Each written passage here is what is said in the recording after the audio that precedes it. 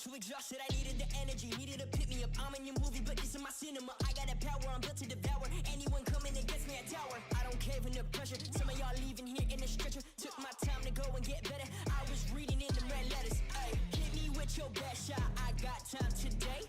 Feeling like a matador with that Red Bull. Oh, no, you can't stop me. I'm running my own play. For the game win, I came to pin anything that gets in my way. Been here, done that. You all know what we came for. Been here, done that. You all know what we came for. Energy, energy, energy. I need that energy, energy. Energy, energy, energy. I need that.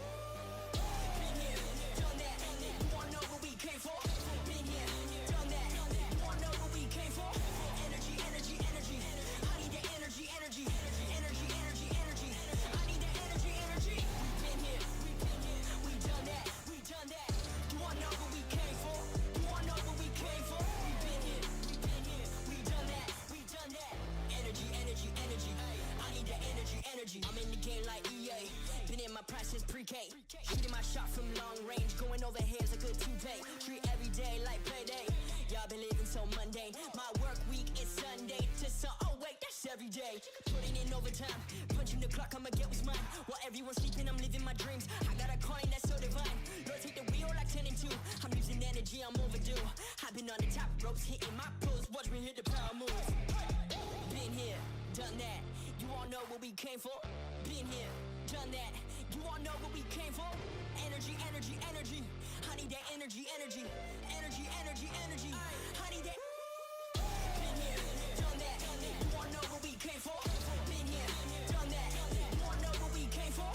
Energy, energy, energy. I need that energy, energy. Energy, energy, energy. I need that energy, energy. We've been here, we done that, we done that. You all know what we came for. You all know what we came for. We've been here, we done that, we done that. Energy, energy, energy. I need that energy, energy. Done that. You all know what we came for. Energy, energy, energy, energy, energy. I need that energy, energy.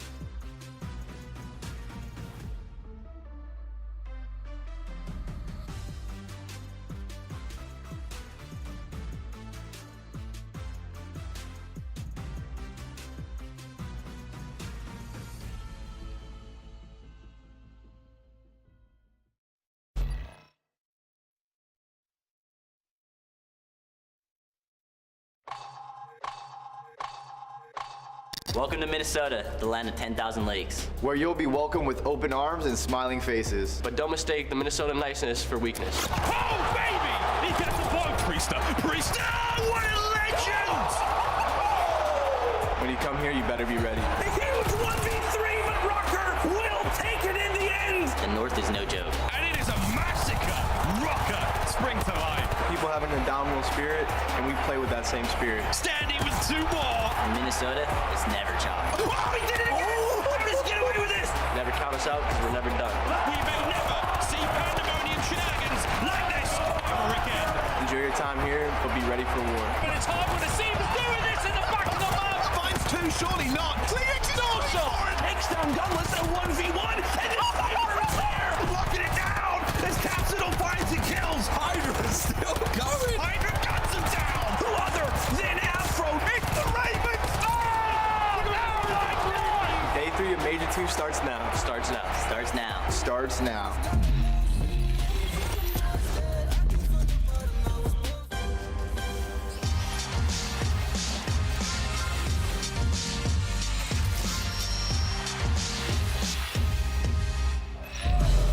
Hello and welcome to the RØKKR Major II, coming at you live from the Mystic Lake Casino out here in Minnesota. And I'm gonna tell you this right now. The last 2 days have just been phenomenal so far. From the upsets to the hype that we've been seeing from this Minnesota crowd, this event has been everything that we could have ever asked for. You see right here? Joe, they love it, man. We're doing it, baby. They I love like it. that. You know, we're loosening it up today. It's a long day.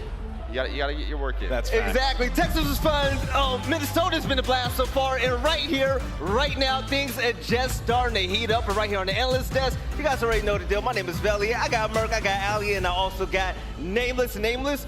Day 3. I don't even know what to expect anymore. It's going to be amazing. Blessed Ramadan to all those celebrating. We're in for a crazy day of Call of Duty. Yesterday, we had some big upsets, and today, I'm expecting more. We have OpTic Texas in our first match in their losers bracket starting out today on day 3. Yeah, iLLeY, we got a big taste of that energy and hype yesterday. Today, I feel like the crowd better bring it. Oh, they'll definitely bring it. After what we heard yesterday, my ears are still ringing, Belly. You got that right. And yo, Merc, did you happen to take a look at the Passion Pit earlier on today? I did, right? I mean, obviously, you're into that challenger's room. I mean, just it is loud in there, right? Yes, it is. Just a lot of passion, but also on the other side of that, some disappointment.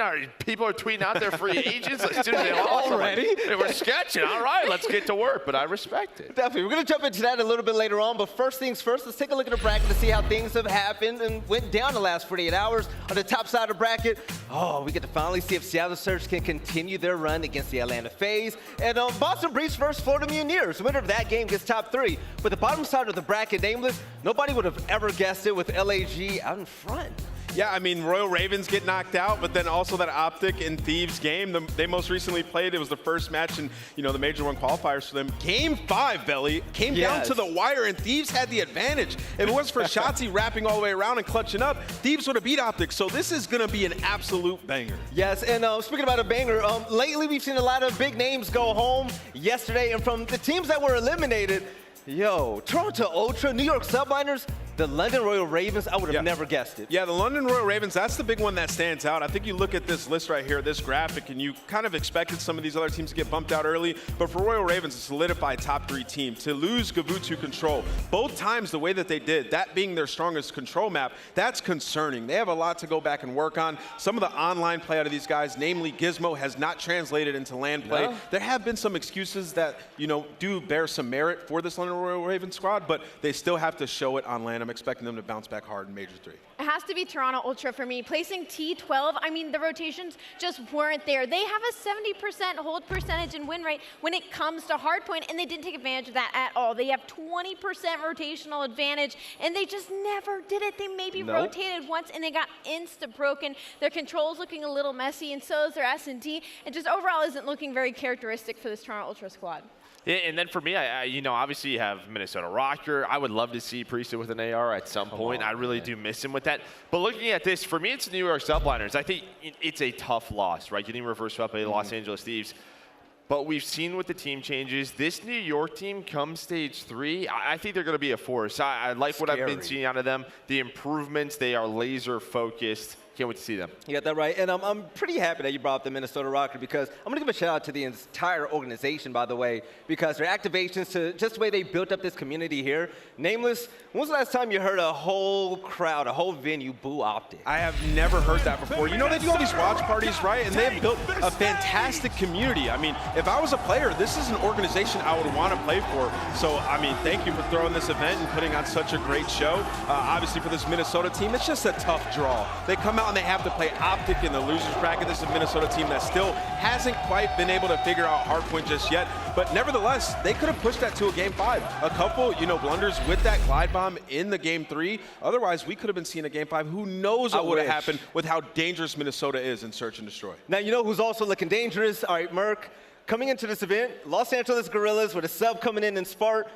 Our expectations weren't that high. No, they were not that high, right? They lose in winners round 1. You have a sub. It is what it is. And you're just thinking, all right, they're going to bounce out. But, I mean, Spart stepping up. But I got to give a lot of props to Slasher. I really do, right? You heard in the interview that Spart was talking about. He said, I'm just telling Austin what I want to do, kind of how I want to play. That is due to the leadership. Slasher, I mean, really stepped it up here from Major 1 to Major 2. but being that leader, allowing his guys to be comfortable on the map, that is huge. So Agreed. LAG, man, they're looking dangerous. Yeah, they're looking dangerous, and they have the crowd behind them, by the way, because whenever Spark pops off in that main stage, aLLeY, I mean, it just seems like magic happens. Everybody gets hyped. Not to mention he brought the Volk, right? So now he's trying to test the meta, maybe go back to a 3-gun like we did in Black Ops 4. I've seen plenty of tweets kind of comparing it to the way the Methodz was a flex gun back in the day. So maybe we could see a new addition to their layout, but I do have to say Spark was popping off with and without the Volk. He told us on the desk to not sleep on him, and he has a 1.14 KD overall, highest on the LEG squad, followed by Slasher with a 1.13. Those two have been absolutely lighting it up. So the question is, Nameless, do you think we're going to see a lot of the Volk from now on? Because I saw Tim popping off on Tuscan with it every P4 and P5. Dude, that gun is the Tuscan Reaper. We're absolutely going to see that gun getting pulled out by some of the players in the league, maybe even today, because you can just make plays with it. But like aLLeY said, it wasn't just a Volk, right? We're not just going to throw that out to Spark. Like, he was using both weapons. He was making smart plays, and this LAG team came in at the very end of the night after waiting and 3-0'd the London Royal Ravens and had a fantastic control game, especially on their offense. And you can see some of the tweets right now. I guess you could say he deserves to be a Spart of the CDL team, man. That's such a dad joke, but shout out you, Profi. That was a good one. Yeah, I'm loving the interactions that we're getting so far. And like I said before, a lot of other pros are using the gun as well. We're starting to see a little shift in the meta. Oh, you're going to see it here today. I was walking in the back. I mean, some of these teams on this stage right now, I saw some players with that in hand. And, you know, I think in this map set coming up between LA Thieves and NYSL, you got a lot of Tuscans. So, yeah, I'm excited to see that.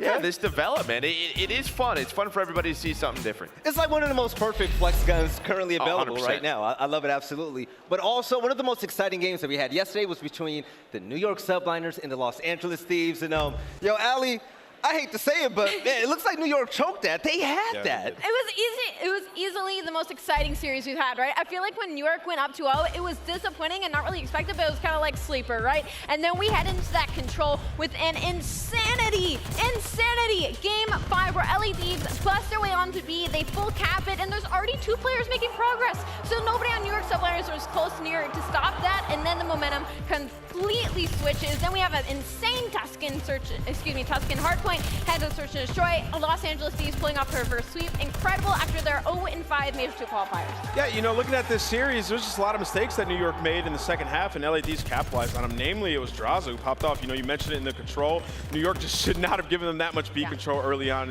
in that game, or in that round, excuse me. And then going into that last map in search and destroy, when New York went up and then they decided to all push through mid on that offense, Drazah cuts down 2 of them to stop their momentum, which gets the Thieves back into it. And whoever it was that had that wonderful call in round 10 of search and destroy to wrap back and push through P5, kudos to you, because they get through there and they just bullied them, ran at New York, and win that round to close it out. So, you know, for LA Thieves, it was really a story of Drazah, who struggled throughout the Major II qualifiers with a .74, turning it around in game 3, and that could be the new breath of fresh air that they need to continue throughout this tournament. They may be circling this match right here, depending on how results in the rest of the year goes. As I mean, it was looking at sort of that reverse sweep at Major 1 versus FaZe, to now this, where they pull off a reverse sweep, they get the confidence under their belt. We'll see what the LA Thieves are able to do. They've always played OpTic well. They always have. They have that confidence, but I think, as you said, for a guy like Drazah, Octane in the search and destroys has stepped up majorly. A game mode where he has, you know, been a little bit weaker in the past. You love to see the improvements he's making. For a team that wasn't the same since Major 1, it was really good to see smiles on their faces this time around. But also, other smiles that we see in this venue has to be out there in the passion pit, because, ladies and gentlemen, if you want to go ahead and check out what's happening on the challenger side in that open bracket, we actually have a stream for it and also a ticker at the bottom of the screen. aLLeY, what were some few things that you saw and heard while you were over there? Oh, there was a lot. I mean, the Toronto teams, both academy teams, went head-to-head. Actually, the NA team ended up going on top with a close game 4 on Gavutu. I mean, they had a 70-point lead at the openers of it, but the EU team brought it back to about a 10-point game. But I think the biggest standout for me had to be the Stallions' 3-1 team war. It was 100+ Gab, map 1 comeback, and aBeZy with a 2-piece in map 4 to break the hill by himself to save the game. Absolutely insane. And I bet the trash talk is just out there Oh, yeah. Bro, it's insane over there. I was walking through it. People were just screaming. I'm like, dude, this brings me back. I used to scream at people all the time. It breathes that energy into the rest of your teammates. And it's like March Madness in there. Wasn't there a guy that said, like, EU players suck and he had, like, European teammates? Oh, I don't know about that one. Scump stood up during map 3, I believe, and he started yelling that EU teammates were bad, and then it was like, you're sitting next to 2 of them. He's Wait a minute. dropped. It was passion, though. It was passion. I respect it. Yeah, definitely. And also on the other side of the bracket, we actually have some big names. And my man's Nameless actually caught up with Censored for an interview. Let's go ahead and hear what he had to say. All right, guys, I'm in the passion pit right now. I'm with my boy Doug. We have a lot of history, and today I'm wearing the wire, he's not. And I wanted to talk to you a little bit about this challenger scene because it's been epic so far. Unfortunately, you guys had a loss, so talk to me about what happened. Yeah, it's just unfortunate, you know, you play these best of 3s, it's like March Madness, and although we're out and it's the lowest I've ever felt as a competitor, I've seen this happen in the past with other teams and other players where they get upset or they lose and they get a bad placing and they bounce back from it. And I know I'm going to bounce back. I know our team's going to bounce back. I love my team. I love our organization. I love everyone from top to bottom. And there's no other players I want to be playing with. So I'm looking forward to the future. We got a lot of things in store and we just got to keep it pushing, Ant. Well, talk to me about this atmosphere, because it's pretty crazy in here. You know, you see people screaming. I recorded a video yesterday, and like right there, he's just going nuts, and you got royalty up there going crazy. So being back on land, how does that feel for you as a competitor after COVID and so long? Well, it's really great to be back in person and be playing on LAN again. Overall, I'm just happy to be back in person. Seeing everyone face to face after all these years is great too. And I'm just really happy that we have these in-person tournaments coming again because our scene needs it. Our mental health needs this, and it's just a lot of fun. Even though we're out and it's just the worst I've felt, I'm just really happy to be in the environment and seeing everyone compete. Me too, man. And honestly, the excitement in here is next level. Who do you think's going to take it? What are some teams to look out for? Tell me about it. Well, like I said, I feel like this is March Madness, man. I genuinely couldn't tell you who's going to win. Texas Nation's the #1 seed. They just lost map 1 hard point by 100 points to like a 20 seed. And they're the best team. They won 7 tournaments in a row. So I genuinely don't know. I mean, I want to say Texas Nation because they won everything online, but what I've learned when I came here is that a lot of upsets are happening, and you really just got to pick them and just hope for the best. So I can't give you an answer, and I genuinely don't know who's going to win. Come on, you got to give me some spice. Who do you actually think's going to win? If it's not Texas Nation, because that's obvious. I promise you, if I have to give you a real answer, I couldn't tell you who could win. I could give you 10 teams that could win this. Like, I'll say Team War because it's royalty. It's my old teammate. I'll say Team War. They're a great team. We play them a lot online and always good games and all that. So I think they're one of the best teams here, and they're doing well right now. I mean, they're down 1-0, but they have a chance, you know. Well, good luck, man. Appreciate it. Thank you for the interview, and good luck going forward with the new Boston Breach. Thank you, man. Commentator, analyst, desk host, not interviewer. Who do you even think you are? Oh, I don't know. He's got fun, sleeves on, Right. man. That's, he's got to rip his Like, what? sleeves If off. he had Yeah, those look, sleeves, go then ahead. I Yeah, know, so man. rip it You're off. You know sus what I on mean? the desk Would have been right now. awesome. What? What? I want to see Doug Yes. ripping off the sleeve. Yeah, What? schedule? Yeah, let's take a look at the schedule. Actually, let's see what's going on today. Take a look at the schedule because we're kicking things off with an amazing matchup. We have OpTic Texas taking on the Los Angeles Thieves. And can you imagine if LA picked up from that momentum that they gained yesterday? I mean, they could, right? And as Nameless was talking about, right, it was a Game 5 earlier in Stage 2. Kickoff Classic, you know, they won in a Game 5 fashion. This is a team that's matched up well versus OpTic, but OpTic, they're the #1 team in the world right now for a reason. You got that right. Hey, yo, Nameless, would I be crazy if I'm really excited for that Seattle Surge and Atlanta FaZe game? No, it's not Ali, crazy at all. That game's going to be a banger, Let's bro. go. Seattle Let's just go, beat the Atlanta FaZe in the last on board. matchup. Listen, guys, we have to realize Seattle Surge beat OpTic Texas. They beat them in a control after a 14 control game win streak. We have to give Seattle Surge the credit that they deserve. This is going to be an absolute banger if Seattle plays like they did in that series. Ali, we're rubbing off on them right now. I know it. We're love rubbing off on the whole desk They're area proving it. now. Like, they're I'm proving lit it. over here. All right, ladies and gentlemen, we're about to get this show started. But before we do, I just have to ask you a favor. Whip out your cell phones right now and go ahead and make sure you sign up for this. If you sign up for the CDL newsletter and get everything that has to do with what's going on in our league, you can actually have a chance to win your favorite team's pack. I know a lot of you out there are broke anyway, so we might need that. But ladies and gentlemen, coming up on the other side of the break, we're gonna kick things off with such an amazing matchup. It's gonna be OpTic Texas and the Los Angeles Thieves. We'll catch you guys for day 3 of Major II, and it starts now.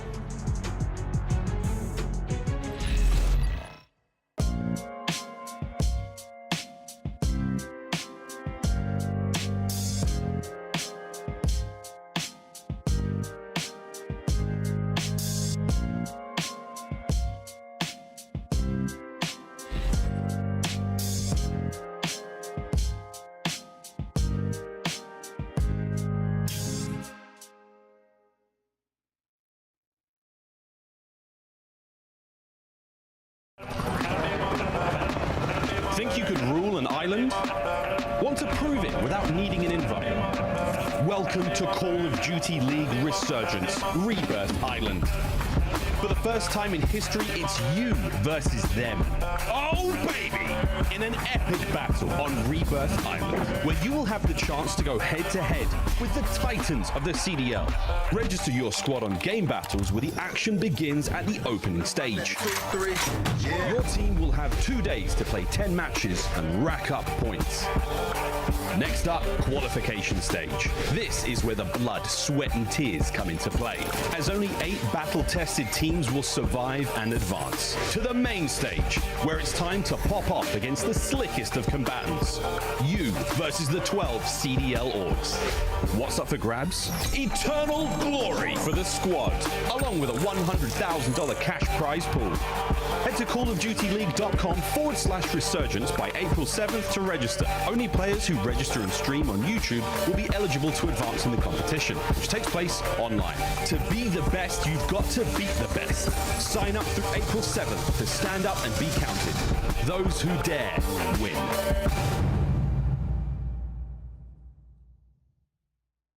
So won't you go ahead and tell me when you had enough? Fucking you one more shot when the camera's up. But this one you gon' have to duck. Tell me about your lifestyle, really. We've been on the road to the tank go empty. I'ma keep going to the Lord, come give me. If you wanted me to stop, then you can't come with me. Thinking you the best, silly. We about to put it in your chest, really. And I don't think you really want problems. Think you know the outcome when you come around, dog. You thinking you kidding me? Is you kidding me? Ripping everything you see in the vicinity.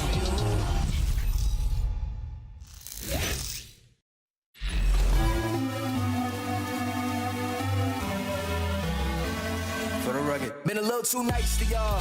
Now I gotta up price for y'all. Snake eyes on dice for y'all. Shoulders on ice for y'all. 8-6 all the hay. I won't get involved today. Got lost in the ball and eggs. I'm flipping the bars. I'm flipping the Octane. That's what we wanted. That's what I'm talking about. He don't miss. Off record deals. Tell him talk to Colin for the quote. All record, off record eyes. Still want to act, not the ghost. For the record, I'm done trying to make y'all comfortable.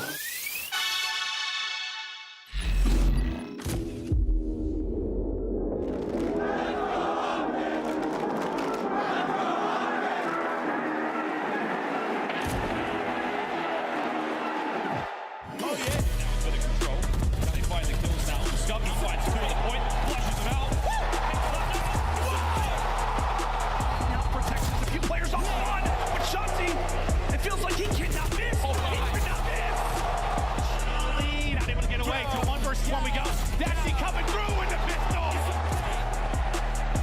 That's going to be nearly the first. Pulls off the pistol and gets it done after a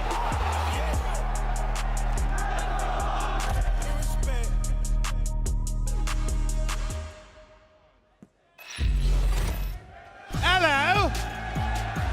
How we doing, Minnesota? We've got an incredible day, day 3 about to kick off, and we've got a juggernaut matchup. On one side of it, Thieves on the Revenge Tour. They get bodied all throughout the qualifier, now trying to make the run. And on the other side, you know them, you love them. It's OpTic Texas. Let's get into it. Let's meet the squads. Let's start it off with OpTic Texas.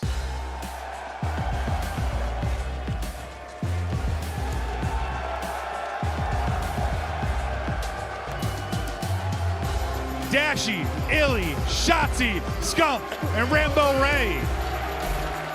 Pound for pound and brick by brick. They have a target on their back this major, but at the end of the day, we gotta respect the champs, and you just can't doubt OpTic in this loser's bracket run.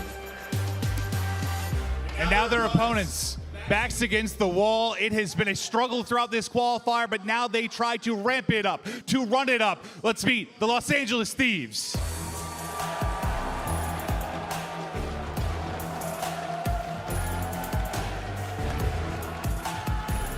Envoy, Kenny, Drazah, and Octane.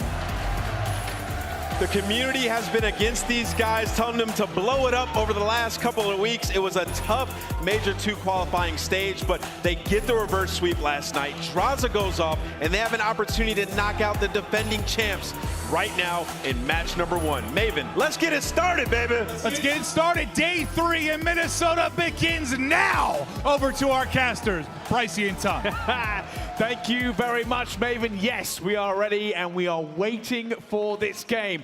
OpTic Texas versus LA Thieves. Thieves, of course, dramatic fashion last night, the reverse sweep. OpTic Texas keep on ticking too.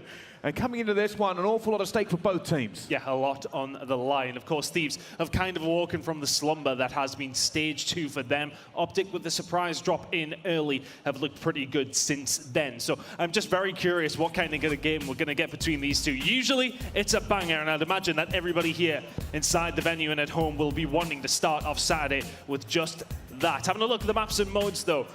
It's a bit of a difficult one to try and understand. Of course, many people would still give control over towards OpTic as the higher seed. They will always be picking Tuscan. Tuscan hardpoint for them, very, very good. But outside of that, it's something to talk about. It's not necessarily cut and dry each way we go. Thieves may well have had a bad stage 2 so far.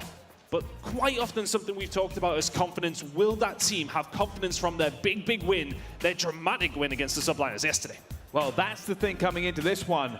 All the talk, all the hype around how bad LA Thieves have been during the qualifier, that all gets put to bed if they win this next game. Nobody can talk after that. On the other side of it, though, defending CDL champions, dropped in the losers early, and now are trying to make the run, a historic run. If they can do this and get all the way back to the grand finals and go back to back, that journey starts here. We're going on the Tuscan hardpoint to kick things off. Thieves made this one interesting yesterday, but OpTic Texas do have the statistics on their side. 100%. The thing is for Thieves on this one, I need to see more rotations than what we did against Subliners. They lost every single rotation that we've seen, apart from the final one where they won the game. You're going to need to rotate well. Their breaks are good, but they're going to be good enough going up against OpTic Texas. Let's find out right now. Already, it's going to be LA Thieves opening up proceedings with a couple of kills here on the P1. And iLLeY will get a couple back himself. Shots in from Drazah, seeing what he can possibly do. Kenny and Cole, though, will find the lockdown, and they're going to try to get this flipped around as quickly as they can. Shotzzy ready and waiting, though, to try and break this down. There's the second as Envoy falls. OpTic bouncing back quick. Well, you can see already they're trying to get these points on the board for this first one here as well. The rotation is going to look like them if they keep this map controlled. And Shotzzy's already starting to try to put a little bit of hurt on them. That's a 4 streak from him as well, and he's going to try and farm them. Finds Drazah, that's 5. And this is not what you want to see if you're an LA Thieves fan. Shotzzy heating up at the beginning of a series is something that maybe takes a little bit longer, but my goodness, it's not taking long now. He's had his Weetabix this morning. Is he going to have number 7 through the truck? Doesn't need it as Dashy is there, the rotation is there, and Thieves' problems continue in terms of these rotations. Let's see if they can find the break. First in break percentage, though, and that might line up yet. Keep an eye, though, on the mini-map. Octane is going to try and get a pinch. It's not going to happen. Eddie shuts him down. Shotzzy still looking for that streak. And he knows there's a lot of LA Thieves players in this area. He's going to get his teammate maybe to bait him out. He goes around the corner. Oh my Shotzzy! What on earth? How do you snap with a boat? And he keeps on moving. A 9 streak for Shotzzy is cutting LA to ribbons. And this is a ridiculous start. This is a dangerous prospect to absolutely everybody in the tournament, and no more than the LA Thieves. Shotzzy is 10 and 2 to kick things off at his 11. He doesn't need it. The rest of his team do fall, though, and eventually Thieves will find a break. And for all that, I mean, my God, Shotzzy still absolutely frying. For all that, and for all the work that Texas have done, it is a 30-point lead. But this is what happened with Thieves yesterday. It always felt like they were in no control. They were nowhere near it, but they kept the game close. Let's see if they can continue to do so. Well, Shotzzy going for another challenge, stays alive, gets it again on a 3 streak one more time. Eventually will get shut down. This time, though, LA Thieves are in a position to potentially get some time back here away from OpTic. He gets somebody inside the point right now. It could be Envoy, but he needs to keep control of Broken. Eventually, Drazah inside. The break for Texas may well come through Dashy. Is going to find one, but look at the one player coming around behind. Scumpy could be the one to set up the pinch here. Drazah will find one. iLLeY and Scump combining. Envoy still inside the point. Shotzzy, can he find the kill? Yes, he can. Scump round the back. It's a perfect break from Texas. It is LA Thieves, though, not far away. They're going to try and make this one happen. Drazah goes in by himself, though. No trade available. Shotzzy waiting for those field players, and he knows exactly where they're coming from. He's going to try and tangent again. Eventually will go down, but it's still going to be OpTic who have control of this hard point. And we are going to see a rotation now start to come in for the green wall. That's a big gunfight win. That's going to be all the scrap going over towards OpTic Texas. Rotating round now. If you're Thieves, you need to maybe just calm it down a little bit. Go back to your fundamentals. Trying to start getting some of these gunfights your way. But Shotzzy seems an impossible one at times. And Envoy, is he the next lamb to the slaughter? towards the back. aBeZy will find it though, and this could be a good rotation coming in here for the Thieves. Yeah, this is what they needed. Get that rotation, trying to hold it down as well. And you can see the big fight going up top. Kenny and Drazah combining. And he's going to be looking for that second one, but Scump says no thank you. Don't jump down on me, and I will try and just gun you out of the ceiling. And eventually, though, Shotzzy somehow wins a gunfight. He shouldn't. And both teams trading back and forth here. LA Thieves holding on, though. Oh, aBeZy, can he find the final one? Scump with the pistol, though. Isn't going to find a second. Octane ready and wins. Shotzzy comes sliding in. And we need to see a little bit more from aBeZy than what we seen yesterday, because he really was one of the worst performers. We have seen him look so good in that LA Thieves jersey, but so far he really has been at the races at 11-9. But Scumpy and Cole, they're the ones heating it up. The third's not there, but aBeZy is. He continues to lock it down here. He's had a great time over towards Church. I'll tell you something, all the slaying is to OpTic, but they haven't got that big of an advantage. And this is LA Thieves' playground. They're going into P5. We saw them hold it yesterday for a practically perfect hard point. They can do that against OpTic now. They're going to have a very good time of it, but Shotzzy is going to get taken down, and it's Thieves again to hold P5. aBeZy very much in his head there. That's the kind of play you would see him make so many times. That flank round was very well read, and the Thieves really proving exactly why they are one of the best teams in the game at locking this one down. You're so right. You look at the slaying, you look at the kill feed. It's mostly been OpTic, but you look at the numbers that matter right now, and Thieves are not far behind. They really are not. They are going to try and take the lead here if they can hold it, though. Eventually, though, OpTic have managed to get some bodies into this one and will take advantage. They have eventually broken that P5 away from the Thieves. And it looks like they're going to try and hold it here. The last few gunfights are about to come in as the Thieves try to contest at least a little bit with Kenny firing through a wall. Dashy and Shotzzy, though, reinforcing here, and they're going to get this scrap time. We are off to the races, and it's going to be Scump as he desperately tries to open up the door for his team. But let's find out what they're feeling with OpTic Texas. Listen in. There's on you. He got it. I'm in, catch up. Yo, what's you? There's on you. Child. I got it. I'll pick him up. I'm getting it. Yo, when you guys bump the top, Yeah, I'm in here. Yo, I'm close to you. They're you. And I'm done. I can hit it. Yo, let's go to it. I'm hitting God Hitty and Thunder side. I said their side as well. What's Thunder out? I'm here. I don't see him. I don't see anything. Our side. Are you? Pitching. Enter God Hitty. He got me. He's outer block right now. Outer tree block. There's side hill. Dylan. There's side hill. He's on that third. You. Where's you running? There's side you. Kenny, he's still there. Our side you. Our God Hitty. I'm trying to go for Thunder. Yep. Take your time. Kenny pushed out, bro. He pushed out. Yo, what is fucking working me? I'm on hold. Hold on, take that. I have plat right now. I have plat. I'm on. Look at radio. Try to need over plat. Do not need like on top plat. I can still wait to back up. Well, OpTic do hold the lead down here at the moment, but it is tense. LA Thieves are not winning the slaying game, but they are not that far behind at any point, Ton. Kind of the similar story as what we've seen yesterday. We talked about it a few times, but it seems to be coming to fruition now. The kills round towards the back, though, are important, and 3 of them fall OpTic's way. aBeZy is the last remaining. It's a perfect break from Texas. All from Scump and iLLeY towards the back tag teaming. The player on the tank, and now Drazah and Co have to break back themselves. That nade is solid. Can he find the second here on a Shotzzy as well? The break on through, is it going to be there for Drazah as Dashy and Co still fighting over 30 seconds remaining here. Kenny from behind. That's the break they may well need. That could be 30 seconds over towards the Thieves. Oh, Kenny's going to try and sit here. Unfortunately, there's a lot of OpTic to try and take him down. They do. OpTic take no scrap fight for you today. And they've got the rotation. LA Thieves are looking a little bit lost here. I thought they had the advantage. And while they will pick up some scrap time, they will get a team kill as well. Shotzzy's going to contest for just a few more seconds. And Thieves are going to have to find their way all across the map. And the thing is there for Shotzzy, brilliantly well played. He may well be nowhere near his team to help them out, but the fact that he's just distracting Thieves, giving them absolutely nothing. He is in their face at every given moment, and now Drazah, could he be the next one on the chopping block as well? There's the help from Scump, very well worked, but the push for Thieves coming in from Grassack. See what now they're stacking, they're ready for the nades are flying in, trying to get this one done. Octane, Drazah, and boy! Have managed to completely clean out OpTic Texas here, and they will take this time away. You can see though the pinch is trying to come in through it as well. Dashy holding down, Scump gets one at the same time, and Thieves broke and have been broken in return. OpTic say no, we will not go quietly on this hard point. You will not have this time as they continue to throw left and right hooks in this hard point. Oh, they are swinging right now, both teams, and eventually it is going to be Thieves who come back out on top. So that scrap that has been fought over will go over towards the Thieves, and we still have a relatively tight game. This rotation over towards Church, though, is where it's important. What can aBeZy do from this moment? Can they start to find the kills? The shots into iLLeY, you have to be careful. The Falcon hand is dangerous. Both teams are here. These fights are crucial.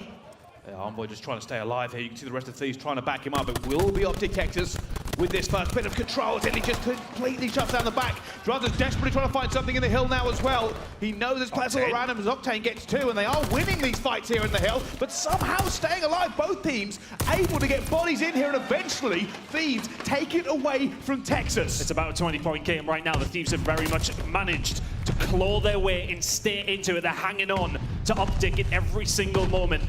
Can OpTic find the break here at Church? Dashy opens things up there as iLLeY follows in with the MP40, but Octane, an absolute monumental performance, 23 and 25. It's a 5-3 for him with the Volkstrom Gewehr. Can he continue it yet? Well, this is where it starts getting a little bit anxious here. That's big. OpTic. He's one off. You really don't want to sit. I mean, he's one off, but he's going to have to change guns, by the way. No ammo left in that Volk. And this is the change. This is the chance. Thieves take the lead for the first time. OpTic, though, are ready and set up. Now, here they go. Already it's OpTic. That's huge. That's huge. That's the glide bomb there, and that's this side of the map completely open. Can they find the push through the front? Pricey iLLeY will find two, and there's Shotzzy with another. Well, OpTic have managed to hold this one off, even in the face of a lot of pressure coming in from Thieves. They are not letting them close here. LA Thieves going to desperately try and make a little bit of a push here. Octane and Envoy going hard. The slaying is not all OpTic's way anymore, as Shotzzy still managed to shut it down as he continues to move in this hard point, but Thieves have broken in. They have found a way into this one as well, and iLLeY cannot get that kill either. Octane has caught fire. Drazah inside the bottom, can't quite find it. Scump will find that kill. LA Thieves or OpTic, neither team have really got a lot of time, but right now it's the side from Texas.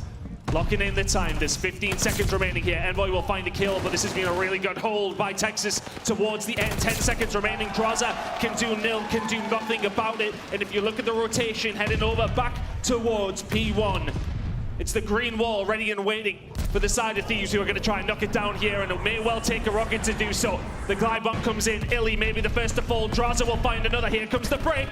The Thieves are in. The Thieves are in, but Dashy's trying to hold them back as well. Gets taken down by Envoy.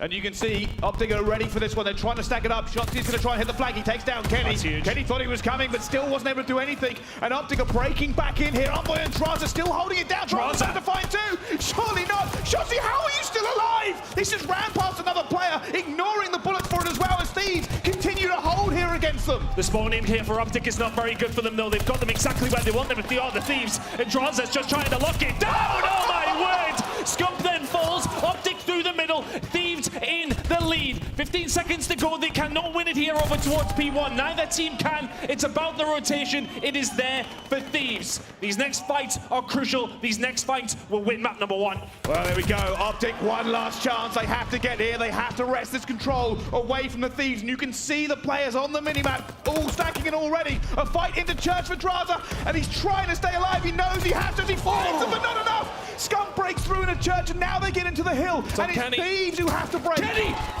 Kenny finds two towards the back. The spawns are there for the Thieves. They've found their way in. It's only iLLeY inside the hill.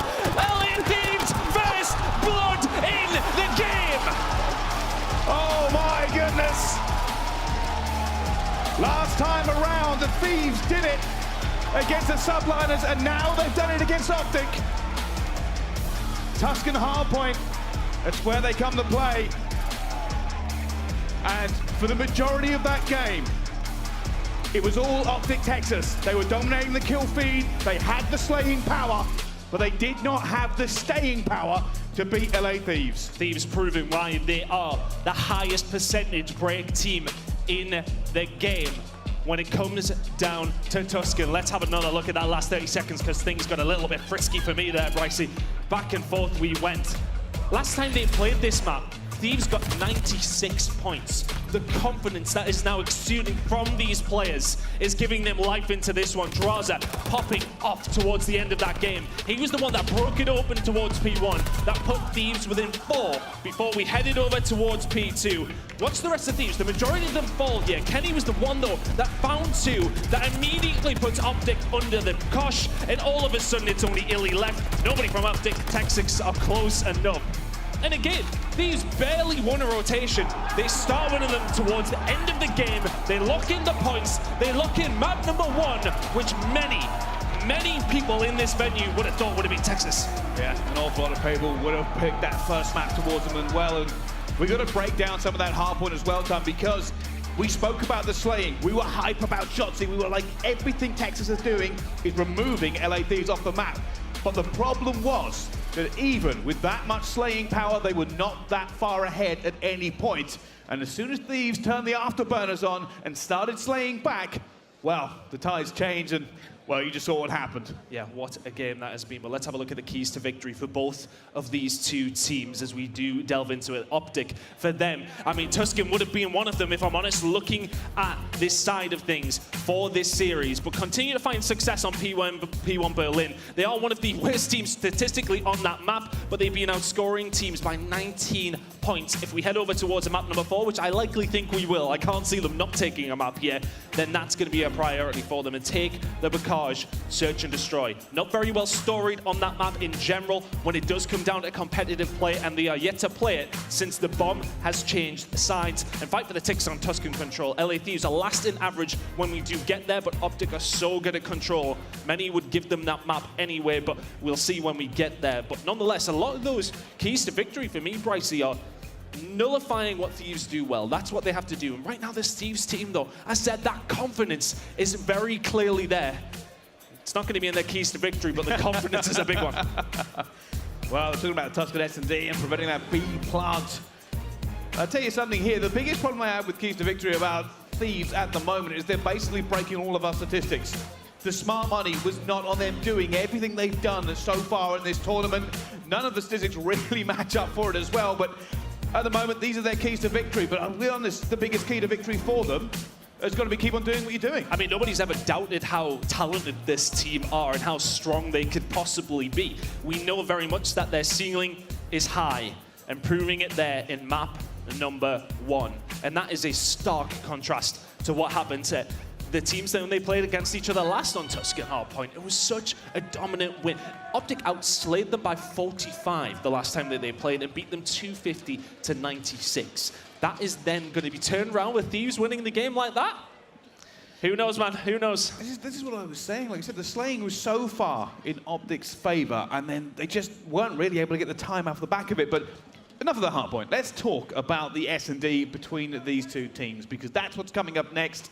And for Texas, if they can find this and get themselves right back into this game. For LA Thieves, I'm sure they would love to go up 2-0 on the S&D. Yeah, it'd be feeling good because, again, when we talk about control, we will get there. We'll talk about it maybe a little bit more at that point.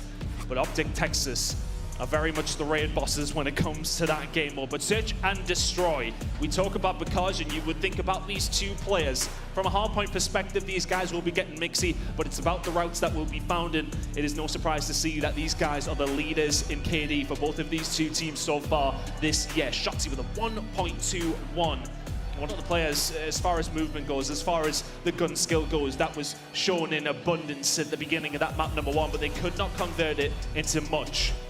So can they turn it around here in the Search and Destroy, and can Shotzzy be the catalyst to do so? Well, we're going to find out. And everybody at home, this game has taken on a very different flavor. Everybody was picking Texas. Everybody was doubting Thieves. Now the shoe's on the other foot, and as we go into this S&D here, you can see the statistics for it. Offense, it's LA Thieves. Defense, it's OpTic Texas. But that's based on just a 1-1 record. For the side of OpTic Texas, they have not played this game or this game mode map specifically very much in competitive play at all. That's only over 2 games. They have not played it since that bomb site moved over towards A. So statistics throw them out the window at this point and see how this one goes. LA Thieves will be feeling exuberant and confident, and it feels that way with their engagement here into the start of it. It's an A hit going to come in for the LA Thieves. OpTic Texas going to be ready for it. You can see they're waiting for this one as well. Scump just hiding by the water wheel. And they are looking to take this side here. There's an awful lot of OpTic players, and Dashy has to try and get away. And they are doing everything they can to stack up around this. Texas are ready. Look at this from Kenny. Look at this from Kenny. Is he going to have reading it better than the rest of the OpTic side? Drazah, Envoy opening things up, but Dashy can find one, Kenny, and it just explodes. And now Dashy left in a 1 versus 3. Thieves start off where they left in map number 1. And things get very, very mixy around that point. And for OpTic, they didn't really have too much Grandma's control. And then all of a sudden, it's only Dashy left. And Thieves take round 1. Yeah, can't say enough about Kenny's flank, actually, by the way. OpTic gave it up. They compressed, ready for a retake and a showdown with Thieves. The problem being the trades were not going to be efficient because Kenny took Scump out of the game, the player they were relying on to get that trade, and then he gets the final kill as well. As we said, that's sloppy from OpTic. You would at least expect that to come on through. Nobody watching the B side, you all stacked towards one moment. In one certain area, things can get a little bit mixy in that sense of things. But shots in towards Octane. Traded away. Shotzzy's not going to get away. Kenny will find him. But Scump will trade that out to 3v3. They're rotating here, the Thieves. They're trying to figure this one out. At the moment, OpTic playing a little bit coy, a little bit forward as well. Dashy's just in all the information and got away with his life. Did he get all the information, though? Did he see all three? Because there's not much movement from Texas. Well, they haven't. The Scump have seen it now. Kenny's trying to stay alive. How on earth are these gunfights going down with nobody actually dropping as both teams are wolf packing? There's a lot of movement on the map. And this is where it gets a little bit interesting. The first fight going down again. And Kenny will call this out to his teammates. Are they all there? Where can we push? How do we break this one down? And something there for Thieves as well. The utility is gone. The grenades are gone.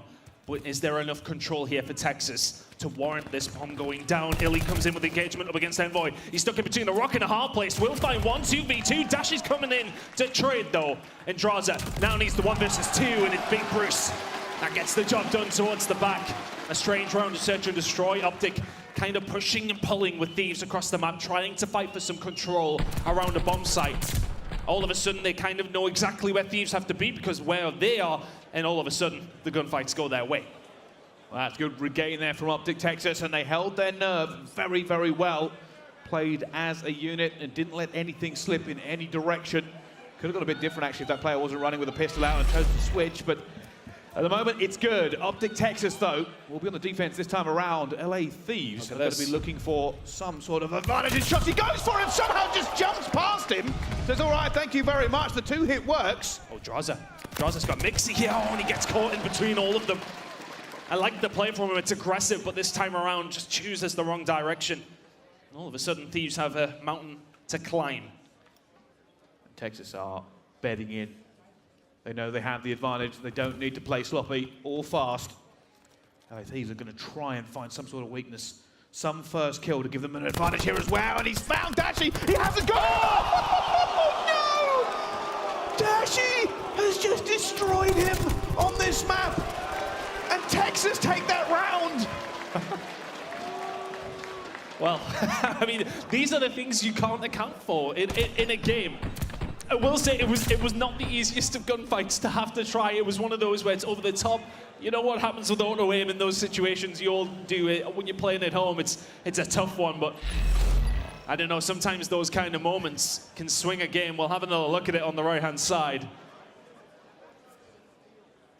And this was the point as well where Drazah dropped in. He nearly gets to a point where you can maybe turn that round around for the side of Thieves. But yeah, that's a little bit of a tough one for the side of it. Oh my word! The centering from Shotzzy to kick off round number 4, though. Kenny will answer back. It's a 3v3. Yeah, that all went down very, very quickly already, though. You can see OpTic Texas trying to get through as well. Drazah trying to hunt Scump, and he's not able to get him. Eventually, though, Kenny will get the trade for his teammate. It's bombed down as well. Texas looking to regain here as well, and it will be Dashy and iLLeY who try to find a kill and figure out how to regain in this scenario. And iLLeY finds Kenny. Back down to a 2 versus 2. Is he ready for Envoy coming around the time and not quite going his way that time? And this is where it gets a bit tense. All these players trying to figure out where the others are. It's all about information. They're all so spread out and they still haven't seen each other. They're covering a lot of the map in between all 4 of the players that remain alive, and yet 0 information has been found by anyone. It's just tense. Although that hit marker coming in might do something. There's the info for you. Oh, Envoy will find iLLeY. As that goes on, though, as the bomb is then picked up, they know where Dashy is here as well, 1v2.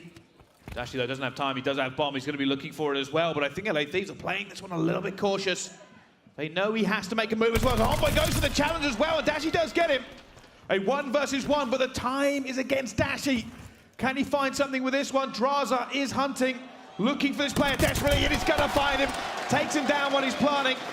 And LA Thieves going to round back on the board. And as you said, time just not on Dashy's side there. Drazah knows exactly where he has to go to plant that bomb, and the only thing that Dashy can do is either plant and hope he's too far away, or bait it and hold the bomb site and try and guess, but it's such a risk to take. In that scenario, you're always better off just trying for the bomb. Does not work out this time for Bruce, though. And what a tight search and destroy this has been so far. Back and forth, nobody gaining any sort of advantage. Kenny having a great game at 6-3. Octane yet to find a kill, but 2-2. Between these two teams, it's hard to judge which way it's going to go. Well, you can see again, LA Thieves trying to find that information already. Getting a little bit mixy here at Grandma's house, and this might be a big hit coming in from them. They're looking for these players. OpTic have chosen to stack A. Drazah just waiting patiently. Envoy opens up proceedings though, managed to get that first blood. The trade has not come in from Texas. And now they're a little bit floundering, like how on earth do we deal with these players all around our battle line? And it might come down to Scump and Shotzzy. Shotzzy already gets one though, he finds Kenny. He's in such a good spot. He's in such a good spot as that bomb goes down. Keep an eye on Scump with the minimap. Shotzzy trying his best just to stay alive because they're working on Scump on the flank. There's Octane. It's now a 1 versus 2. And it's going to be Envoy falling. The patience from OpTic. The gunfights from Shotzzy, they fall his way. But he plays his life superbly towards the back. They pinch, they kill, they win the round 3-2 to OpTic. Just making sure that there is a time to be aggressive and a time to be fast. And there's a time to do nothing. And Shotzzy did it great there as well. They were waiting for Scump, but it must have felt like an ice age for him. So much time just trying to sit in the corner knowing your teammate's already gone down the map, but Texas with the ice that round, and they will take the lead in this search and destroy. It's been very hard to work out which way this one's going to go. Neither team is dominating in any specific areas. But in that scenario, I really thought that Thieves would take it away. They had plenty of Grandma's control, just didn't make it work. The big plays from Scump on the flank get the job done. Now for the Thieves, it's their turn to defend. Looking like an A-hit coming in here for the side of Texas. It's about finding that opening kill, and well, Shotzzy is going to be caught by Envoy. Pushes forward, that's bomb down, 4v3. And OpTic didn't get that trade either, and they want it. Scump is hunting, looking for a player, desperate to bring this back to a 3 versus 3, and Kenny, though, takes down iLLeY. And that's going to leave Scump high and dry. He's all alone. Can he make the hero play here at any point? And he does manage to get away. There's a lot of gunfight going down around him. But OpTic is still outnumbered here.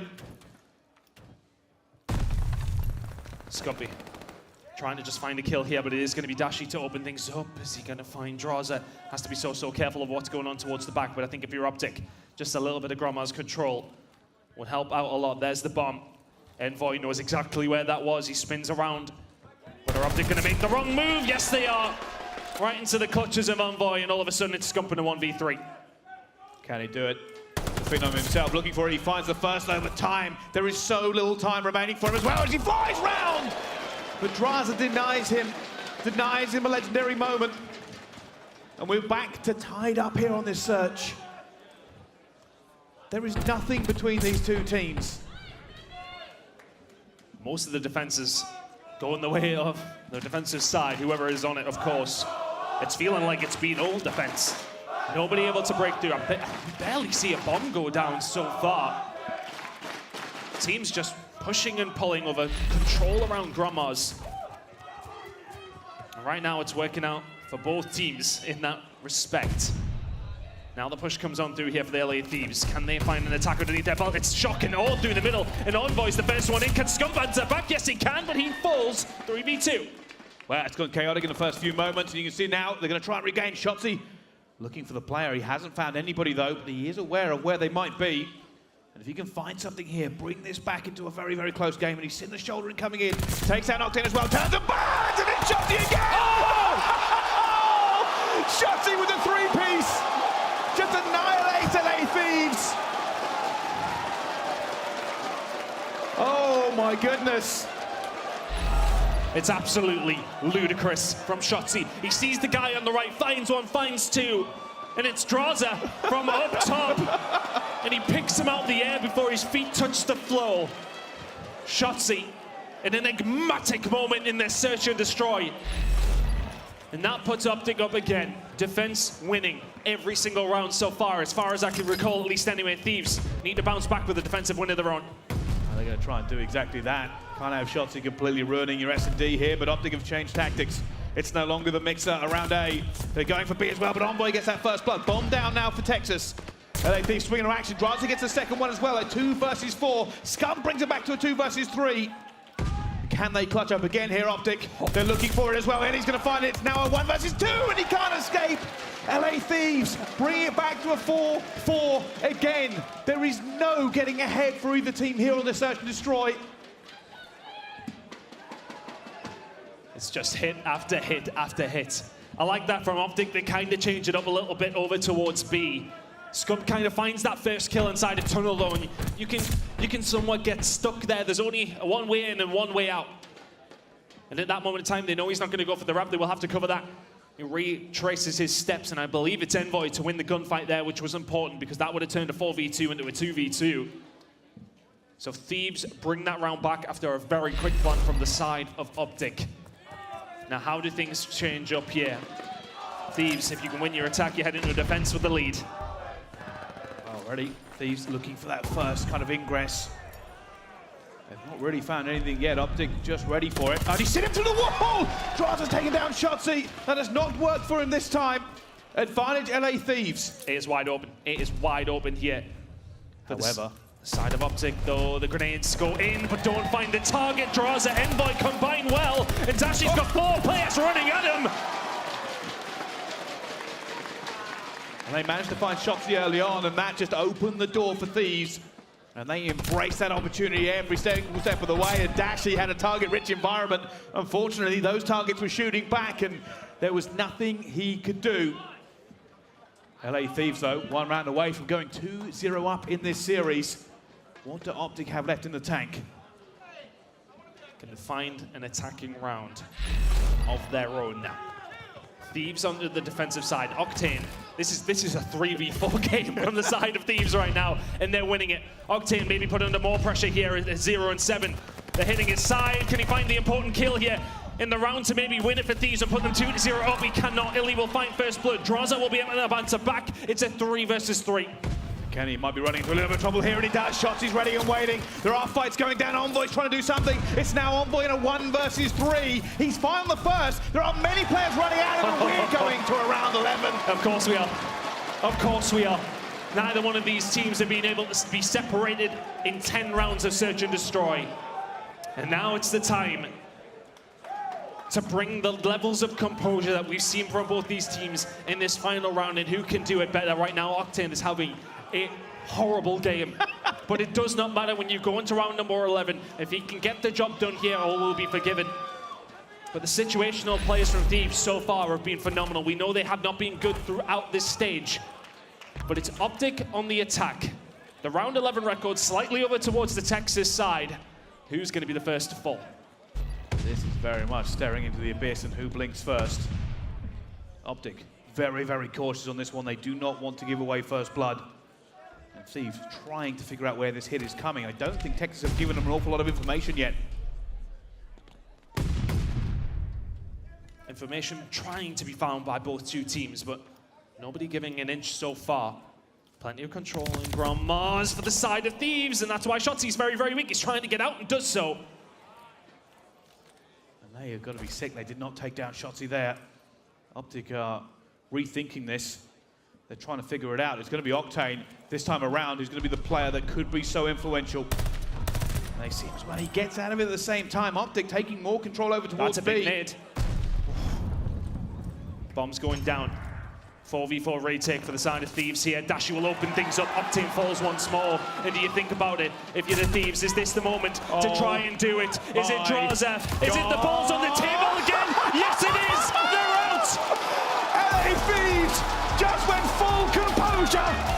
They went for the ninja in a loud environment. They didn't care. They held the ice. LA Thieves. There are rumors about blowing it up, but all they're blowing up today is our expectations. Oh, if you're Octane, that's a nervous smile as he walks off the stage. But Drazah goes for it. How many times have we seen it on Barrage Search and Destroy over towards B? You got to watch the bomb. There's a lot of cover around it in the sense that it's so low down. You have to look over to get yourself in a position to stop that defuse coming through. And Texas give up complete control of the site. And Drazah says, yep, thank you very much. Jumps onto it. The chaos erupts. And Drazah comes out with a smile on his face. There is a part of me that wants to make fun of Octane right now, but I will give him this. A lot of information from his point. He had 6 assists. He had a decent amount of damage as well. And you can say he's a passenger, but I tell you something, winning is winning. And somehow LA Thieves are up 2-0 against OpTic Texas, against every odd, against everybody's opinion. And I don't know what, maybe it's us. Don't Oh, yeah. do that. Don't do that. Don't tell him that. Ignore everything I've just said. What we're going to do is we'll see you after the break. Don't go anywhere, because this one's been great so far, and it will continue to be so.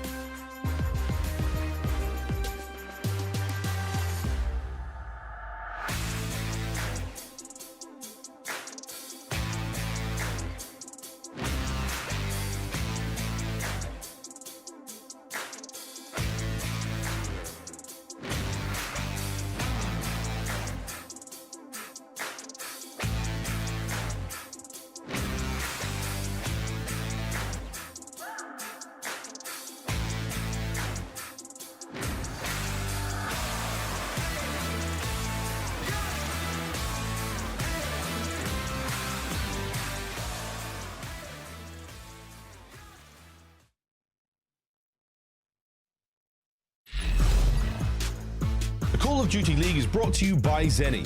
Armor your eyes with Block's gaming glasses starting at $24 by visiting zenny.com/CDL. Upgrade your game with a scuff. the official controller of the Call of Duty League. Ladies and gentlemen, welcome back here to the Minnesota Major. The Call of Duty League is alive and well. The game on the main stage, OpTic Texas versus the Los Angeles Thieves. And we have had what only can be called a rip snorter, a barnstormer, a game for the ages. At the moment, LA Thieves coming into this one, they were 0-5 in the qualifiers. They were down and almost out yesterday against the Subliners, but now, against the team to beat, the defending CDL champions, they have found their way to a 2-0 lead. And a 2-0 lead against a team like OpTic Texas is sometimes needed if you want to find a series of them, because they are so strong across the board, and no stronger game mode for them than Control, and no stronger map than Tuscan. The first time they lost it since week number 1 was, of course, on Thursday up against Surge. Can they bounce back here, though, with the win as we head into map number 3? Look, ultimately, I think a lot of people would have been looking at this series, and I don't think it matters which way you go, where your biases lie. You would have said to yourself that Texas should take map number 3. They would be looking at this as not quite much as necessary as a banker, but it's one they would have looked at and know to yourself, we should absolutely win this map. I don't think they would have counted on losing the first 2, though. I'm not gonna lie to you, I think OpTic Texas counted on losing a lot of these maps here at this event, but you are right. The numbers for OpTic say that this should be them. Their control record is second to nobody in this league at all. They were on an incredible winning streak as well, and there you go, that kind of sums up what we're talking about. OpTic Texas are 10-2 on this, Thieves are 2-6. But Thieves come into this tournament ranked 12, and they're still here. They're still here, and they're 2-0 up, Bryce. Yeah, it's very, very hard to put too many statistics on this one with a LA Thieves team that is just looking phenomenally better. And look at that confidence from Envoy, straight down the middle of the map with the pistol. It's not going to work out in his favor as Thieves control mid-map as best as they possibly can. Dashy kicking things off nicely for them. It's transition over towards B that Thieves will have to answer. Already they're being very, very aggressive. OpTic are taking no prisoners. They decided that nothing should happen here. We're playing TDM. Has anybody on Thieves found a kill yet? This has been all OpTic. They can now stack it because of the respawn. Shotzzy is up in your face. That may well be B gone. We've seen Thieves do this so well yesterday, but they will find the retake. But a lot of damage done already. If you're OpTic, you may not find B, but you take that all day long. 2 ticks to the girder. Now Drazah's going to try and get something going. LA Thieves were definitely shook at the beginning of this one. OpTic trying to capitalize on it now. If they can get A, if they can get anything, they're in a very, very good position. Now it's a little bit of back and forth towards the middle of the map. Both teams going for it as well. Keep an eye though, Shotzzy might be trying to cause some problems towards B, and LA Thieves now cannot afford to not go over to that site. They're down 5 lives as well, so bear that in mind. And the church control is what they're looking for, and Shotzzy is just constantly in there, finding routes around. He's now found himself over towards B, and the problem is exactly what you said. Thieves have to answer that call immediately, and Shotzzy is the only one here, and it might only be need to be the only one there for the side of Texas, but that now gives the pressure away from A. Texas will take this pretty freely and have a full minute and 43 seconds and a 6-life advantage to try and take B. And this, if you've watched this game before, this seems like it should just be OpTic. It should just be locked in. They've done so well already. Now they're stacking, they're ready, they want this first wave of kills. Kenny, though, just denying the one by denying another one. Nearly's the only one trying to hold the door open, and LA Thieves have thrown up the curtain. They said no more. Now they're going to try and push out, put OpTic on the back foot as much as they can. Envoy and Octane. Octane apparently has found a tactic he works with S&D and is trying it on this map as well. Oh, the crowd like that one. It's not often like, you're funny. Here we go with Drazah trying to lock this one in. Scumpy will find the kill on through, as will Shotzzy. These expansive kills coming in here for Thieves as Octane finds his first kill within 2 maps. And a second one to say that as well. Much better from Octane, and Drazah is there to follow. And all of a sudden, that life advantage that Texas had has disappeared. So here's the silver lining for Texas. They've already got 2 ticks on the B. That could prove crucial when we go through this one as well. The other benefit for it at the same time is going to be if they make one good break, one opportunity, they may take this round. And they're probably relying on their main man, Shotzzy. But they need to give him some help first.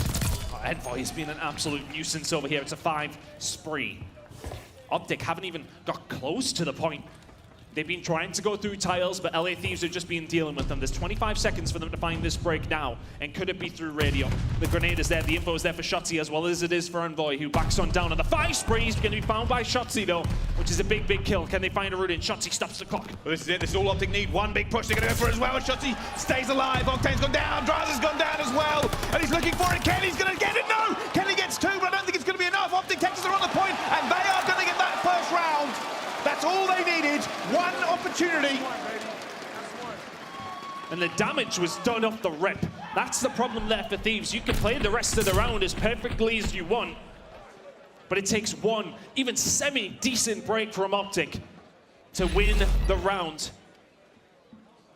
Herzen thinks the reverse sweep's incoming. I'm not gonna lie, I had a conversation with you during the break that kind of felt along the same line, that it is very, very possible for this OpTic team to do that. They need to start doing it with a control window, and there's no better way to start it than with an attacking round.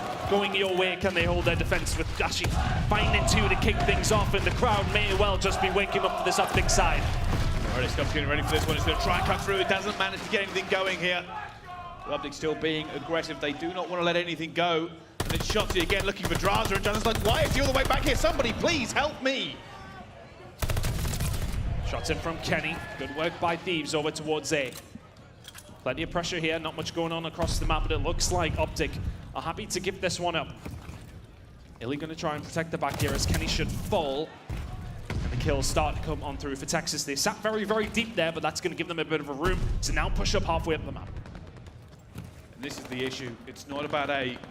It is about B. LA Thieves are going to have to break open the green wall. A few kills going down as we'll give the map control. And immediately you see the kills come in and Scump moves forward if you can find that kill towards the back. Now, obviously, Thieves will know about that. They then need to think about that with their push. They need to clear their flank out. That is what you have to do to find an attack around over towards B. There's one of them gone, but then Shotzzy's there as well, who will find 2.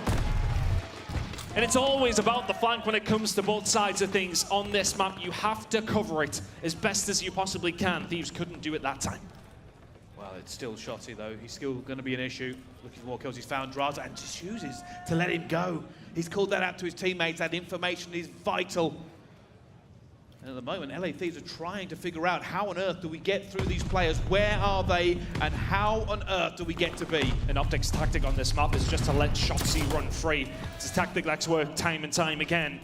Scump will answer back with a kill onto Octane. Now gets himself inside the point, just trying to back it up with the rest of his team. For OpTic here, this is very, very sat back in defensively. It's working out for them. Shotzzy pushing forward will be dealt with, as will Scump then come on through and trade that out. So Texas, it's working out for them. Thieves really push back, and they haven't really had even an inch to play with. It's been very, very difficult to even get a touch on the B, because OpTic are defending it so well. And this is the issue. Every time they think they've got an advantage, there's a little mini-map player. You can see him doing it again.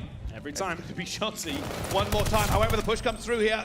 LA Thieves going to try and do it, and guess who's here? It's Shotzzy one more time. Shuts down the push from LA Thieves. They do have players towards this one as well, but Scump is here with a 2-piece and says, thank you very much. That's the easiest one of my career. Fantastically done by Scumpy, finding these kills. But he said, Shotzzy is just he's honestly a pain in the arse on this map. You'll find the kill on the flank and then just push into mid and just find a different route to play with you as best as he possibly can. He's in a position that you would never expect.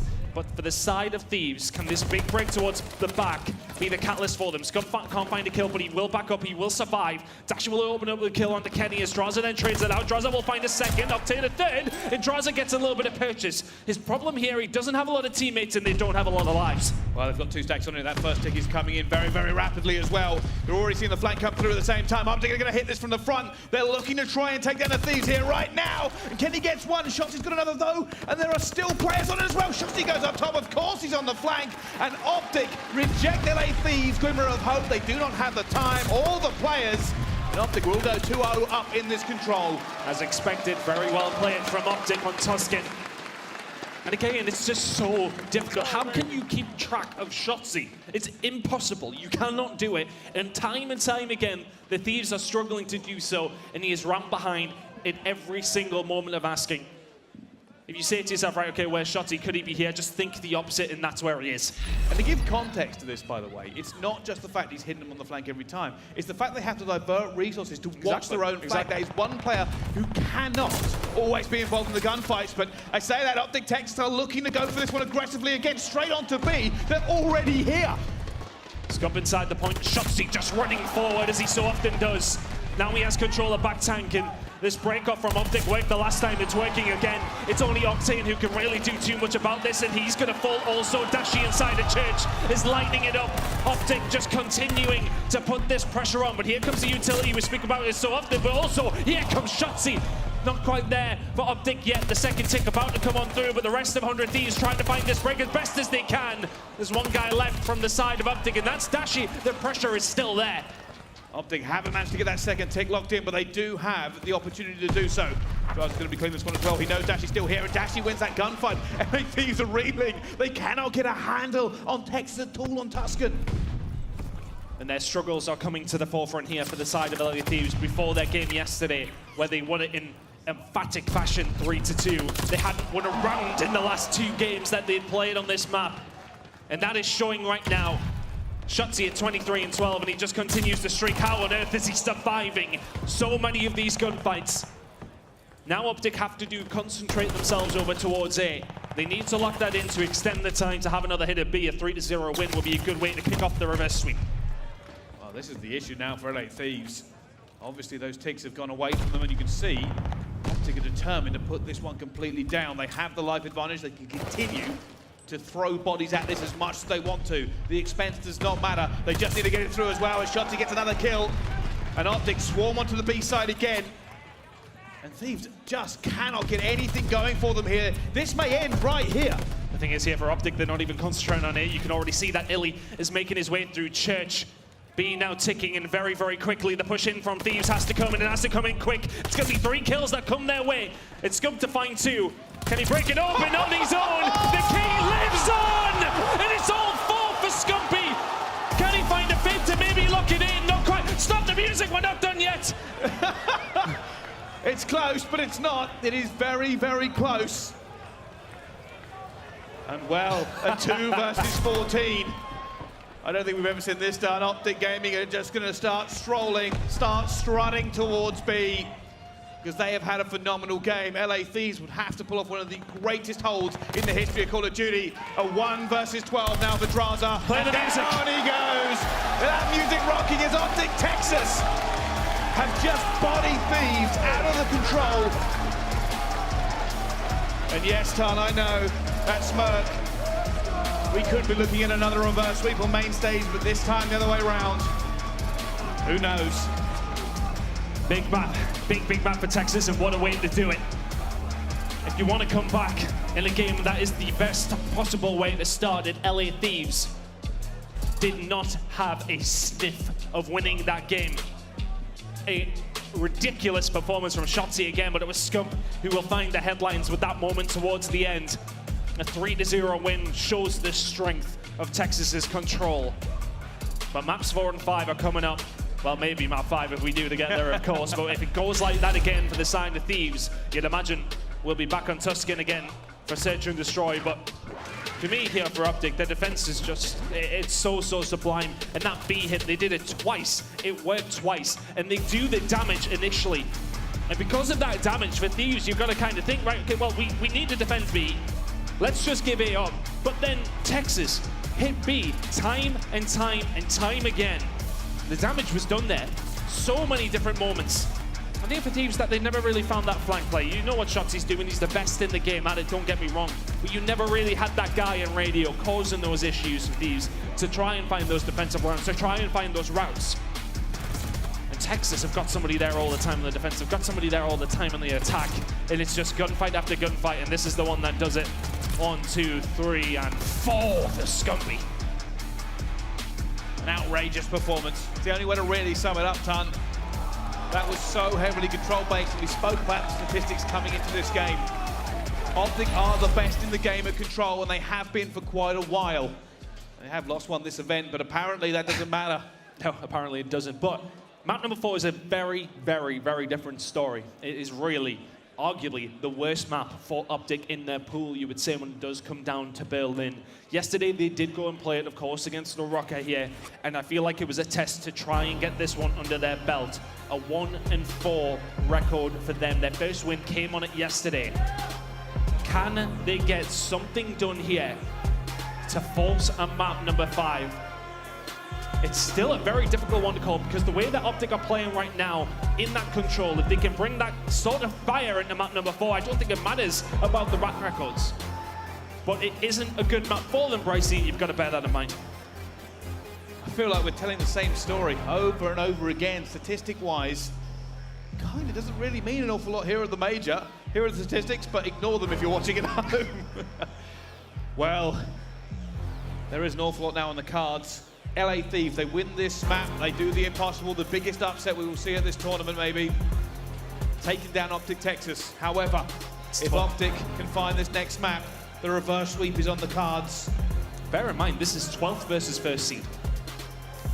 12th versus first. And I think that is just such a testament to how good this Thieves team can be. And it's how good the Thieves team haven't been that has caused their issues, of course, but the confidence is now flowing. And I think they would have known themselves that Tuscan was always going to be difficult, that control was always going to be tough. But with that 2-map lead, you're heading into a Berlin. This is not the ground where OpTic Texas have naturally reigned supreme. It's Thieves' playground to a certain degree, and can they get the job done here? Can they close it out in 4 against the favorites? Or can OpTic turn that voodoo curse around that they've had so much on Berlin and eventually force that map number 5? The reverse sweep would then be on the cards. I think we're in for a good one. There's only one way to find out. And only time will tell us the answer as we head into Berlin Hardpoint. The fate of these two teams is not yet written. And only they get to figure out how it all ends. Oh, I can feel the tingles. Let's find out though. We're kicking this one off straight on board with OpTic. They have the better side. They will get to P1 first. And already they're in. Here comes the hit though. And it's nothing. LA Thieves have found nothing off the rip.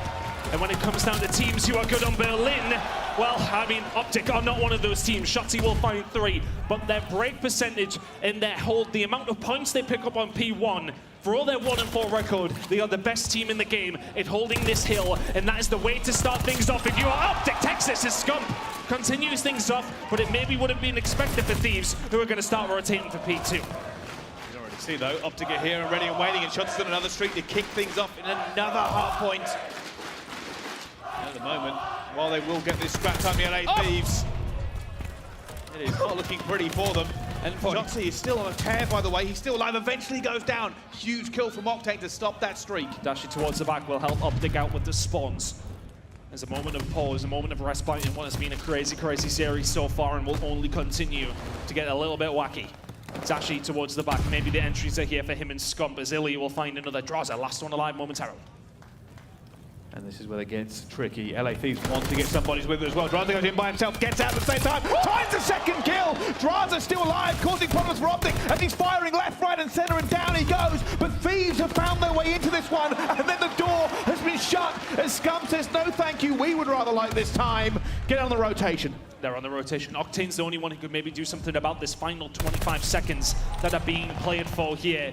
He will get himself in, he will not find a kill, and neither will anybody else on the side of Thieves. They will spawn over towards P3, but you've got to shut the doors, you've got to lock them very, very quickly as OpTic are on their way.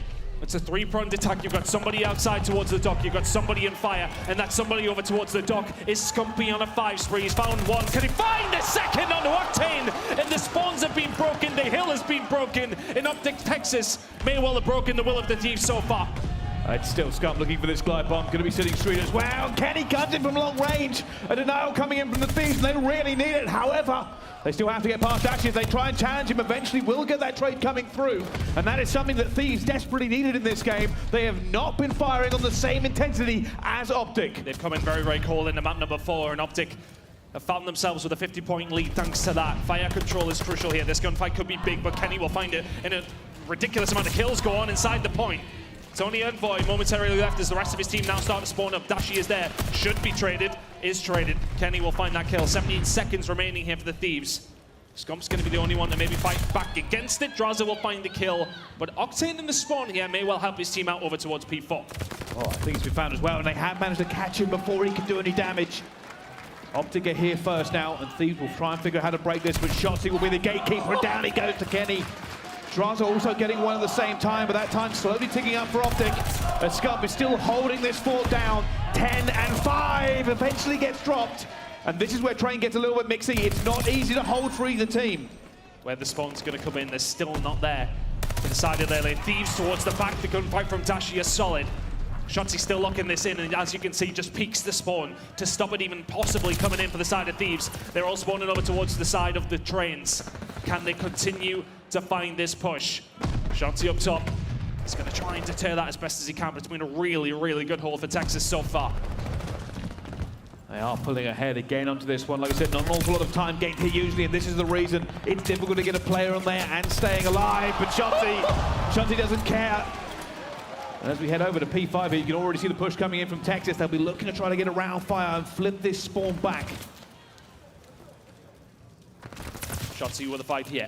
Trying to find Drazah, and for the side of OpTic, they're kind of in the prime position to maybe lock some of this in. But Thieves thankfully on the other spawn, which is what Shotzzy is going to try and flip. There's one onto Envoy. Kenny is ready and waiting, but it's the goal! Oh my, what? What was that? Tell me he was weak. Please. Oh my goodness, at the moment, it's just not LA Thieves' day. They are failing in the front of Texas. They're not in a bad spot spawn-wise though, but look at that spawn that comes in from Texas. Now they have fire control. If you're Thieves, you cannot get wiped here as Dashy will find another. Drazah crucially answers back. Thieves are finding and chipping away at the time here though. They're finding a couple of seconds here and there. OpTic now have them in a spot where they can potentially pick up this final 20, but it's about the rotation over towards P1. How good were OpTic last time around? They're going to try and do that again in about 14 seconds time. Well, the pressure is going to be on LA Thieves to break this one. Let's find out how they are feeling with a listen in. Like a halo. Can't get him. Okay, get down. Yeah, you're good. I'm playing through fire with that. I'm fine. Yeah, a little bit. Hey, one behind me. Hit ult. Shotzy's ult. Secret. Absolute old shots. Okay, they might get our P4 best. Secret. Outer late. Left side hill. Outer late. They're back windows. Oh, outer. Still outer. One got time, bro. I see him. Outer.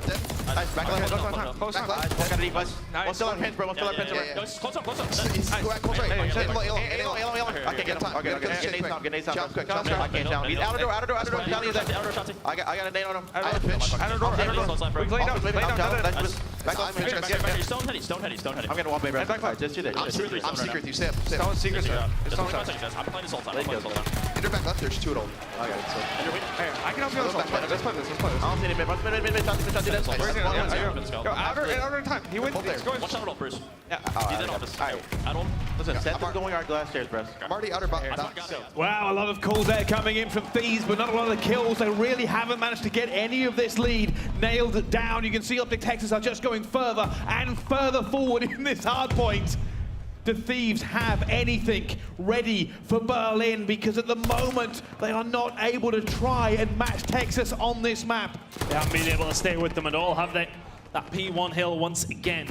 Frugal for the side of Thieves. He really couldn't get much, but OpTic Texas are very much locking it in. Scumpy on a 5 spree down as well. Streaks will be something else to try and contend with if you are the Thieves, and they may well be coming, but Kenny finds the kill. This is a break for Thieves, and we need to see some good points. We need to see then a good rotation over towards P3, and then maybe we've got a game. Dashy trying his best towards the back as the rest of OpTic Texas now finding this push on through. That's disgusting from Bruce as they lock it in again. That lead is growing. He's currently 25 and 10, and this is what we talked about with slaying, but Thieves get themselves a nice 12 seconds of scrap time, but they don't need 12, they need a big rotation. Shotzzy, though, continuing to just be a problem for them. Can Thieves make magic happen while they're 70 points behind? It wouldn't be the first time, but at the moment, OpTic Texas look untouchable. For all that, Thieves have really not been able to race this so far. 80 points is a lot. It is a lot. But it's a decent hold away from being in touch. It's one decent hold away from maybe making OpTic a little bit nervous, but they're currently locking down P3 very, very well. Octane is the only one who can answer back. He will push towards the back. Where the spawn gonna come in here for OpTic, it is out, but that kill from Dashy will negate the pressure, and if anything, it creates a problem now for Thieves, because they have to concentrate on trying to break the hill, and everybody else who is in mid-map, the only one who can get near is Kenny, and he falls. OpTic break 200 points. They're not far away from forcing the map 5. Really, I'm not going to try and play for this one because they have to, but Dashy says no, doesn't matter, scrap time's all ours, rotation's going to be ours too. And as they go onto the other side of the map, it's still going to be OpTic. They've still got the rotation. They are so far in the lead now. LA Thieves need a miracle. LA Thieves, absolutely nowhere to be seen on this map. It's Scumpy towards the back. He's got iLLeY for help. Envoy, is he the next one to fall? Shotzzy is also there as well. As OpTic Thieves continue to lock it down, they continue to find points. They continue to dominate the kill feed. And this is it. Thieves have to go, they have to break this one now as well. But oh my goodness, there's fire going down from Zin. And oh, the pistol doesn't play at the end, but Dashy's here. Dashy versus Drazah. He's trying to get him underneath it, and he does. Dashy on a 5 streak. You can see LA Thieves are trying to get towards this hill. They are trying to deny OpTic, but OpTic are just refusing to lay down anything at this point. And the problem is here for Thieves, you may well get inside the point, but you need to find the kills in mid-map. They haven't done so. It will be Octane and Envoy, the ones who find the break. But now for OpTic, could they maybe just in the game here over towards P5? This rotation for Thieves is so important. It's a hill that has become maybe a little bit more attainable to try and find some points. But the problem is you are 130 behind. It needs to be monumental. It needs to be perfect. Here they go, the first gunfight's going down around P5. Scump jumps on board with it, and they can't afford to let him stay there. They cannot afford to let him stay there. At the moment, they have managed to get him off, but Thieves are behind in every sense of the world, and Shotzzy just opens up as well. He'll dive on for a few points, and Thieves now have to find him. Thieves have to move. Stop fighting it, Ticket. You have to go. It's only a few more seconds, and it will be Texas to take us to a map number 5. The reverse sweep is on the cards, but it's LA Thieves who are about to be done in 2. We're going to S&D.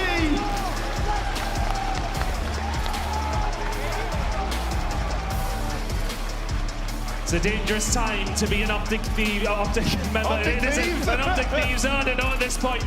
This game has been so back and forth, but it's a dangerous time to be a LA Thieves player. Because ever since that map number 2 ended, this has been lights out from Texas. It was just a flawless game. And when we talk about this map, we talk about the rotations and how important they are. And you talk about your ARs and how solid they have to be. And no more solid than a 36-12 game out of Dashy. Nearly putting up the 4K damage. On the other side of things, Octane just could not match it whatsoever.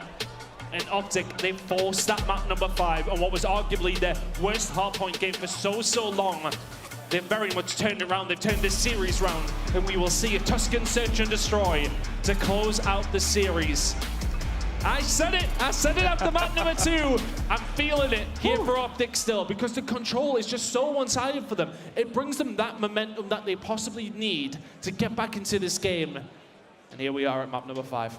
We certainly are. Well, if you're waiting for the conclusion of this one, so are we. We're going to take a very quick break here at the Major.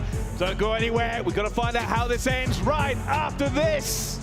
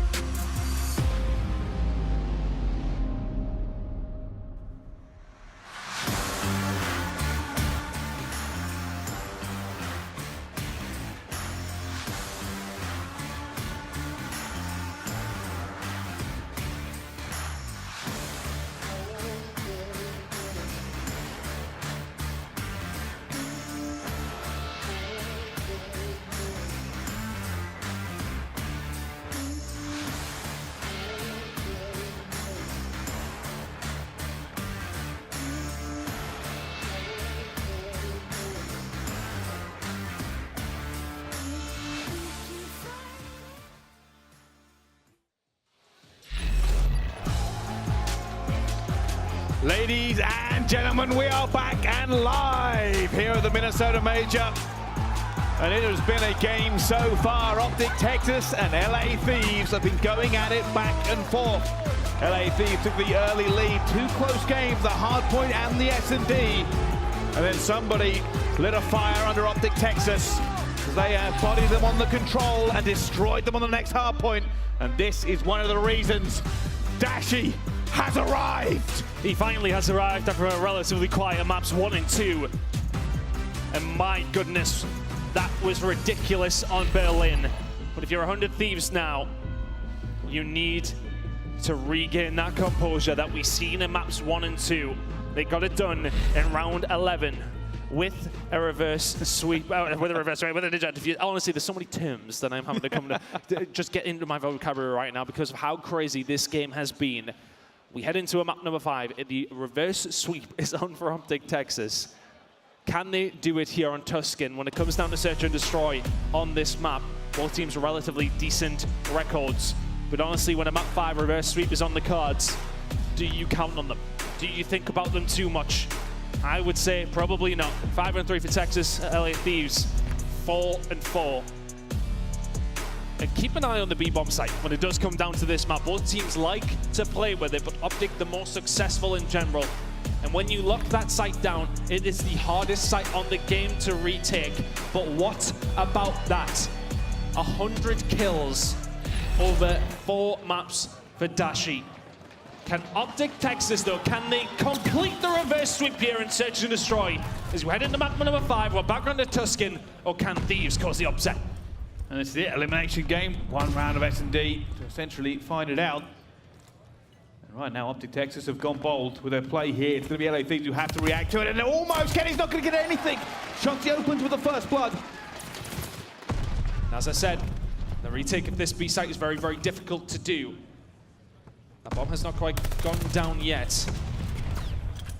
And Thieves, they've used their tacticals. They've tried to get their nades coming through it as well. OpTic are holding fast. They're playing this for kills, but Thieves are not baiting the bait right now. They're going to go for it as well. And he's found one, and he's found the second! Not the third, though. Octane's still alive. It's a 1 versus 3. He finds the second as well. Hope still alive for the Thieves, but Texas are trying to find him. And Octane did not have a lot of kills in the last S&D, but if he pulls off a 1v4 here, all will be forgiven. He's read it. He's read it correctly, but is he going to get the timing? Is he going to get the look? He backs on down. Believes he was seeing. Look at OpTic Texas hunting. 15 seconds to go as time dwindles. That now is on Octane's side. Is he going to check this left corner, though? No, he is not. And OpTic Texas will open it up with a round. It's close, but not close enough. Texas do eventually convert. And this is the big 2-piece from iLLeY. Finds him as well. Look at this. Even the second player who came out, it was going to be Drazah. Fortunately, Octane managed to take him down before he could do anything. And Octane with his second kill, he put the 1v4 on the cards. But it is going to be OpTic Texas. 1-0 up now on the S&D. The reverse sweep is now only 5 rounds away. Hit coming in here for the side of Thieves, but you've got to be careful for iLLeY. He's going to find the information and back on down, but bear that in mind as Scumpy. On a little bit of a route here. Thieves, though, a lot of presence over towards that A side. Octane is ready and waiting, but nobody really with a lot of control of anything. But Drazah pushes out. You'll find Dashy, and maybe that opens the floodgates now for Thieves. Bomb going down. iLLeY will back up. It's a 4v3 retake, and the advantage of Thieves. iLLeY trying something. Hasn't found it, though. At the moment, advantage to Thieves. Kenny and Scump. Staying alive, that's huge.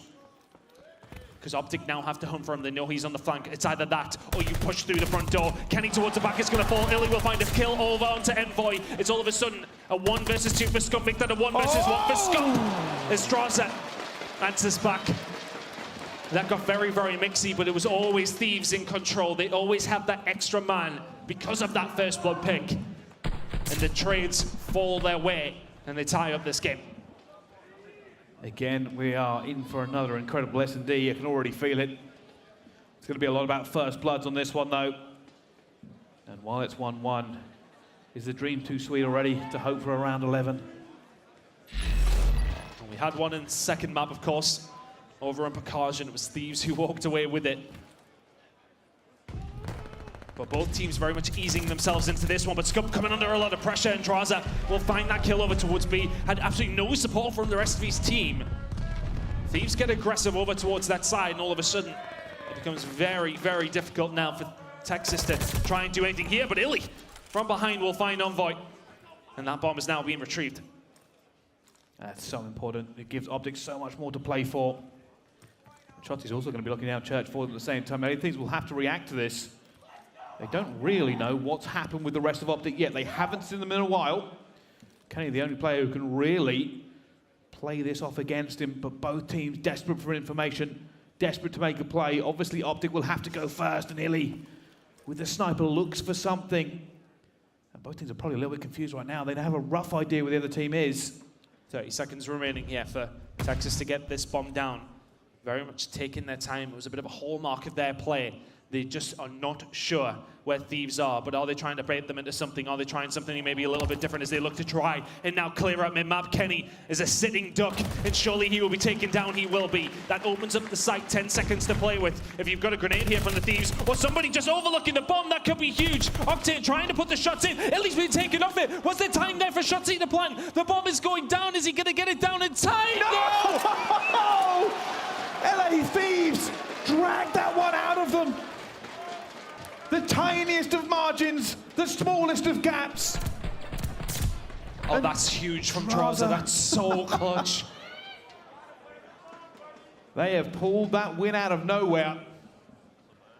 And that is what happens when you burn time like OpTic do. Well, Thieves now in the lead.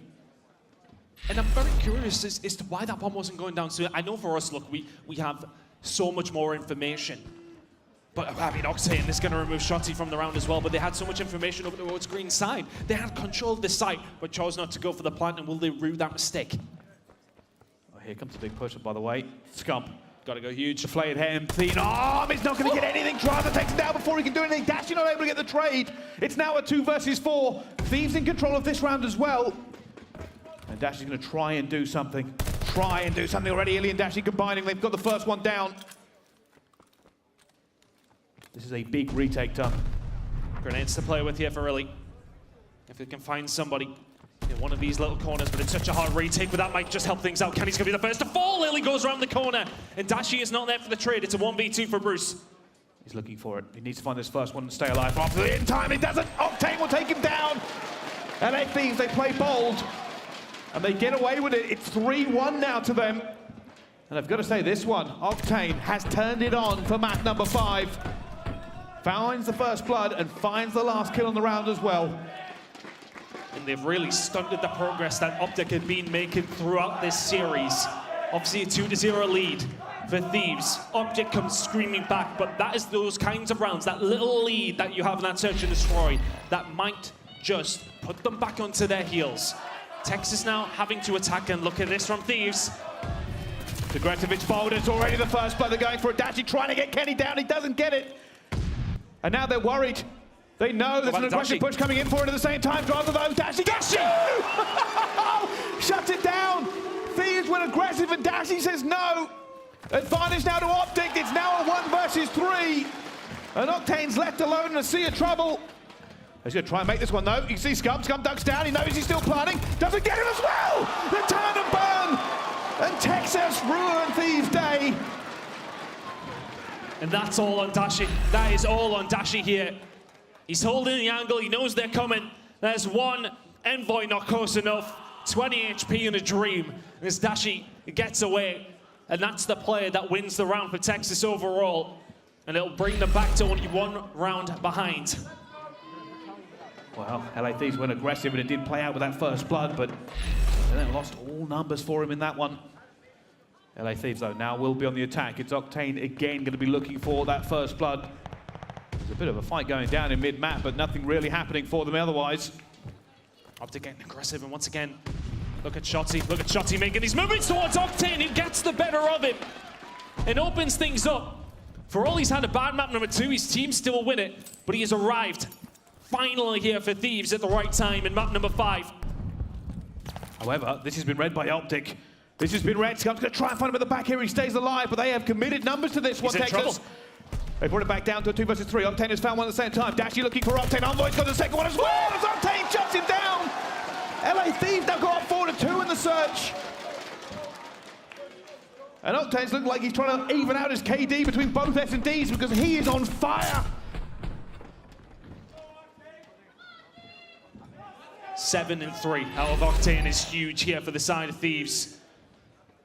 Finishes the round off with Dashy getting his head removed. And Thieves have looked so good in this map, number 5. The composure, the mental strength from them on the main stage against OpTic. You're potentially about to get reverse swept.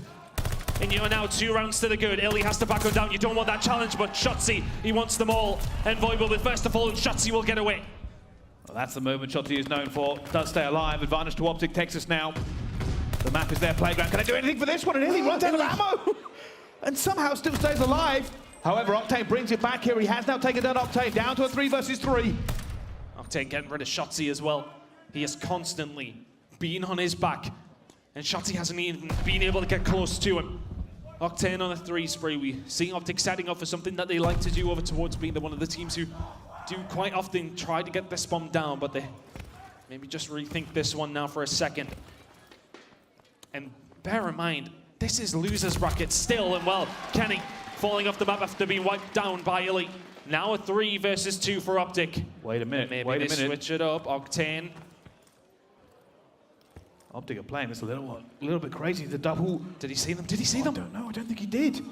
OpTic will get through. They're going to see them now, though. Drazah's going to go down as well. It's now going to be on Octane for a 1 versus 3. There's no way, surely, he can get this one down. He finds it. No! And he shuts him down. OpTic Texas will not take that one laying down. They've brought this back. This entire game is resting on a knife edge. This Major's great. You having fun? I am.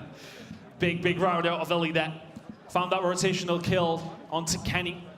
And then OpTic switch it up and bring it back over towards B. It's a big play call to come out with on their attacking rounds, where play calls have maybe been their issue, if anything, in this game so far. Reminding myself of that decision not to plant that bomb over towards A, where Thieves clutched up. Thieves still in the lead here, though.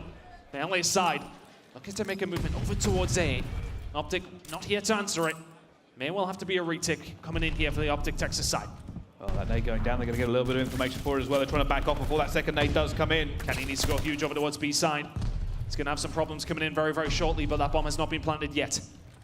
Thieves cautious. They did not want to lose their bomb planted to a grenade here, but iLLeY is going to be in a great position for it as well, and he tries to get that first one, and Envoy gets away. But the pressure's now going to be on LA Thieves, because OpTic know what they're doing. They are trying to close this here. I don't know how nobody's died up until that moment. Trades back and forth as far as bullets go, but no kills actually landed down. Dashy will eventually find Kenny, and just makes the job a little bit more difficult for Thieves to try and get this bomb down. This is it, they're waiting. They know they don't really have the map control. Did That's what they're doing about him, and he has got it. Octane again! Opens it up, but unfortunately, Shotzzy gets Drazah. Scump on the flank. Scump on the flank. There's Envoy. He falls. Octane now left in a 1 versus 3. Now a 1 versus 2. Now a 2 versus 0 as OpTic bring it back again. That's 2 rounds in a row. Well, I'll tell you something at this point. Both of these two teams will be feeling the pressure here on the main stage. It could go either way. They are dialed in, laser focus. So much to play for both teams. The reverse sweep or dropping the favourite out of the tournament. And it's OpTic on the attack this time. iLLeY's on a 3 streak. He's 10-6, and he's going straight for the middle as well as Dashy gets Drazah. That's first blood for OpTic. 3 kills in a row for iLLeY. He's really started to heat up now for the team. OpTic Texas. It feels like they're in the driving seat now, although the game is only tied. But the attacking round coming in decision making, is really what has this game as close as it is. As Thieves took advantage of that when OpTic did not plant the bomb in that previous round. Now they're taking it nice and slow and steady once more. Can Thieves find a pick to make this 3v3? You can look at the map control that Thieves have. It's pretty solid for the most part. They're getting a lot of information by where they are and the fact that they see nobody. Yeah, OpTic are trying to bait them out here and trying to figure this one out. I think he's just sitting maybe. Dashy might have been seen by Envoy, but they're going to have to make a move here eventually, OpTic. They have to go for it, and this could be cut timing. Keep an eye out, there's only one player left. It's going to be Kenny, going to try and find one. He does, and he somehow gets alive, stays away from it. Kenny doesn't get a second though, and now it's Envoy in a 1 versus 3. And I don't think he can stop anything really, surely. He's going to go straight for this one as well, looking for it. Is he going to get it before that bomb goes down? He's not. Wait a minute, he did. He did, that bomb is not down. He needs to stay alive. Did they get over? They got over in time. That bomb will now go down. That's a big play call coming in here for Texas. That bomb will go down. And now Envoy in a tough spot. OpTic, map point, match point, reverse sweep point is on the cards. The green wall have willed them on this far. One more round for Texas, one more round for OpTic. And the reverse sweep of the Major to stay alive in the lower bracket. The green wall is up in arms. And they are feeling themselves. Here we go. This could be the end of Thieves. The defense coming straight in here, of course, for OpTic. And it will be the attack for LA Thieves on a very crucial round. Elite going for the first pre-fire, not finding anything at the moment. Drazah does get away with his life, almost lost the first blood again. Oh, never mind. Shotzzy with a long one from downtown. And Thieves are on the back foot one more time.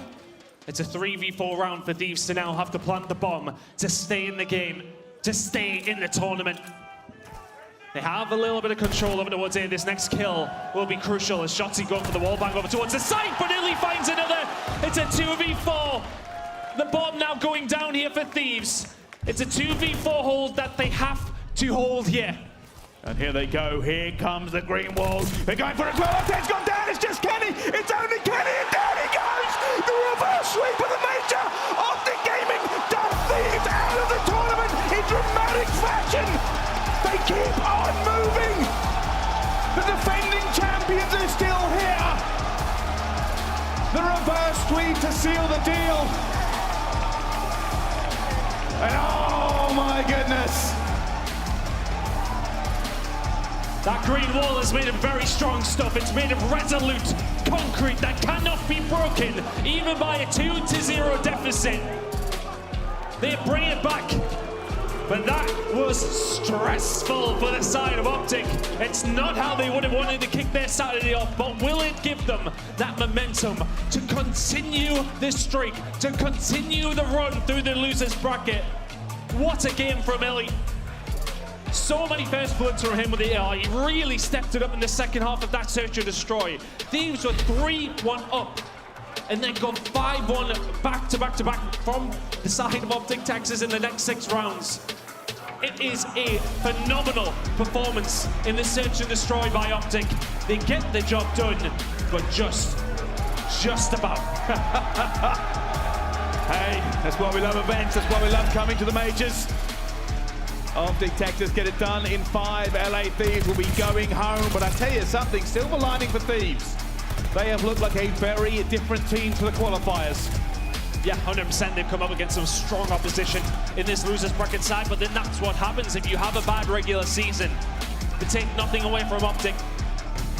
The control always going to be strong for them. But ever since then, it felt like the Thieves we see in maps number 1 and maps number 2 were just not at the races. Berlin was a whitewash, as was the Tuscan control, of course. This was obviously a little bit back and forth, and with the start that they had, I really thought they were going to turn that around. Octane had a hell of a game, but he just didn't have as good a game as iLLeY did. Wow. That's certainly one of the more entertaining games here this weekend. Can't believe we've cut 2 reverse sweeps, Ton. It's a nice change, it has to be said. But what great games we've had over the past 2 days now. And this is the best way possible to kick off Saturday. And what does that do for OpTic's confidence? I think they will be looking at that, and there's some things to review, especially the Tuscan hardpoint, the Bakaj you fall to. What is a ninja defuse in from Drazah? But you do not let that deter you. It's back-to-back-to-back maps for OpTic Texas. And they continue their losers bracket run, which will not get easier, it will get harder. They will need to be better than that to beat some of these teams who may well drop in. That was not the best performance whatsoever from OpTic, but they will be happy to take the reverse sweep there, and maybe it gives them the confidence heading on the rest of the day. Oh, I think you're going to be confident. Speaking of confident, we're going to go to the Game Fuel Victory Spotlight on the main stage with Shotzzy. Hey! So, did you go so hard for this comeback, you lost your shoes? Yeah, I don't know where they're at. Wait, does this work? Yeah, no, we hear you, okay. But you were going so hard, you just kicked the shoes off.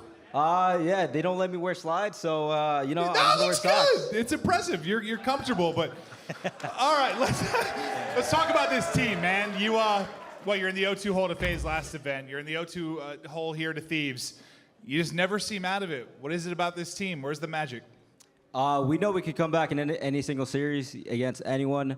You know, obviously third map is Control, and that's one of our best game modes right now. So we're never out of it, regardless if we're down 0-2 or anything like that. Is it sort of just as simple as that? Like one map, you guys feel good and get a win, it's just off to the races? Yeah, every single time we get one map win, everyone's riding their momentum, and you know, we just go from there. All right, now let's talk about you a little bit. I think over the last couple of years, we've talked about your movement, the gunny, but I just feel like more so, people are starting to notice what you're doing on the minimap, being in the right spots, making the cerebral plays. What is it about this game or this team that's allowed you this freedom? You've been incredible. You're the best. That's one way to put it. Yeah. Every map is just a playground to me. You know, I find openings. I like that. I do my own timings and stuff like that, and yeah, honestly, it's just simple as that. Every map is just my playground. All right, well, hey, you got to make this run now. You're doing through losers, a little bit different, but dude, you've been incredible. Props to you and the squad. Good luck keeping it going. Thank you. Shout out Green Wall. Shotzzy from OpTic Texas. Every map is just a playground to me, but nameless. Back-to-back events now. LA Thieves got reverse swept out of the tournament, and OpTic Texas were able to capitalize to pull out that reverse sweep, man. Listen, man, that guy on that stage scares me. The way he plays Call of Duty, he literally was dropping LeBron numbers all series long. Like, the first two maps, he was doing it all, and throughout the rest of the series, continued to pop off. In that Control, everybody came to life. It was extremely dominant. You could tell how angry they were after they lost that Control to Seattle, moving in to their next two series. Like, this OpTic Texas team, to come back from what Thieves were doing, how Drazah was playing, like, that is impressive. It was solid. They could make this run. This is how it started like last time, although it was like a winner's bracket match. They went down 0-2, reverse swept, and didn't lose through the rest of the tournament, so it's getting scary for the competition. Right? aLLeY, after all that we just saw right there, LA Thieves, they were so close. They were so close, and it's really painful, right, to go up 2-0 and then get 3-0'd in a Tuscan Control. Obviously, that was more in OpTic's favor already because they were on a huge win streak when it came to that map and mode. But then to head into the hardpoint and get absolutely worked by Dashy. He dropped a 3.0 KD on that hardpoint and then have to go into your worst game mode in the game 5. That's got to be heartbreaking. Got that right. Now, the Scump played a game, had to feature Shotzzy and Merc. We saw it in the back room, man. Like, what is this? That three-piece was filthy. I mean, pick your poison. I really don't know what this man is doing. Drazah right here. What is that? I'm not exactly sure what Drazah is saying. Like, hey, dude, can you see if there's gum under my shoes or something? Like, I don't know. He's trying to kick him in the face, but he's got an MP40. Like, this dude, he's able to read the map so well. But I'll tell you what, we could have picked that play. We could have picked plays from map 1, map 3, map 4. Honestly, yeah, playground is the best way to describe it. The way he is playing right now, he is the best player in the world today. Like, he truly is. It's been so fun to watch, and, well, he's still alive in the tournament. And I agree with that. Even in that last round, the nade that he hits over P5 to get the first blood, like, this kid is literally going off. And you could see it throughout that game 5. You know, some rounds, he just feels like he has to be that guy to initiate in the round. He's pushing up. And, yeah, some rounds he might die and get first blood. It happened a couple times in the bow cage. But more often than not, he's getting pushed up, he's getting that damage in, and he's making an impact on that round. So, you know, to have a guy that's confident to do that even after getting blooded, to still go out there and make those plays is so crucial. The composure that OpTic Texas had in that game 5 is insane. Right now, Shotzzy is just heating up, and OpTic Texas are doing the same. But at that main stage, we got a little peek about the next matchup here to come. It's going to be between the Boston Breach and the Florida Mutineers, and in that series, winner gets top 3, and it is so important. Things are just now heating up for day 3 of Major II. We'll see you guys on the other side.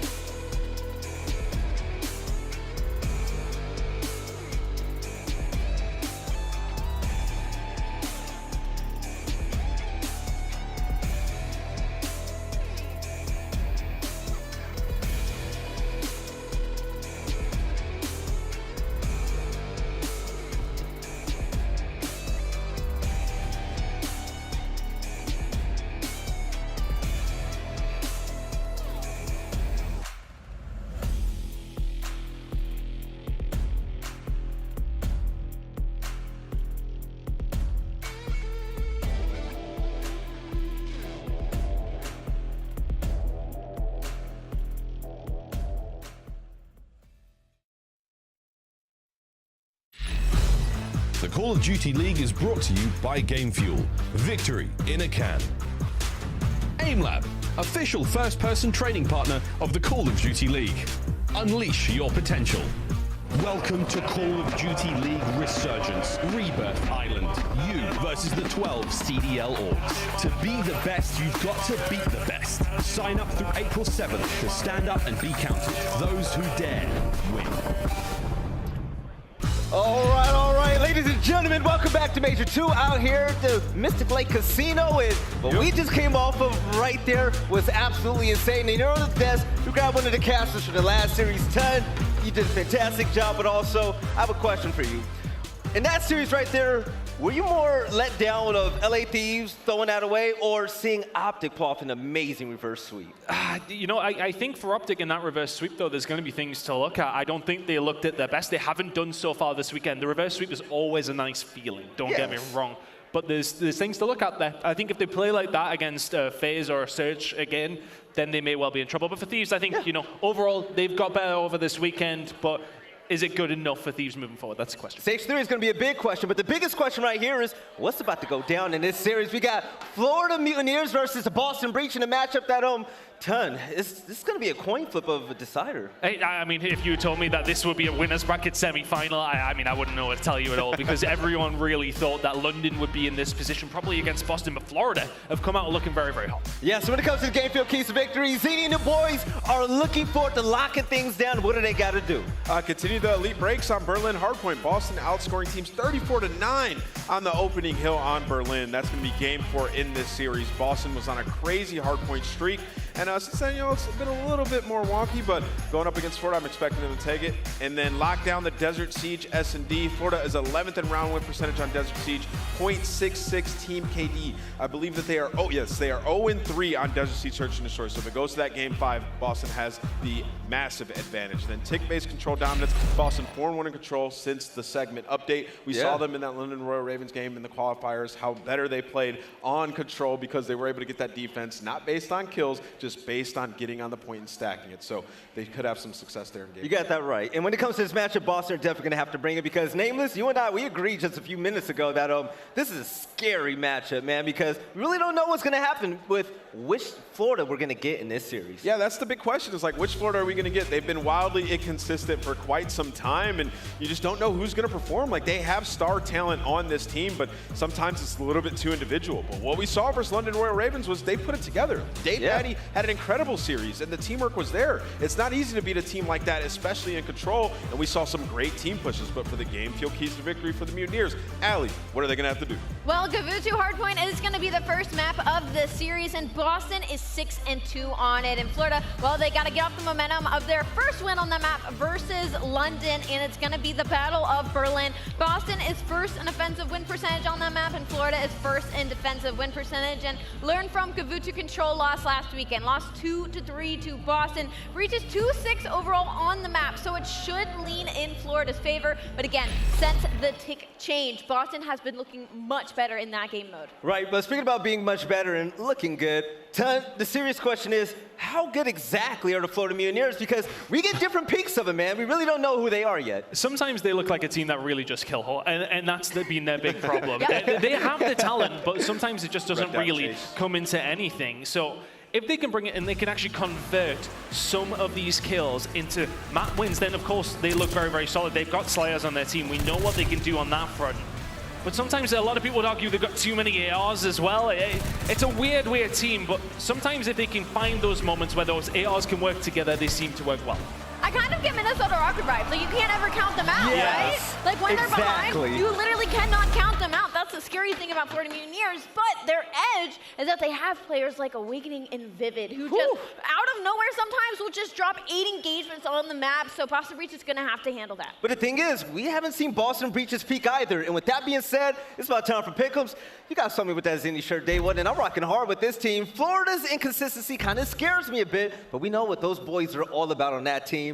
But Ton, when it comes to you, you rocking with Florida or you rocking with the Breach, man? I think it has to be Boston. I think they will be the favorites going into this game. Florida have looked scary, but I think that Boston's ascendancy will continue. I think the AR battle, I think Methodz going to have a big game, and I trust him to do so. Right, Florida came into this event with a huge upset. They found their way here, but do you think Boston's consistency in stage 2 is going to lead the way? Absolutely. I think Boston is definitely the better team in this series just because they don't have on and off days the way that Florida does. No. So they're on an incline. I'm going to go with Boston Breach. Are you rocking with Boston as well? Is this a full Boston table, Nameless? Listen, I think it's going to be a Florida on day. I think Florida Mutineers are going to take this series. I'm liking what I'm seeing out of players like Awakening. He has had an amazing stage 2 so far. I think they take this series, Velen. Let's actually talk about one of the scariest ARs that's going to be in the lobby. Real quick, Ton, when it comes to Zenny, think we're going to see another spectacular performance? Yeah, I think we need to on some of the maps that look really good for him specifically. I'm thinking about Berlin. That's going to be the one where, that was the one where we've really seen him start to arrive on the stage here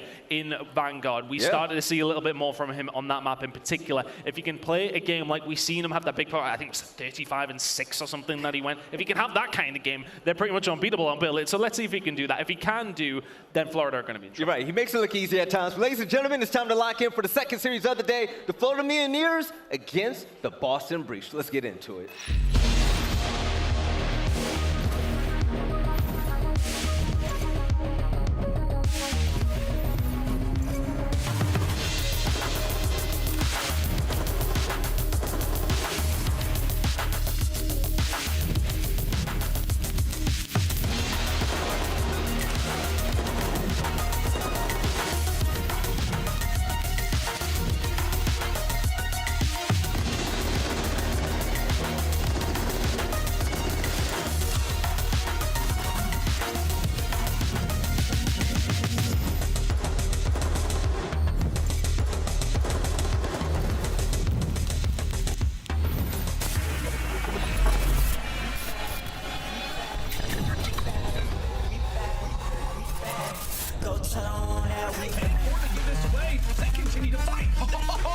But it's Methodz! Capsidal.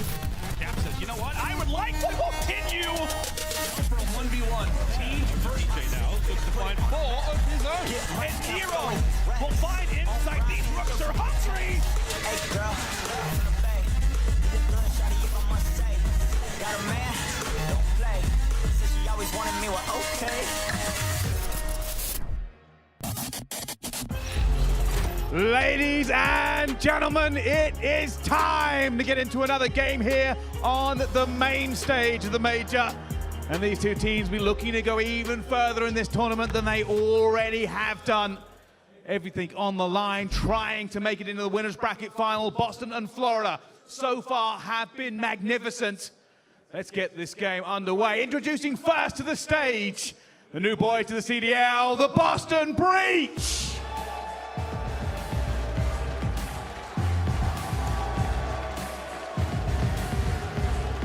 Capsidal, Methodz, TJHaly, and Nero.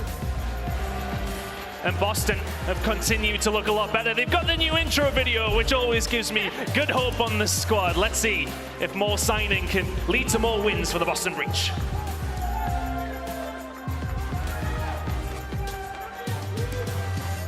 Well, one team is sat down. Their opponents are ready to join them.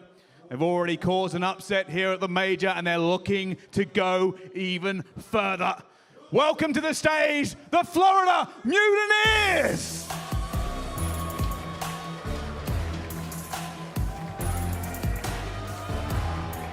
Vivid, Skies, TJHaly, and Awakening.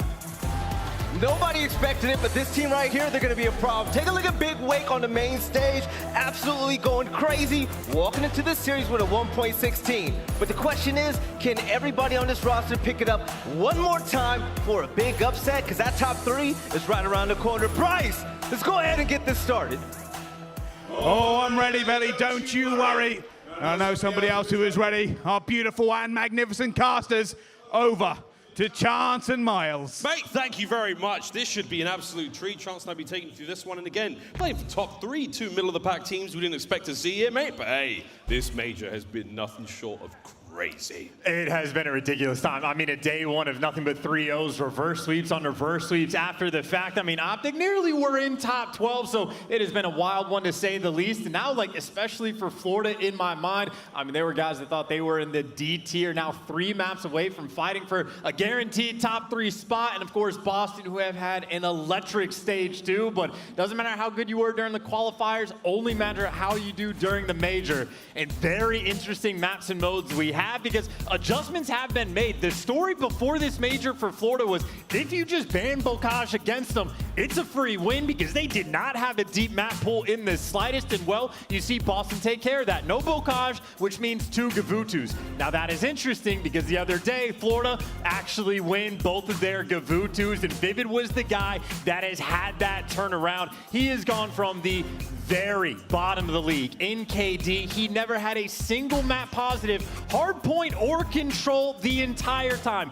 Dead last in everything, and he's sucking away the team's death as well. So he has not had performances until this major. That's that asterisk at a bottom, from a 0.62 to a 0.98. And the main reason why, he's pulling out the automaton so much more. So he might be the guy, the key factor. The Gavutus are coming through, but if he can perform, this team can start winning those maps. It's a miracle you have both your eyes chance with knowledge like that. But Reese Vivid, he will be the player to watch for the team of the Florida Mutineers. He's done an incredible job to get them this far, and we'll see how far he can take the squad. Boston Breach, though, no slouches chance on any of these maps and modes. And look, like, these guys have played a couple times at the last major just a few weeks ago in the Stage 2 qualifiers.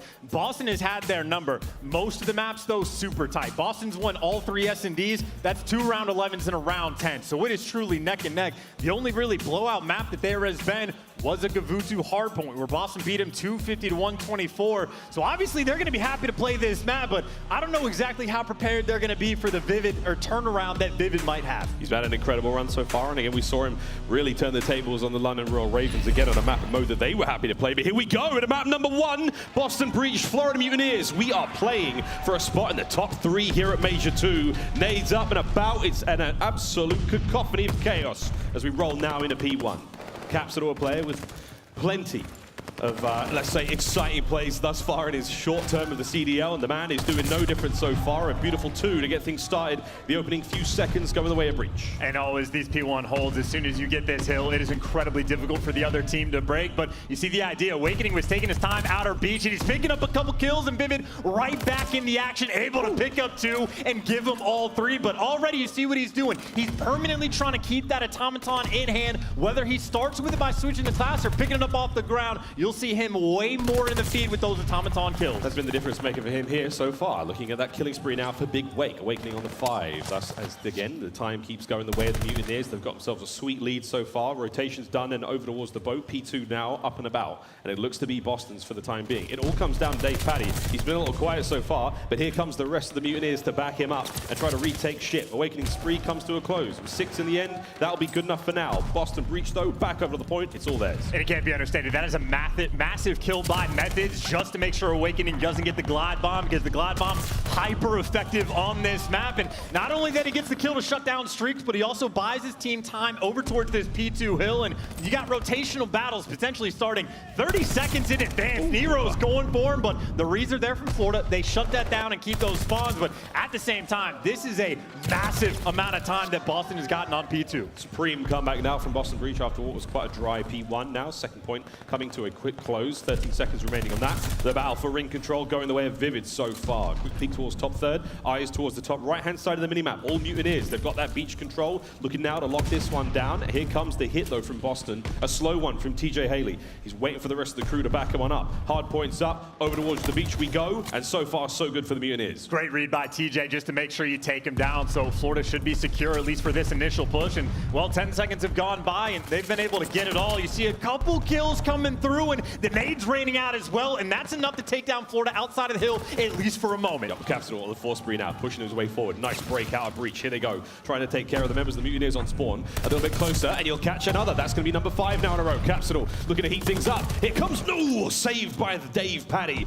The Guardian Angel right now for the Florida Mutineers. They try to continue the break. The contest is still on. TJ fighting tooth and nail. Now down to the rat. Brought down once again by Paddy. Here go again. Nero Methodz into the kill feed. They hold the line for now. Next 15 going the way of Breach. Look at this Bonzo. Boston just figured it out. They had no idea that Vivid actually slipped through the crack. So that was Call of Duty timing at its finest to get Florida in this position. But obviously they need it. You have a P3 Money Hill where Boston straight up bullied them away from a point. So they'll take those moments. It was Vivid that got them here. Now they need to deliver a full 60. You are right back in this game. I'm interested to see what Awakening's going to be doing from this sort of further forward position, finding kills either side of the map.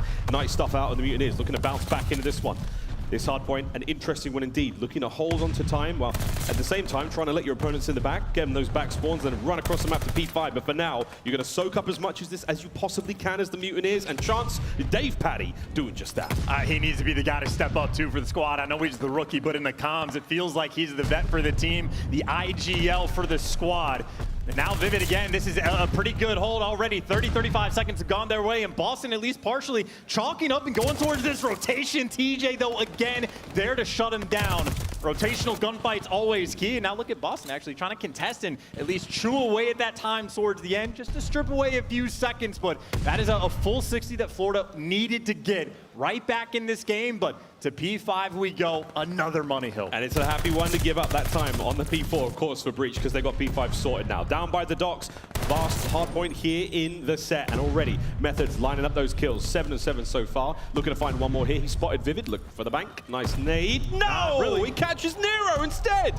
Still, here comes the attempted break from Vivid, who again is having a great map so far. Decent stuff out of Methodz. 115 and climbing now. Zinni keeps the kills going, finally brought down. And the fight now, right on top of the point. Nero back in the respawn, saves the day, holds it down for Boston. Yeah, better when Nero's not getting, well, naded by the enemy, naded by his teammates, and everybody in moments like that can cost you a game. So Methodz has to make up for that later on, because we talk about this being a Money Hill. Florida, they have made it Mixie and made amends for that. Now 15 seconds to scrap, and it looks like there's still gunfights going down. By the way, on rotation, Paddy is here, but even towards P5, that was messy for both of the teams, and Florida, they will absolutely take it. And if you get this P1 control, this is where you can get the ball rolling. Florida here first, all 3 and 4 players nearby looking for another stronghold. Yeah, not the most profitable hill there for Boston Breach, but still back over towards P1 we go. Second set now upon us. Paddy locking things down. He and Awakening getting those kills. Good stuff again from Awakening. 15 and 10. Now on a 2 for Paddy at 13 and 11. Locking this down still. Time ticking in favor of Boston Breach. Up over to what we call an unfavorable position, but Paddy making it work. Boston Breach now on the break, trying to get themselves forward. Let's go for a quick listen in. Right now. There's 2 on me, 2 on me. The ring tank. Okay. I'll see the T's, I'm pushing up. One shot, wait, we got it. I put the nade in time. I have pinch right now, other side. No, go do. Our steps. Our front house. Our ring stairs.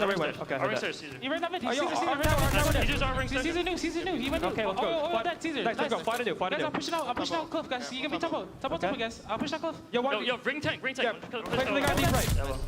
I want time. I'm gonna go top. Yo, their steps will stun cliff. They're pushing through cliff. Guys, ring, I mean, 2 holds, at least 2 holds. Okay, I'm flanking the guy's ring. I don't see him ring. Top cliff, go low cliff. Low cliff, Caesar. Our ring tank, yeah. Our ring tank. Okay. Ring tank, one shot. Nice. 3. I'm attacking one. I'm gonna take clips open, guys. Going top ring right now. Their steps. You guys, you got it. Let's Caesar, one shot. Low hole, weak. He's weak hole. Caesar, weak top. Go south. Can you nice? Made it cliff. Where are we looking for? Who are we looking for? I don't know. They're cliff. I don't see anything cliff does. We cliff for the mid. Neck and neck hard point coming in now in a P2. Methodz on a 5. Things starting to go the way of the Mutineers only for a brief moment. Let's now dive in for a quick listen in with the Mutineers. Guys, we have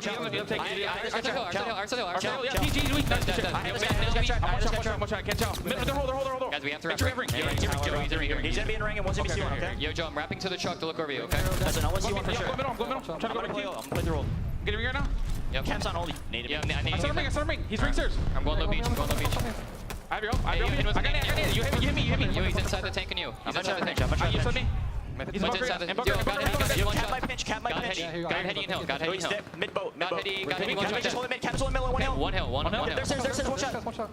I'm looking. Then no. Yo, see, on the rock hill. He's on the rock hill. You can nade it. This guy's going to C1 or pitching a ring. Yeah. He's on rocket hill. On the rock hill. Yeah, Rocket behind the tank. C1 dead behind the tank. I need rock. I'm going to challenge this guy to ring. C1. C1. I got naded. He's behind the tank, behind the tank. And 1C1 cutting. He might go research. I think one's trying to go around, no cap. Yeah, Play like a guard here. We need to check Nero. Got hit, one shot. He's one shot, got hit. Hey, I'm holding rotation, I'm on rotation. Got hit, one shot. Chance, the Mutineers are drowning slowly under the pressure from Boston Breach, and things might have just gone from bad to worse. Mutineers in the middle of just losing this game on rotation. By the way, Methodz has gotten through. He's in the top of the tower, or maybe he jumps out, but they don't know he's here yet, and now he's striking. Oh! That's number 5, but still they're spawning in the back, and maybe he gets a little too aggro. Maybe he can gut him, but he maybe should have played a little bit slower. All those players spawning in the back, and that'll be a small gift for Florida. They are down by 80, but this is the hill where they have had the most success on. A near full 60 the last go around. They need to have the exact same thing happen once again. If they get broken, even for a moment, they're going to lose this game. And keep in mind, they got to focus on the rotation, too. Yeah, we're thinking about P3, they're thinking about protection, and that is exactly what they need right now. Methodz, he's coming in, baby. Oh, he finds at least one.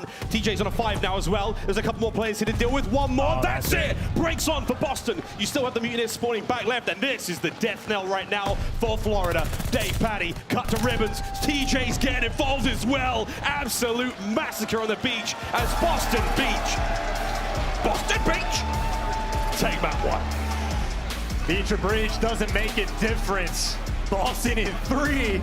No, we're just kidding, but that was a phenomenal game. Number 1, Boston makes sure to bully him out in the end on that final hill. But honestly, I think P2 is the biggest difference maker for this team. It does not happen very often that you can turn that P2 in the boat into a money hill. Boston did it both times around, and I mean, hey, for Florida, Vivid certainly performed better, was actually picking up the kills, only -1, but his entire team also went negative with them. So Florida, not quite enough on Gavutu. That is honestly exactly why Boston Breach wanted to play that map. aBeZy, the only player that really had a tremendous amount of kills for his squad, 25 and 15. He was putting up the big numbers. Everyone else, great job all around from Boston Breach. I mean, hey, man, we're not pushing things here and saying that was pretty much open and close from start to finish. They had a wonderful turn of events. Mutineers only managing to pull the lead back at one moment, and again, second set, as soon as that P2 ship went down, it was all Boston all day. And just because of like how hardcore you can hold, like what, 3 out of the 5, actually 4 out of the 5 hills in this game, in all honesty, you make one mistake, it can cost you. This was mistake number 1 for Florida. It was on that P3 hill, they had the spawns, but they get bullied out, and I think even a little thing like that can be enough to cost you. And even later on, Florida maybe had 1 or 2 good hills the entire time, but Boston on this one completely bullied him out, kept the spawns the entire time, ran the score up, never allowed those spawns to flip, and they just chained all of those hills together. And I mean, this is a moment that certainly looked good for Zinni to get the kills, but obviously he gets wiped out after that, but didn't make a single bit of difference. The slang for Boston, they brought it to the table for map number 1, taking care of business. Massive break there towards the end again to nail it, and that was a wonderful opener there for Boston Breach. The beach is all theirs. They'll take it. Search and Destroy on its way now, Chance, and again, for the Mutineers, a tough one, mate. I mean, not like the game mode they want to be, playing. They've obviously had difficult runs of that one. Maybe, I don't want to say a fluke, but a very, very strong performance all around when they played the Ravens. Not to be had here against Boston Breach. Berlin, Search and Destroy, coming up next. Of course, followed by that Gavutu control. Mate, Berlin, we trade the windy, crazy, rainy skies of the Pacific Islands now for the crazy, windy, rainy skies of Central Europe. A lot of rain. A surprising theme of this year for Vanguard, but Berlin is also a map that has been a theme for both of these teams of being an incredible strong point. I'd say Boston especially 5-1 on the map, and the #1 team on offense in the game. They mix up their strats constantly. They will hit both bomb sites. They are incredibly difficult to read, so they have an elite record. They're already up 1-0 in the series. They're happy to be here, but funnily enough, where Boston is elite on offense, Florida may be the perfect stylistic matchup to try to take them down. #1 on defense, and admittedly when it comes to the first bloods in the 4v3s, Boston, it's a slight edge, but it's not like Florida are too shabby, right? They're still middle of the pack in most categories, elite on defense, and obviously that 3-1 record. Boston are going to be happy to be playing this map, and Florida might very well be the team to take them down. It should be a very, very well contested map 2. Again, Berlin, Search and Destroy, about to dive into this one. A chance for the story of these two teams overall, we get very, very different spots. Mutineers, not a great run through stage 2. Boston Breach, way stronger in that regard. And that's like the theme in my mind, right? Boston certainly have been on the up and up. They had a couple players, well, the rookies, obviously, that were pretty inconsistent early on that, I mean, they're getting better and better. Like, they already had a handful of electric moments just at the kickoff, but now they're really starting to smooth things out. Had a nearly perfect stage 2, and again, now for them, 2 maps away from guaranteed top 3.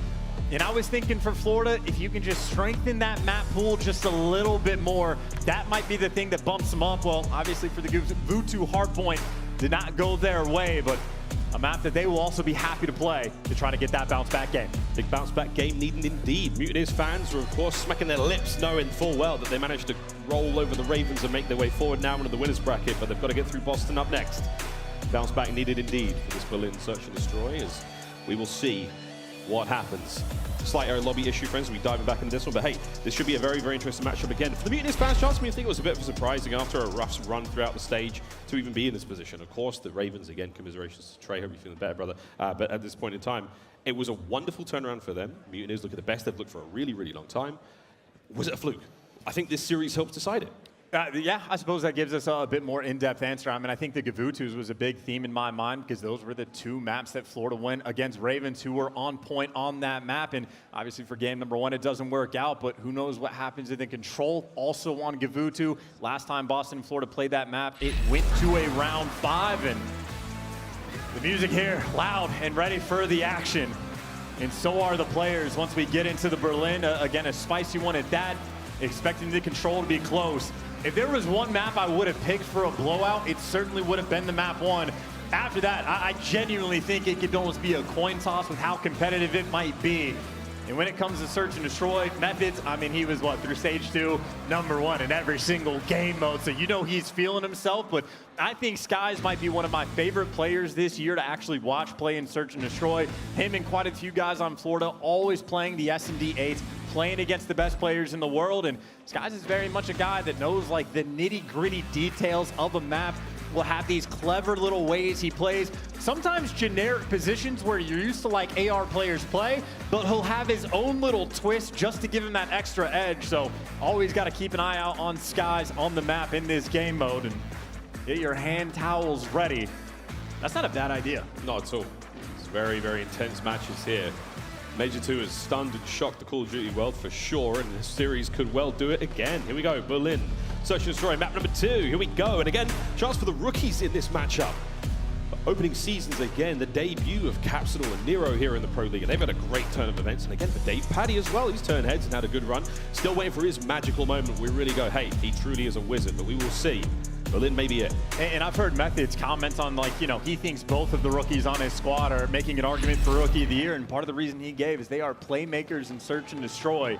Capsidal will be aggressive with an SMG. He will also pull out the sniper, but Florida on offense, they love going towards A. 4-man hit off the rip, and hey, trades come through. You got a 3v3, and Boston now starting to wrap back potentially towards A. At least they send number 3 TJ back over towards Fire, but Florida, they are forcing this through. They love this A side. The Boston defensive holds changed again. They're now looking back towards A. Dave Paddy could go huge here. Nero's going to not check that corner. How Diddly Doodly takes care of that one. That's going to be now a 2v3. Boston now starting to bleed out. Dave Paddy back over on the offense. Looking to now plant that bomb. It's going to be Awakening, but TJ sneak his way through, levels the playing field. 2v2 now.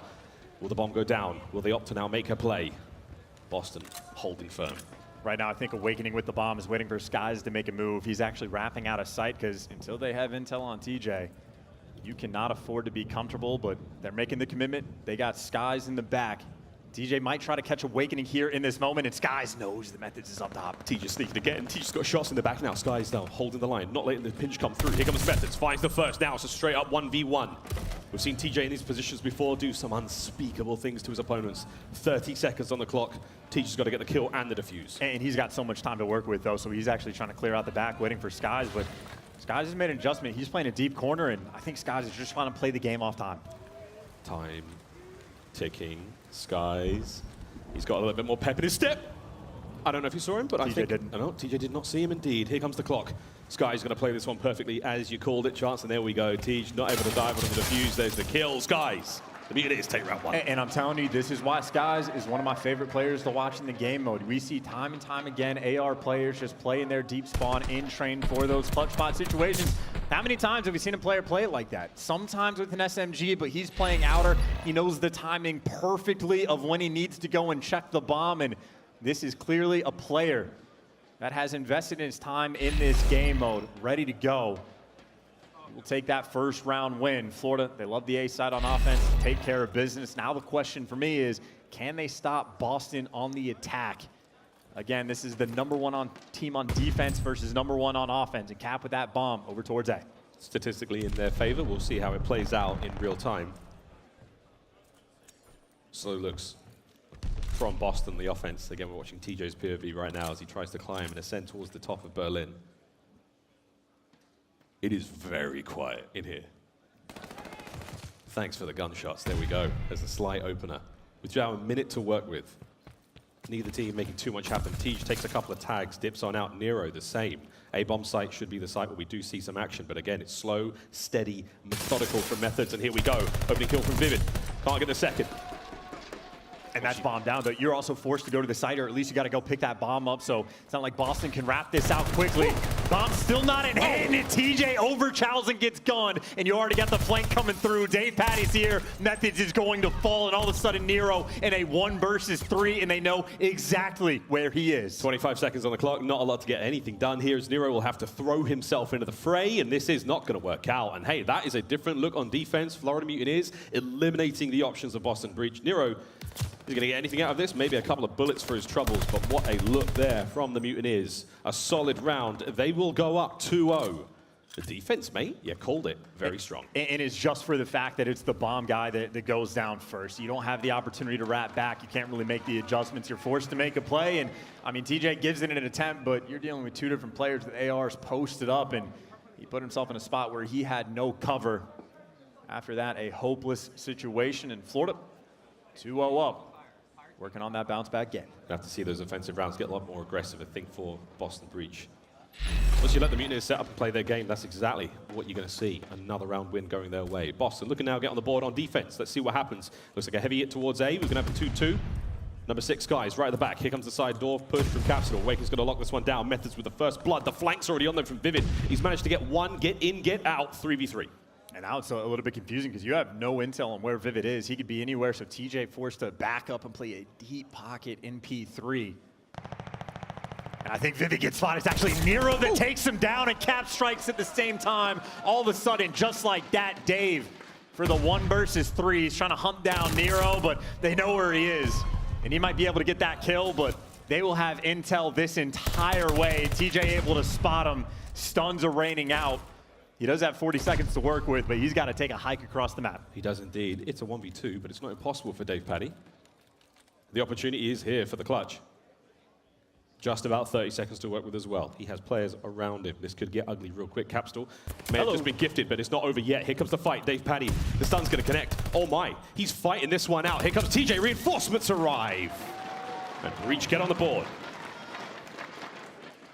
Boston making the plays. Again, sort of a similar situation where the bomb just goes down at the wrong spot. And DavePatty, pretty much just nothing he can do in that situation. Great picks that Boston was able to get. Had a very strong setup. Making sure that they don't let Vivid cause any confusion. Like, they gave up the flank for free, but bounce back pretty quick. Good stuff again out of Boston, keeping things alive. A little bit of nervous tension there from TJ. A huge series to win here for the squad for Boston. What a look it would be. The debut season here in the CDL, and Capsidal. He has been a playmaker. Ricochets off the tank there. The second doesn't land either. As DavePatty, ears might have been ringing after that one. Still, his teammate TJ does get the first blood. We'll see what Boston do with it. They're trying to wrap quickly. I think DavePatty might be the guy to try to get the cutoff. You see the angle he's working with, like they cross lower trains. You won't be able to see him, but there's a couple players near P5, but Boston right now, they are taking their time. Dave looking for it though, and he can't find it. The patience pays off for a moment. Here comes Vivid though. Oh, Tej! So much damage dealt there. You know, he was screaming, go, go, go. They're weak, they're weak. TJ managed to clutch up, nail the fight, not let Vivid get any more there. smooth shots to keep Boston going another round. And that is almost a page out of OpTic's book, right? Just group up together, play for picks. You got plenty of time to work with, and everyone there set up for the trades. And I thought for a second Dave might have had the opening, but he's dealing with Methodz on a barrel heady of sorts from the back, and of course other players nearby. So clean round, 2 bounce back rounds for Boston. Right back in the mix. As Florida, who almost always lean towards this A site, playing a little bit more neutral. Waiting to see if they can find a pick. And I think Nero might have gotten spotted, or maybe just trying to shoot through the wall to open things up. But Boston not baited by this at all. They still have heavy pressure over towards A. And Capsidal, the first one to strike. Don't forget TJ still on that 3 spree. Methodz in a spot of trouble here over by Planters. Vividly on the inside of this one. Bomb down over towards A. Mutineers are going to have to recover that one. Vivid's just trying to keep this map presence, trying to keep this real estate covered. I think he's going to be too ambitious here, but hey, if Methodz knows he's on the other side of this one, things get real ugly real quick, but here we go. Bomb recovered, 45 on the clock. Yeah, how often do you think Methodz is going to be pushing in, though? He will stay here for a long time and look for the kills, and maybe Vivid gets jumpy, and well, he gets punished. Methodz much slower player, but in a 2v4, you have the bomb down, opportunity to clutch. Someone needs to get a 2. Dave Patty saw him, it doesn't matter, he gets brought down. Skies, oh, Teach wins another big one, and that is another decisive round. No one drops, it's 3 in a row for Boston. And TJ bringing the gunny today is what it looks like to me. That is 2 rounds where he is just frying, and in spite of that, again, the patience from Methodz. Vivid in an interesting spot, but he's one of those players that just gets a little bit itchy, right? If he stays still for too long, just feels that pressure and tries to make a play, but gets caught and punished. And that is now 3 in a row for Boston Breach. The patience of a saint. 3 rounds in a row. When will they stop? Mutineers have got to start getting things going. Defensive round could be exactly what they need. A slow move now out of the spawns. For the Boston Breach, they managed to not necessarily grab the bomb, but here comes a 2-2 split. 2 towards A, 2 towards B, mid-map, blown wide open. Methodz with the first blood, awakening and immediate trade back. We will see. Stuns coming through. TJ, he's flying. TJ's got another. That's 5 now in a row. I mean, they're just playing TDM, trying to run straight through the middle of the map, but it is trades on trades, and all of a sudden, 1 versus 2, Vivid is flying. He has dead silence pop, so I don't know if they heard it, but 2 players focused. They were looking at the back. I don't think they have any idea that Vivid just pushed through. They posted up. Oh no, it's a corner. Pick a corner, any corner of Boston. Another good round. Vivid could not get it going there. The 1v2 clutch was on, but Mutineers, all their options are just being completely eliminated. And they just can't stop the bleeding. I mean, Florida doing a nice job on defense to try to deal with again. Boston has a ton of different strats, and they get the trades toward the middle of the map, but eventually, once they had that man advantage, again, they will play off the time. They will be patient, get cornered up, wait until you have the intel before you make a move. And now they are just preparing for their next round. Florida back over towards A round that they need to get to stop this bleeding. TJ smoked them at 7-3. Methodz takes a couple of tags from Skies. Good work. Capsidal on the close spot. This should be his 5th in a row. Plays with it. Ends it. Capsidal continues to be a menace. And he's out. Real action movie stuff. Bullets through the glass windows. He flies through it. The Capsidal now the last player left alive for his team. This is exactly what the Mutineers needed. And he's on a 5 spree. I was going to say maybe be patient and try to play for the glide and take your time, but he was trying to find an easy pick off bomb. Try to get that and get out of dodge, but that is Florida doing what Florida does best, getting the pressure over towards that A site. And, I mean, just bullying them out. Methodz gets caught. And after that, players just fall like dominoes, 1 by 1. Around Florida needed to get to stop that bleeding. That's the attacking round. They are going against the best team on offense on this map, Boston. They mix up looks all the time. Florida still need an answer. Sees 2 on the cross. Plenty of information passed over. It should give a lot more clearance towards that B site. But again, ooh, Skies, first blood might change that up for them now. Here we go. Capsidal looking to make the entries. Oh, and he's planting it. He's got no idea. Skies may slow peek this one. He might be able to catch himself at least one. Ooh, the shots are there. Doesn't get the kill. Capsidal will live to fight another day at 6 HP. I mean, they have him trapped, but I can't believe they didn't chow instantly. Now he chows out, but Dave Patty, the hero for his team, catches him. TJ should know that he is being hunted in this back room. He's ready for the gunfight. Takes one down, able to stay alive for a moment. The trades are in, though. Florida had 3. Methodz has to go big. He's got to go big. The coverage. All the members of the Mutineers still alive, trying to keep him safe. Dave Patty dropped, but plenty of time. They didn't need a body block hit, and Skies will get that defuse. We're all going in, even Stevens. 4-4. I mean, maybe that is good discipline for Skies to not chow when he has the guy one shot. To me, that is a risk. That is a gunfight. I want him to finish, but aBeZy, the savior in that moment to catch Capsidal, because my God, did he almost make that play. But that's the response you needed. You get that first blood from Skies, you make the big play, and you clutch up that defensive round, and we got ourselves a tie game. This might have round 11 written all over it. These guys have played 3 S&Ds. Boston have won them all 2 round 11s and a round 10. Mutineers trying to change that narrative. We called it. It was going to be a close matchup, and it's exactly what we're getting. 4-4 now. Mutineers now on offense. And slowly but surely towards the site we go. Capsidal tagged up. No deaths just yet for him. Boston on the 2-2 split on defense. You got aBeZy, top right as well. I think they're going to take their time. If aBeZy is playing this deep corner, he can see the full flank. If you cut through P5, if you go all the way around, Dave will have that read. But for Boston, they're not taking any bait for the moment. Not biting on anything. So Florida clearing out this ace site, and with those nades coming through, they should know it's open, but they should also know Zenny loves to play in this B3 spot. Yeah, he's a very, very patient player. He's been here all match long. And we'll see what happens again, keeping a vigilant eye over across that A-bomb site. All 4-4 now. As again, it is a very, very tense search. And this is what we saw again when the Mutineers were never winning their rounds. Oh no, it's changed indeed. Methodz with the first blood.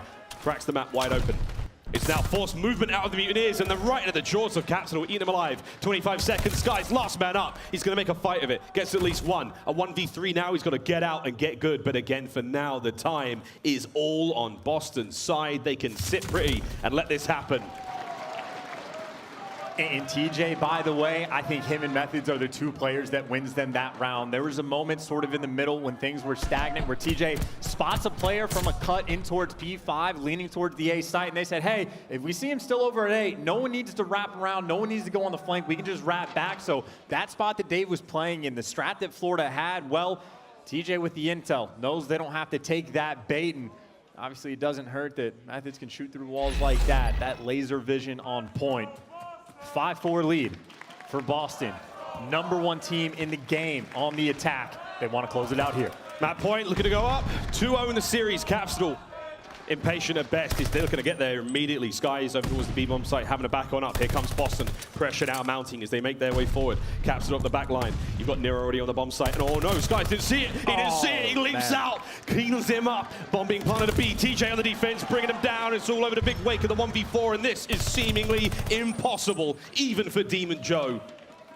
What can he do now with the bomb planted? A clean 1v4. This would have to be truly historic, and he's a dead man. Boston breach. They managed to steal the search and destroy after an absolute blowout on the first map. 2-0 here in the series. And honestly, that is not a team that plays like half their squad is rookies. I mean, just veteran stuff from start to finish. Perfect strats. They were patient when they needed. They get the offensive rounds. And again, even little moments, like it's not just the first bloods that Capsidal was getting. Obviously, those are nice to have, but moments where TJ is getting the information where they just know exactly what kind of play call they need to make. I mean, TJ, honestly, putting in work, 10 kills, most damage in the lobby, making those mid-round reads, and obviously, we definitely caught more of it early on, but he brought the gunny today. He barely lost a 1v1 fight. I mean, Sky's put up a decent amount of damage as well, but just not enough. Florida Mutineers unable to get anything going here in the winners bracket. 6-4, the final score on Berlin. And hey, man, good looks out of Boston Breach. The first 2 maps in the series, relatively comfortable ones at that. Gavutu control coming up in just a moment. And Chance, before we go to this break, I've got to do it. I'm so sorry, brother. There we go. Had to do it. I just had to. That's brilliant. There we go. Right! Let's go to a quick break. On the other side of this one, Gavutu control. Could be a 3-0. We'll be right back.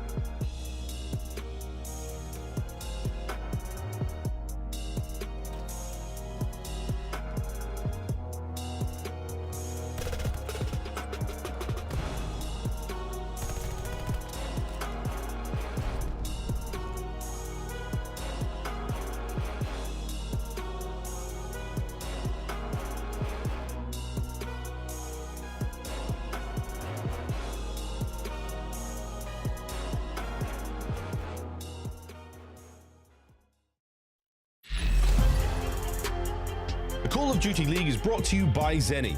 Armor your eyes with Block's gaming glasses starting at $24 by visiting zenni.com/CDL.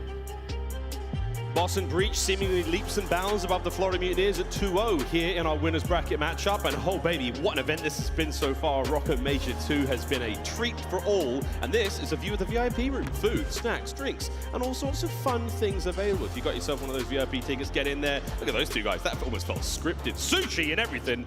My word. Can't believe it. Might have to go in there after the series, Chance. I was like, where is that?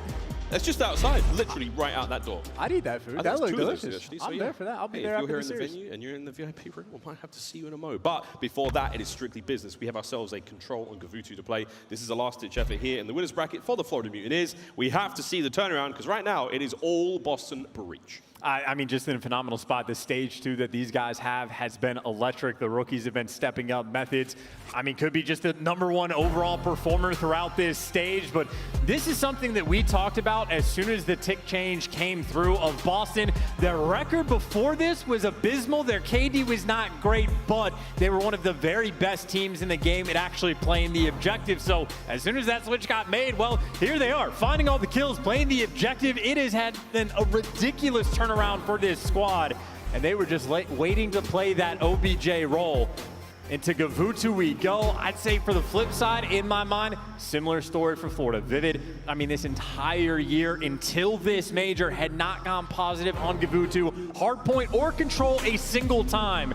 But the 3 Gavutus that Florida have had, maybe he's not taken over the map, but he has certainly been on point, always near even, and he actually went positive for the first time. So that's the player I'm looking at for Florida.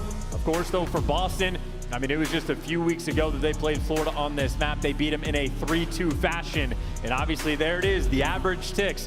That is where Boston thrives. Yeah, look to see them capture the objective plenty of times here on our Gavutu Control. Methodz has had one hell of a series so far. Brilliant stuff out of the old fella. And again, I say old, he ain't that old, but he's making it look great so far. The gun is still 18. Here we go, though. Mutineers, Boston Breach. Map number 3.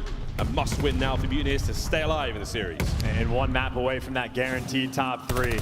How badly they want us, and well, not a bad opening break either. A couple kills go their way, plenty of presence over around the ship. I think Nero's by himself on point, and maybe has a little bit of coverage from up top, but a couple players fall, and Boston forced to dip out for the moment. But you can never afford to lose this boat control, and for the moment, so far so good. Capsidal and TJ putting in the work to try and keep it, or then it'll be there to shut him down. Nice work again, just to slow that one down. You lose one segment at A for now. You got a little bit of work to do still for Boston Breach over there. But Vivid, the one man right now, locking down the boat seemingly alone. The rest of the squad now making their way forward, looking to reinforce the position. The A zone, it is not safe just yet. Big kills from his teammates either side. It's a 2 spree currently for Vivid. Looking to find a few more, but up the beach we go. Great stuff out the Mutineers. And that is a great read by Dave Patty as well. Methodz was trying to do his best zero impression and find an opening towards the beach, but he gets shut down, and Boston really don't have much map presence at all. Awakening wins the next one, and maybe TJ's taking his turn to work over towards P1, or maybe Boston, they're going for a B hit in the middle of this round. They're trying to make something happen. TJ's going to be the player getting ever so close. Vivid on the other side. Just a tippity top of his cap. Shots are in. There's the trade. Kills coming through. Awakening now trying to find something through mid. Skies is going to get the help as well. Here comes Nero trying to support those players at ring. Oh no, and he's just turned at the wrong time. 27 seconds now remaining. They're off the B zone. Over towards A we go. It's Methodz. Awakening's made the read. Should be able to slow him down here. Final 20. Yeah, Boston not making a good enough reads. You have to keep ring control forever. So as soon as Nero wants to look over his teammate, you lose ring. Well, you have a 0% chance of capturing B after the fact. And now you're worried about the pinch, you're worried about everything. You are getting chopped down one by one, and they were so good at capturing ticks, and now they only have one. Florida have annihilated them on this round. Unless there's a hero play, which there isn't, Florida as good as it gets to kick off this control. One segment capture towards A. That's all you get. That's all you get to take so That's far. basically nothing. That's not a lot. A's been a real gimme zone here throughout Gavutu Controls. It seemingly gets captured every single time. So wonderful work from the Mutineers, keeping that first round things going good. Boston Breach, we'll see them now attempt to keep the Mutineers at bay. Florida, we have not seen them lift a trophy or even get even close to a finals since, what, the 2020 season. Of course, with Big Wake joined the team, it's 3 back-to-back. Incredible work for the Mutineers, but for now, we'll see what happens. Sky's first blood. Over towards the middle of the map we go, looking to get themselves in on towards A. Boston breach, the defenders, the numbers dwindling. You get 3 kills. I would just stack this point as quickly as you can. Stack it. Pushed out, but he lets someone pass, but that should be a free kill. And able to stay alive, and the more he gets, the better you will be. He's gonna cut off man, so right now your man on hill, Dave Patty, his job is comfortable, but even Dave from the hill is helping out. Vivid's still trying to be that roaming slayer. He's the guy for the team where if he turns his Gabutus around, this is where Florida can shine. 4 automatons is what they're rocking, and already a second tick about to come through. It's working great. They've already done a much better job than Boston Breach did in the opening sort of 20 seconds of the round. They're looking to close out A. And it could happen any second now. 2 remaining members alive at the moment in time for Boston Breach before the rest get on spawn, and here they go. Over towards B, trying to keep the play alive, but already Mutineers, they've fought their way forward. They've got presence now over towards B, and Vivid, a couple more kills, they can dive on that as well. And they got an open lane. Awakening's already found the first one. Looking for the Chucky, can't quite get it, but you still have that presence on point. Dave Patty right now, he's on a 4 spree. He does not have to worry about his flank. His teammates have ring control, so Florida right now in a very strong spot. They're starting to capture B. It's nearly gone. The first segment, it's only 1 player for now. It's Vivid, and he's slaying his way through it. Nero trying to escape, finds 1. Here comes the pressure. 2 minutes to play with, and right now, I don't think the Mutineers need it. If they can take care of Nero, this could go great. Dave Patty still alive and kicking, kills going his way. Vivid as well, gets a second. That is tremendous. Second segment of B gone, and we might be looking at an offensive round win in a matter of moments. They are going to get this, and Dave Patty, 1-off streaks. If the nades don't come through in time, he might be good enough to get it, but no! Get shut down in the nick of time, but if I'm Skies, get on that point. You are right there. You are an inch away from winning it. Stays alive. Is he going to kill Methodz as well? Sky's doing everything he possibly can with a rat in hand. No. My word, we were a pixel away from a perfect round for the Mutineers, but now, still loads of time to work with, but Boston Breach have been given second wind here in round 2. I mean, surely there's no way that they dropped the ball when they got that close. I mean, you still have Vivid putting all the pressure in the world, 13 kills already to his name, and Dave Patty right there with them. The slang's been on point, and well, obviously it is an 18 versus 5. If I'm Florida, I don't know how you orchestrate this, but you try to capture the tick before you kill them all. Right now, I think Boston, I mean, they're looking for the miracle if they can find it, but just make sure that last tick doesn't come through. It honestly might be better just to die if you can't find all these kills. Yeah, you don't let them cap it. Final 4 players now remaining for Boston Breach. Methodz, last chance, brought down. There we go. Vivid does find himself in a 5 spree. 15 and 5 overall. Kavutu's very own Giant gets himself another one. Capsidal this last is the up. moment. Just capture it. Just capture it. Do not kill Capsidal. You have 14 lives to try to get that extra. Okay, or not. Look, it might not be necessary because you're up 2-0. You're feeling great anyway, but at some point this year, I think there might be one very specific moment like that where you just want to get the tick instead for that, like, advance for that round 5 defense. Admittedly, I mean, that is 2 perfect rounds from Florida. That is as good as it gets, so they're in a great spot, but there is wiggle room for the 200 IQ play. I'm just saying. And what a moment it may be, Chance. We will see, though. But either way, a nice bit of a turnaround there. It is. Great work on offense. They captured so many of those points. I mean, what, they're up by 3, I think, at this stage. We'll see how it fares now. Vivid does manage to get himself streaks. Glide bomb will come in handy a little bit later. It's a 2-2 split now on offense for Boston Breach. But so far, nice looks out of Mutineers. And when, again, I was saying it earlier for Vivid, he is on a 10 spree. He is 21 and 5. This is a man coming into the tournament, had not gone positive on this map a single time. And here he is, quadruple positive, dominating Methodz, who has been, you know, one of the best ARs, if not this, like the best AR this stage. Still, you got to make sure you close this game out, but right now, the slaying prowess that Florida has, I mean, it cannot be understated. They're what, like plus 25 in kills right now. First segment over towards A is taken care of. Kills going the way now of the Mutineers. Nero's trying to stop these players out. 3 clean for Boston now as they approach rapidly towards B. Look at this onslaught, trying to cut the spawners out. Vivid goes down, trades come through, and if not for Dave Patty's 2-piece there, that could have got real bad. He stays alive on B.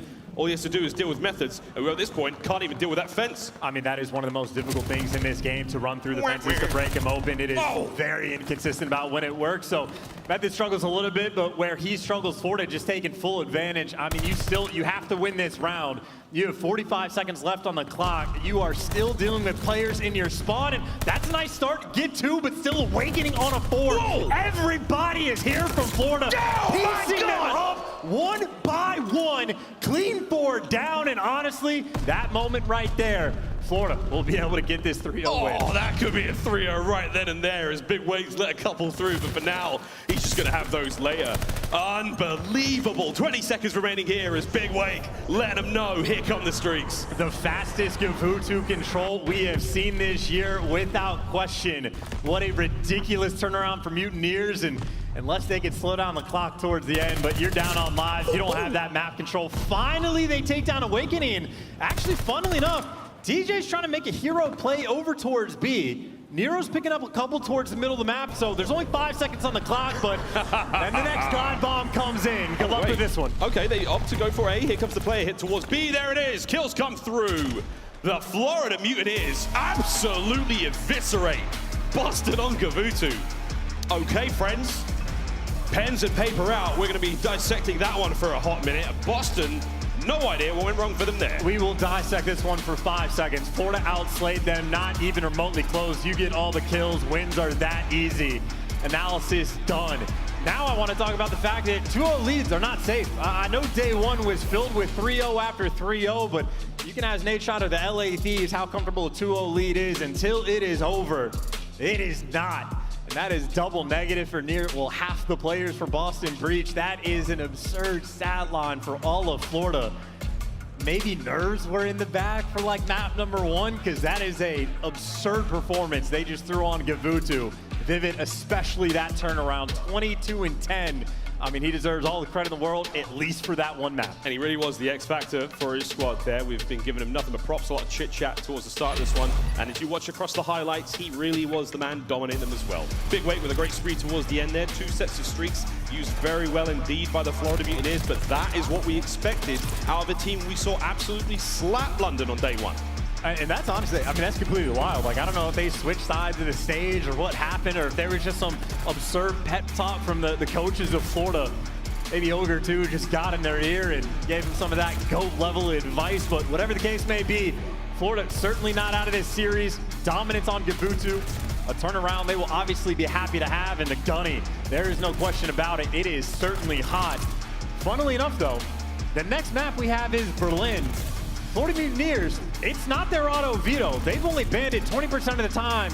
0-0. They literally just have never played it. They have had so many 0-3s and so many 3-0s that the map 4s are occasionally rare, and I mean, we honestly have no idea what to expect. Well, this is going to be an interesting one indeed. Again, this is the Awakening spree towards the end. Rat came to play, and Demon Joe flayed them alive. That was a great run towards the end. Buying times all over the place, and good looks, mate. And you know what they say? I don't know if anyone says this, but when the goat bleats, you reverse sweeps. So let's see if that Brilliant Hardpoint could be the start of something truly special for the Mutineers. I like it. I'm cool with that one, but Berlin, a very interesting one. And just because you're 0-0, there is no intel. It's not like Boston can do their homework. They're obviously going to play the map. They will happy to be here as well. It's not like they're too shabby. 4-2 record for Boston Breach, and I'd say really hardpoint is where Boston was able to shine throughout stage 4. 8-2, well now 9-2 in their last 11 in the game mode with their map 1 win. And certainly it is a mode where they have had Florida's number as well. An interesting one to say the least. I mean, if you're not working with the stats, I don't even know what to talk about, Mike. Well, plenty we can talk about, Chance. Pressure is now on, though, for Boston Breach. Again, we've seen how well they can play when they're up, but now with their backs, not necessarily against the wall, but we're one step closer towards that sweet, sweet game 5. And you call it, mate, 0-2 leads on nothing here in Vanguard. Crazy things have been happening all day long. Of course, we saw the LA Thieves take an extremely dramatic dip out of the tournament early on. Mate, I don't know where we go from here, because again, there's no there's no records against Berlin here on Berlin rather for the Mutineers. Outside of scrims, scrims are only one thing, and as we've seen time and time again, no matter what you're doing in scrims, no matter how you're performing, when it comes to the main stage, that's really where the difference is made. And it's also, you like can't afford to make any mistakes, right? I think that was the thing for Florida, just a couple very small moments on Gavutu where things just spiral out of control. It's not quite as extreme on Berlin, but you still got to make sure you're on point with the pressure on. Boston still 1 map away from locking in top 3. Florida, a long way to go. And even if we get to that Desert Siege, these guys have squared up on that map twice. Boston has beaten them both times. Once in a round 11, once in a round 10. But Boston not afraid of the desert. Last major as well, mate. It was a game 5, and it was an incredible play out of Methodz, a ninja defuse to seal the deal against this very team. Will it be a repeat? Another showdown in the desert for game 5. Got to get there first. And the road to the desert starts here in Berlin. And again, it is nervous tension across the stage.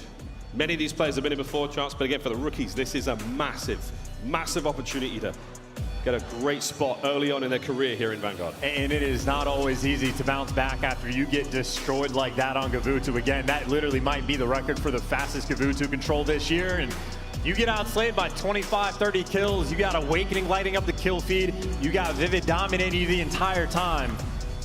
Not an easy one to try and bounce back from. Damn. Again, his single best performance on that map this entire year. Couple captures as well and 19 non-tradeds. Vivid certainly looking to carry that momentum over to Germany. And here we go, map number 4.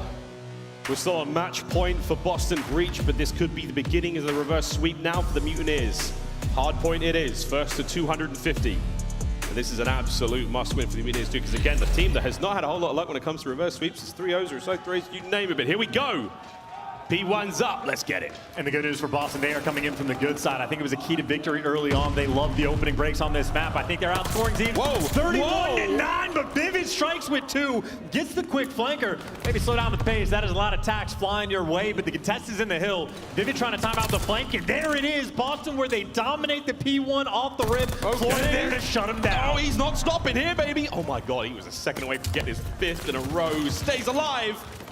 Vivid still on a tear. Time going the way of the Mutineers, and what a wonderful opening it was. And Okie dokie spots himself another player, Capsidal now. The approach from Boston, 3 players making their way in through the front, now making 2. Sneaky moves out of Boston, looking to make the break here, but it's slow, it's steady, it's TJHaly, but it's still Vivid. It's still, no, he can't get any more. Boston with the time. And hey, you'll take those final 8 seconds to scrap. That is an opportunity. Vivid gets both those kills. You're coming off spawn and you lose this rotation towards P2, but now as soon as the hill pops, Boston already here to swarm. They're actually inside the hill first. Nero top 3, looking for a couple kills, but he can't get him. And look who's in the feed again. Vivid was the man that picked up 2 on that rotation. Florida, he has been their hero these past 2 maps, and hey, he's not stopping. Hits the brakes once again. There we go. Now Nero trying to get to the point. Dave Paddy brought down. Capsidal backing him up. Here we go. 2-man pinch now towards the point. Awakening's up first. Big kills. Trades are on point, and Skies last man alive in the point. How long though can he keep it going? Here comes Tej through the window. Finds at least one with a rat, and there we have it. Brakes are on for Boston, and it's on Vivid once again, trying to be the hero. Yeah, Vanguard though, man. Methodz can't punch the walls and Vivid can't run through them. Always so awkward in those moments, but just an inconsistency you gotta deal with. Skies, by the way, picking up 2, and I think Awakening looking for his 2nd that he cannot find. That is a quick look at the problems he has been having, but now Vivid on rotations, he has been elite, but this time gets shut down. A little too quick on that corner is Capsidal, and Boston will be secure over towards P3. They're down by 20 seconds, but they can obviously turn their game around right here. Big rotation. 2-2 split. Capsidal and Methodz make it just a 2 split. Nice work out of Breach now. Time going their way. Looking to take the lead and exchange hands here. As Florida Mutineers trying to find their way forward. Capsidal continues to run amok. His iconic 9 spree. The kickoff classic. Very similar shades as he keeps things going. TJ now locking down the other side of the map. We've got a contest for a brief moment. Skies is in, but Awakening with an 8. Oh, he's trying to be that opener. Skies can find one, but yeah, well, a teammate will pretty much shut that all down, and the nades come through, and that'll be not quite a full 60, but I don't know, 50, maybe 52 that Boston be able to get right back in this game, and then some. Taking that lead, and TJ thinking about rotations. He's working with his teammates. They're trying to fight this through train, but Florida, a couple players stacked up. This flank might be perfect, but he gets caught. You got Florida 2 on point, 2 clean with it. Secure rotation over towards this new hill, but obviously they're down by 30. A back and forth game. Train yard trying to turn it into a fortress. How big? Fortress train yard. They're going to lock that one down as Skies atop his perch. Sweet shots to be found. I think he may have seen the shadow of Methodz there atop 30. He's definitely saw the bullets of Methodz there as he brings him down. Awakening still soaking up the time. The hill kitten purring. Time ticking away. The Mutineers looking to get back into this one after a shocking P3. Unable to make the break, but so far it's looking okay. He need that one gunfight though, right? You got Awakening just with 2 kills, and he finds that one. He can continue to be that super soaker, but Boston get him out of the point at least for a moment to try to chip away this time, but this is the power position on this hill of all power positions. Vivid helping out his teammates, being that cutoff man, and now trying to get those final few moments of scrap. Methodz trying to buy his teammates time, and I think he might have just done enough. Tax coming through, but I think Florida nice and secure. This has been the lead being exchanged 4 hills in a row, back to back to back to back. Maybe now Boston's turn to try to string something together on P5. Yeah, the lead may change again. P5's up now, center of the map. Difficult hard point to hold. We've seen a few teams master it somewhat. The destroyed hall is now open for business. Here we go. Methodz wins a big one against Dave Patty as the kills coming on through. Capsidal, close range engagement now against Big Wake, brings him down. Skies is up next. No chance though, over to the point we go now. And still, no one managed to really get in this one. Both teams doing a wonderful job contesting it from afar. And finally, the Mutineers get in there and cross the 100-point mark. And a bunch of gunfights being won like around the edges of the map as well, just to make it a little bit more difficult to collect time. But with that one from Skies and that one from Vivid, the outside lanes were almost covered. TJ, the only player that can maybe find the opening, but Dave Patty just soaking up all this time on P5. And if you don't have those spawns towards P1, wow, you are happy to collect it. This has been a pretty strong hill overall for Florida. And about a 35-second lead that they'll have, but the good news for Boston, you have those P1 spawns, and I mean, this is a hill that you can absolutely turn into a decent chunk of time, so Boston, this is their moment. Try to take that lead once again. We'll see if they can take the lead back, because again, that's basically been the name of the game here on Berlin. Shots out of Methodz, 11-9 for him. He's had a little bit of a slower run so far, but there we go. A big flank now. A huge one from Skies. A very sneaky one. See if he can break that point. He's going to find at least one. Pressure is now on. Here comes Methodz now trying to run back, reinforce the point. TJ, though, the bastion for Boston. And you take that route to go on the flank, but everyone else loses the gunfights in train, so Boston turn up, and now they just have to turn around. And Capsidal, this timing might end up being beautiful to shoot a couple players in the back. Florida trying to set up the pinch, though, win a couple intros. Now the pressure is on Boston. Here comes the hit now. Boston trying to hold this one down. Methodz down low, watching the kill. Skies trades about. Here comes Dave Patty, though, from upstairs. Nice into the point he goes, wins it. That's going to get the break for now. Boston still have Capsidal close enough with a contest. Finds one as Capsidal still alive. Rotation now going down, and it's Vivid over by the mailroom. He versus Nero now with Methodz involved as well. That's the rotation fight done. It's all going to go the way of Boston unless Mutineers can get close. I mean, this is what, the 5th or 6th time that the lead is exchanged, because Boston will be here early on. So I think this game is being set up to be an absolute battle. While Skies is roaming over towards Docks, Boston giving him nothing. They have stacked up 2nd story, 3rd story, and 1st is theirs. Give him an elevator. They got everything covered, but Skies trying to pinch. Here he goes through the window. Eyes up, trying to find anything. Sees a shoulder. Almost gets a lot more for his troubles. Time, though, still in the favor of Boston Breach for now. They've got numbers still on point. Kills coming through from Methodz. Skies got to pick a corner, man. They're absolutely everywhere. There's no cover left there in P2. They've blown it all away. The battle's still going. We're thinking about next again for Methodz. Big brain on Nim, trying to stay alive. Nero, though, bringing the gunfight up close, managing to win a few more. And there's 20 seconds here, Chance. This is very valuable time. And number 7, by the way, taking a route. So him versus 4 have a big gunfighter, an important moment. But this scrap time right now, you're actually fighting for it. And Boston get it out. Methodz is on a 5. Uh-oh. The rotation, Florida had to win, but Capsidal picks up 2 and shuts them down. They get him out of the scrap. They win the rotation. That moment right there might be the one for Boston where they win this game, as Tony right now cooking them up. He's cooking them up, looking to get streaks. Awakening's up next. Tags are in. Vivid saves the day for his squad for now.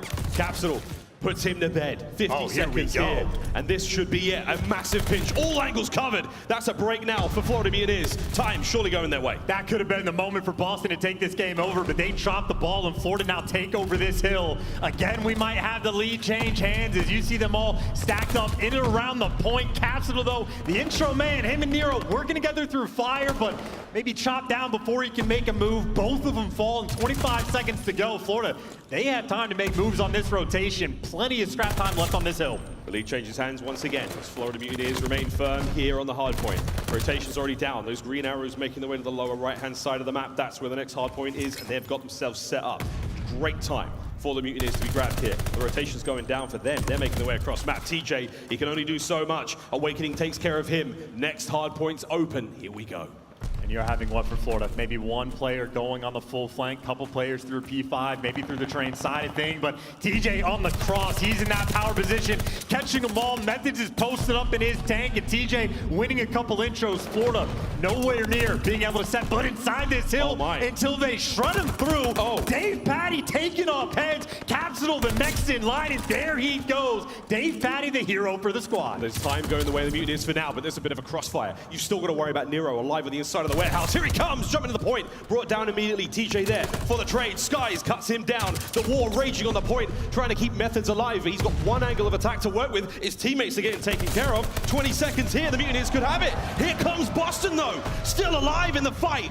Methodz gets another. That's That's the back line open now. 10 seconds to Boston. This has been a map of endurance, lead exchanging multiple times, but who can make the plays for what I'm expecting to be these final 2 hills? This will be a constant battle for the left side spawns that for the moment Boston have. That is step 1, but step 2, you can't let them collect all this time on P5. Florida, they actually thrived the first go around on this hill, and right now they're trying to set up for it, but again, you can keep the spawns for Boston, you're still in a good spot, so Methodz winning these gunfights over towards trains, always important. It's a delicate balance now for both teams. Boston Breach can't let the time go all their way. Mutineers don't want to lose those spawns either. Boston Breach are not out of this yet. Kills keep coming on through. Sky's on a 3, makes it a 4. Picks up time as well. Over the 200-point mark, Nero managing to stop him down. Oh no! Nero gets both of them on point. And that's big kills again, but number 8 taking the round again. You need these left side spawns the entire time in Boston. Do they read this flank from Awakening? It's looking like no one is going to do it for the moment. Methodz the first one to fall, but Awakening by himself has to pick up the second, but he gets shut down. All for maybe a 1v1 or a 1v2. Vivid just gets caught. The rotation is there. The reads are in. And Boston here first, down by 15, but they can go on a tear in this moment. They can win it on P1. P1's been very kind to them now. Capsidal trying to slow the push through mid. Here comes the hit through train. Chef Tony's got that one, cleaning them up. Looking at that game clock as well. Minute 46 to play with. Not a whole lot of time. Here comes Awakening though. Last man up, TJ. Trying to keep the defense alive. He gets brought down, and it is Dave Paddy. That is a big win. And now the time going the way of the Mutineers. 30 for the win. And that's a break that if you're Boston just can't happen. Now the pressure's on, and you are in the blender. You get the dog spawn, and I mean, number 3, TJ, he's got to wait for his teammates, but you are getting chopped along the way. Dave Paddy, the hero marathon man in this hill, shredding them all, winning his team this game. That's a 7 for Dave Paddy. That's 10 seconds for the win. Here come the streaks as well. And I'll tell you what, you're a wizard, Paddy. You've absolutely slayed this one out. You've locked the time down, and you have just bought your team a ticket to Game 5. Florida Mutineers. They came to play, they came to slay. The bounce back from being down 0-2. Skies, lights out performance the entire time. Dave Paddy right there with them with that spree towards the end. I mean, P1 again, you can lock it down, but Florida took it over and dominated them. They didn't win that rotation battle, but they won nearly every single gunfight after the fact. I mean, Dave got the 30 bomb, got a third of them in that final hill, and Sky's there that entire time, and even Vivid. Maybe 27-30 doesn't look great, but remember the start he had to set the pace of that game. Florida were 0-0 on Berlin hardpoint. They got the only win they needed. Slow and steady now for the Mutineers. They've crawled their way into the Game 5. The reverse sweep is on. When the goat bleats, you know the rest. There we go, though. I look across the maps and modes, and once again, history repeats itself. Desert Siege, the showdown, map 5 here in the winner's bracket. Last time these two teams met in a tournament. Oh, baby. It's going to be another one. And hey, John B, I'm 10 years old and at the reverse sweep, and you may well see 2 in a day. Hey, what a day for learning for all of us. We've seen some crazy angles, we've seen some magical moments, and hey, we may get another reverse sweep, but that chance is going to be something we will see after this quick commercial break. Don't go too far, friends. This could be an absolute banger. When we come back, Desert Siege awaits.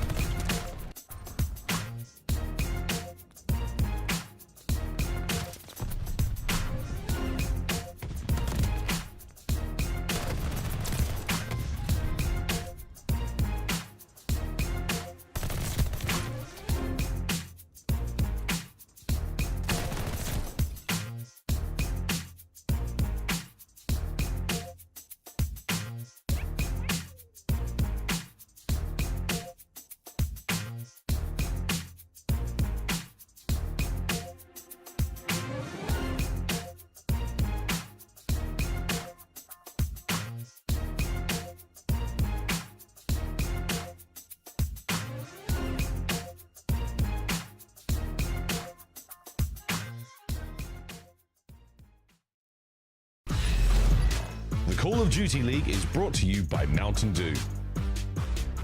Upgrade your game with a Scuff, the official controller of the Call of Duty League. Welcome back, ladies and gentlemen. Straight into it. Our Scuff play of the game. Dave Paddy with the diamond hands, holding on to the hard point in the final moments of this Berlin to force the game 5. And damn, Sonny, we're frying. I mean, literally the 6th spree that, like, well, 6 kills inside the hill. They got him here, and he fried them. I mean, just undeniable how clean that Wizard shot can be. And that's the turnaround in Boston. They got to be feeling that pressure in Florida. They got to be feeling those vibes. All of this, though, just to force that game 5 to Desert Siege we go. These teams have played it twice. One was around 11, one was around 10, and this was the final map that they played at the Major 1. Obviously, that was Methodz, hopping the bomb, making those big, I was gonna say a word, plays, big brain plays. We can go with that B. That works so much better. The Methodz clutched up in that moment. Florida looking for revenge, trying to make sure they get that top 3 placement in a reverse sweep fashion. How sweet that would be. Both teams have found themselves in an incredible position, given, you know, how they've stacked up in the league so far, finding themselves here playing for top 3. This is going to be an absolute banger, friends. Florida. The Mutineers looking to right the wrongs of what has been an ugly stage so far, but top 3 at the Major, nice. And for Boston Breach, of course, for them. 2 rookies here on the team trying to show the league they're made of some real tough stuff. Here we go. And Florida Mutineers, again, 0-3 on this map. One of the worst, like, round win percentages on Desert Siege. But when they go against Boston, they go toe-to-toe. They are neck and neck, and obviously they will be doing their homework. They know this map is going to get through. Mutineers need something special, and for Boston, I mean, this is just operation. You got to keep the confidence. Do not choke. Close it out in the search and destroy. They are perfect in search and destroy against Florida. And even in the map 5, they have that edge. Mutineers trying to turn over a new leaf here in the Minnesota RØKKR Major number 2. And already a quiet start. Quite a tense one at that as well. Vivid. Definitely saw TJ's head there. Pressure now towards B. Here come the nades. A pair of them. This could kill Vivid if they land, but no. Only one does connect. Oh, that was close. Pressure still towards that mid-map now, and oh my word, Dave Paddy could honestly pop off. He's very sneaky indeed. Oh, big win. Stays alive. He does get caught, though. Now Awakening, maybe the next farthest player pushed forward, but no pressure on A just yet. The bomb is actually down, funnily enough, and Boston haven't quite yet made that move. 35 seconds in this round, bunch of holes open. Capsidal looking for the timing, and he gets it. Next one is strike. 3 versus 2 for Boston. Powerful patient play up. Capsidal now. TJ getting involved. All to Vivid now in a 1v3. 25 seconds left, though. A-bomb can be planted fast. Here comes the nade from Vivid playing the long game. He still has to take care of Capsidal. That's one step done. Gets out with his life. Sniper in hand with an automaton. He's been the monster as well. They know he plays out with the sniper. You got to be delicate about your angles and got to be on point up top. And there you go. Gets taken down. Boston get that first round. And I already can't remember. I think it was TJ. We saw him in the Berlin gunning a few players down. I'm pretty sure in that round, Skies, who was up top on this very plat, it looked like on the mini-map, TJ gave him the gunning. Got to make sure you do not let TJ get hot. He can absolutely take over games of search and destroy, and at least gets his team that bounce back. Again, you lose a couple games in a row, you need some semblance of confidence, some semblance of momentum. Boston at least get that first round. Tight one indeed. Vivid. An offensive round now for the Mutineers. He's hitting the deep backside. You're going to have a perfect spread across the left hand of the map.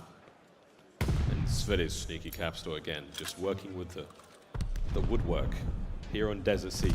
Time ticking, nades exchanged. Not a whole lot seen, but Vivid's trying to shoot at pixels at great range. I was about to say a couple pixel fights going across the map, right? All the way at the bottom of the mini-map and also all the way at the top, those outer lanes. Just looking to zap someone off the map for that first blood. Skies, we talked about how creative he can be. A lot of times you'll see him cook nades and then try to jump up and get shots in and time it perfectly. And no nades to work with, but an angle Skies is used to.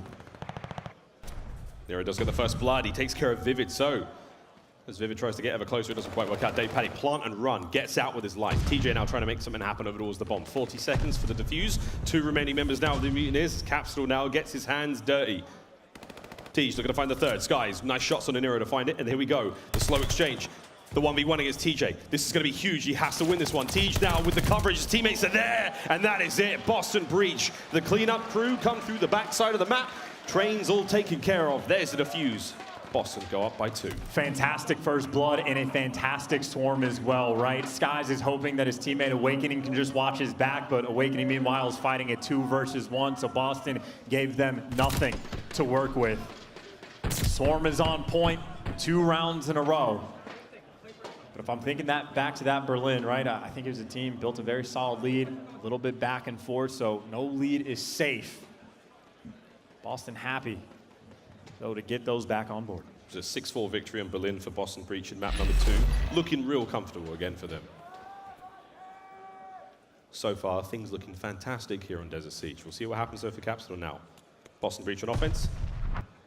Bomb in the hand of Nero. And waiting for some rotation, right? A flank from either side of the map. They have tripled up over towards mid, and they have Methodz in the back watching over, so they are waiting for Florida to overcommit and make a mistake. Bit of a porcupine right now, very quickly in the middle of the map. All angles covered. Anyone comes close, you're getting it. Here we go, though. Nero and Tej, ants in their pants. Sky sees one. Vivid eliminates Nero. A nice shot from the backside of the map with a sniper there. TJ now, quick bomb recovery. It's a 4v3, but they're remaining in that middle of the map position. Not letting that setup go.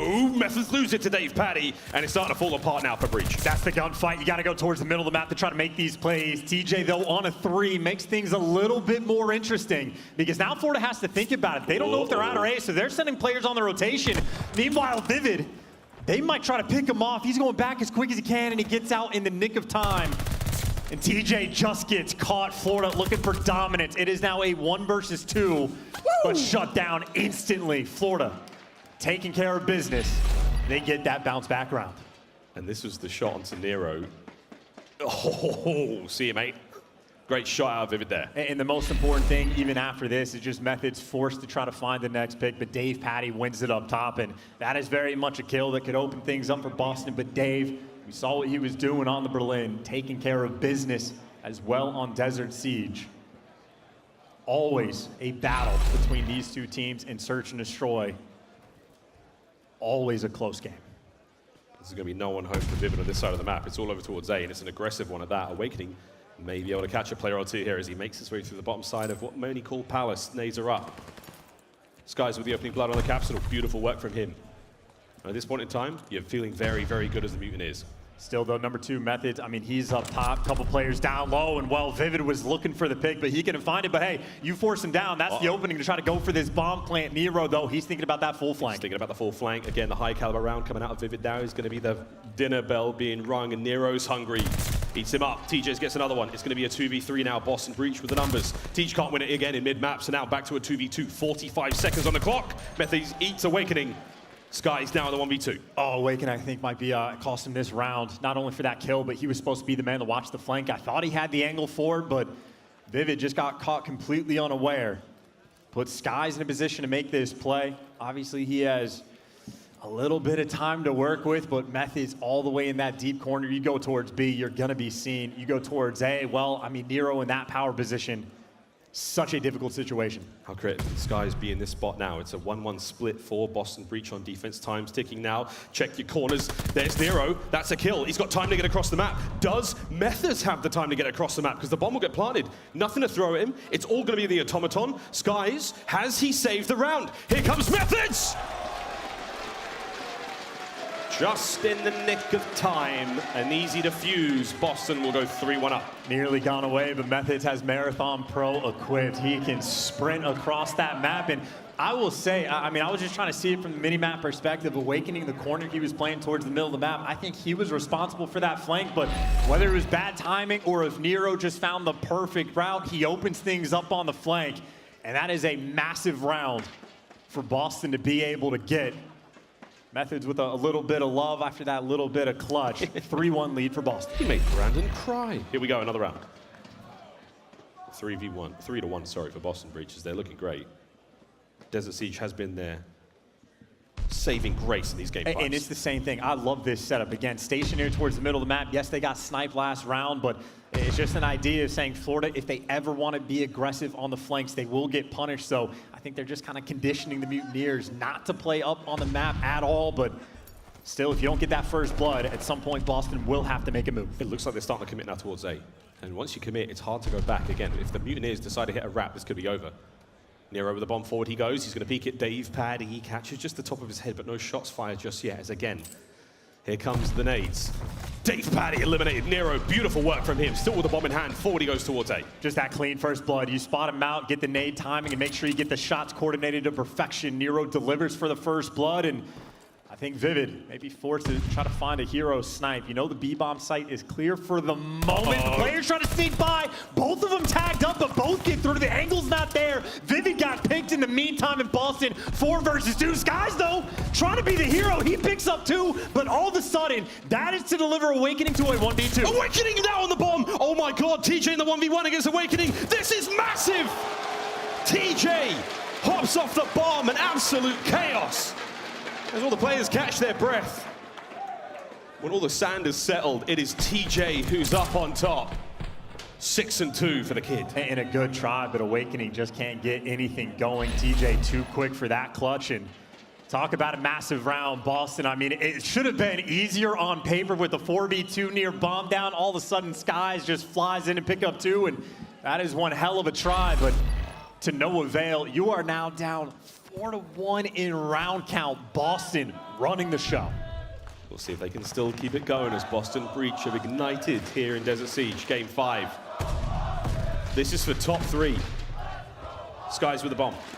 Closer and closer he gets to the B-bomb site. Nero's going to be a player to watch him out, but again, Vivid with that sniper. He has not been as impactful as he can be on the map. The most accurate player statistically in the league. We'll see if he can't find some of that special sweet sauce now. As now with a minute to work with for both teams. That bomb still edging towards B. Both of these teams slowing the pace down, waiting for the moment to strike.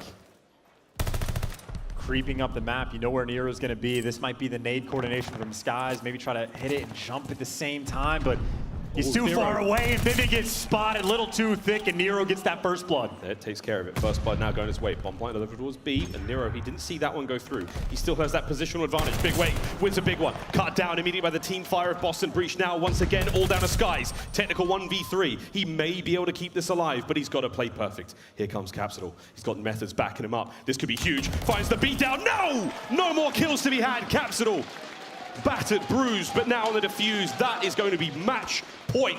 Boston Breach. Completely and utterly running away with this game. Looking to deny the reverse sweep, and right now on Desert Siege looking dominant. I mean, just about every single first blood going their way. Boston perfect in search and destroy against Florida Mutineers, and here in the game 5, it's looking to be no different. Game's still not over yet, but a 5-1 lead, a massive one. Pressure on the Mutineers. Nerves setting in. Not an impossible situation to be in. We've seen it a few times here in Call of Duty, but a 5-1 deficit. As Mutineers gotta go big. And this is the first time Mutineers trying to play aggressive at all. This is what the setup from Boston has been able to do. If you try to be aggressive on these flanks, they have all the angles covered. They have been waiting for this push, but Sky's literally so close. Awakening finds the first blood. Skies moves. He gets caught. Another pick comes through from Vivid. Vivid sniper does hit its mark here. 2v3. Boston Breach looking to make something happen, and Capsidal may be the man to get it done. The top of Dave Paddy gone. Methodz now makes it a 2v1. Awakening, last man alive. Here comes Capsidal. 6-1 as Boston Breach have secured top 3 here in Major 2. A nearly perfect performance throughout stage 2. Coming into the major, Boston Breach continue to deliver. I mean, they were looking at a 3-0 early on. Things got spicy, but reverse sweep. Boston, they've never heard of it. Never heard of it. Not going to happen today, Boston Breach. Proving why they deserve to hang in the upper echelons here of the Call of Duty League. The 2022 season, welcome friends, not only to the league, but now the top 3 at Major 2. Game 5 after game 5, nail biters, but that last one, that was all Boston, baby. Beautiful stuff. And you got to appreciate the resolve from the team, because there was no shakiness in that map 5. It felt like they were not feeling the pressure at all after those 2 games previously started to slip away from them. Take care of business and execute. When you're going against Florida, these 2 teams always play on Desert Siege, and Boston clearly have done their homework. mixing up the strats. They were consistent on their attack on offense, and I mean, honestly, just time and time again, the first bloods, it seems like more often than not, were falling their way. A couple of moments where Florida nearly were able to clutch, but every time they just got shut down. Players on Boston taking turns, delivering the round wins. Yeah, definitely they've done their homework here on Desert Siege. Last time we saw the matchup, it was way closer than this. Boston's reach, securing themselves that spot in the top 3. They will roll on into the winner's bracket, but now for Florida Mutineers, they fall into the pits of hell right now. They've got a lot of mean contenders down there in the lower bracket. It is going to be a very, very, I mean, I don't even know the word now. Is it a struggle? It is just going to be one hell of a run from them. They're going to need to see to get back up into the top spot. Some mean teams waiting for them down there, but kudos to the whole squad. Everyone playing fantastically hard fought to get here. But the run of the winner's bracket comes to a close. Boston Breach, GG's. And honestly, I mean, their teamwork has been impeccable, at least for the maps that they're winning, I suppose. I'm sure they're not exactly happy about the Berlin, certainly not the Gavutu control. But, I mean, across the board, though, in this Game 5, everyone delivers, right? Methodz is getting the clutches. There was the 1v1 that TJ is able to win. Capsidal on point with the first bloods, and Nero also on point with the first blood. So Chef Tony, fantastic performance towards the end, but that is credit to the entirety of Boston. I think maybe at this point, maybe the coaches are the guys we need to start giving more love to. Nothing but love to Denz said, of course, but there we go. It does say, I mean, no, it doesn't say it. There's no words with it. Not quite. But hey, you know what we were going for. Final Game 5 comes to a close, 6-1. Final score there in Desert Siege. And hey, what a series it was, friends. Exciting stuff. And Boston, welcome to that top 3 spot once again. GG's all round. They're going to be feeling fantastic, man. First time that those guys have been up there. I think most of them for the first time in their careers. And Zinni looking to get back on top. I mean, this is genuinely a team. I was expecting to be at the bottom of the league potentially all year long because they're bringing in the rookies. Like every other team in this league were able to form their squad before we knew Boston was going to have that 12th spot. And, well, they apparently built the perfect team that they had players access to. Guaranteed top 3. They have been improving all year long. And, I mean, if they already got the guaranteed spot, now the question is, how far can they go? We'll see. Now we're going to hear from the winners themselves. Our Game Fuel Victory Spotlight. Brycey on stage. Take it away, my friend. Thank you very much. Yes, I am joined here by Capsidal. And I tell you something, I've been looking forward to this one. First of all, I've got to get your reactions for that. You've just won a game, very tense fashion there at the end. Yeah, I mean, I honestly, it's just a new feeling going into, we're top 3. We're going to be playing tomorrow. So I feel excited. Last 2 respawns were kind of sloppy, but we've closed it out in the S&D, so can't really ask for much. Yeah, definitely closed it out, and they're happy to see you as well. So I got to ask, your journey has been incredible. You've been a challenger player just a little while ago. Everybody was asking questions. The pressure was all on you this season. And just 2 majors in, you're top 3. I mean, just give me the feelings for that one. I mean, I can't even describe how I'm feeling right now. You know, being just having the opportunity to show what I can do, and our team's playing really good, so I'm excited for what we can do. Yeah, no, I'll tell you something, you are playing very, very well, and that kind of leads into my next question.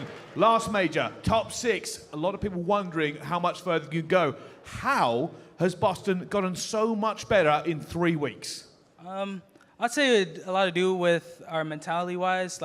Zen and Tej, they've been outcasted basically, and me and Dill, we're rookies, we're hungry to win. And I'll say with the coaching staff as well. I mean, they're always on us. They're always trying to keep us, I'd say, on point. We might go slack a couple times, but they make sure they keep us on check. Oh, that's good to hear. That's really good to hear as well. And I'll tell you something, you've got a lot of fans that have become just kind of hugely involved and engaged in your story and your team so far. So what do you want to say to not everybody just in the audience who's making a lot of noise for you, but everybody watching at home? I say keep supporting. We're going to do big things this tourney. All right, well, that's been our Game Fuel Victory Spotlight with Capsidal. Let's throw it back to the desk and see what they made of that game.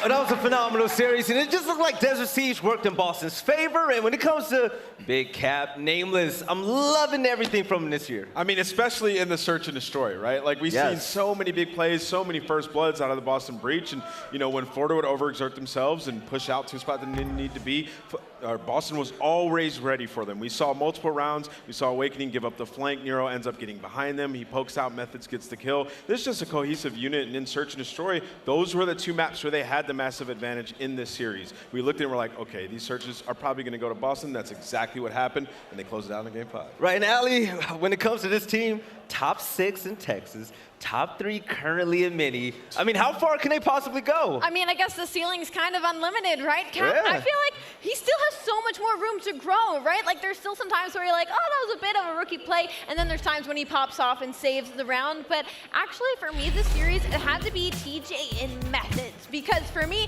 TJ has been kind of a little bit above average, but in this series, I feel like he truly popped off. I mean, he went on a 6-free at the end of the first Kabuto hardpoint. Methodz went 25-15 with 21 untraded. Cap across the board has been kind of like the duo in S&D. Like, I feel like when it's like, it comes down to 2v4s, 2v3s, it's always Cap and somebody else, and they usually clutch it out in the end. Yes, big time. Now, let's talk about the statistics leader here in Stage 2. It's going to be Methodz. He's been doing everything consistently, Ton. Yeah, he's been looking really good over Stage 2. And a lot of people questioned him coming into this year. Of course, what happened with Ultra, and then they went on to do so well. Would he be still able to live up to his reputation of what was being a very decent player? He's went beyond that, I would say, for the breach. He's looked really, really good, especially over the last stage. And long may it continue. He's looking good up there. All right, now, this is going to be the scariest part now. Florida just lost that game in English. They're going down to the losers bracket. You know what they're going up against, right? It might be chalked for the Florida boys. I'm not going to lie. The way Shotzzy was playing earlier, I just don't know if there's a counter to him on that team. No, not at all. All right, iLLeY, Florida, they had a good showing so far. Top 3 was in their grasp. Do you think that series is going to be pretty much in their favor or not? Florida in this series, if it doesn't explain the fact that they are so on and off better than the way this laid out, I'm going to be completely straight with you. When that control started, I had to pee so bad. I walked out that door, and when I came back in, we were loading into Game 4, and I was like, hello? What just happened? So Florida, we don't know what we're going to see out of them, but OpTic is just a different beast. I mean, the biggest thing is just in their search and destroy, there's so many rounds where they're throwing their lives away, right? Like, even in some of those clutches, they had big opportunities. Yeah. You just have to wait. Like, even on their defense, force them to plant the bomb and try to retake or something like that. It just seems like everybody on Florida is always trying to make the play. And on Desert Siege, when you try to make the play, there's so many different angles, even from their spawn, where they can pick you off. And we've seen it happen time and time again on that map. Or just putting yourself in a bad spot. Like, there's no reason Capsidal should be able to run through mid-building, open a door, and pick you off of a heady. Yeah. Those are things that you have to clean up. You have to value your life in search and destroy. Florida did not do it. And going up against a team like OpTic Texas now in the losers bracket, Shotzzy will pick you apart. He will push up towards your spawn. He will find that gap in your setup like Awakening was giving up on that map. So they're going to have to clean it up fast because they play in a couple hours. Yeah, when they turned on the burners, though, it did look like that was going to be a Florida series, but Boston held out strong. But ladies and gentlemen, coming up next, we have a Titan hitting the main stage. It's going to be the Atlanta FaZe and the Seattle Surge. We're going to find out if they can upset another great top CDL team. We'll catch you on the other side of the break to continue on with Day 3. We'll see you soon.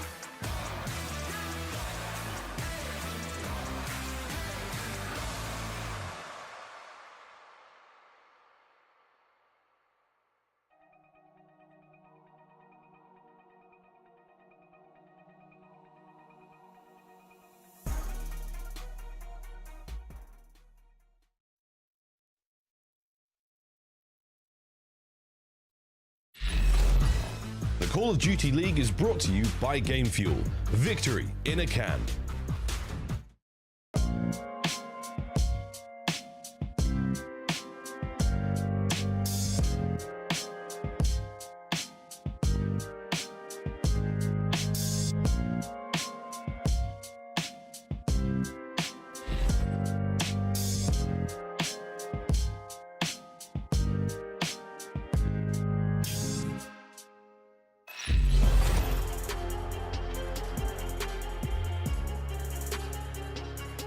Ladies and gentlemen, welcome back to day 3 of Major II so far. Shout out to the Minnesota RØKKR for throwing a phenomenal event. But right now, we're going to have a matchup to see if the upset train kind of continues with this event. And Chance, we got the Seattle Surge, the team that knocked OpTic into the loser side of the bracket, and now they're going against, what, another top 2 team, man. I mean, this is I don't even know what direction you would call the upset, because, like, I mean, I've been thinking FaZe for the past couple of years, but Seattle has genuinely had their number. I mean, I think, yeah, Lando was saying it's been 10 months since FaZe has actually beaten, like, this organization. The Nicky D curse. Yeah, the curse of Nicky D lives on. Yeah, we got that right. All right, so, aLLeY, when it comes to this matchup right now, the one thing is Seattle Surge are looking so hot, kind of get a little bit of kickoff classic vibes. Oh yeah, they have been absolutely on fire. I mean, they are undefeated so far against Atlanta FaZe, and the thing about me for this squad specifically is how well these 2 teams match up, right? I feel like when it comes to the rest of the 12 teams in the CDL, there might be 1 or 2 players that can match up with maybe, their SMG duo might be able to match up with Simp and aBeZy. Their flex player usually never matches up against Cell, but maybe their AR matches up against Arcitys. But on Seattle Surge, every single player can match up against the respective role on the side of Atlanta FaZe. Bingo. Now, Chance, when it comes to Atlanta FaZe, this team, they're not looking to go to the losers bracket at all. No, not at all. I mean, they're just staring at like they want to win. They want championships. This team has been to damn near every single grand final for years now. So we know that we can expect excellence, but to continue the narrative, like as good as they are, there is no team that I think can actually have a mental edge against them. I think Atlanta FaZe, normally, you're almost terrified to go against them because you're just beaten like into submission. Seattle might be like one of the only exceptions that like, hey, we know for a fact we have done it multiple times. We can take this team down, and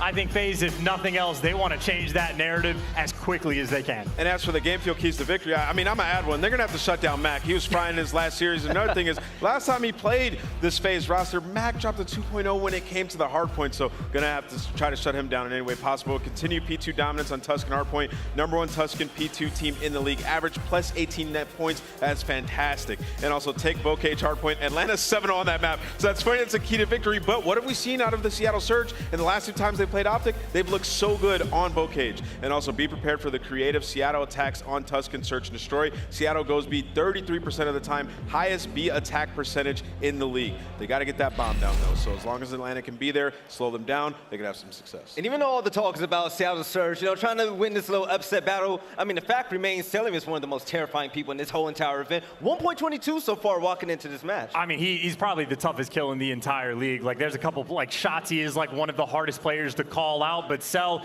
will do the nerdiest things. At all times, he will just work like 110% for every single gunfight. So we already know he's one of the best. He's not a fun player to have to deal with, and you know when it comes to a major, he's going to be bringing his A game. Now, Seattle's going to have to bring their A game as well, nameless, because when it comes to this roster, there's going to be no days off against Atlanta. Yeah, for Seattle, I mean, they've been a little bit inconsistent, but as of late, like, they play so good versus the top teams. It's really been the difference in Pred and Civ. They've started to step it up. They stopped red dot chasing, as I like to say, and they're playing with a little bit more teamwork. So this is a Seattle team that is confident against FaZe. I remember I was looking at like the press conference thing, and Civ was like, dude, we're not afraid of anybody. Like, stop asking if we're worried about going up against FaZe or OpTic, because we are not, and that's the type of confidence that you need in a match like this. So as for the game field keys to victory, aLLeY, what does Seattle have to do? Well, they got to work on their Tuscan hardpoint breakoffs when it comes to first hill. They're last in the league by losing that breakoff, and refine your A strats on Berlin S&D, winning 75% of B breakoffs, but only 40% of A breakoffs. And take advantage of new spawn change on Tuscan Search and Destroy. Seattle is 2-11 on slow A attacks, 8-6 on fast A on Tuscan. We know the spawns have moved up a little bit closer to Church when it comes to that map, but for me personally, I think we're going to have to see Mack fry once again. aLLeY, were you feeling the upset being anything possible in this series right here. I wouldn't even call it an upset. Okay, Seattle, we're going to see if Niggas, you got something to say? Of course it would be an upset. Of course. It's Atlanta FaZe. Well, Seattle, they send OpTic to the losers bracket. Let's see if they can do the exact same thing to the Atlanta FaZe. Let's go ahead and jump into it. I'm ready for this game. Either way, accuracy. 10 seconds. He gotta go. He's gonna fly. Would he get the kill? No. Accuracy stays alive. Players off the point. Mack staying alive as long as he can. What a beautiful flank this could be. The second. Oh, God, the round's gone. They are. Brent has an opportunity. There's the first. There's the second. Turns on. Still, if fire works out, you get any more? Yeah, down. It's 5. The Young Guns in round 11. And they go back. Can he come around the corner in time? And you get it.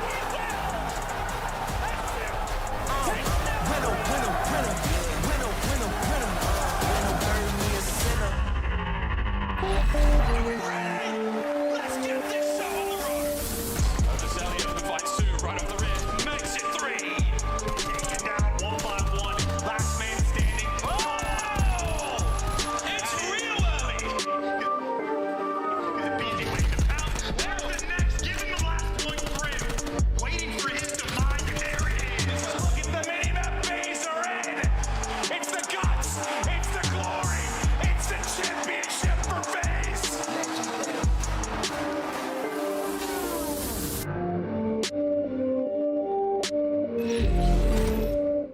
Hello, Minnesota! How we doing? Back-to-back game 5s. Think we could get another one? I think we actually could. This could be something special. 2 teams with a spicy history. A little bit of upsets here or there, but today, something in the air here in Minnesota, and it ain't the smoke at the front of these stages. It's the potential for historic Call of Duty performances. Let's get them out on the stage. Our first of 2 teams here in this winner's bracket matchup. Ladies and gentlemen, put your hands together. Atlanta FaZe!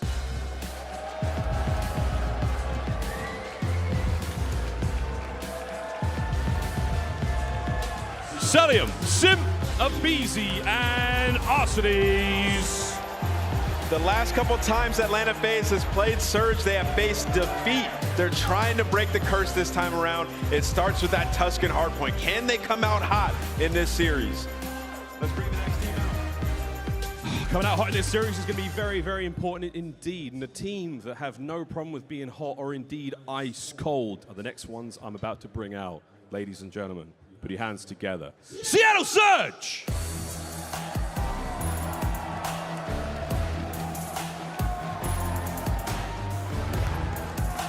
Simp, Accuracy, Mack, and Pred. Accuracy and his kids is what it looks like up on stage here as they have been lighting it up. Sib, Mack, and Pred, these 3 rookies have been making a name for themselves on this main stage. Here we go, friends. Let's see if it's going to be an upset, if it's going to be old Atlanta FaZe back on their BS. Let's get it on! Lando, Standy, take it away. Thank you so much, Miles. Yes, Jay, this is it, man. This has been this has been the rivalry. For the longest time, this is going to be their 4th time matching up, and in the last 3 occasions, it has been the Seattle Surge, the underdog, coming out on top. But we're going all the way back to Cold War. We're going back to Major 5, where Nikki D was doing FaZe dirty. Then we got the kickoff. We got just a few weeks ago at the Major 2 qualifiers. You think Seattle can do it again? 100%. We've casted every single series that these 2 teams have went head-on strong. So I think Seattle, even though they are the super underdog in this series, they definitely still stand a chance versus Atlanta FaZe. But when you take a look at our maps and modes, something that's completely different from the last 2 times that these guys have matched up, Atlanta FaZe win the coin toss by simply being the higher seed. So they're going to get both of their best hard points in this series. And it's usually, whenever these 2 teams match up, they start off with that Bocage. It's usually Atlanta FaZe going up 1-0. The answer for the Surge always comes down to that Tuscan Search and Destroy. They've won it twice in a 6-5 fashion. Yeah, they absolutely have. And one thing to keep in mind, right, when we take a look at both of these teams, Tuscan HP, it has been a situation that we've seen a lot, right, for both of these rosters. Obviously, Atlanta FaZe with the preferred record, sitting at 7-3. On the other side for Seattle, a 4-3 record. But Jay, take a look at those numbers, man. I mean, they're the #1 team right now in hardpoint win percentage. FaZe is the best team right now in hardpoint that we've got in the game. And as you said, buddy, they've got 2 of their best for the Seattle Surge side, right? Again, coming into this match as the underdog. Who are you looking out for? I'm definitely looking at the young guns all on the side of the Seattle Surge, because if you saw that last series versus OpTic, you had Pred put up a 1.15, you had Simp put up a 1.17, and Mack puts up a 1.04. They just are simply allowed to slay whenever they want. They need to have that same aggression here, because you're going up against Atlanta FaZe, they have nothing but firepower on their side. And when you take a look at these stats, #1 in rotation, #1 in holds, #5 in breaks on the side of the Seattle Surge. Completely opposite though for Atlanta FaZe, 10th, 4th, and 4th. So if I'm Atlanta FaZe, your main focus has to be on the rotations. If you can win your rotation gunfights, it'll be so huge in this map #1. Here we go, Minnesota, make some noise!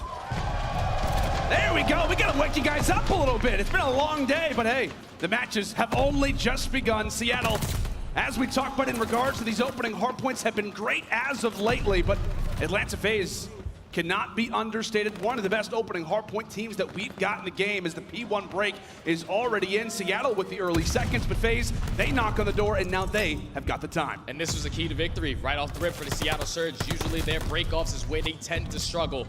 They have started on the better side for this P1, but Atlanta FaZe are able to do a great job of at least getting a good chunk of time off this, but the spawns do flip. When you take a look at the way that this map is usually broke down, Atlanta FaZe, they usually dominate that P2 and that P4. They average about 30. On the opposite side for Seattle, it's P1 and P5 where they average 30. So both of these teams are evenly matched up. Yeah, heads up play there from the rookie just to secure spawns for next. I mean, what if they don't break it P1? This could be FaZe in a much better position and really in scary territory already off the rip, but Simp trying to watch the back toward the tank. Not just goes for one, but also takes down two. It is the rookies who take down 75% of Atlanta, but arguably one of the scariest percentages left is going to be aBeZy. Right inside of the hill we go, but accuracy on cue. FaZe rush on in, and as you said, Jay, that P2 dominance already being displayed right now at Column. They walk through the door, but Mack may have the answer. He gets dropped as well. And Atlanta FaZe is doing a great job of just holding this from the front side. But you see on the mini-map, Seattle Surge, they're going to be able to spawn out towards mid. Atlanta FaZe are going to be able to get this remaining time on this point, but now you're forcing Seattle to hit that rotation. aBeZy finds a huge kill onto P5. There's only one player now, which is going to be Mack. He has to try to be big. We'll see if he can possibly do that. Sniffed out by Arcitys. Meanwhile, it's Simp, who now sits on 5 in a row. A great little team spree granted for the Atlanta FaZe. As they break in at P1, they break in at P2, and now they have got the rotation here at Fountain. A great situation already for FaZe. As Simp now makes it 6 in a row, one more for the glide bomb. Has to be careful making his way inside of you. He gets taken down. With that, the spawns will be close still for FaZe, but here comes Seattle. Knocking on the door of Fountain. They want, and most likely need, this time at this point in the game, the great two-man rush as they set up for the push, and the push they will get. The fights only look to continue, but right now Seattle very well may have done just enough to be in the favorable spot for the last 20. Last 20 seconds, Seattle need this time, but Atlanta FaZe still putting a lot of pressure because they know that they have those spawns for that P4. But look at your mini-map, number 8, which is going to be Pred, trying to go on the route already in towards Church. You should be able to at least capture a couple of these players from Atlanta FaZe off guard. First gun fights in, he's able to win it. And just like that, Seattle Surge, they're able to flip the spawns. And this just wasn't the same plays, right, that you've seen from this Seattle team. A young roster, as Nables was talked about, you know, at times red dot chasing, kind of maybe preferring the kills. A totally different story right now for Pred. He has been playing for spawns. Well, it's been FaZe looking great so far in the scoreline. Surge have done the right thing in regards to the rotations, and right now it's paying off at Church. Let's step aside, though, and see how FaZe look to break this. And listen now with Atlanta. Side door and smart. Nice hit up. Good try. They're going to be pushing outfield. Field again? I don't see him field. I don't see him field either. Oh, are you guys? Are you? I'm gonna rotate. You guys hit that. Mack on old weak. Nice. I'm hitting this. Get that goal. Get that ult. They're gonna be right. Spawn out. I'm going new tether. Both of you go mid, okay? Tether. I'm with you. He's top radio. On new dead. Radio dead.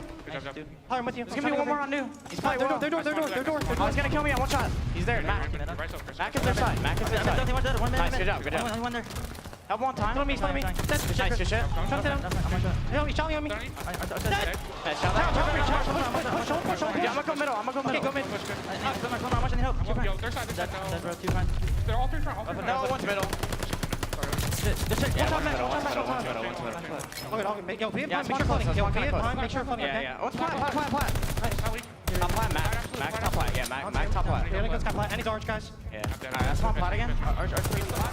A very locked in and focused Atlanta FaZe trying to set up each other for success, but Surge once more living up to the stats that we discussed. A great P5 team. They break right on through off of a great little spree they're granted from Atlanta. But now Pret finds himself on 4 in a row, and Jay, we have got ourselves a neck-and-neck game. Yeah, that was a beautiful hold coming in from Seattle. They pushed out towards top plat. They forced all of Atlanta FaZe to spawn so far that they were able to basically get a full 45 seconds on that P5. Now the rotation comes in. This is where Seattle tends to turn up on this P1. Not off the breakoffs.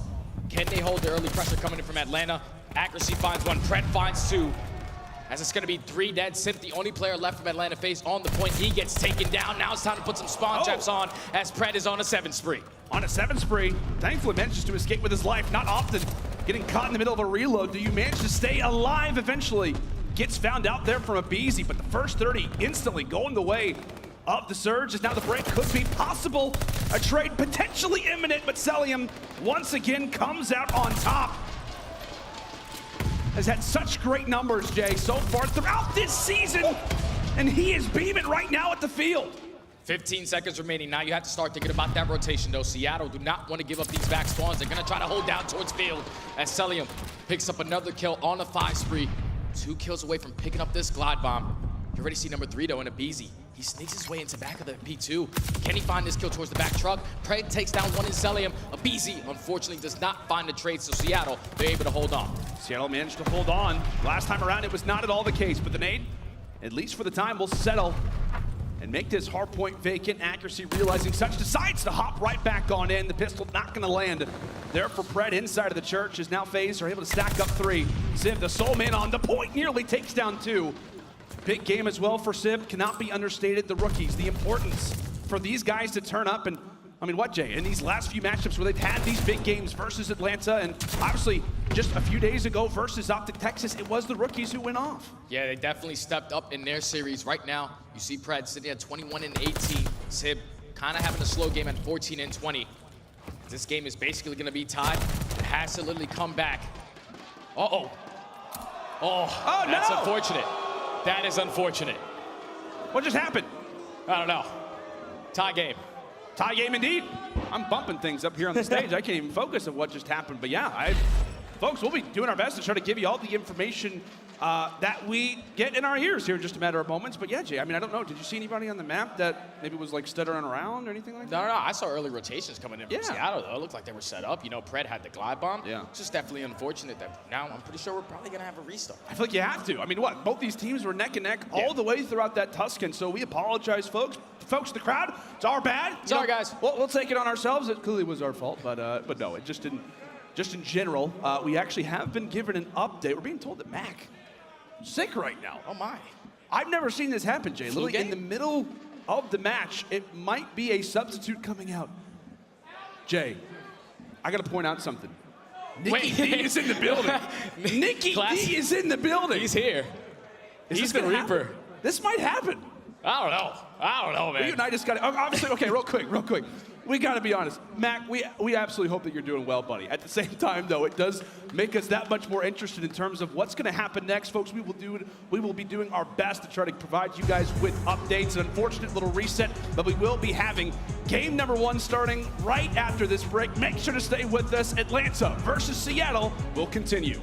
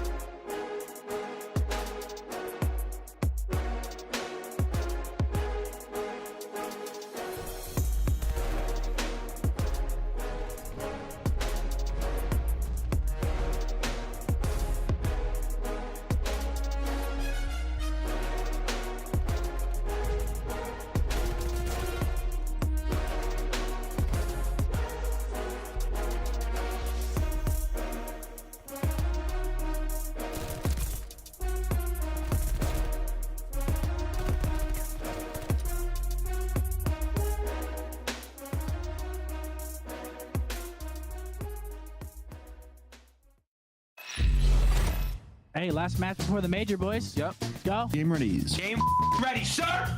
Come on! Thank you. Blasting off again. Can get it, boys. Oh. Oh, lad. Hey, buddy system. Ah, dude. I hate people. You need 110p right here. 130. Woo. Hey, ref, what time is it now? Time's made up. Think of your imagination. It's not Time's real. a fluid. Time is a figment of your imagination. Time's a fluid, bro. Never heard about a face time fluid. Nah. Okay. Wait, space What type time. of fluid? Fluid? Fluid. What type of fluid? They actually, like, they think space, like time and space is like a fluid. For the fact that time is relative is like kind of crazy. Time might be that. No cat. I drink. I lose time. Oh, the space has me twisted. He's Homie's got all the liquids. Homie's got the liquids. And then me with this water.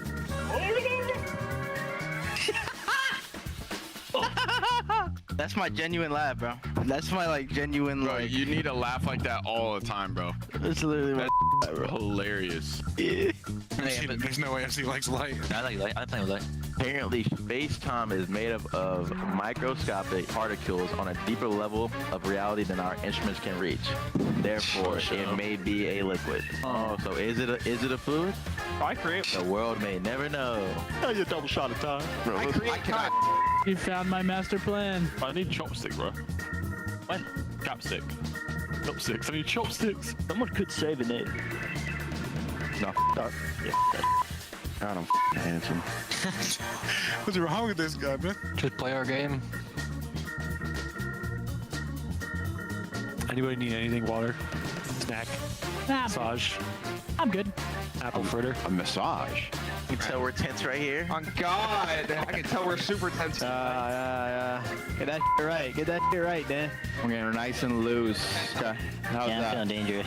They're definitely gonna put that in the comms video. I will sue, dude.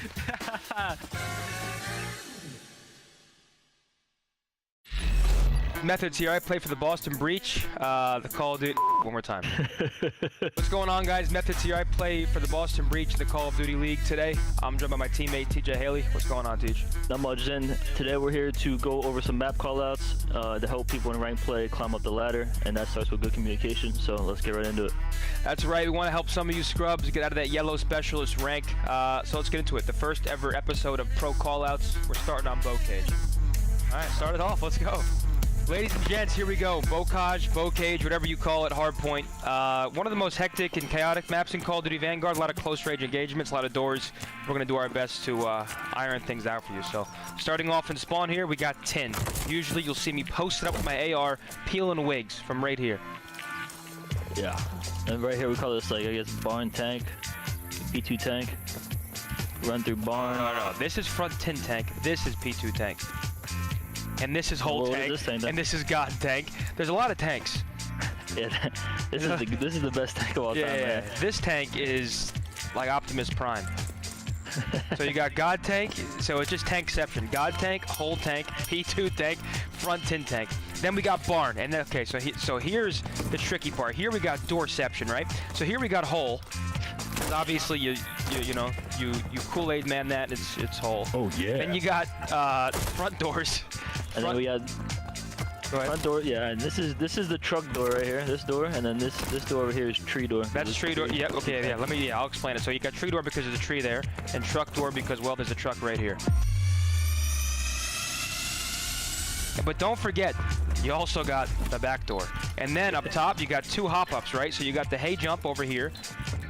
You got the hole jump right here. A lot of entrances in barn. And then here's probably one of your best spots if you're an AR player or SMG. MP40 shoots nukes. Perching up here, side roof of barn is pretty good. Let's talk about this spot right here. This is the best spot to cap the hill in P2. Yep. And behind these barrels. Yep. Can't Barrel really get spot. shot at. Barrel spot. So yeah. Barrel spot and behind this tank are the 2 most popular ways to capture the hill. Moving forward here, another chaotic area of the map. We got the house. So in search and destroy, the A-bombs right here, and in hardpoint, this is what we call A-plat. So this is A-plat. This is A-search. This is kitchen. And then this is like bottom house, top house. Yep. You got back window heady. Stuff. Right here, if you're holding this P3 hill, back window is probably one of your best spots. You got the head glitch here. You can help pick up kitchen. You can help pick up street, this is obviously called street because it's a long street. You got some black cars, right? So you got close black car, far black car, depending on where you are on the map. This spot's an AR's paradise. You've got the silo right here. Our coach calls it Wizard Tower. But you can post up here. You can look out to river, look out top gate. You can come back and help your teammates in the back from the segway. So pretty good spot to have if you're an assault rifle player. And then moving forward, we have these back tanks, right? Well, we're more tanks. So we got, this is probably one of the biggest spawn traps in the game. If on this P3 hill, you can trap the team in the back over here and you hold this tank, they'll keep spawning there. So usually you'll see whatever you have, AR, SMG, post up right here and cut them spawning in the back. After that tank, we're going right to top house. So we didn't forget about it. Real quick, let me run you through these callouts real quick because it can be pretty hectic. So you have front kitchen door, back kitchen door. You have back door, and this is obviously on P3 hill. You got back window, you got front door, you got street door, you got street window. So it's pretty hectic. Also, don't forget these stairs, right? Breaking from top is pretty opposite. We can't forget this spot right here. Oh, we're not talking about spots. I'm on. Go. Yeah, continue. Yeah, you're good. TJHaly loves jumping into this window from right here, and then breaking the hill from these stairs. So from these stairs, you kind of have a lot of map control. You have the hill, you have the back ladder window, you have the front hop, or well, I guess front window hop and front hop. So pretty good spot. Hold on, don't forget gate ready right here. All right, let's go. Lead the way. This whole area over here is. This whole street is called a river. Can you tell us why it's called river? Because it looks like kind of a river, then. Thank you. Yep. And then back here, we call this L wall. What, Tej, why do we call it L wall? It is the shape of an L, then. Correct. All right.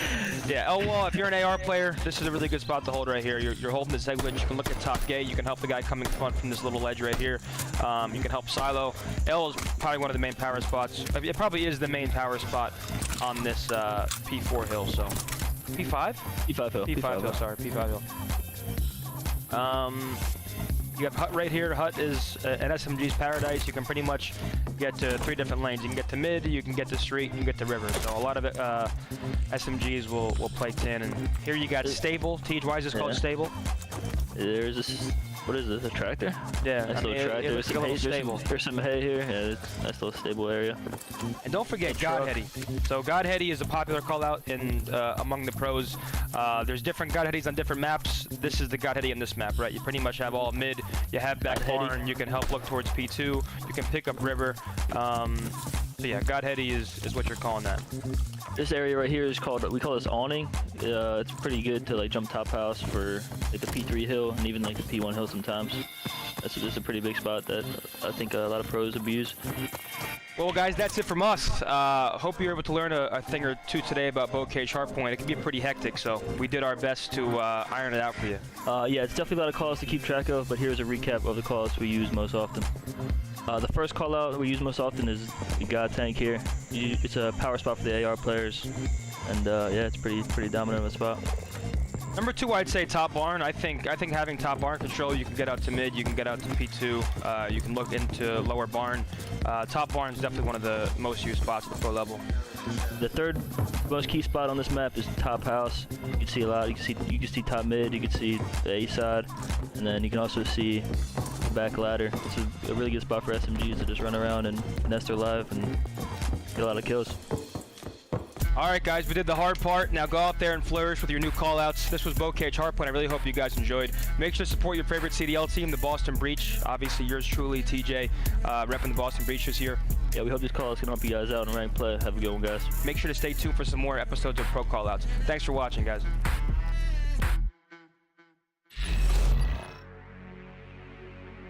The best thing about the RØKKR supporters is that they're with you through the bad times and the good times. No matter if we're down 0-4 and they're pretty sad at the watch party, but they're still there for us, or when we start to mount that comeback and win 1 map at a time. One thing I love about the Minnesota fans is the amount of energy and passion they bring to our games.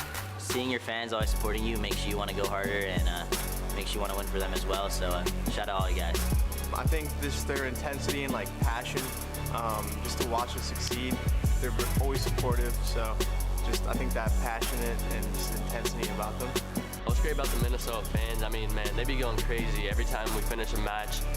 Go on social media, go on Twitter, and just see them all screaming, yelling, you know, getting hyped. So, I mean, it's awesome, man. And I see like a lot of the same people too in those videos, so it's cool to see like we have a nice core like fan base and that they're always out there showing love. So I'm excited to see them at the event. This is our house. Let's go Rockers! Let's go RØKKR! Let's go RØKKR. Let's go RØKKR, baby! Let's go RØKKR! Let's go RØKKR! Come on, baby, let's go! Ah! Howdy, everybody, and welcome back. We have got a few updates. So, if you're just joining us, maybe if you just sat in the crowd, and you're like, "What's going on? Why are we watching all these videos?" There is a reason for it. So, we were in the middle of that Tuscan hardpoint between the Seattle Surge and the Atlanta FaZe.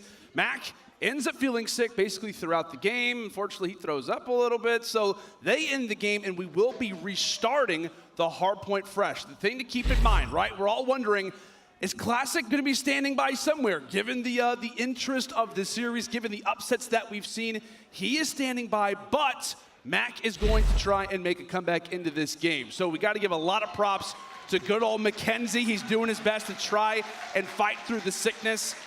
Jay, it's an interesting situation right now for Seattle. Flu game, man. Indeed. Flu game. Flu That's game. all I'm thinking about. The fact that Mack, you know, after everything that he just went through on that stage, he's going to come back because he does not want to leave his team hanging.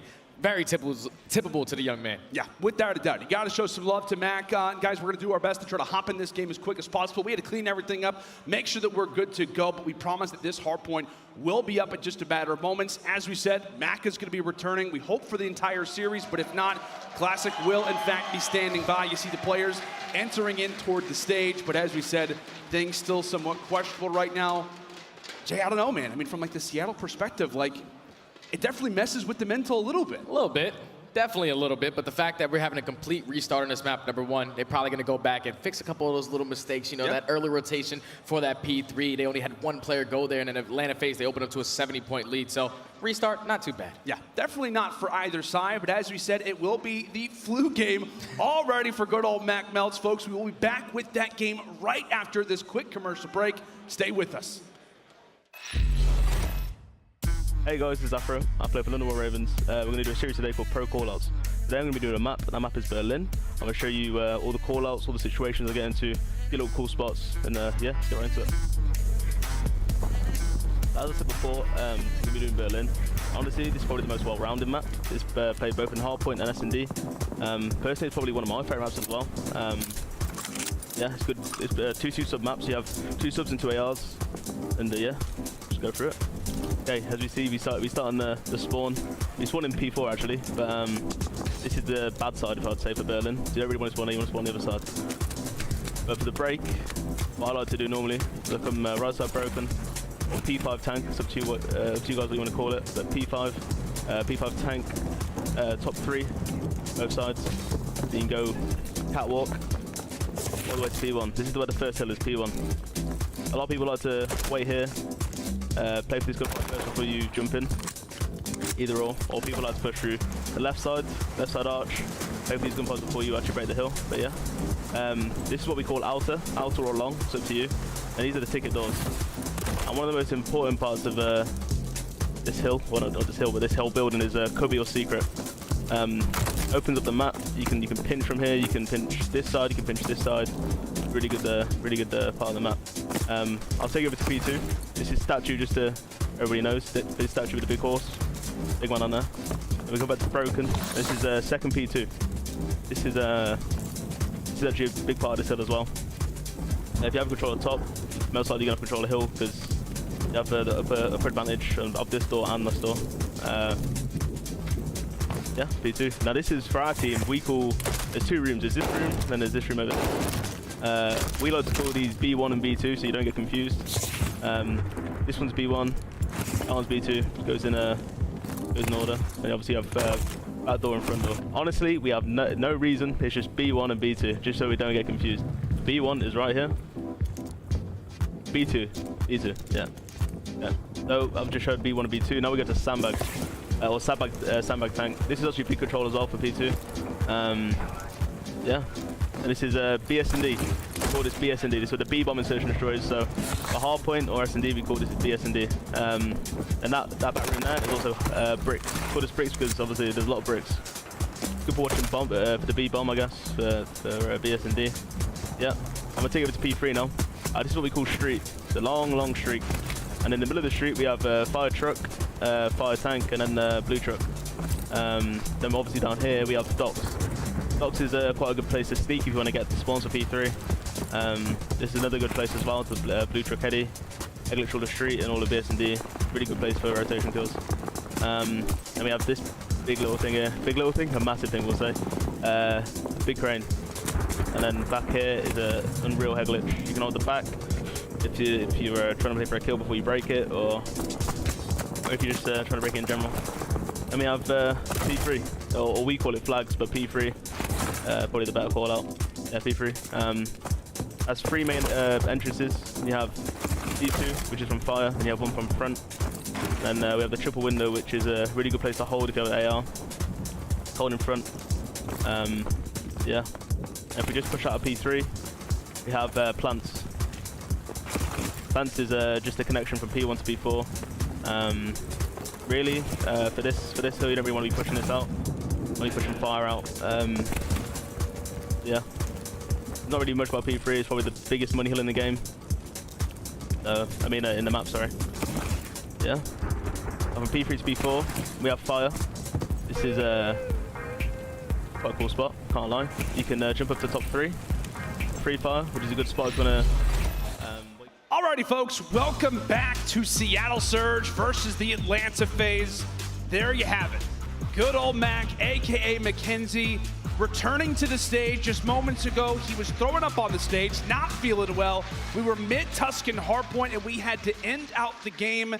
We thought, hey, maybe this could be the opportunity for the substitute to come on through. Mack said, no, I'm getting back in this game.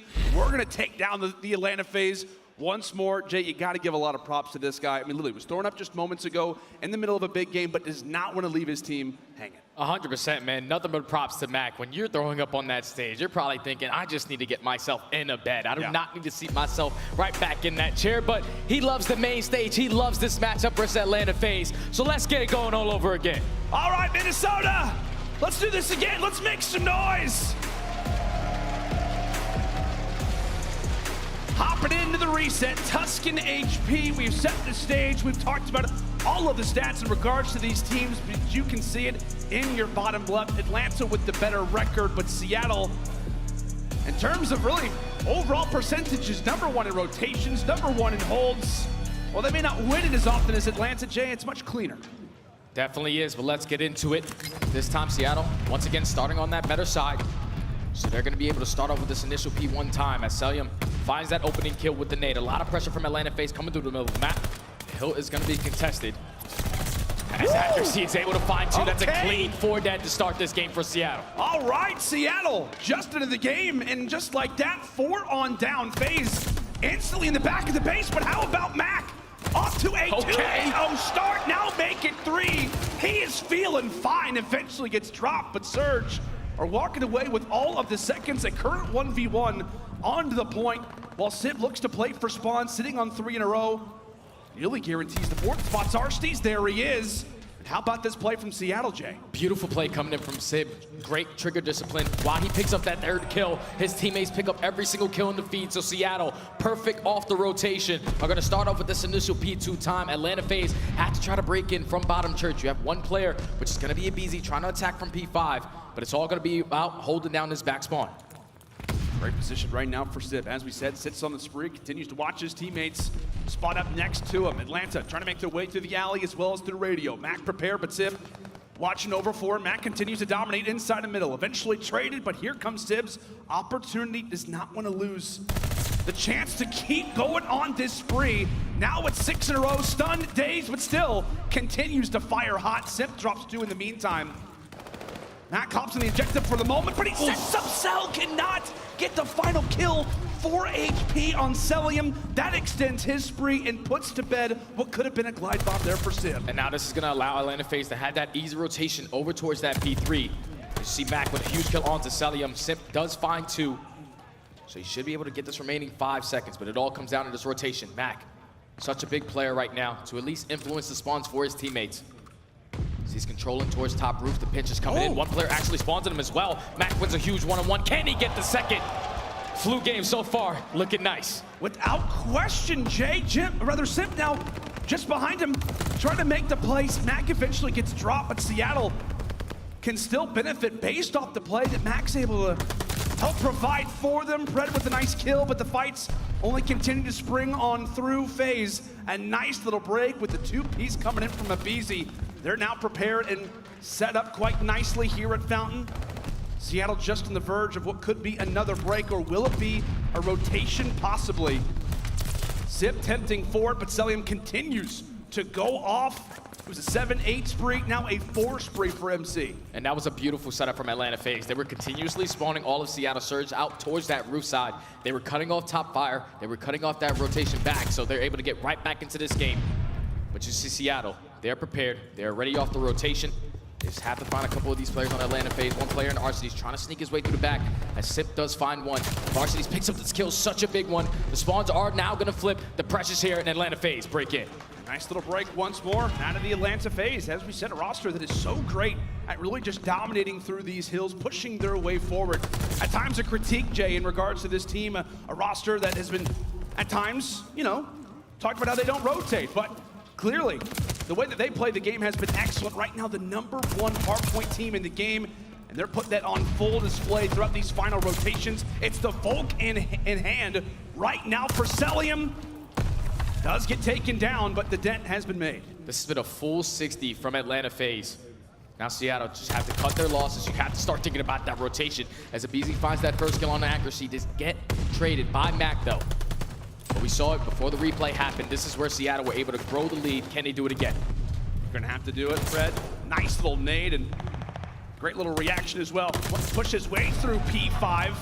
That'll be the continuous talking point, is really, can Pred handle the pressure of the tiny tear, Simp and aBeZy?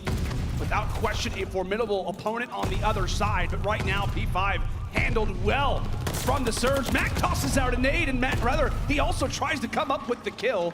The unfortunate team nade will eventually come on through, but Surge, they've now got the lead. Now with 30 seconds left, Atlanta FaZe, they know that they have to put the pressure on. As Mack finds one, it does get traded. Another team kill coming in from Atlanta, but now they have the man advantage. They just have to locate Pred. They take him down, so this final 20, you still see Seattle trying to attack it. They do not want to give all this time up. There's 15 seconds remaining. You have to start thinking about that rotation. Simp from Atlanta FaZe is already set up. Simp already here. Final 1v1 is going to go the way of Atlanta. They'll grab the scrap seconds. Actually, no. It's Mack who decides to challenge for those final few. And they will have a slim lead coming into the second side of rotation. That's about to change. Let's go and step aside and see how the comms are sounding. As we said, a fluke game right now for Mack. Let's see how that affects the comms of the Seattle Surge. Back off here, weak. He ran. You ran their side? Yeah. Alex was thick, okay? Right here. He can flank medallion. I'm medallion. Fire tree, cell weak.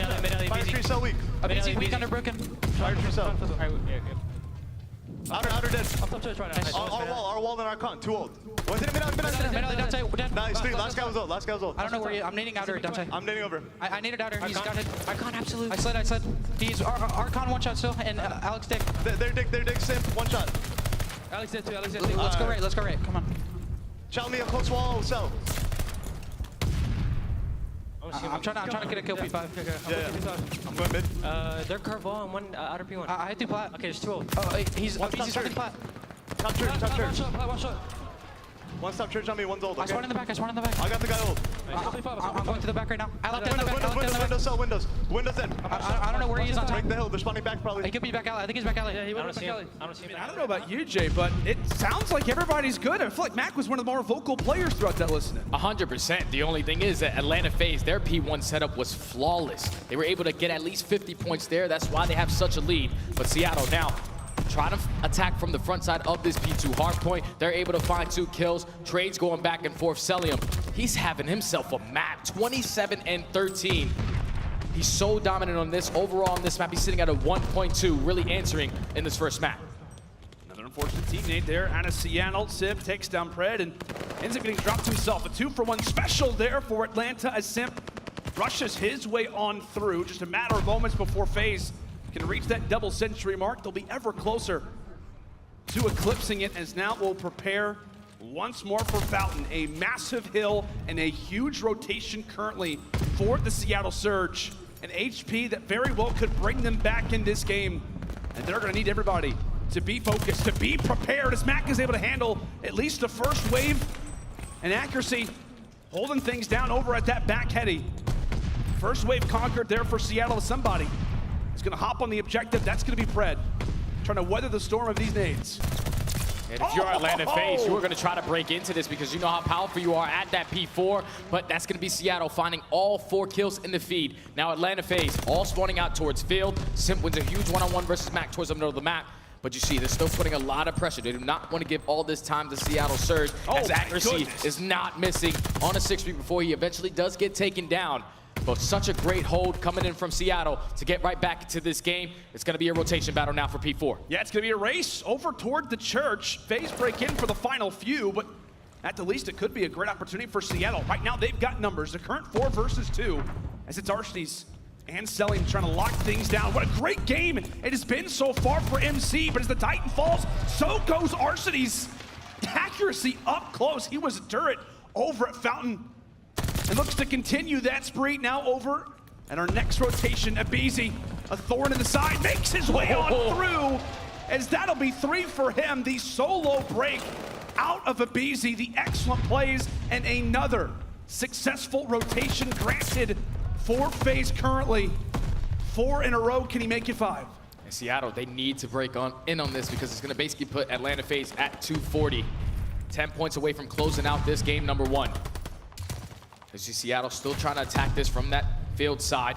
13 seconds, you have to start thinking about that rotation, but Arcitys is already set up. Yeah. It's going to be a huge one-on-one between him and Simp. Big 1v1 to take. Arcitys is there to find it, so it's Cellium for the scrap, and it's Arcitys off the rotation. He'll look to push this one out, and they're going to be aware of the spawns. FaZe 15 points away from claiming this game 1. Somehow manages to get the final bolt to connect with Mack, but time's starting to tick. Seattle, they've got to make something happen. It's got to be perfect HP. Simp rushes on through and is able to clear things out for a moment, but P5, incredibly chaotic. 1 player on the flank, that's going to be Arcitys. So many things to come, so many things to think about right now if you're Seattle. A lot of players to deal with as all 3 right now sit inside of the HP. Arcitys falls, but there goes Simp as well. 1 more second away. Can Cellium seal the deal? He finds both. He just has to hop inside the objective. Back and forth we go. Seattle still alive, still hanging out, but it will be Atlanta getting that final second. And despite the reset, they come out strong and do not allow for the comeback once more. Atlanta 1-0 in the series. Atlanta just did a great job on the second half of those hard points. They dominated that P1. They were able to grow the lead by 50 points. And then you see Seattle with a great P2, a great P3 to get right back into this game. They found that 4-piece to off the rotation towards P4, but when Atlanta FaZe broke in, they held it down for every single second. Just got closer and closer to that 250 mark. At that point, it was difficult for Seattle because they know we cannot give up this time. We basically have to give up the rotation. And when they were late to that rotation, eventually you saw Atlanta FaZe. They were properly set up. Arcitys, he works his way through the middle of the map, climbs in towards top fire, and once he finds that kill, like you said, the communication on the side of Seattle Surge, it has to be chaotic because now you have to watch your front, you have to watch low, and now you have to watch your back. And at that point, it's just too many angles to watch for the Seattle Surge. Atlanta FaZe get it done in map number 1. When you're also a P5, you're also thinking about the constant nades coming at you, the tacticals as well. So many things to think about if you're Seattle, but it was a great start out of the Surge. I mean, Mack was frying, accuracy was taken off at P1, but FaZe, as you said, Jay, the constant breaks, time and time again, really sealed the deal for the team. And I mean, it also helps when you got MC going for 35 and 22, some unbelievable numbers. I mean, he was pulling out the Volk, he went on constant streaks. An excellent game out of MC, an excellent restart for aBeZy. He was having a slower performance before the reset happened. He's also one of the primary difference makers for Atlanta as they strike here on Tuscan. And now every time that we have casted these 2 teams, it's usually Seattle Surge going down in that map number 1, but they always bounce back on that Tuscan Search and Destroy. Last time these 2 teams matched up, believe it or not, you're not going to believe this, Atlanta FaZe got 10 first bloods out of 11 rounds and still lost the Search and Destroy. They were basically playing man down. That's insane. How does that happen? I don't know. Especially for a team like Atlanta. You feel like, I mean, if you're getting 10 out of 11 first bloods, it already kind of scares me a little bit because clearly you saw around 11, but Incredible stuff. Let's go and see how Social is reacting to, I mean, what, Jay? What is this storyline in this game? Obviously, it's Seattle versus FaZe, a huge game right now on the line, but you see Social reacting in a positive way. Mack Melts playing through it like a trooper. Obviously, we absolutely hope that he is doing well. And I don't know, Jay, obviously we're not on the stage. We can't really check in right now with Seattle, but it felt like throughout the communication, it felt like at least off the start of the game, he was playing just fine. He was, man. He started off that game like 11-5. Like, he was just slaying, not missing any shots. They just started to slow down towards the later half of that game. Atlanta FaZe, they were just doing what they do best. They're not really thinking about the rotation. They're thinking about breaking into that hard point. The P4 was the biggest difference. I'm pretty sure they held it for a full 60 the first go-around, and then they broke in with about 40 seconds left and held that the entire time. So as long as you got to go back, if you're going to go back and look at that, that was definitely the turning point in that game. Without question, man. And also something to think about, too. When we talked about this matchup, and so far throughout Vanguard, right, it is Seattle, if you are including the Kickoff Classic, 2-0 in this series versus the Atlanta FaZe. A lot of the time it's been Mack, right? He has been the guy who has dominated, right? When they were in that situation just weeks ago with the Major II qualifiers, he went off on that Berlin hardpoint Game 4 to get them to that Game 5, and really, in terms of search and destroy, he's also been the talking point. Not a great performance so far in Vanguard. Yeah, 100%. In that last series that they played in Hardpoint, like the Death said, he put up a 2.0 versus Atlanta FaZe. On the series, he puts up like a 1.2, the only player on the side of Seattle that was over a 1.0 KD. But like you said, his struggles right now are currently in search and destroy. I'm pretty sure he's sitting around like a 0.75. So you need to try to step it up here because this is a map that they need to take because like I said, they didn't control that coin flip. Now that the control game mode is going to be counted by ticks, it's only going to get scary because Atlanta FaZe are just going to continue to grow in that mode. Yeah, and as we said, right, if we get back to those maps and modes conversation, you and I are coming into this series, we're like, okay, what is the veto going to be for that control? Because historically, right, FaZe is a team that loves Tuscan, not seen any success on Kavutsu, but with the recent change, and I guess based off of, you know, Seattle's nice W versus OpTic Texas on Tuscan, that ends the incredible 14 control winning streak. FaZe, I think it's fair to say, man, given the matchup, given the history between these two franchises, respecting the other side. 100%, especially if you're beating the best team that is currently in control at their best map in a 3-1 fashion. It was dominant on the side of Seattle Surge. So Atlanta FaZe said, nuh-uh, I'm not even going to try you today. We're going to go out there and we're going to play a Kavutsu where we both tend to struggle on. A little bit more on the side of Seattle Surge. They only have like a 7% win rate on the offensive side. Yeah, it's terrifying. It's difficult for them. It is. It absolutely is. I know we're getting into this Tuscan Search Destroy in just a matter of moments, but we've broken down the players. We've talked about guys to look out for, and the biggest thing, Jay, if we are talking about Seattle Surge, right, in this matchup, I mean, historically, when we've talked about Atlanta versus Seattle, Surge have always been the underdogs. Yeah. And the biggest reason right now that they're going to have to be aware of is the guy that sits in the bottom part of the screen, right there for a moment, MC, Mr. Cellium, #1 search destroy KD right now in the CDL. Jay, what's he like, a 1.5, 1.4? On this match specifically, Cellium's sitting at a 1.45. Oh, like, he's dominant. Right, but on the opposite side for Seattle, you also have Predo sitting at a 1.37. So that tells me something right off the rip. If you're Seattle Surge, you know exactly how Cellium's going to play. On the offensive side, he's going to be super aggressive towards bottom middle, try to find that first blood in towards top church, give the information to his teammates if they try to be aggressive. But you see the stats popping up. Right here for Fast A for Atlanta FaZe. They have an 8-5 record. Slow, it's not too good for them. Yeah, definitely is not. As we said, FaZe versus Surge, the rivalry continues, and it will continue on the very same map that we see so often, a massive team fight inside of P5. Unfortunately for accuracy, he has to watch his boys get taken down, but they are aware of his position. A great hard counter already off the rip, but it is the Iceman after all. And in proper territory in Minnesota, we'll see what he can do. A lot of times to work with. And you can never count accuracy out. He has so many clutches this year alone. He's gonna try to go pick up that bomb, but he runs into 2 players of Atlanta FaZe. That was just an all-out brawl to start that first round. Everyone just goes towards P5. Simp is able to come out on top with 3 kills in a row. That was just a good early aggressive round from both of these teams. Atlanta FaZe able to come out on top. Great starter there. We'll get to watch the replay. See it from Simp's perspective, and you can just tell, not expecting to see 3 other members of Atlanta, but clearly FaZe has done their homework. We can't stress enough the importance of this search destroy, what it has meant for this matchup so far throughout the year. what it has meant historically. Surge have needed to win those game 2s, and Jay, so far throughout Vanguard, 9 out of the 10 victories that Seattle have got come from this very search destroy in game number 2. A big mode for them as Mack now put in the primary position. Fires away a few bullets, but none of them equal out to an elimination. Pred trying to make the call instantly. He gets caught out as well. And we say goodbye to accuracy. A very fast 1v4 from Sib. Clean round number 2 there out of Atlanta. That's just good work out of Atlanta. They just basically work that B bomb site, make sure no one is in towards that P5 area. They know that someone has to be playing in towards top radio, but that's where you see the teamwork, the chemistry starting to show for Atlanta FaZe. One player slides, they pick up that kill onto Mack. Then you saw Pred, he was trying to at least get him off of that bomb, but unfortunately he runs into a pre-fire, turns it into a 4v2. 4 up, 4 down, Atlanta FaZe up 2-0.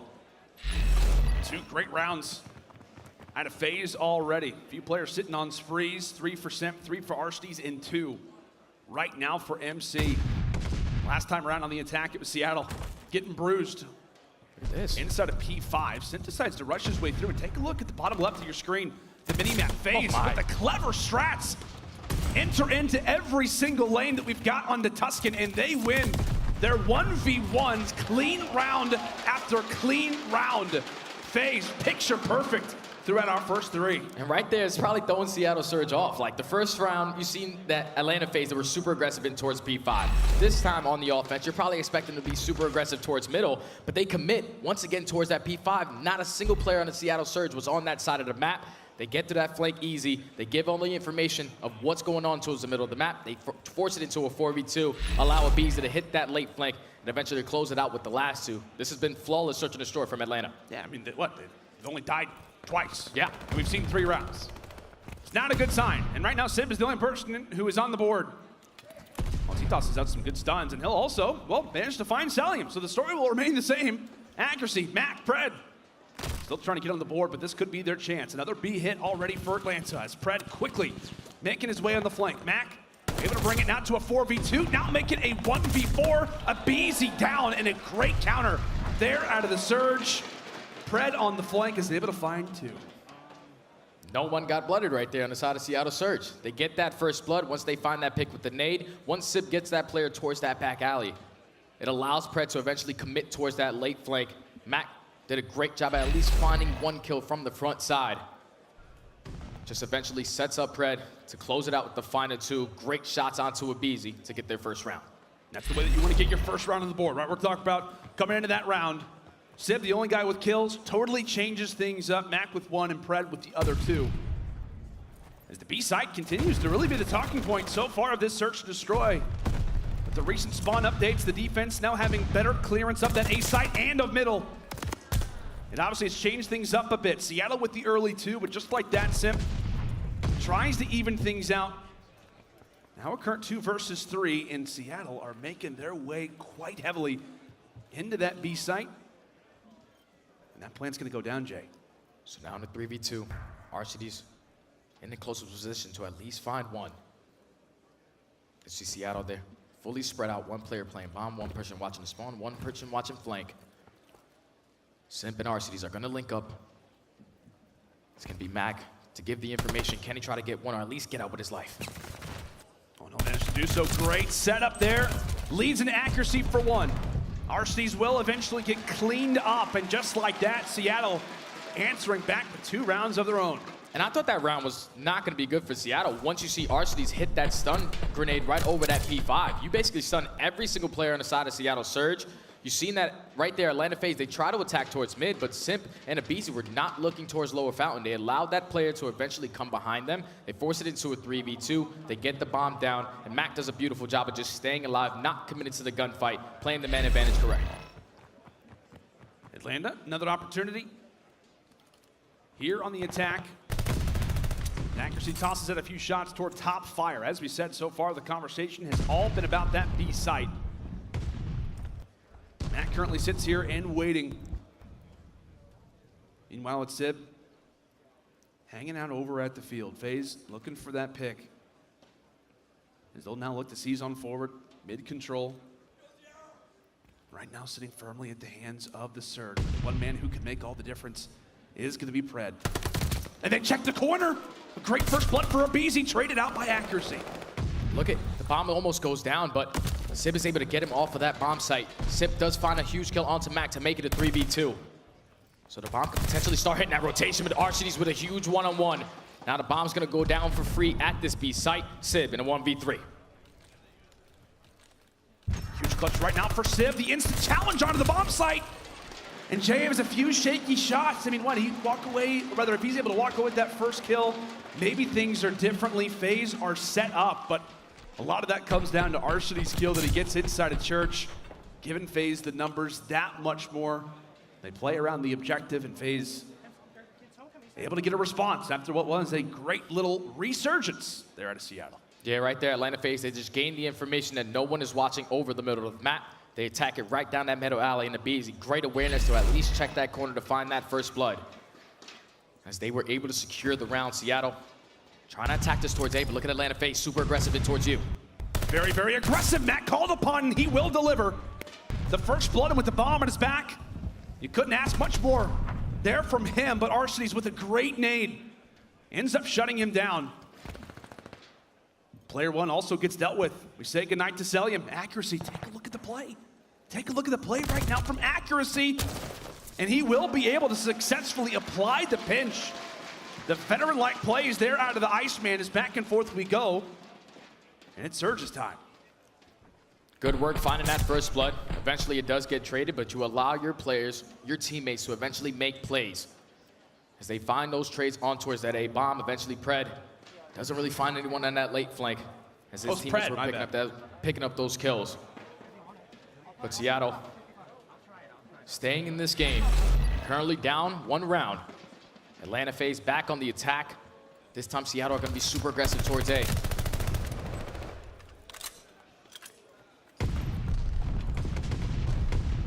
My goodness, take a look at the utility that is tossed out here on Tuscan.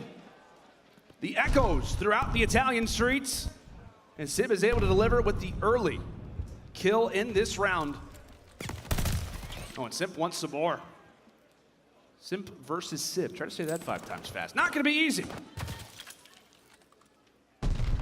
Cellium still checking, still rating shots throughout middle. But with that bomb being where it is, it could be set up for a rotation. You see Simp trying to be prepared for what could be the flank. Nobody yet to do it from Seattle, though. Pred is at least able to get some information that these players do drop down towards lower fountain. So now with 35 seconds left, Mack, he's going to be the player that has to hold down this lane. As the push is about to come in, but look at the bomb. The bomb is still all the way towards that back A site. They're going to actually bring this all the way back. Can Simp find that kill? He does, forces it to a 4v2. Cellium trying to even out the numbers. There goes aBeZy, all on to MC. A 1v4, bomb is down. And 10 seconds left. It will be a round answered once more out of the Seattle Surge. And I don't know, Jay, but once Simp finds that first blood, Simp kind of hangs in the back of the spawn. I thought for a moment it was either going to be a rotation, then it felt like it could have been a bait maybe toward P5. Get a few of those Seattle players out of the field to set up Simp for the plant, but maybe running out of time there. Yeah, that was just a beautiful round from Seattle. Once they find that first blood, you saw Atlanta FaZe. They were trying to play for any bit of information that they could have gotten. But Seattle, they do not give up anything as they play patient, tie this game up at 4 apiece. Sid really turning this game around. Back with the first 2-piece, makes it a 4v2. This bomb should be getting planted towards A any minute. Okay, then Mack delivering early. Simp gets found out, but now it's Pred's opportunity. 2 for Mack and 2 for Pred. Seattle stormed their way through and now put themselves on map point.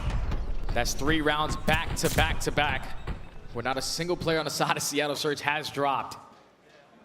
They're making the mid-game adjustments. They're 1 round away from closing out this search and destroy.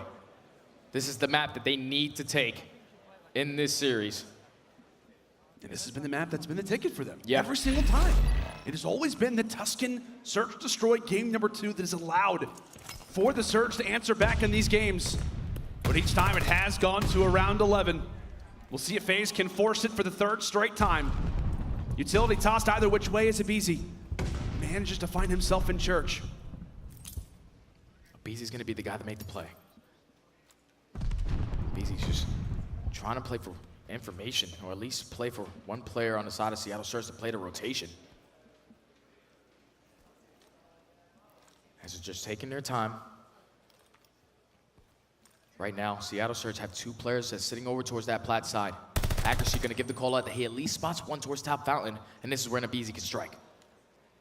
It absolutely could. aBeZy here to strike indeed. Taking away accuracy, but Pred instantly on the reply. Simp nearly turns, but Mack will deliver with the double. Traded out, but will give his teammates the 2v1 advantage, and Simp finding the ending kill. Seattle Surge down but not out. Come back from being down early.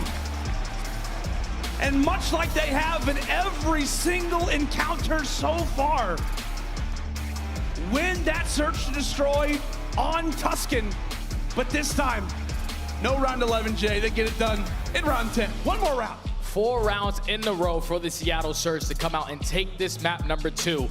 They just had such a great game plan in that search and destroy since the middle half of that game. Once they were finding those opening picks, they were making Atlanta FaZe work so hard to try to get any information on the map. Eventually, they turn it into a 4v2. They're not choking these man advantages. Atlanta FaZe, right there when they were trying to push out towards that P5, Mack puts himself in a great position to take down 2. And at that point in a 2v1 situation, Arcitys doesn't really have a lot of time to work with, but now we have a good route to control and guaranteed a bouquet's hard point. Oh my goodness. Like I said, when we take a look at this map set, Jay, you and I did the prep covered into this one. It looks the exact same. I mean, every 100%. time it has been that bouquet hard point for Atlanta early throughout their encounters together, and it's always Seattle who was able to win that Tuscan search destroy. So far, history has repeated itself, but maybe it could be changed up as we have got a Gavoot to control up next. Folks, make sure and stay with us. Atlanta FaZe, Seattle Surge will continue after the break.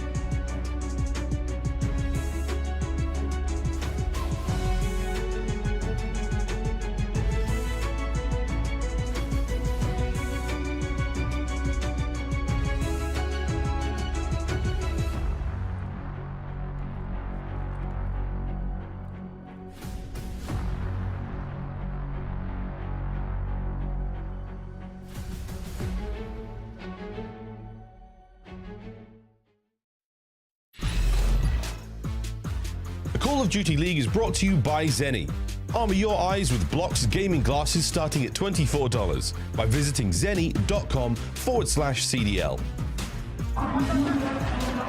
Welcome back to day 3 of the Minnesota Major. Right now, we find ourselves in the middle of an excellent series going down between arch rivals. Atlanta FaZe versus the Seattle Surge. We are through 2 games, and right now, it is an even affair.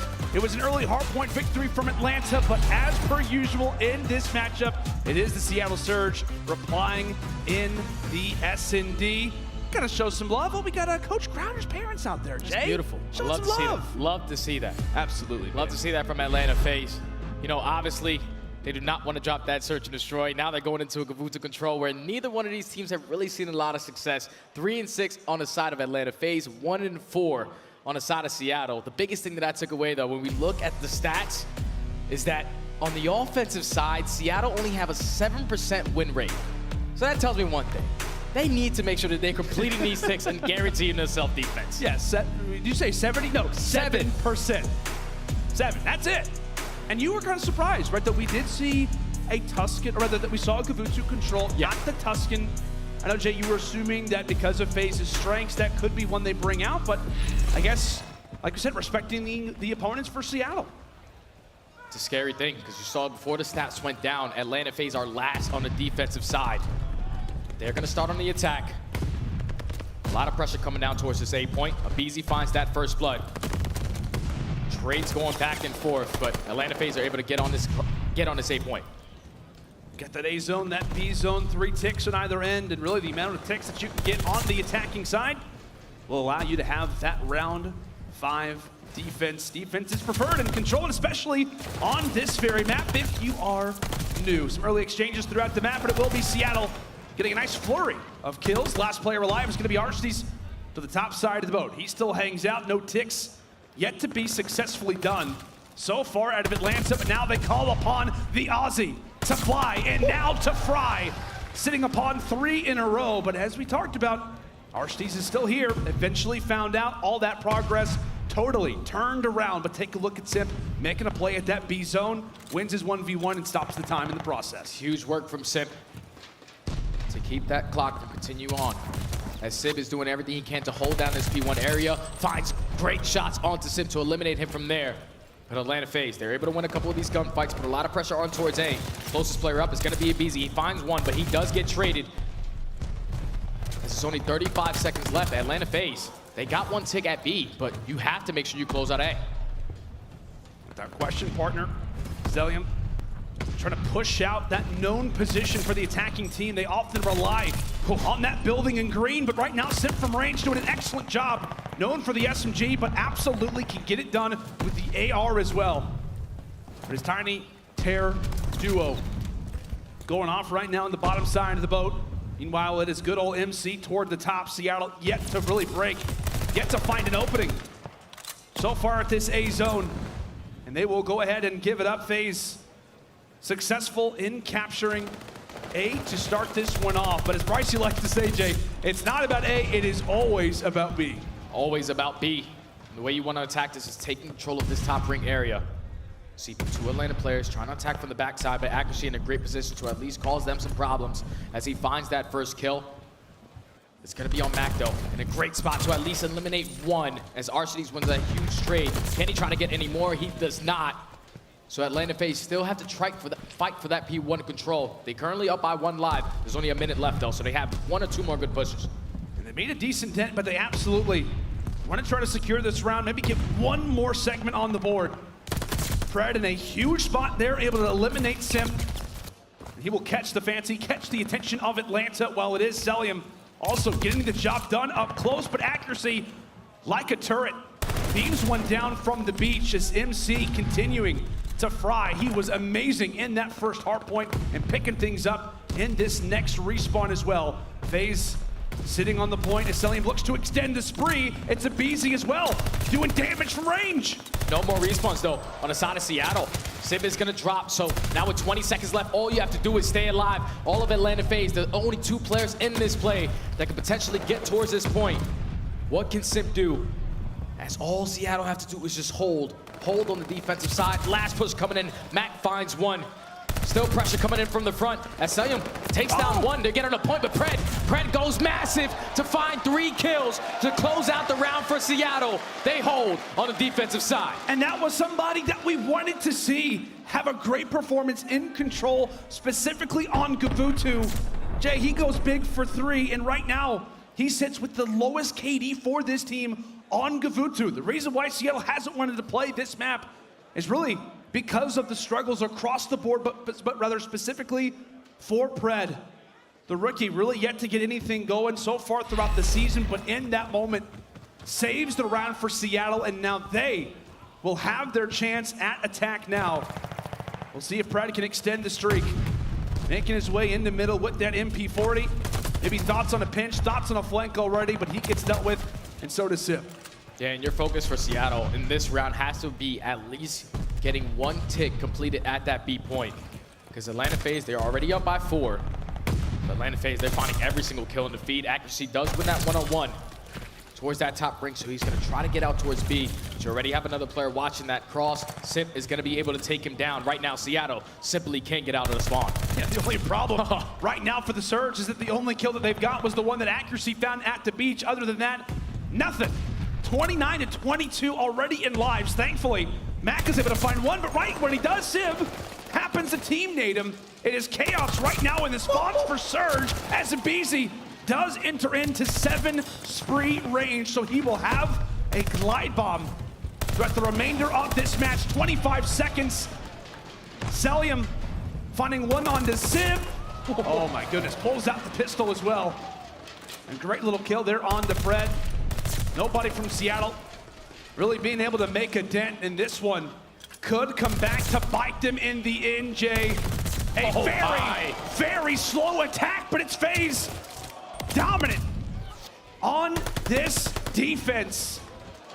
Goodness sake. That 7% offense definitely showed right there. They couldn't even get out of spawn. They didn't complete 1 segment. So now Atlanta FaZe, they're in control of this game. All they have to do is just simply capture that A every single time. And they should have that defense going into that round 5. Just in case it does get there. But what a defensive hold coming in from Atlanta. Obviously, aBeZy goes on that 7-3. He has that glide bomb to work with. Potentially could come in on this offensive round. Yeah, absolutely could. How Atlanta deems to use it.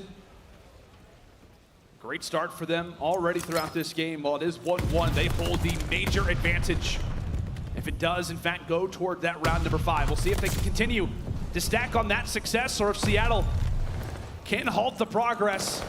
Any segment is great right now for FaZe. And if you're Surge, it's going to be hard to let this A zone go quickly.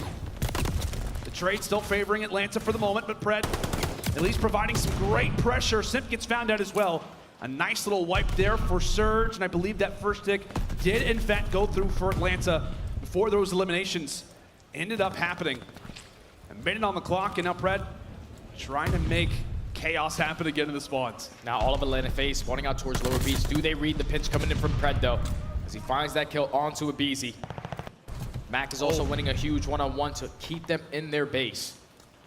They're trying to attack towards that P1 area. They find that kill onto Mack. They should be able to get it on this B point. Wow! But Pred is going massive in their spawn, getting spawn kill after spawn kill. FaZe does make their way into that B zone, Jay, as you called it. Sheesh! My goodness. Also, having some words for Arcitys. Simp taking fire from pretty much every single direction, but he has allowed for a lane to be established from P1 through the beach. Atlanta FaZe, as we said, any segment is great. They got 1 at A, they've got 1 guaranteed at B, and it could be a 3rd one so far in this 3rd round. Great work being done from FaZe despite the great little flanks. They are still seeing success. Everybody going on sprees, and Simp has had so much help. Finally, somebody's here to contest it, but it doesn't matter. B zone moments away from being captured, but it will be the trade that still favors Atlanta. They captured the B zone despite what was great slaying out of the Seattle front. It turns out to be an even better situation than Atlanta could have even hoped for. It makes it a little bit easier now that you only need 2 ticks of aggression to complete this A point. You can potentially still invest this glide bomb if you want on the side of aBeZy, but Simp, he finds a 2-piece before he eventually does get traded. Seattle, they need to hold. aCKary's starting to turn up. Finds himself on a 3 spree as Simp finds that 3rd kill. Now all of Atlanta spawning out. Atlanta spawning out a Surge. Look to sink their teeth right now here on Gavutu. Don't allow for any unnecessary ticks, but still a lot of time to play with if you are Atlanta. Cellium pushing forward, having a great game right now. 21 and 11. Give me a break. MC just does not have bad maps. And performing right now for Atlanta as he opens things up right now for the team. And will continue to find himself on spree after spree, now on 3 in a row. And with that team support, if MC is doing things like that, it makes the job so much easier for Atlanta as that A zone will be captured. So many segments to deal with. Up 2-1, and they have got a guaranteed round 5 defense as well. Yeah, it all comes down to just finding that kill onto Mack towards that P1 side. Once they do that, there was not a single player on the side of Seattle Surge who were able to fill that gap or at least get into the play before Atlanta FaZe put a lot of pressure on towards B. Simp stays alive the entire time until to the last tick, about the final couple of seconds there, and then eventually his teammates jump back in. But when you complete that B point, you know how easy it is to go try to attack towards A. Up by 10 ticks currently. That's all. And you still got aBeZy with that glide bomb in the back of his mind. That's true, man. So many things to think about if you are Seattle. Down by 10 ticks, yeah, it's not possible. But we'll see what they can do. We'll see what they can do. Scorecard confirming that defense for round number 5. So it will have to be back-to-back attacking rounds for Surge. A very tall task indeed, but we'll see if it can be Mack to try and lead the charge. Simp manages to sneak his way on through, eventually handled. Arcitys in the meantime will make his way to the backside of the spawn. Seattle paused the time at 1. That's great work from Arcitys to take the long route. Just want to basically keep this push from the Seattle Surge. A little bit stagnant towards that A point as Mack is going to come off spawn once again. Arcitys tries to pick up this kill. Not going to spot him below, but Simp is able to take care of him. So now the second tick of progression is already in for A. A lot of pressure from Pret in towards green. Currently up by 1 life. If you could potentially pick up some kill streaks, that's the way you can win this offensive round. That's a great call, Jay. Streaks would be massive right now for Seattle. We'll see what they can do. Another minute added to the clock. And so far, it has really not taken a ton of eliminations for Seattle. FaZe posturing for position. Now for this B zone, aCKary starting things off well, not just for 1, but also for 2. A great double kill, but Simp looking to reply back on cue. It's aCKary to find all 3. But it is Cellium in the back of the base. He gets dealt with, and just like that, Seattle do push their way now into P1. The close spawns as they look to group on up, but FaZe are ready. FaZe are prepared, and that nade does all the damage that it has to. They're able to find a 2-piece, and now you see aBeZy starting to put the pressure on. He does get traded by aCKary as he's on a 5 spree. If you're aCKary, you just want to play your life. This kill streak can be so big as he finds that 6th kill onto Simp. Now the pressure's starting to come in from the front. What can Cellium do? He does get traded. Oh! Unfortunately not able to win the gunfight.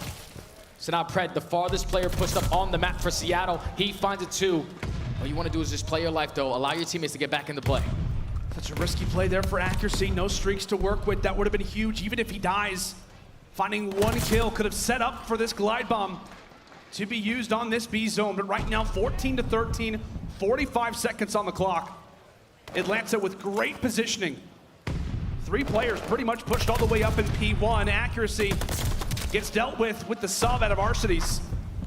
Some great work coming through from aLLeY, but as we said, that time continues to tick away. But take a look at Mack trying to cause some issues on the flank, but he also ends up going down. Time dwindling, kills favoring FaZe, and Pred doing everything he can just to keep this stream alive for a little bit longer. A great headshot in response with the pistol, but the nade comes in from the top. It ruins the progress. 17 seconds left. And keep in mind that aBeZy still has this glide bomb to use it. So he's going to be able to at least eliminate this closest player from the top ring. That's going to be 3 dead. Last player closest to this point is going to be aCKary. He goes down. This map is Atlanta's.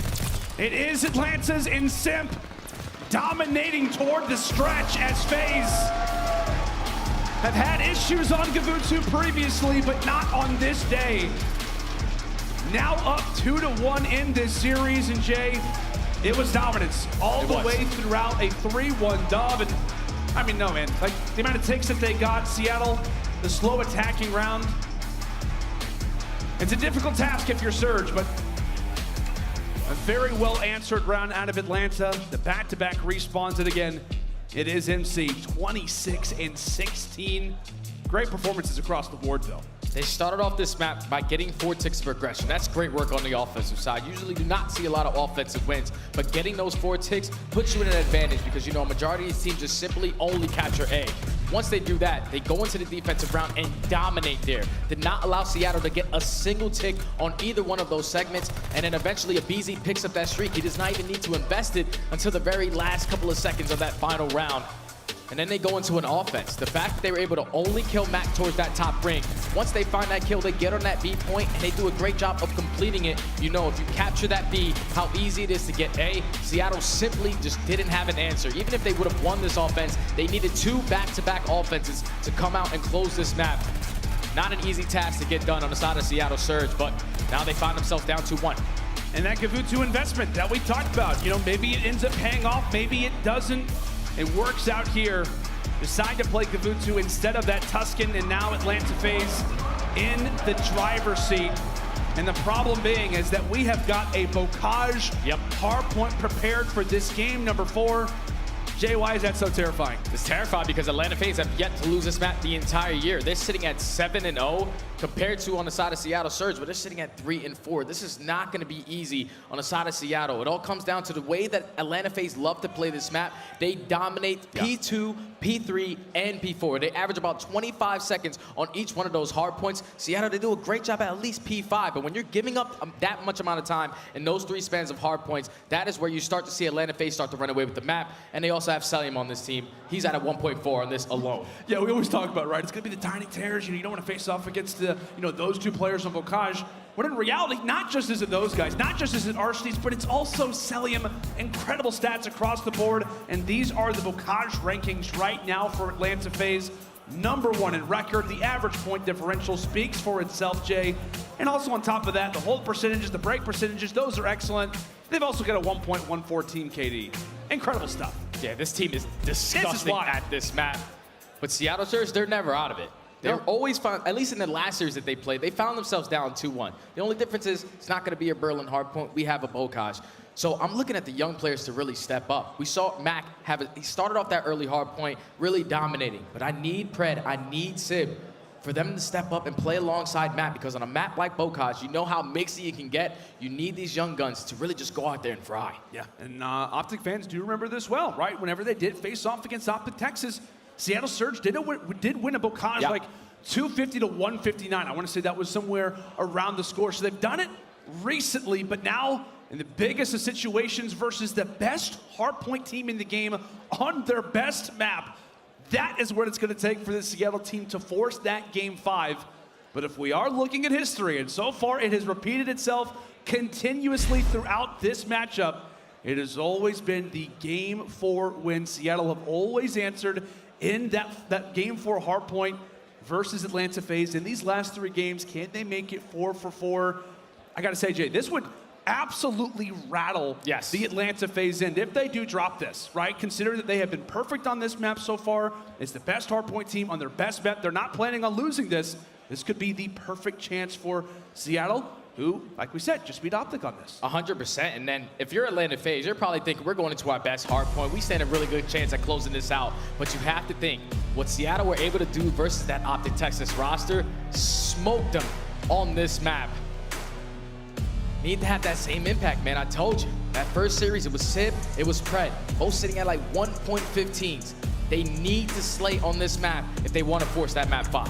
And Jay, in that game versus OpTic Texas, here on Bocage, where they did win. Yeah, I got the official number, 250 to 159. Mack went 35 and 26. Pred 32 and 30. It has been all MC to start, but now we turn our attention towards Seattle Surge with the restart, with Mack being sick and with the historical significance on Surge having FaZe's number.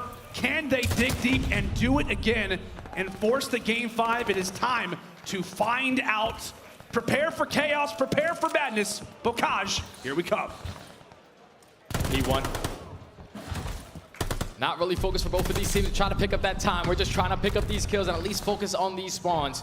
As Atlanta FaZe are still controlling towards that back 10 area with 25 seconds left.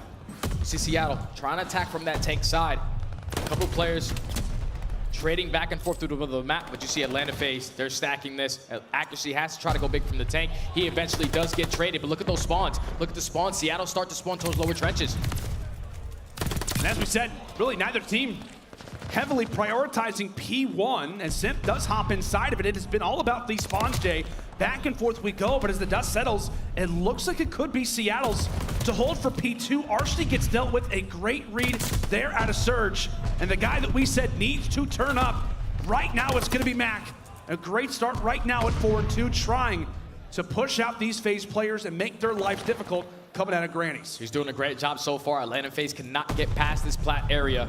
40 seconds remaining on this P2. aBeZy is able to at least find that first kill onto Mack. So now this allows Atlanta FaZe to try to attack from the front, to try to attack from bottom barn. As Arcitys is able to stay alive towards that god tank. 25 seconds left. The pressure's here. They find 3. Atlanta FaZe break in. Oh, but Simp at least is able to find 2. Enters into 5 spree range, but Cellium there to cut him down. So no glide bomb, at least for now. There at a Simp. FaZe break in for the final few seconds of scrap before Seattle do get the final word. Back and forth we go, but now it's time for the rotation here at Grandma's. And Jay, really one of the primary success points for this FaZe team has been on this hill and the following ones.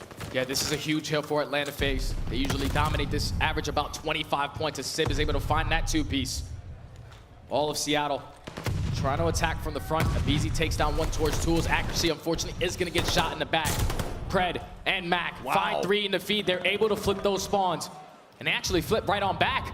Atlanta FaZe still spawning on the backside, but Seattle have control. Flip after flip. Grandma, I don't know what you did with the spawns, but you've absolutely ruined them. Civ comes through with 3. Accuracy on the 4th. And now they've got FaZe right where they want them in the spawn trap. How do Atlanta look to break?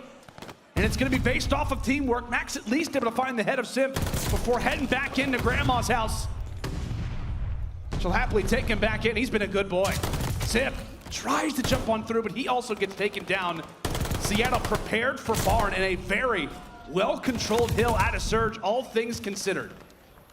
Now the rotation comes down towards this P4. Simp is able to find at least 2 off the rotation. But Simp, he shuts down that pressure. They keep the spawns from the back. Simp finds 3 in a row. Ay, Dios mío. He's not missing right now. He is not. Somebody who's not seen a ton of success on Bokash historically is going off right now for Surge, but right on cue. FaZe, known for a breaking team, and they do exactly that, rush right into Barn. As Pred also will fall, nobody from Seattle can get an answer as it is all red before Accuracy's at least able to drop 1. A great hill opportunity for FaZe to get back in this game and maybe even take the lead. Simp trying to cause somewhat of a dent right now, having a solid performance, but FaZe stiff him out as well. The teammate comes through, and that will not make things that much easier for Seattle, as FaZe will take the lead, and now we head to the final hill of our first set of rotations. Now you need to focus on holding down the back, as Simp is able to find another 2-piece in the feed. 18 and 10 to start off this first rotation of hard points, as Seattle are fully set up for this P5, and that's going to be 3 dead in the feed. Last player up is going to be Accuracy. He gets naded, and Atlanta FaZe break on in once again. Another break for FaZe. Can they make it P4 and P5? A great chance to do so, but now Pred from the skies, the Aussie doesn't solidify the kill. Finds one onto Cellium, so never mind. It works out perfectly, Jay. I don't know how that ends up happening, but Pred, by accident, will then allow for Seattle to get the break on reply. FaZe with close spawns, but Simp continues to beam at 19 and 13 as he will fade on away. Final few 1v1s going down. We'll see if Pred can start to get that MP40 fire. They're going to need him on this second side. Right now, Seattle, they're going toe-to-toe with Atlanta FaZe on their best hard point. The young guns are coming to play. Simp at 20 and 13. Mack on his flu game, sitting at 16 and 12. Basically a tie game going into our second rotations. What can Atlanta FaZe try to do? As you see, Cellium from top Grandma's is not able to pick up that kill. The spawns now, they do flip for Atlanta. They're starting to spawn out towards lower water. aBeZy, he's able to find 2 in the feed. Last player up is going to be Pred towards top barn. But Pred's focus is just trying to stay alive, trying to flip these spawns for his team. Yeah, that was literally the focus throughout the entire first set of rotations. It was all about those spawn flips. Right now a 1v1 for it, and Pred, the nice little beam there onto Arcitys. Seattle having a few teammates come on through. So they are locking down this time. It is still a battle for the backside of Barn. And it currently will be Surge in control of it with 18 seconds left at P1. A great job so far on handling the Atlanta FaZe. But Jay, at a moment's notice, this FaZe team can start to go off, but not if Simp has got their number. A slight lead advantage for Seattle as now it's time for Field. Arcitys and co leading the charge. 3, make it 4 in a row. Eventually found out, back and forth we go. This allows Atlanta FaZe to put that pressure on from the front side. Arcitys with a huge multi-kill opens that up for his team. But Simp, he's not missing. Accuracy finds the second. Simp and Arcitys, though, they tag team and find 2 of their own. So right now, trades going back and forth. Atlanta FaZe still have control of it. They do not have the spawn, but with 35 seconds left, they want to stay on this side of the map. Nice little moment there for Mack. Traded out his FaZe still with the time. Arcitys putting on a show so far throughout this last minute of Bocage with 20 seconds left. It will be the veteran-like plays and of Accuracy trying to think about that rotation. They'll send one to try to go for the scrap, but as he falls, it will be the battle now for the backside of Granny's. Wow. Oh. Look at the timing. Mack with some shots, but take a look at player 2. Simp's back here. Some good work there for Mack and Accuracy. Trying to hold this one down. It will be Accuracy who does hop inside of the objective. MC gets dealt with inside of the sewers. Zip dips in for a moment, but it's Seattle with the 4 feed. It's a clean 4 dead. So now the spawns flip for Atlanta FaZe. Seattle should be able to get back in this game, but great shots from aBeZy. Cellium follows up with the second. So now the pressure's gonna come in, but Pred and Mack are able to find 3 kills in the feed. Mack on a 6 spree, 28 and 17. 1 off of picking up this glide bomb. He's going insane right now. He is not. What a drop to the Atlanta FaZe. Can he make it 7? Yes, he will. The streak earned for Mack. And Pred is not far behind. 2 more for him, and they've got double glide bombs to work with. They've taken the advantage, and they've also flipped the spawns.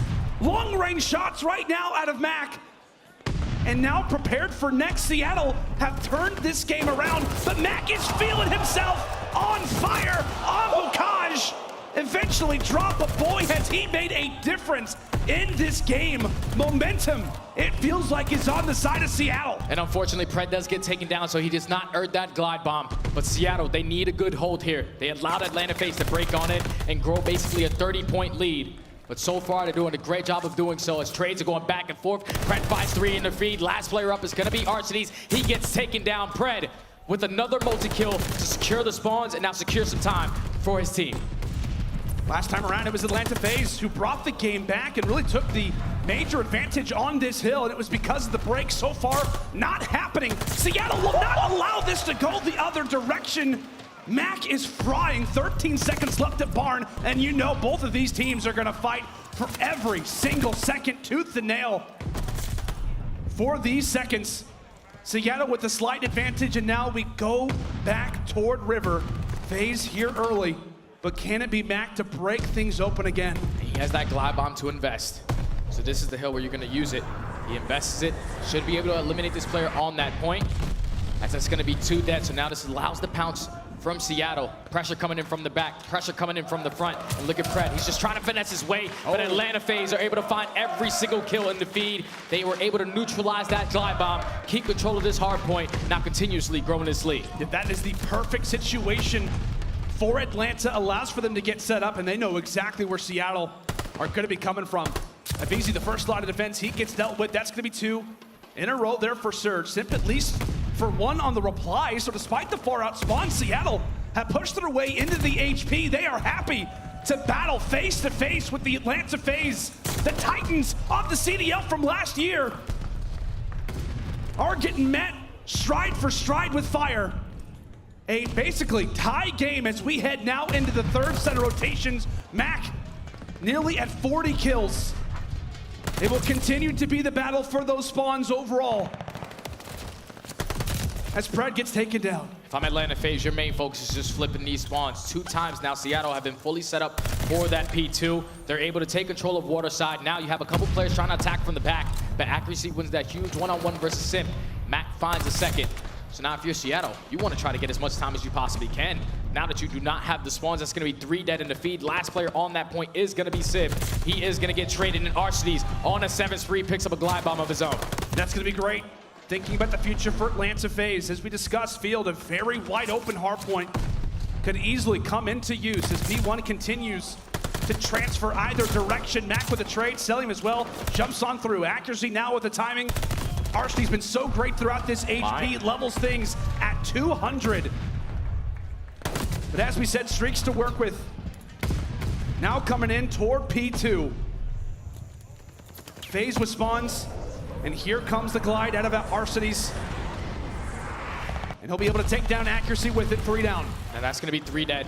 If you're Atlanta FaZe, you want to try to get pushed out towards plat, but make sure you keep Bar in control. As Pred is causing problems towards Barn, he finds that opening. Simp finds the second. Pred does not find the second kill, though. As trades are going back and forth, Seattle, Mack having himself a map 45 and 26. He might break the record here. He absolutely could. He could become the king of Cage in his flu game. A tie game right now. Surge not going down without a fight. Mack eventually gets dropped, 15 seconds left at this HP, and now it could be a prime opportunity for Pred to take on off. Final 8 seconds as FaZe are going to be prepared for next, but take a look at that kill there for Simp. Seattle could have the lane as the turn of a lifetime comes in through there at a Sib. 220 to 234. Mack inches away from the 50 bomb. Seattle are here. Unfortunate team stun though. And that's gonna be 4 dead. Now the spawns do flip. Seattle starting to spawn out towards the back. Atlanta need to try to hold from the front, but Pred, he finds 2. Arcitys and aBeZy trying to do everything they can to stay alive, but Sib finds another 2-piece to secure the point. 10 points away from closing out this map, number 4. They're so close to doing so. 5 seconds away. Can Seattle force the game 5? Gotta MC go. has got to sprint on in. He falls, and that will be the game. Seattle Surge digging deep. And in the flu game for Mack.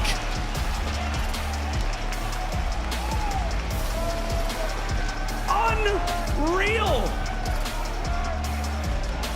What is it about this matchup, Jay? The best hardpoint team on their best hardpoint just got taken down.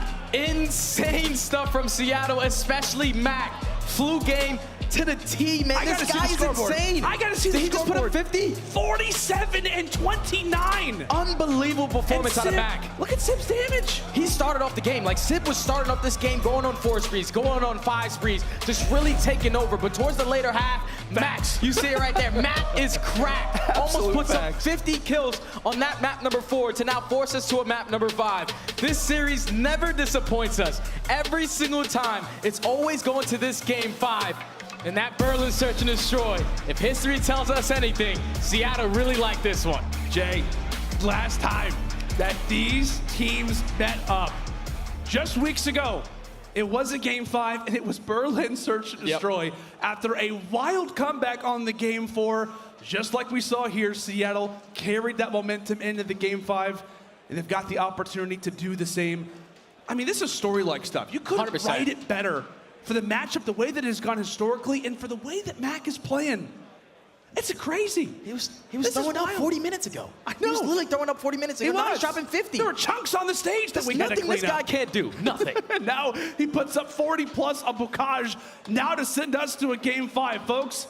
I'll tell you what, get ready, get the popcorn, get the game fuel. It is time nearly for another incredible finish to what has been an incredible story. Atlanta FaZe, Seattle Surge, it is going the distance again. It is time for Berlin Search Destroy right after this break.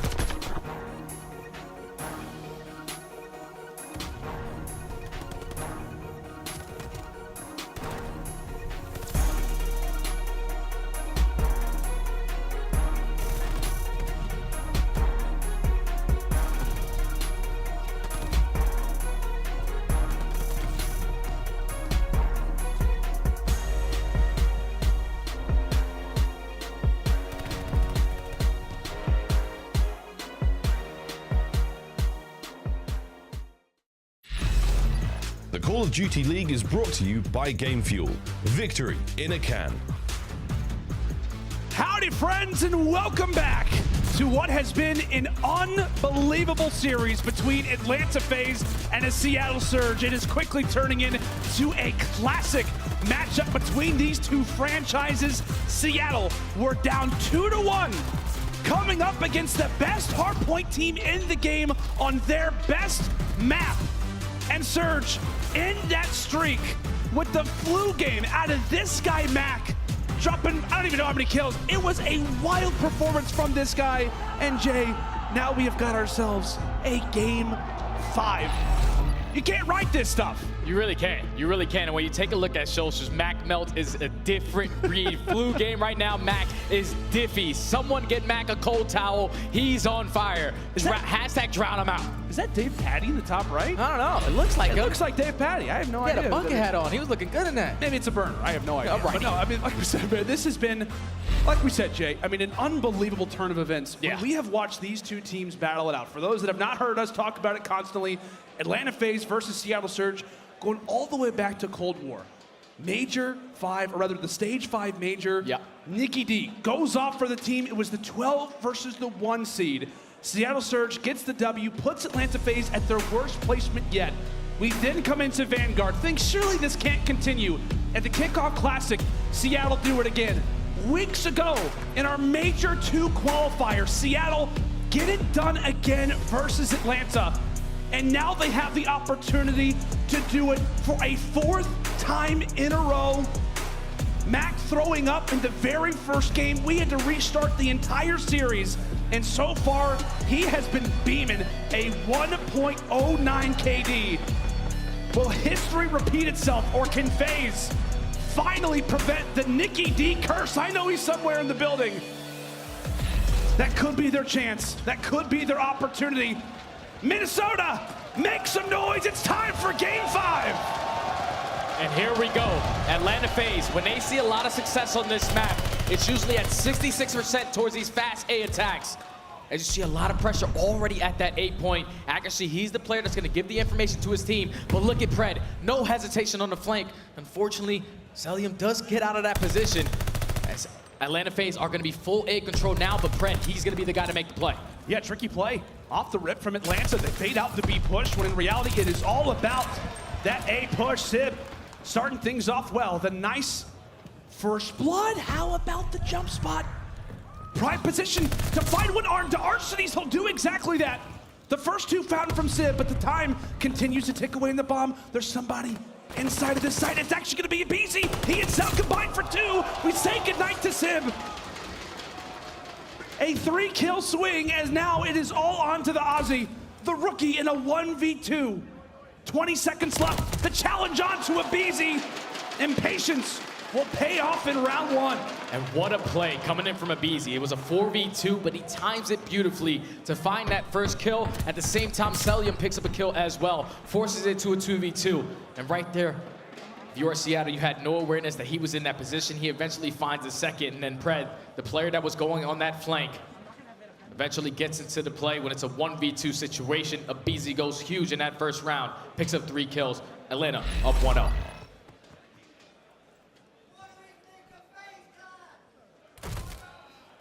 Nice try. It was a good effort. Maybe in the future. Into this round number 2. And how about the scope out of Simp, bringing out the car. Knows that it's time for business. We'll see if Seattle look to deal with the young god, but already in toward this round number 2. Seattle down a man, and with Mack having that objective, they look to stall out for the time. Some shots exchanged, and MC has to back on up. They're just trying to get some information, or at least force Atlanta FaZe to try to make a play, as Simp is going to be able to spot that player on towards top tank. You do not want to get picked by accuracy. He's going to have the angle, forces it to a 3v3. 35 seconds left. Cellium has to try to go big at B site. He absolutely has to. Accuracy nearly rips him off with a great cover fire. Cellium and Arcitys, a great pinch established, and now Mack in a 1v3. He gets found out as well.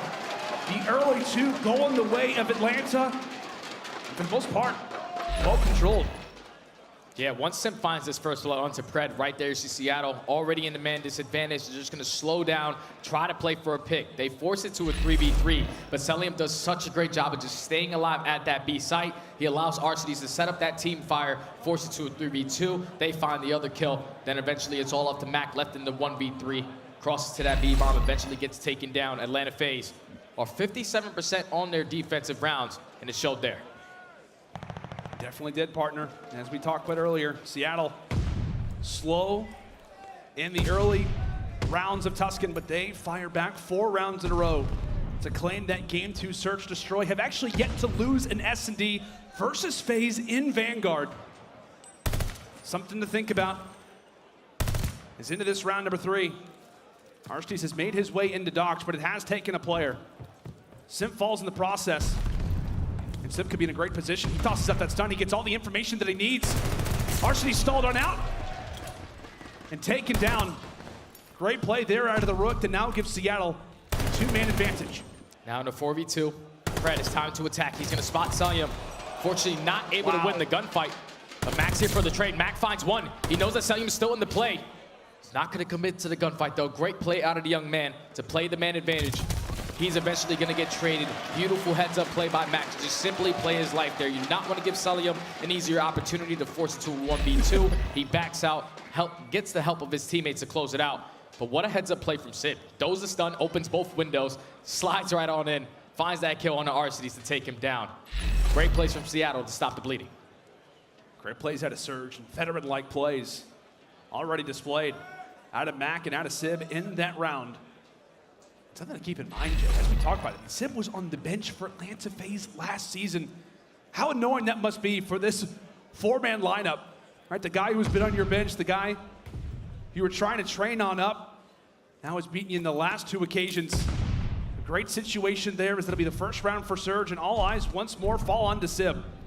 As he'll look to find the first pick through middle, it is Seattle so far pushing over toward A, but it looks like it could be a rotation. First player here, though, it's going to be Cellium. And he'll cut off that lane. Finds that first kill, so now he basically has all of B cut off. If you are on the side of Seattle Surge, your main focus is try to eliminate this player. Actually does spot him, unfortunately not able to hit him with the nade. They're wasting a lot of time trying to invest this kill onto Cellium. As the bomb is starting to approach over towards that A site, aBeZy in a great position to shut this down. Very similar to the first round. He's hiding behind the desk this time. Hanging out in small room. 4-1 start right now for aBeZy. A pick here would be everything, but they do get the information. The stun is out. They know that he's there. Pred decides to push, but aBeZy takes him down the instant 4v2, 20 seconds. Accuracy's at least able to even things up that much more, but it's a 1-for-1 trade, and it's all on to Mack. 40 seconds to play with, and MC handles business. It all comes down to Cellium. He finds that first blood.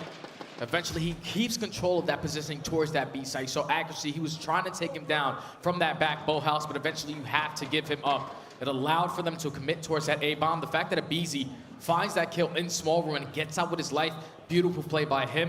And eventually you allow Cellium to hit that late flank, finds that kill on the accuracy, finds the final kill to get 3 kills on the round.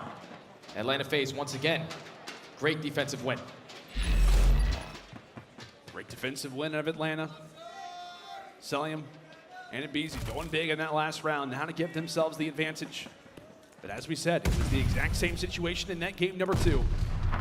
FaZe up early, and Seattle late responded with 4 straight rounds. They're going to need that same magic here versus a Titan-like roster in FaZe. The push now being made toward the back alley. And this is where Atlanta FaZe find a lot of success, just attacking towards this A-bomb. They are going to get that information that accuracy is towards Plat, but he gets out with his life. Do they know the positioning of Pred, though, as he's going to be sitting on those steps, which is going to be Mack, actually. But accuracy, unfortunately, breaks the window, runs right into aBeZy, and aBeZy, with 2 in the feed, forces it to a 4v2. Both players from Seattle trying to attack from middle. It's on to the rookies, a 2v4. Bomb is down, and everybody from FaZe sitting in a great spot. Pred for 1, traded out in the end. All on to Sib, now to 1v3. Finds the first one on Arcitys, 30 seconds on the clock, as he'll have to make the play. The tiny terrors to deal with, and the objective still the defuse. Can Simp come up clutch? Looking for an entry, looking for the opening.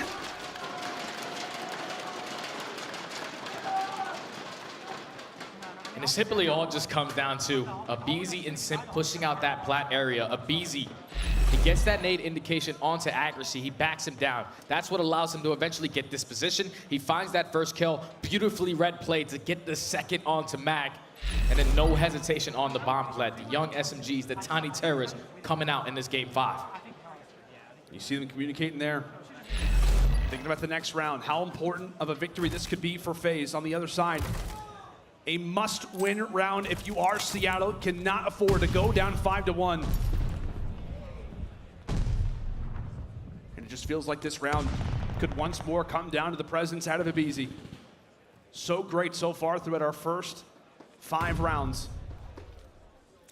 Feels confident to rush on through. Pulls out a few shots, still hanging out, still alive, nearly turns on for one, but Pred dropping that first blood, accuracy as well there for the clearance. Pushing their way inside of the office and getting work done. Cellium falls, and that is the round that you had to have, and it comes in dominant fashion. And that was just good work from Seattle for no one to get picked by aBeZy. They eventually allowed for Pred to get into the play to assist him and taking him down, and then Accuracy does a great job of just sitting in the top of the base towards that top warehouse, watching those middle steps. He finds that second kill. Now in a 4v2, you know that they're going to attack this from top plat. They play the kills. They're able to close it out clean, 4 dead. Clean round for Seattle to get on the board. And now time for the swing round. Instantly for Seattle, a 1-4 start right now for Mack. Again, had a slow start in that S&D and had one round where he went off. But they will call upon Simp once more to try and have a good performance to make a major play. Did so already over at the docks. Has some shots in, but FaZe early to get the bomb down. 2 players here, Simp for one and Pred with the other. Great work. And they find that first blood. But look at the play coming in from Accuracy. Accuracy works his way all the way around the deep flank. I don't think Atlanta FaZe is going to be able to read this as Accuracy finds one. Cellium does eliminate that player from bomb, but Cellium goes big to at least force it to a 1v2. All left up to Simp. 15 seconds left. All you have to do is eliminate this player from bomb. But Seattle, they wait. They stall out the clock. They wait for him to try to attack it, to eliminate him. They both have their guns up, ready to go. Seattle with a successful retake on that B site.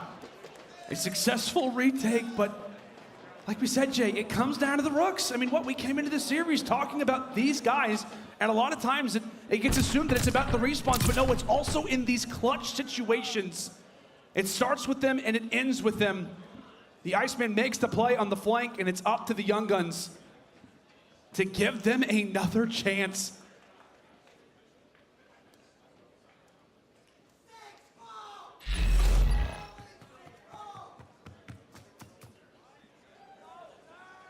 Another chance at the attack here for Seattle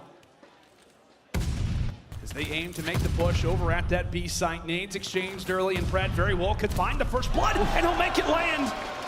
Taking down MC, sent flying. Now in the 4v3. If you're Seattle, you want to try to just get this bomb down at B as fast as you can.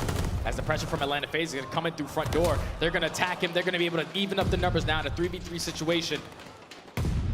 Bomb is going to start to get planted, though. Atlanta FaZe trying to attack this from the middle of the map. You know that Accuracy likes to sit towards the top warehouse, but now they have a lot of time to work with. A lot of time to work with. It was Seattle who got the retake last time on this site. Now can it be FaZe's turn? Can they slow down the momentum? They find that early pick, and now it's time for aBeZy to go off as well. On to Accuracy in the 1v3. Beams down 2 and now has the angle. Arcitys trying to hold true onto the site. Shoulders got to be tight. Your shoulders just got to be tight. All you have to do if your Accuracy is just stay alive. Because Arcitys is going to commit towards the gunfight. What a play. 3 seconds left. He stays down. Accuracy once again. The Iceman gets it done to tie the game up at 4-piece. Goes so big on the backside to find that 2-piece. But if I'm aBeZy, I don't know what he was doing. You do not want to just stand on that bomb, basically giving that free line of sight to Accuracy to even up those numbers. It was basically an impossible round for Arcitys to try to close out, but the Iceman does what the Iceman does, clutches it up in the big moments, tied 4-4. Never a doubt. Down 4-1, and now we're level at 4 apiece. Seattle will not go away. Look at this. And now it's a chance for FaZe to end off this momentum. But Accuracy replies with the first blood again. The Iceman going big for Surge to kick off this round. They find that first blood. So now Atlanta FaZe in the man disadvantage. We're still trying to commit towards attacking this A-bomb. But Seattle, they're perfectly ready for it. Mack should have an engagement here in a moment as he wins the gunfight. The second one is gonna come in as well. Mack finds the 2-piece. Cellium left in the 1v4. 40 seconds left, bomb is gonna be down. The kill, at least he finds one, but Mack, the flu game, the best game so far of his career, is stepping up to whole new levels. That's 4 straight rounds on the side of Seattle Surge. Take a look at this again. Arcitys and Simp. Incredible.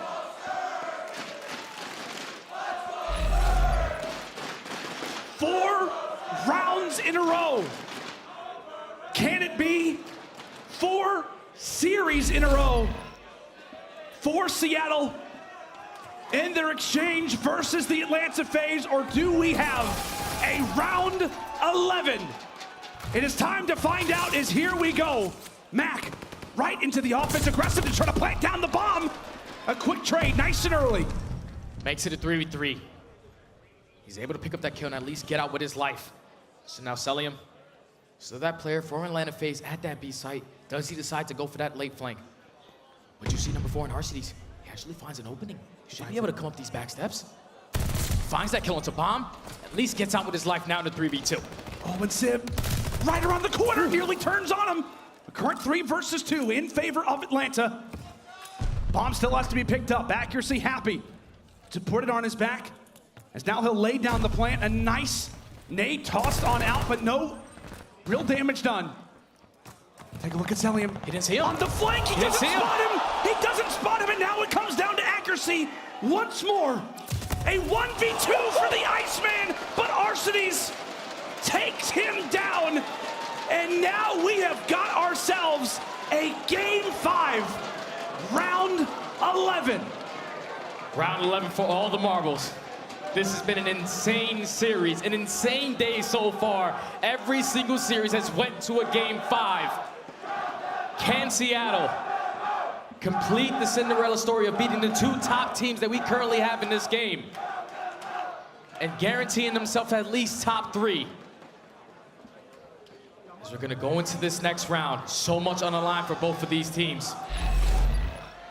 Oh my, there it is, look at that. Round 11, baby, round 11. Here we go, Minnesota. 1 round to decide it all. Is it Atlanta's time, or will history repeat itself for Seattle? Bomb looks to go down nice and early here out of Arcitys. Last time around it was Simp making the play. Tries it around the corner. The nade actually gets banked off, but it does not land. Arcitys throws it back inside of the docks. And this could be the opening. This could be the opening for Simp, but no! Taken down. Now a 3v4 for Seattle. All you have to do if you're Atlanta FaZe is just basically stay alive towards that back warehouse. Do not allow these players to go on that flank. But Mack in a huge one-on-one towards the backside. Arcitys doing everything he can at B. But now all left up to Mack in the 1v3. 15 seconds left. Not gonna be easy. Atlanta FaZe are able to clutch up in the Game 5. Arcitys goes big on that B-bomb to close out the series and solidify top 3. The Nikki D curse officially broken. FaZe, after so long, after 10 months of not beating the Seattle franchise, now have got the dub that they so desperately have been waiting for. An incredible game, an incredible series. But Atlanta will hold on in the winner side. Seattle will then move to the elimination bracket.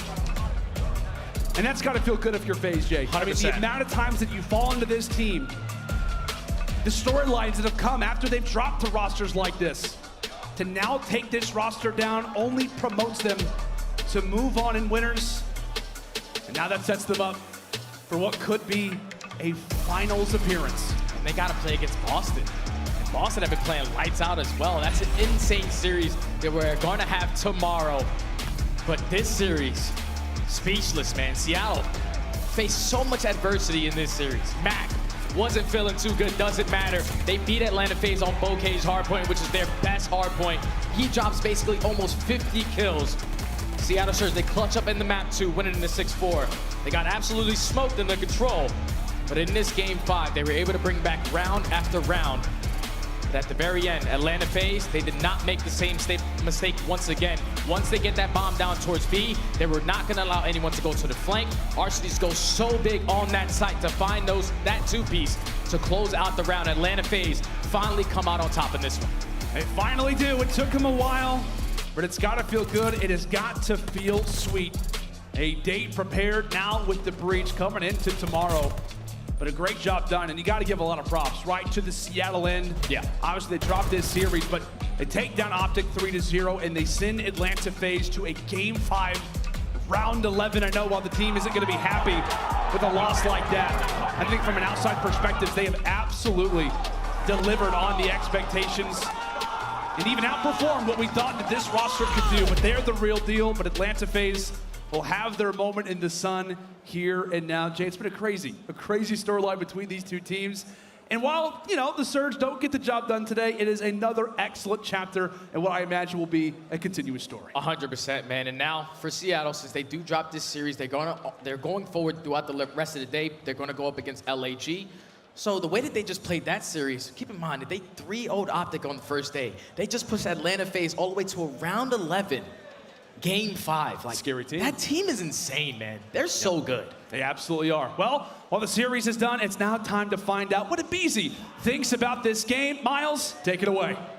Thank you very much, guys. It'd be another Game 5, by the way, dude. Congratulations. This was a nail-biter to a grueler. How you doing? Oh, yeah. I mean, I'm doing great, you know.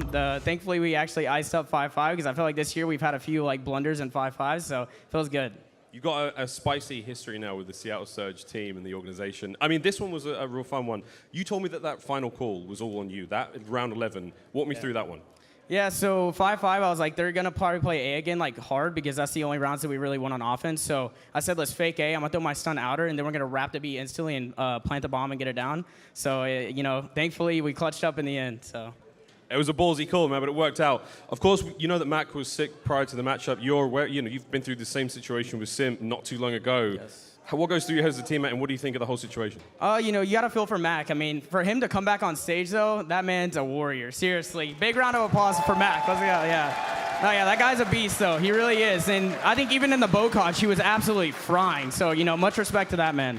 You guys have sort of gone under the radar here. I mean, you're not one of the, you're obviously a favorite coming in, but there's a lot of more, you know, folks favoring OpTic coming in this one. How does that make you guys feel? Like you're not truly the top dog in a lot of teams' eyes? You know, it doesn't really affect us. I mean, we just, right, obviously we lost Major 1, but, you know, going into this major, you know, we were really hammering down on the small things and everything that we were kind of like messing up in the matches during Major 1. So, you know, it feels good. I feel like we're on a roll right now.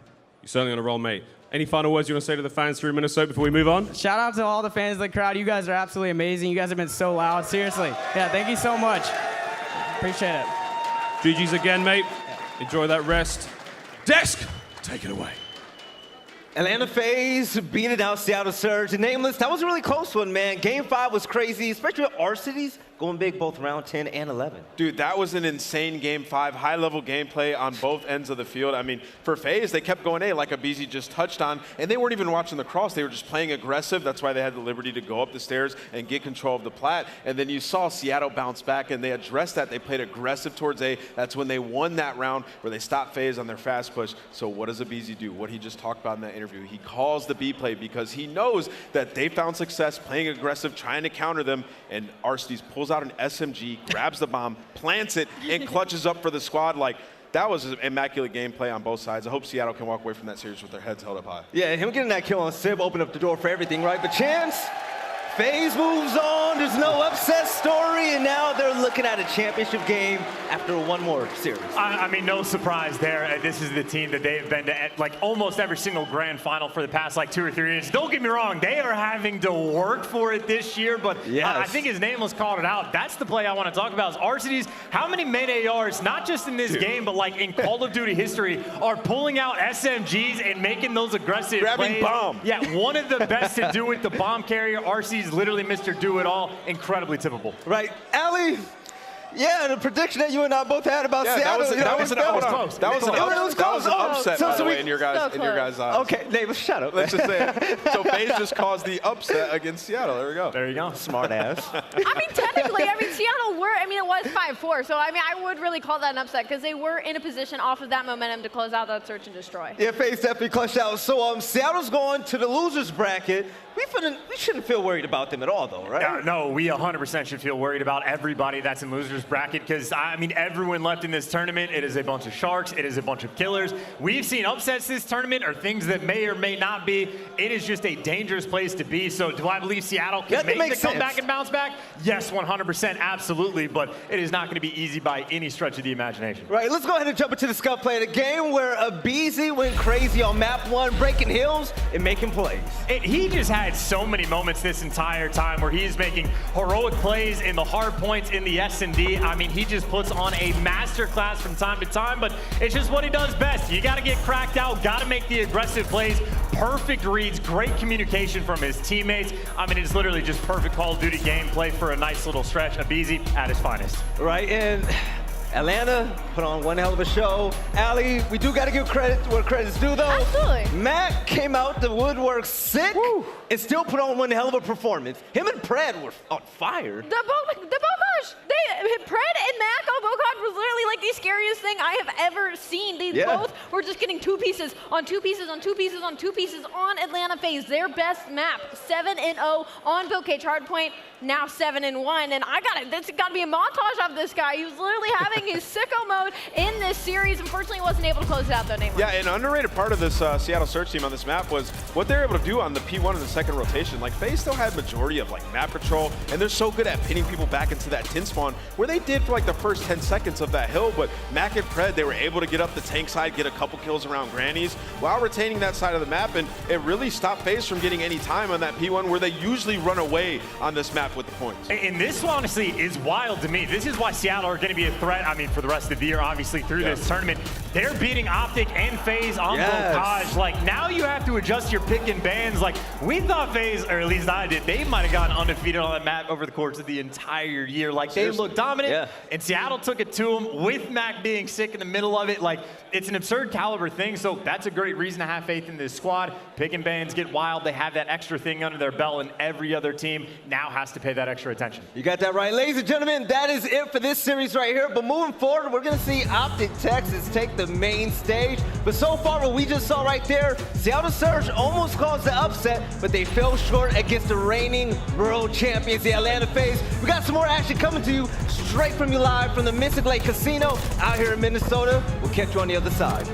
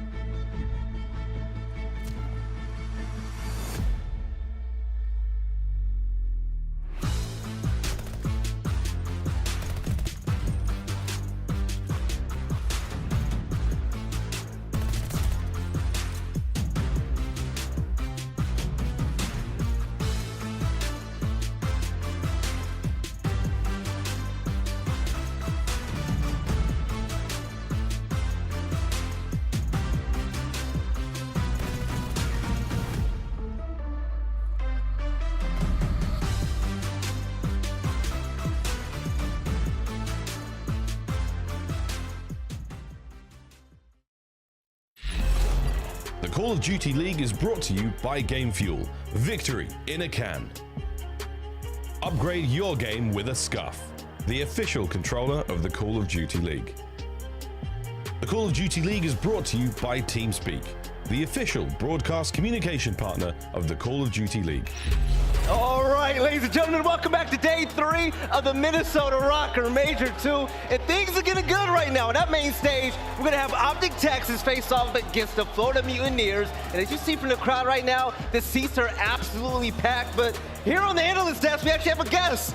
Doug Sensor. What up, Doug? How you doing, man? Welcome to the desk. Yo, it's nice to meet you, Belly. Pleasure to meet you, too. Oh, yeah, so I have to ask you, and everybody wants to know, at home, how's Challengers over there, man?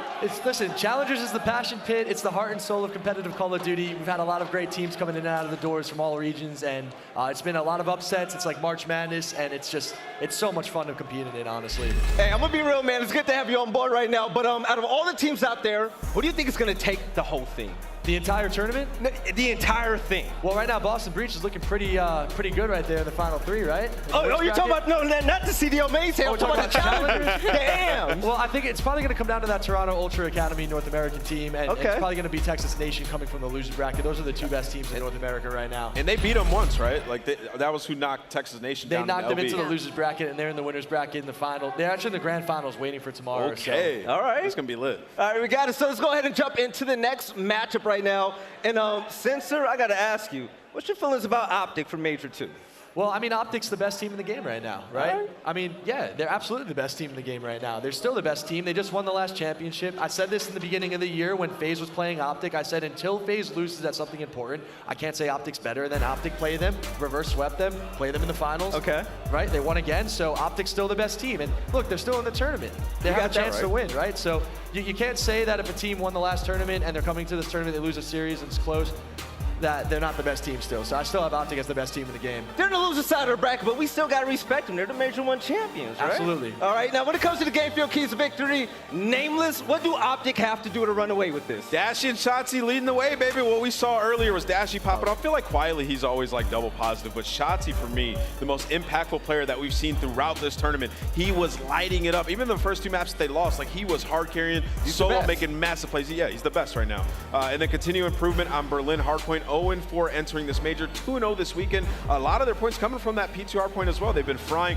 And then Tuscan S&E battle if we get to game 5. Round win percentage on Tuscan. Florida is 2nd, Texas is 3rd. So that is going to be a battle if we somehow manage to get all the way to a game 5. Right now, aLLeY, I have a question for you right now. OpTic going against Florida right now. If Shotzzy is putting on the same type of performance that we've been seeing all event long, Florida's going to be in trouble, right? I think it might be a fairly quick series if you ask me with the way Shotzzy was shooting earlier, but Florida are coming off a tough loss to Boston Breach. However, there is a Gavutu control in the lineup where it was probably the fastest Gavutu control that we have seen thus far. So they have some momentum on their side, especially when it comes to the map vetoes in this series. But again, they're going up against our Major I champions, OpTic Texas, and they have been frying across the board. Right, Doug, when you look at this team, who do you want to see go crazy right now in this matchup? Shotzzy. He's the most entertaining player. No, for Florida. Shotzzy still. Hey, that's a good answer. I like it. I have a good answer. I have a good answer for you guys. I'm going to say their rookie, Dad Patty. He's a fellow Long Islander. Yes. He lives 20 minutes away from me. I'm always going to root for someone from my hometown, so I'm looking for David to love this match. Yeah, and for the game field keys to victory for the Florida Mutineers, you have to review Gavutu HP VOD from earlier today and fix your P2s. Florida's 1-4 on Gavutu, outscored 99-1 on P2 versus Boston today. That's absolutely unacceptable. And then one time they even lost the rotation to P3. So got to get better at that point in the map. And then find offensive success on Berlin Search and Destroy. 63% is 1st in defensive win percentage, 48% is 6th on offensive win rate. We see them trying to go to A all the time. Maybe throw some different looks in there, like what we saw FaZe just do with the slow B. And then hand OpTic first loss on Gavutu control. Florida beat Boston 3-0 earlier today. Texas is 5-0 on Gavutu this season. But what do we see? Florida in back-to-back series, they have now won Gavutu control. Dave Patty has been popping off both times. And in that last one, it was your boy Vivid who was going crazy, playing aggressive, getting in their spawn. He looks way better. He pulls out the auto and starts frying on that map. I'm saying it one more time. Florida Mutineers could have definitely been in that top 3 spot, but that loss to Boston Breach got him in here, and they have a tough hill to climb against OpTic Texas, but it's going to be time for pickups. I'm going off the team that looks best on paper outright, the Major I champions. The best team in the game outright, it's going to be OpTic Texas. Doug, Who you got? I got OpTic Texas. It's a no-brainer, man. Obviously, OpTic right? Texas. It makes sense. aLLeY, no hot takes right now, right? Absolutely no hot takes from me. It's going to be OpTic Texas. All right, Nameless. We all on board with the OpTic Yeah, train. I'm going to go with OpTic Texas in this series. I mean, they just look like the better team. How can you go against Shotzzy right now? He's been frying. I mean, everybody stepped it up in that one. Reverse sweep against LAT. They're going to beat it. Right now, aLLeY, when it comes to this Florida Mutineers team, we all saw what happened when Vivid started to warm up. And when he's there, Florida just looks like they're on another level. They do, and to me personally, I think Vivid probably is their best player. I mean, he's getting the kills, he's being the route man, and what I'm hoping for right now actually is going to be some consistency in Skies and Dave in the respawn. We've seen what Dave is capable to do on a place like Ubuntu Hardpoint, so hopefully heading into it in this series, we see a little bit more out of the rookie. All right, sister, before we jump into this game, man, I want to hear your own thoughts, personal, honest thoughts. What are your thoughts about Major II overall? Amazing tournament. I'm just really happy that we have these real tournaments back again. Finally. Obviously, being in Challengers, not having real tournaments has been really terrible. So being able to just be here in person, see all of my friends I haven't seen in a long time, watching some Call of Duty. We have a great crowd here, guys. Shout out to you guys for all coming out. Go make some noise! And let's just finish this week strong with some good Call of Duty. All right, so I have to ask why we have you on the desk for a limited time. All right, so we have OpTic in this matchup right here. I'm guessing they're one of your picks to go into the finals. What do you think the finals matchup is going to look like? Looking like a Boston versus OpTic matchup. Boston versus OpTic. We got green versus green. He did just join Boston Breach. Bias caster. They haven't lost a series at this event, right? Weren't they a top seed online too? You know, that was just you're right. You're right. This is all them. They're doing He has a point. All right, ladies and gentlemen, let's go ahead and jump into the next matchup right now. You have OpTic Texas and the Florida Mutineers. Let's get this ball rolling.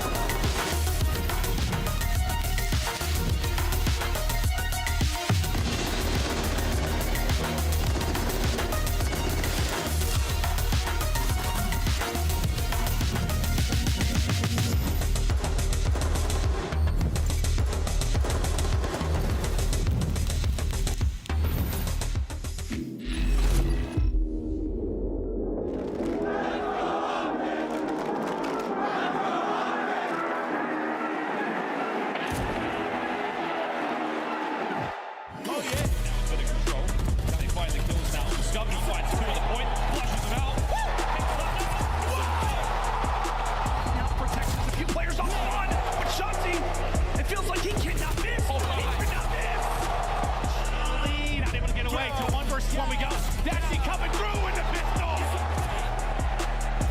That's going to be nearly the first. Pulls out the pistol and gets it done after a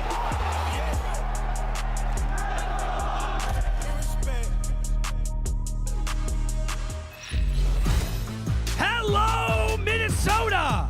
How we feeling? Now listen. Last time that I was up here, I made you get all on your feet, and I'm gonna ask you to do the same thing again. Let's get on your feet.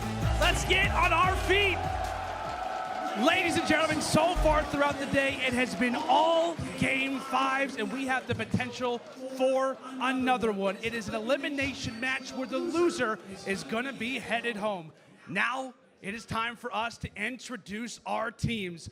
Ladies and gentlemen, join me in welcoming to the stage your reigning, defending Major I champions, OpTic Texas!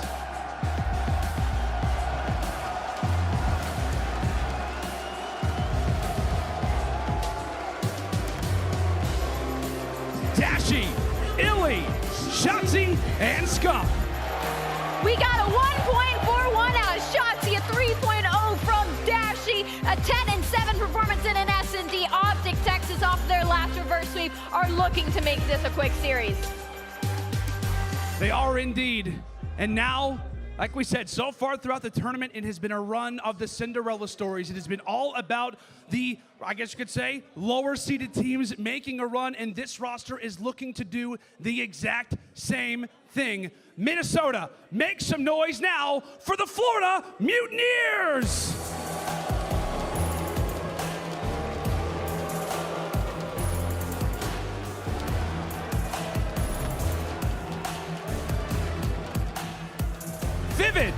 guys, Dave, Patty, and Awakening. I'm gonna be honest right now. I love the fact that we're getting the crowd to cheer for him. And if you ask Ogre 2 about this roster, I'm gonna be honest. I felt like they should have beat the Boston Breach. The fact that they're down here now, yeah, they're the clear underdogs, but I want to see them really pull out something special. Let's go ahead and get this game started. Let's do it, Belly. As we've said so far, these games have all gone to Game 5. Could we have another one in the books? Minnesota, make some noise again. There we have it, and now it is time to send it over to our commentators. Maven, Merc, guys, take it away. Thank you, Lando. I'm fired up. Listen, it has been all game 5s today.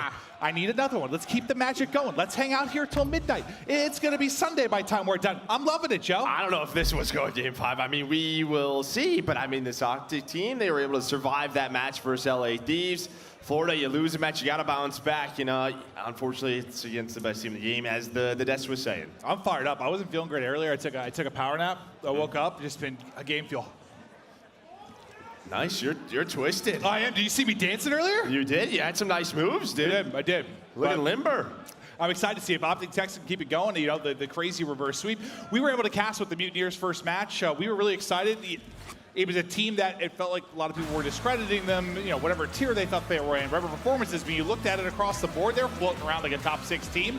They're a map away from maybe being into the top 3, and now, yeah, it's a tough test. Your toughest test so far. No, it really is. And I mean, looking at this map set, I don't think it's honestly the worst thing for Florida Mutineers. Gavutu and Berlin, right? I think that's an opportunity where you can have your ARs, maybe get a little bit comfortable. On the OpTic side, though, you're thinking, all right, Gavutu control, we're undefeated.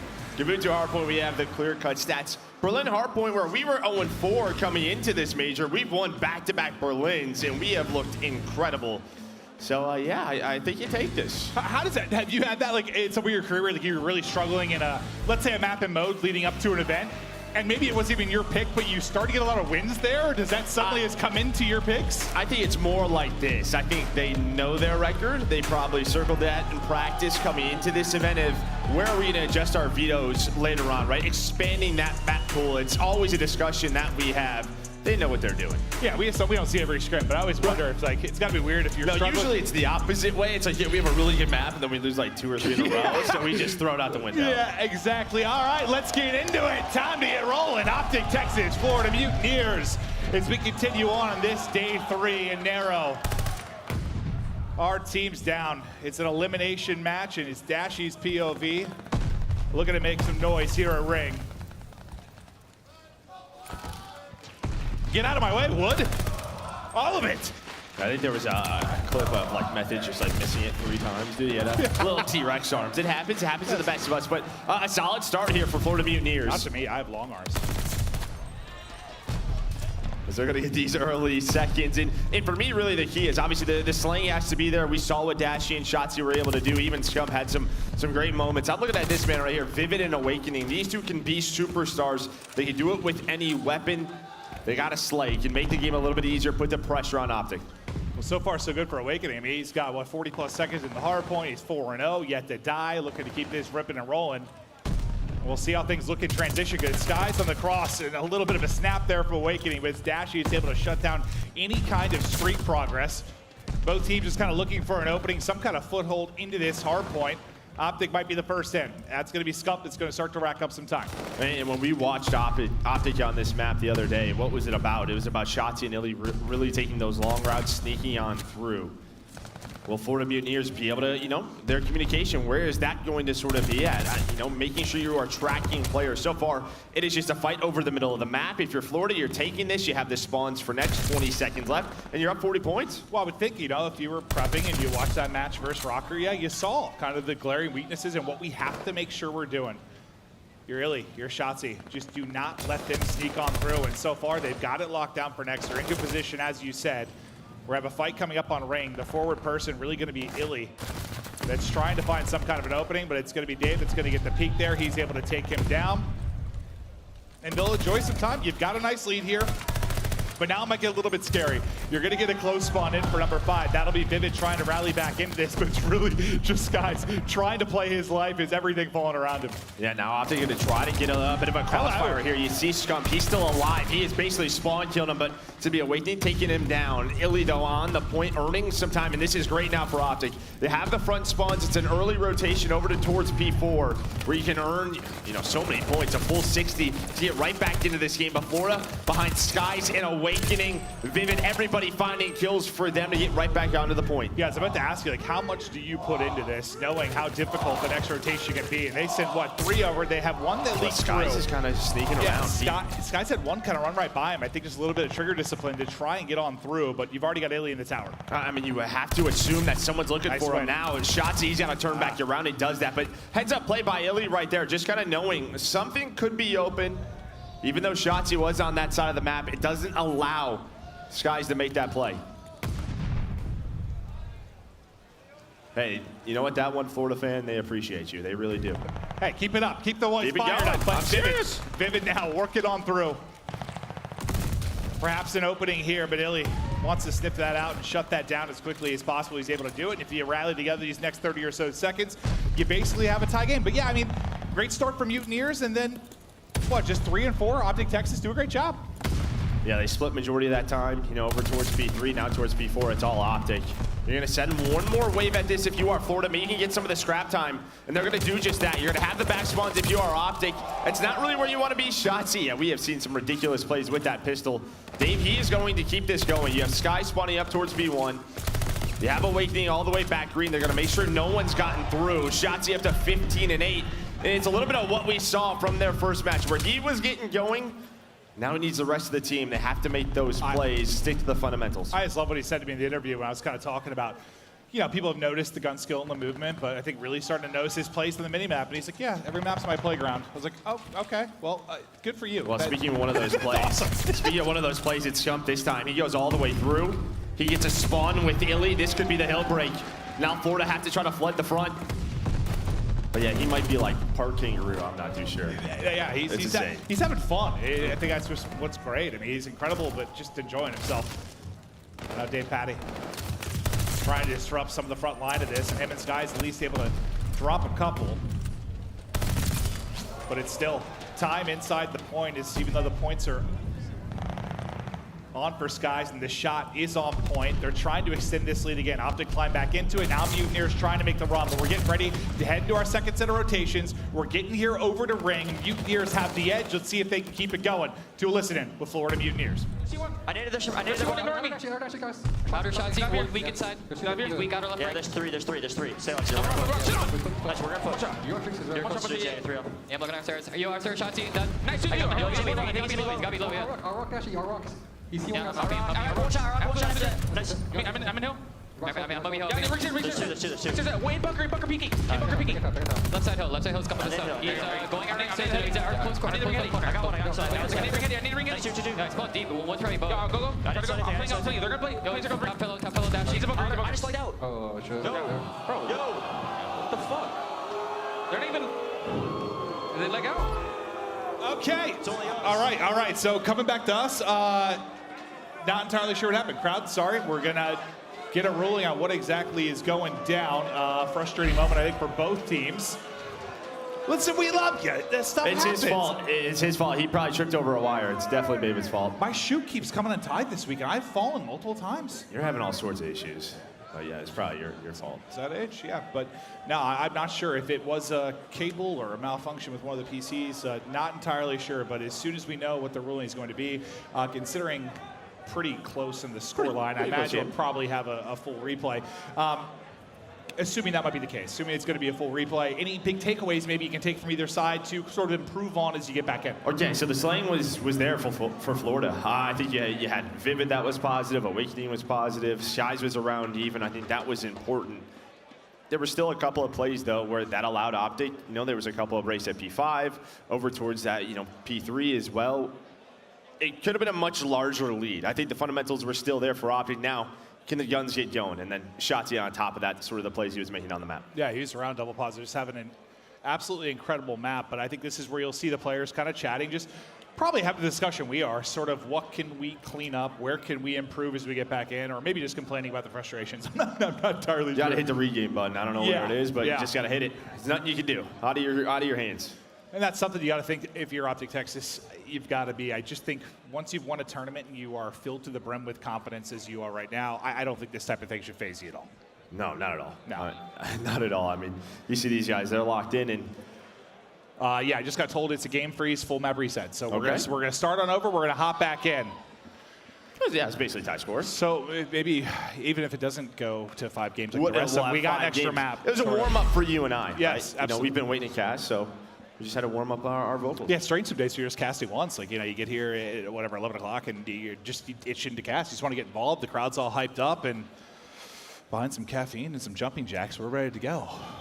You did some jumping jacks? No, I would die, Joe. I thought you would. Yeah. Maybe like 5.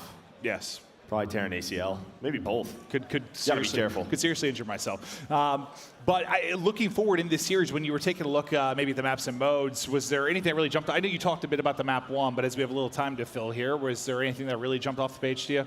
Nothing in particular. I think that Gavutu control is interesting because it's one where Mutineers, they did crush Boston Breach, you know, in a 3-0 fashion. Maybe OpTic just saw some things that they liked. They're undefeated on it. You know, Tuscan, obviously the map that, you know, Florida Mutineers is going to prefer. When I watch them play Tuscan, OpTic, and I know they probably always want to play it, but it's one of those things where you got to make the smarter choice. It's just a blast to watch, but we're going to go with that Gavutu. So I'm really interested to see how that plays out. I guess the one thing I was looking forward to on the Berlin search when we get there for the map 2 is just, you know, you saw the keys to victory, just how good the defense has been really for Mutineers, how OpTic might try to crack that open, and the fact that both teams kind of favor either site. Should see a good little map spread for both teams on offense where they like to go, but I think we are hopping right back into it. You'll see the pop-up on the screen just talking about hardpoint ranks for Gavutu for these 2 squads. The pressure on Mutineers, maybe you say to hold. I mean, you're 11th there, your rotation percentage is decent, but well, it's really just, I mean, it's the hold and the break. I guess, yeah, what do I say? It's like 11th and last. Well, I think it's just when they're going to go on those early rotations, don't allow one of those players to try to sneak on through. We saw Scump do it at that P5. You have to make sure, it's difficult to try to cover all angles, but you know, keep a tight setup, make sure that communication is on point. The Mutineers, they had a great break. We're gonna do this again. Map there we go. All right, crowd, time to come back alive. We're getting back into it. I know some frustrations, but we continue on. As we'll see what kind of start we get. Remember last time it was pretty much, yeah, Mutineers early. It was this. Did a great job. It's guys just dancing.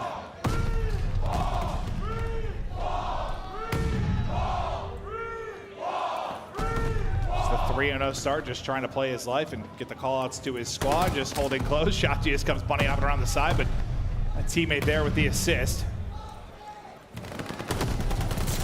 And basically doing exactly what we saw kind of Awakening do, right? Like he ended up with what, like he was like 4-0 with 40 seconds in the hard point. I mean, Sky's basically replicating that. Yeah, I mean, it's deja vu here at P1, but over towards P2, it was an early rotation for Florida. We'll see if OpTic are going to be able to respond, or is it going to be the Mutineers again? It's going to be 3 dead. The last player alive is going to be Shotzzy. He does find one, and look at that. The spawns actually do flip. Awakening gets so aggressive where I just think the timings of the spawns come through. Due to Shotzi's position, the map flips. But now Skies is 6-0, one off that glide bomb, and he might have flipped him again. That's looking to be the case. But Shotzzy is somehow still alive in that position. Like, he's on 4 in a row as well, so he's working on making 5. He's been alive top shift the entire time. He's the only one up, and, well, it's going to be Skies. He's the one with the snap. He will get the glide. He will end the streak on the other side of it, so a big kill for multiple reasons. And you split most of this time. I mean, he did have some early rotations here, Florida. If it wasn't for Shotzzy, maybe this looks a little bit worse. But they're going to get on it. Skies is 9-0. He's been doing it with the MP40 right off the break. Look at that man's face. He's like a grizzly bear. He's locked in. He's vicious. Okay, he died. But he's playing with a little intensity. I'm loving it. I'm loving it. You see the brow furrow just locked and loaded, focused to get back into this replay. iLLeY trying to get something going. Really him and Scump. You got 1 and 5 and 2 and 7, just trying to find a foothold in this map 1 replay. But to third we go. This will be OpTic trying to get the break here on the beach side of the map. looking to pick up the cuts. iLLeY able to do just that. It's Dashy over the top. It's able to get the headshot, and they'll get right into the hard point. And now, I mean, can you get a similar situation here? It could be almost identical, right? You get about half the time, you get the rotation, it's hour. I mean, it's almost the same game that we just watched. The only difference is Skies has the glide, so it's going to allow them to break on through. Awakening trying to make the play on the pinch, but he gets cut down, but they're just going to earn a majority of this time. You can already see iLLeY, he's focused on the rotation. Dave is cutting them off as they push out a ring. So you're going to have around an 80-point lead here. And we talked about Florida's, they're not the best break team on this map.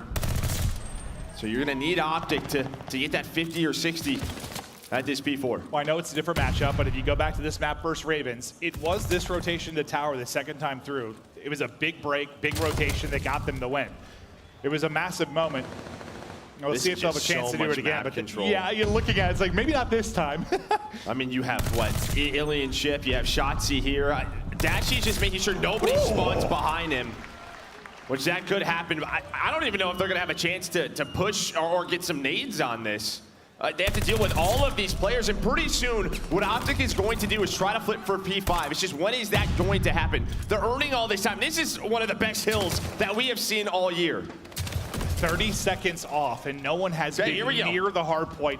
Finally, now an opportunity for them to get in, see if they can grab some of this scrap time. But if they do break through and it flips, it's not the worst thing. If you're OpTic Texas, just get out and set up for pit. But we'll see if they can trap them in, pin them deep. Got him a flurry of trades. No one really getting the upper hand. Just keep an eye on that mini-map to see who's going to be the spawner that starts to wrap back. That's going to be number 8. It's going to be Awakening. He spawns out. He starts to back it up. And even after that great hold, you're still up 50. Well, I mean, what, the last 25 seconds really contested. iLLeY now. And that's pretty impressive considering. Yeah, no, 100%. But Florida, they do a really good job understanding we can keep pushing this. They're going to spawn towards that back rock. We're still going to have P5 under control. And I think that took some teams some time. I mean, to adjust to just realize with squad spawns, we can continue to put pressure on that scrap time. Well, as they went to set up for P5, they were not able to hold it for long because Shotzzy is on a tear yet again. Tagged down to 30 HP and just trying to play his life, but it's Skies with a nade from top ship that will shut that down. Skies continues to find kills all around the map. He's at 15 and 7, just kind of matching the pace from Shotzzy. And it's Scump, I think, that's really kind of been struggling on the replay so far. 6 and 15 on the other end of it. Yeah, I mean, it's really just kind of Skies and Shotzzy battling. Yeah, right. Everybody's trying to deal with these guys. You know, Dave and Dashy kind of with similar stat line over towards P1 though. 50-second lead. It is going to be Florida in a very strong position towards this hill. But you're going to have iLLeY and Shotzzy coming up towards those ring stairs, seeing if they can work a break. But over towards Low Beach, it's all about the rock fight, and Scump's going to win it. And that's a big win. Maybe want to get the confidence going a little bit. You get a big fight for your squad. Work to get those spawns. You find some momentum behind it. And I'll be honest, I mean, how many times in Scump's career have we seen a slow hard point start and he erupts? Yeah, it can happen at any time. And maybe this is it, right? He has the MP40 inside of P1. This is what we saw Skies do. He's able to find the auto. That's 3 in a row. And look at this. They have them pinned all the way towards the left side of the map. You're going to have iLLeY rotate over towards P2 to try to control a ship. It's an early rotation. They needed a break, and they got one there to keep them within 30 if they find all this time. Yeah, I know you can chain hard points together here and really make a rally, but you just want to stay close. Keep it within a hard point. Keep it within one big hold, and they've been able to do that. Now ship will pop. As Dashy is trying to get vision currently, wrapping all the way around that wide flank. You see number 3, that's Shotzzy just going the whole way around. Now really setting up the pinch. Look at this two fork attack you've got onto the point. You got to think the break's going to come in. It looks like it's going to. Texas, they do it again, really, like, quite literally hitting it from every angle. Well, and that takes a lot of discipline from this OpTic team, because really with squad spawns, the only time things go wrong is kind of when you go like 4 dead, right? 2, or you know, if you're on the other side of the map and your teammates die. So as Shotzzy is going on that long pinch, his teammates green have to stay alive. They can't start to fight. They have to wait on him. He finds that now. Scump able to find another multi-kill. And with these 20 seconds, they will be within 10. Fantastic break. But look at that top right of the map. You got all the white arrows starting to get set up, but Shotzzy's tear continues, now to 22 and 14. You see Shotzzy is trying to clear everything before he starts to pounce, and now they're going to start to go, but he's going to get caught. That Skies at the wide peak with the auto to chop him down. As Mutineers just try to push this out. It's like they're working on their safety net as Texas is trying to chip away at it. This would be one of those holds that maybe decides the game. Can Florida hold on? Will OpTic break on through? You have the contest, so you'll take that. But the nades off a spawn, Vivid able to connect with one. Now they get aggressive. Can they get ring control? Can you get this step one done?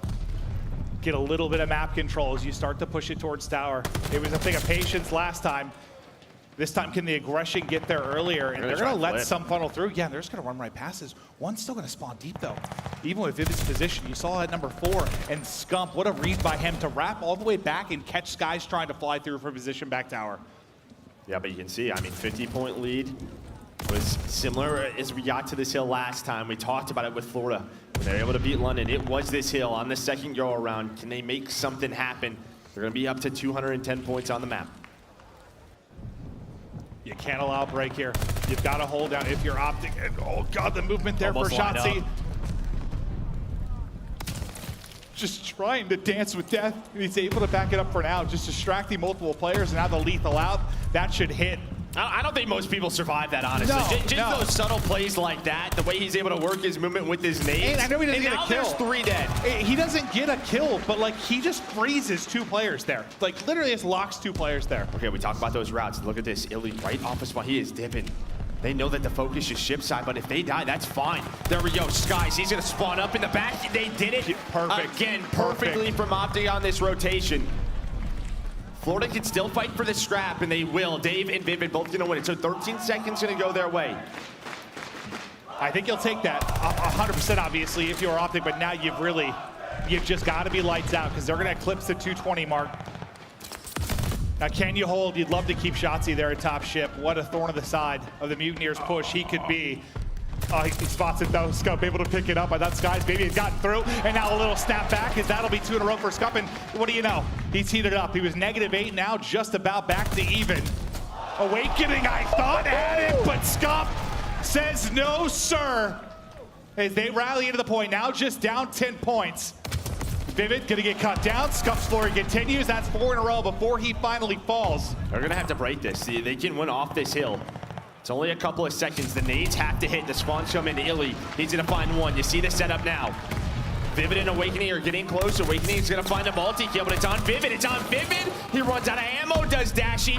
There's the nades, and Dave buys enough time. And Vivid finds another one, but it's about the rotation now. Look at all of the arrows. It's Skies and Awakening. Gonna be the first 2 here. Scump just trying to play his life.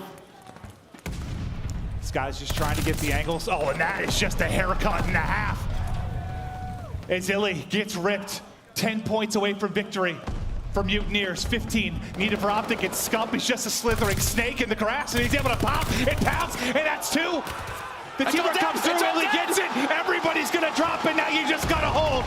10 points now for the win for Texas. They know they flipped it. They don't know they flipped it. Oh, they're looking the other way. They're looking the other way. Florida has a chance here. They have a chance to get onto it. They're gonna get in for the contest for just a moment. 247, 247. Another contest is gonna come in. Dave Patty's here. He's just behind him. The shot is in. He hasn't been able to tie it.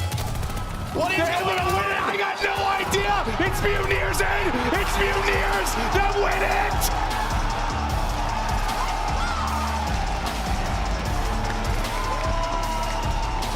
And well, I talked about those all-dead situations, and you just saw that. As soon as 4 go down, the spawns flip, and it was just like silence. And I just don't think OpTic thought that they were going to be behind him. That just give them 1 or 2 seconds to get to the hill. It's just that little opening, right? I mean, it's like you're getting into the hill through a gunfight window. You're just like la la la la la, and you just sort of walks up into the hill. Yeah, let me know what's going on. Dude, when it gets like that at the end, it's like a tie game of 2 seconds. It's just chaos. I mean, first of all, this starts with Scump, right? All of his teammates die. And sometimes we talk about, just putting your controller down. This is one of those plays. He's just waiting and waiting, and then he's got to go, right? Just takes his time. His teammates able to get to this spot. All dead right here for Florida. And with that, with Shotzzy's position, they just don't know. Yeah, You just think, I mean, he's all the way towards like green. That's a tough one. That is a tough one. I have a lot of things I could say, but I won't. Because we just got hired back, Yeah. I appreciate the discipline out of you, big guy. Yeah, Let me say the stupid shit. Yeah, no, that was just not good. Oh, but I mean, You know, then it comes down to a couple of clutch plays. Florida, they played a disciplined game. They had the lead all game long. OpTic were just trying to fight their way back into it. Oh, what a map and a half that was. I mean, you get the replay. It looks basically the same, and you gotta love that reaction from the crowd. Woo! Map and a half. You also said haircut and a half. Is that like? Dude, you saw like nothing but hair there. He just ripped him off the rock. Well, here's a look at your stats. I don't know what a haircut and a half is, though. Just I don't know. I'm not sure, but you I stop mean, for the halfway? OpTic side, you know, everyone, it was very collective. For Florida, I mean, Vivid is double neck. He's just, you know, he's happy they get that win for sure. He had a much better. Octane earlier with that 1-9 search one, just like, thanks, boys. Different, yeah. But yeah, for sure. Oh, but you can see Skies, right? 28 and 19. Dave, 3,200 damage. Awakening right there with him. That trio put up some solid numbers. Gave Florida that win. Oh, yeah, that or the final sequence. Yeah, one of the two. But it was interesting to say the least. It's, yeah, it's just, yeah, it's got to be frustrating. I mean, that's when you're look back at it and be like, all right, okay. I didn't realize he was actually front green. Got the better of us there. Got the better of us. Just, and you could tell how confident they were this bomb was coming at. I mean, literally every arrow except I think the one player ringside was like kind of looking at it, but yeah, things might go a little bit differently depending on how that plays out. But the fact is the map 1 is in the books, and now we get ready for the search and destroy. We're going to be going to Berlin. And as we were going through it a little bit, just talking about Mutineers, their defense has been phenomenal there. Offense, you know, not quite as much. Each team kind of prefers the opposite bomb site, but oh, we maybe slow down a little bit, get a breather after that crazy map 1. There are a few things more fun than a wild hard point. That was wild. It like wasn't. It was just like so like I don't know, slow pushes. Yeah. Seeing if you could break. So a lot of discipline from either team. Yeah, I mean it was a lot of fun to kind of talk through how it was playing out, and then like it's so tough as a commentator sometimes in those sequences because like you know you want to have your eyes on the clock, right? It's like most of the time when we're commentating, you're looking at not the clock but the scoreboard. Most of the time you're looking at the minimap, right? That's where your eyes are most of the time. But during those moments, I'm just like so focused. I'm so focused on when that tick starts to go and they're gonna get the win. You're like, what's going on? I'm like, I don't know. I'm looking for the win, seeing who's gonna close it out. It was an absolutely insane sequence. You guys having fun? Oh, I guess, okay, maybe not, because it was a very heavy OpTic crowd at the beginning, so no, that maybe wasn't the most fun for you, but hey, wait, it's gonna pick up now. Well, we're still out there having fun.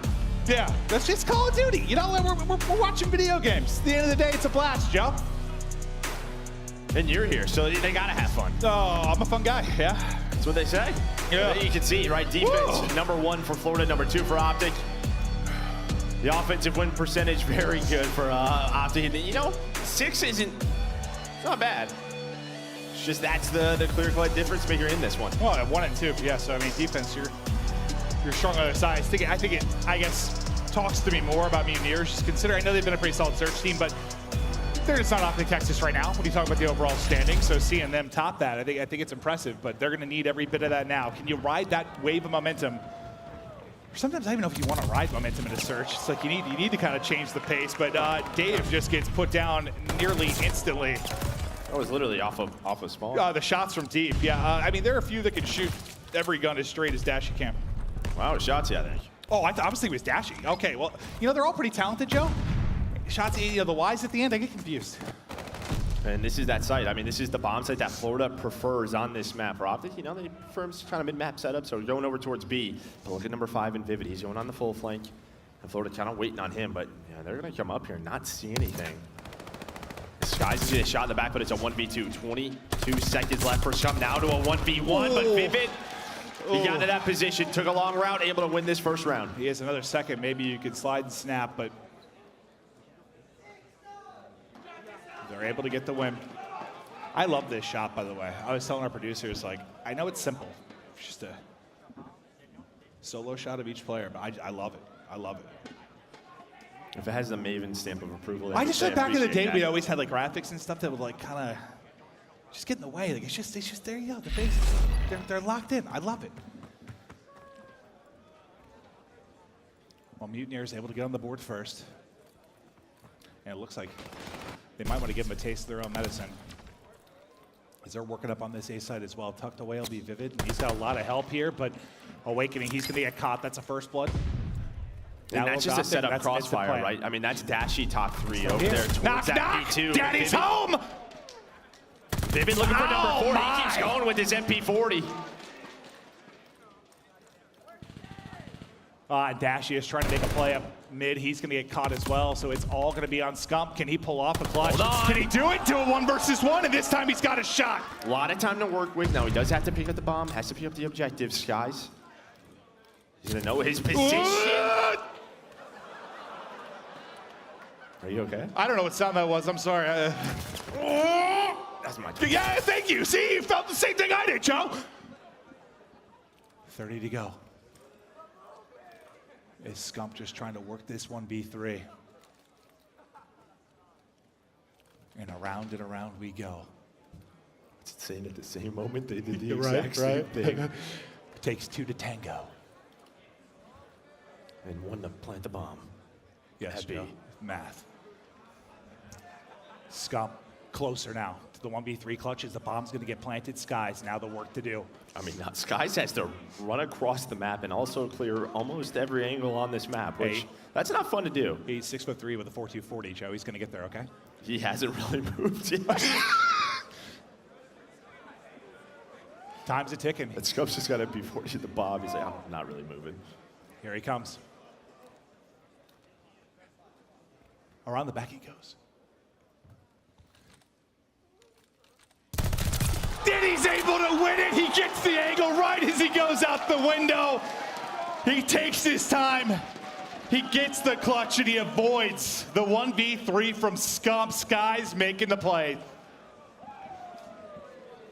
Some unlucky timing there for Scump. I mean, just individually able to bring that back. But look at that. He's like, all right, I'm just going to jump out the window. Is that like you start to get anxious? Like so much time goes by? It's sort of I think it's this. I know in a second or two he has to come to the bomb, right? It's right around 13 seconds. Yeah. If I can get out, wait 1 or 2, I check the bomb with the MP40, it's over. Yep. And that's all Scump's it's just horrible timing. The worst. We've all been there. Yeah, nearly an incredible 1v3, but Sky says, not on my watch. Skies follows it up with the beams. Look at this hit right down the middle, and Vivid is just still going. He's just trying to fly at iLLeY. They had the man advantage, and they give that up. Vivid gets spotted on the cross, so they're just going to isolate him. I love this. They saw him on the cross, just isolate. They take the 2-on-1. They're able to drop it. To a 2v2 we go now. Yeah, hurt that window. Yeah. Run through the door. Dave Patty will get the plant. He's got the sniper to work with as well. Now OpTic's turn for the retake. This is the duo. We know how much chemistry these two have. Look at these timings. I mean.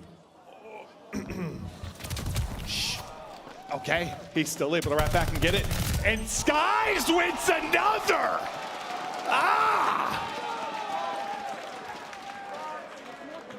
Unfortunately for OpTic, there's just 3 floors on that building. And I mean, Skies was on the second one when I think it was iLLeY or Shotzzy. One of them went up top. They jump across. Then Skies hits the staircase. And sometimes just a couple of timings you got a lot to clear there. are going your way. And that's what we're seeing these last few rounds. Well, I think, when Ray kind of tweeted about the stuff on Thursday, it's how day-to-day it can be. It's like sometimes those timings seem to come to you. Sometimes it's just harder. It just is. But even that round, right? Just the pace difference from Florida, hitting down the middle of the map. I love the confidence. Now Skies on a 6 spree, 1 away from that glide. We're showing basically to a default B, playing very quick, gonna be a 4v4 retake. Can Shotzzy get out? No, the nade slows him down. Yeah, he went from dashing away with his movement to just not moving at all. Skies, he's gonna hit a snipe. I mean, what his map has been 7 in a row. That's the glide. That's a hit marker through a metal pole of some sort. Nice shots there from iLLeY though, but they are just gonna push him out. They've got plenty of time, still picking him apart, looking for a 4-0 edge, and look at my guys, Skies, 8 streak, 9-1. He is on a heater. No, don't do it.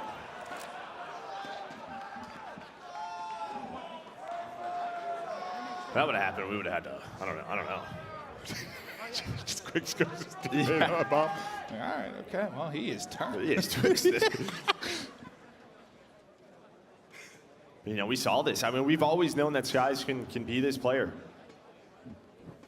Well, you heard Chance talk about it a little bit earlier. Like, even though he'll be like, default spots sometimes, like he's got his way to put variation on it. He's always been kind of a nerdy search player, and it is very, very fun to watch.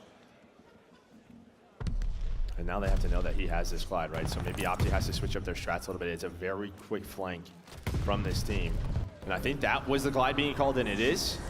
He's not going to see too much. He's going to see nothing. They're going to give him nothing, and they got to be careful. He's on the phone too long, and he's going to get pushed. And that's exactly what's going to happen. The pistol is not it. Shotzzy finds the first blood. iLLeY with another one bombed down, but it's a 2v4 in favor of OpTic. I don't know. The Rats smoked that concrete. But Texas, how desperately you need a round. And now a chance to do it, but Vivid still trying his best to hold, but the stun is going to connect, and the collapse from OpTic starting to come in. Hello, sir, I am behind you. Awakening gets another. It's all a big wait. Now to 1 versus 1, but Scump is there quickly with the trade. Woo! They get around. I was wondering if they were doing some sort of like reverse sweep simulator or something. It's been happening quite a bit. I don't think they want to rely on that. No. It's got to be very stressful. No, but they get the retake. You use the glide as well, so you don't have to deal with that anymore.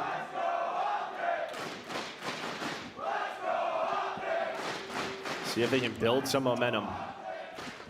And this is what's been fun with this team, is how reactive they are, right? Just right to that play card. They have a glide. It's probably going to be a B hit, and they just go right through A.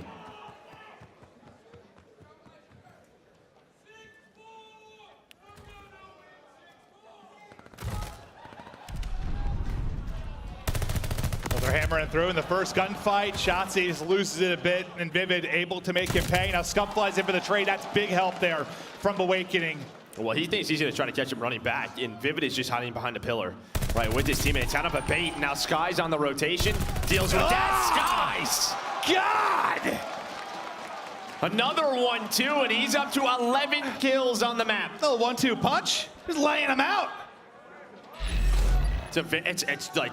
Is that Mike Tyson? It's not. Oh, but he's shooting like it right now. It is crisp. Just less of the ear biting. Quality plays there as he is just crushing.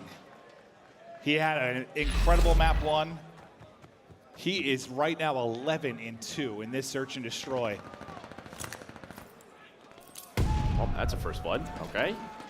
Shotzzy did it 1 round. Dave, he returns 1. It's like you're barely into the round. It's just like, boys. My bad. I mean, just trying to take a gunfight, get something going. Bomb gonna be planted now. You rely on a retake. You're down a man. Make it 2. Make it 3. Dancing. Mutineers just dominating. And that search and destroy. What a map from Skies and the squad. And dude, I loved it. Just how quick the help came in at times. Like, I don't know, when Vivid's hiding behind the pole, like different opportunities where like the teamwork was just there. They were showing a lot of different things. I think that even though it's like avoiding a 1v3 clutch, right? It's like, oh, you should have won that round anyway. That was a massive moment. Because I think if Scump clutches that, the momentum. Who knows?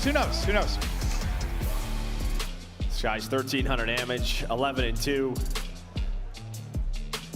Had a lot of first bloods. You just saw it in that last round from Dave. And yeah, I mean, Florida looking comfortable. We thought, I mean, you never know what could happen in series like this. We thought with OpTic, with winning one, especially the way that they did it, Florida losing one. But this is a resilience that you love to see from Florida. And I think sometimes it's one small thing of the whole, but like when you watch Dashy's POV sometimes, there aren't a lot of players that you're snapping at the same time, but a lot of times with that auto, he's winning it. He's just a machine. But yeah, Skies was kind of giving them a taste of their own medicine. Like, he was just on point, like winning those gunfights where I guess a lot of times we do see them go OpTic's way.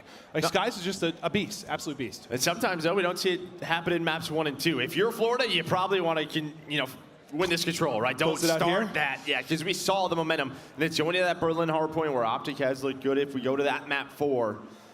But I mean, OpTic undefeated on this Kavutu control, and we know how it's their best game mode.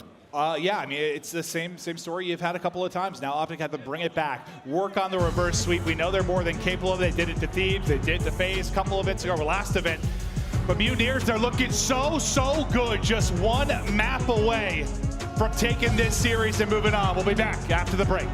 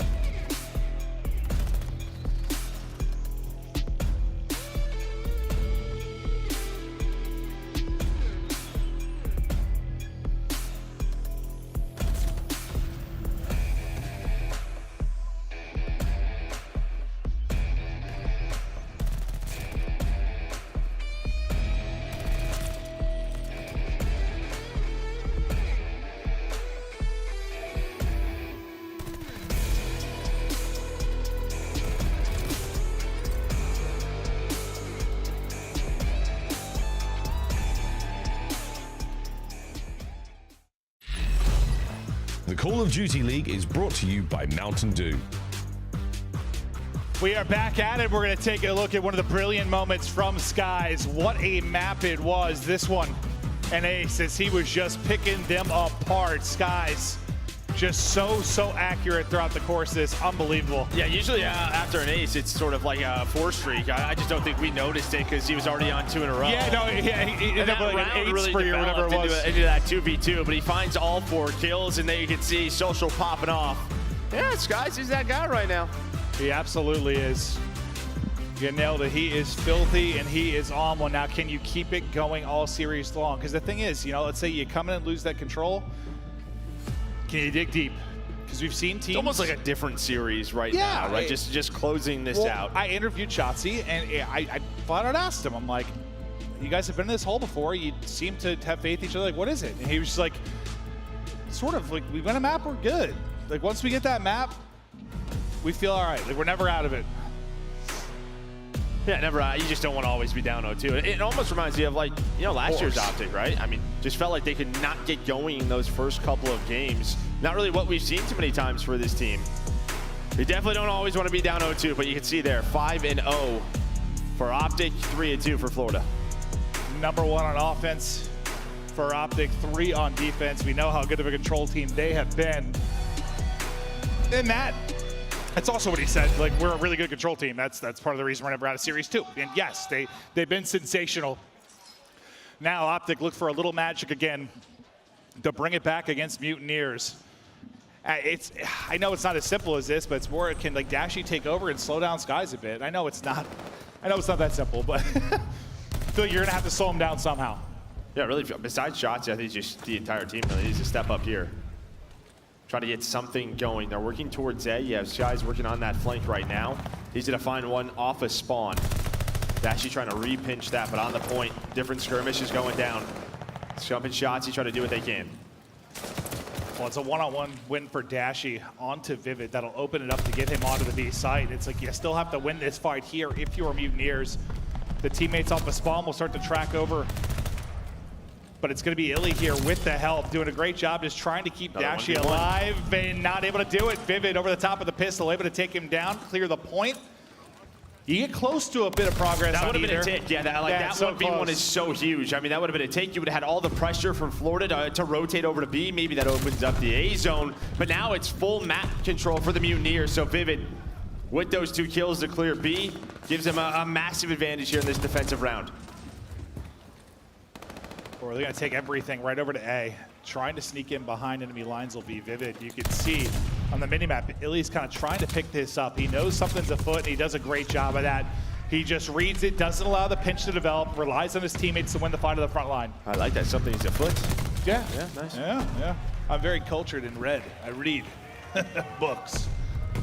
But you don't, you listen to them. Okay, all right. Still sort of reading. Now all that map control we talked about for Mutineers can be enjoyed by Scump and OpTic Texas. He's 7-2. He's on 5 in a row. Starting to feel himself a bit. How far can he push this now? That's going to be the 8-point done. As they start to push in, Scump is still hitting. Rat-a-tat-tat. I thought they were all going to line up. Did he get to 7 though? He got 2, right? So he got to the glide? Yeah, he got the glide. Okay. So he has the glide, and now you have 2 players on this. The second take almost done. Florida, they have to cross through the middle of the map towards green. Here we go. We're gonna try to retake this. The slide is there. Here comes the rest of the team. Shotzzy able to stay alive. It's down to a 1v1. Scump has not lost one this map, it seems. And now he is into it. The contestant is gonna come in. He's gonna need some help. iLLeY will be the first one in to try and provide assistance. Still just a fight, but it's almost done. It's almost done here. Dashy looking over his teammates. There it is. Scump 10-3 has the glide. You can see the iLLeY is off his feet after that, trying to get his guys going. Well, and it's got to feel good too, because I feel like it's just sort of the nature of how this series has been. Like, they were struggling to get full of the map 3. They were struggling to find open. He had some great defensive clears from Florida Mutineers, but Scump was the spark, and then they followed through. They were laughing a little bit there because I think iLLeY like dropped his control. I don't know. He lost like everything. Spilled his drink. Yeah, he was going to. I thought the rat was just about to pop on both. Almost did. I don't know what that was either. I'm making some sounds tonight, huh? Scump is just centering on foreheads right now. Now iLLeY trying to get the boys fired up, but can he fire himself up a bit to start rallying in this map? 3-6, but who cares? He got that round 1 offensive win, and it was a big one.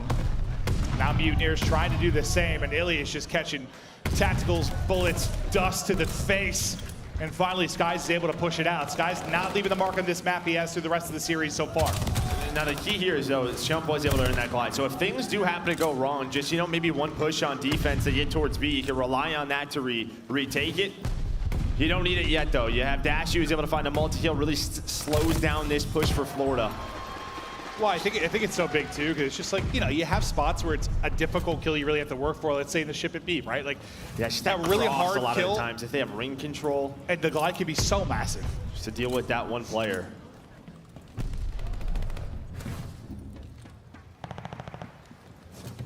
Dashy will dominate over a ring, and Scump, he just wants to send it in with a pistol, but the information comes into Shotzzy, and Shotzzy will take down both.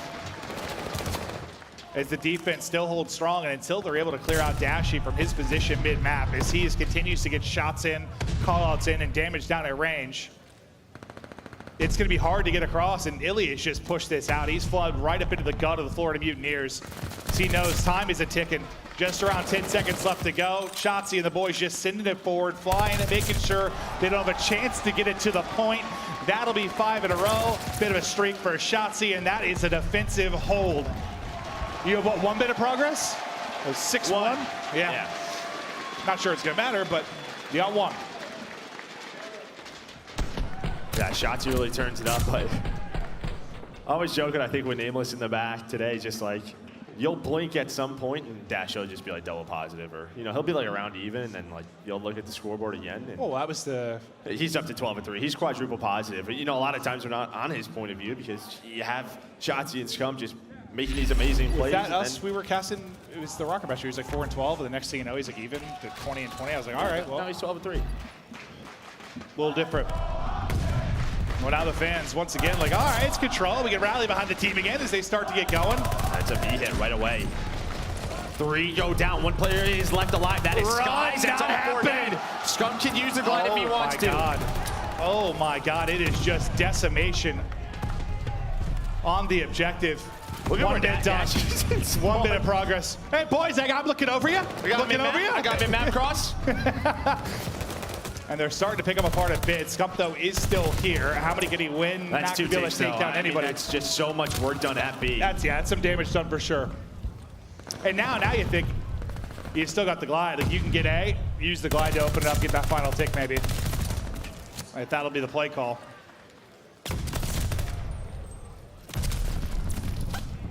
It's got to be, I usually think, if you're going to have 1 move that's like the most dominant for you, you take the search to the hard point, right? Because you play 2 of them. But it's got to be such a thing of confidence. Just know you're so good at control, you always have a chance. Yeah, it just keeps you alive. You get that momentum going, right? Just get their confidence down a bit. We've talked about in the past where, that map 1, you go to a map 2 and it's a search. Things slow down. It's different with this map 3 because you go to a very fast respawn, boom, right into another one in that hard point. It's more of a momentum carrier, 100%, than 1 to 2, yeah. 3 to 4, yeah, without question. That's just one of the many reasons they've been able to pull these swings. But now, it's really just a matter of the clock. I mean, you don't have a ton of time. I know you've gotten the 2 bits of progress on B, but you need to get the minute extension here. If you're gonna try and close it out, just able to track. It's not easy to do when the slide comes in, but able to do it. Clock stock just under 5 seconds to go. The Scump is finding openings again, 22 and 9, like a man possessed. Those nades clear him off of it. Can anyone get to it? It's really just 1 person there, and they will hold. So, okay, I mean, I guess considering how good the opening was on to B, you think maybe that's where they close them out. They go for the jugular, they take it, but yeah, I thought that was I thought Simp was going to call in the glide, but doesn't happen, yeah. right? I think maybe with Dashy in the position that he was in, he was watching that cross, but it was just a good push from Florida. But I think you got 3 more ticks. They were already up. I think they're up around 8 now, so they've secured round 5 already. Yeah, maybe just hold it for a defense, right? Unless he used it and I missed it, but I don't think so.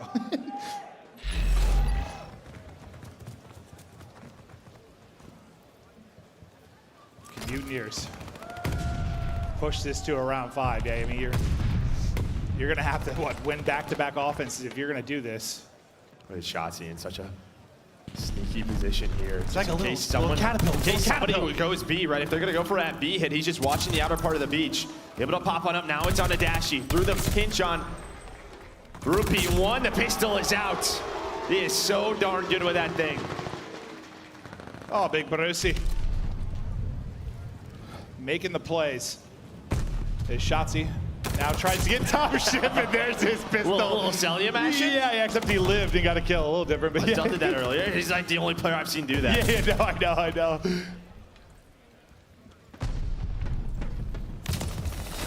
See what they can do behind the opening. +10 still for Scump. The timing there, right as he gives it up, the peek comes in. Some unfortunate ones for sure, but you've got 35 to go. You're really starting to work the progress now. That's a nice kill from DavePatty, is trying to alleviate any kind of pressure Dashy's been able to put ringside throughout the course of this, but the fact is you need an offensive win. It's not about ticks. You got to get the round when you get to the round 5.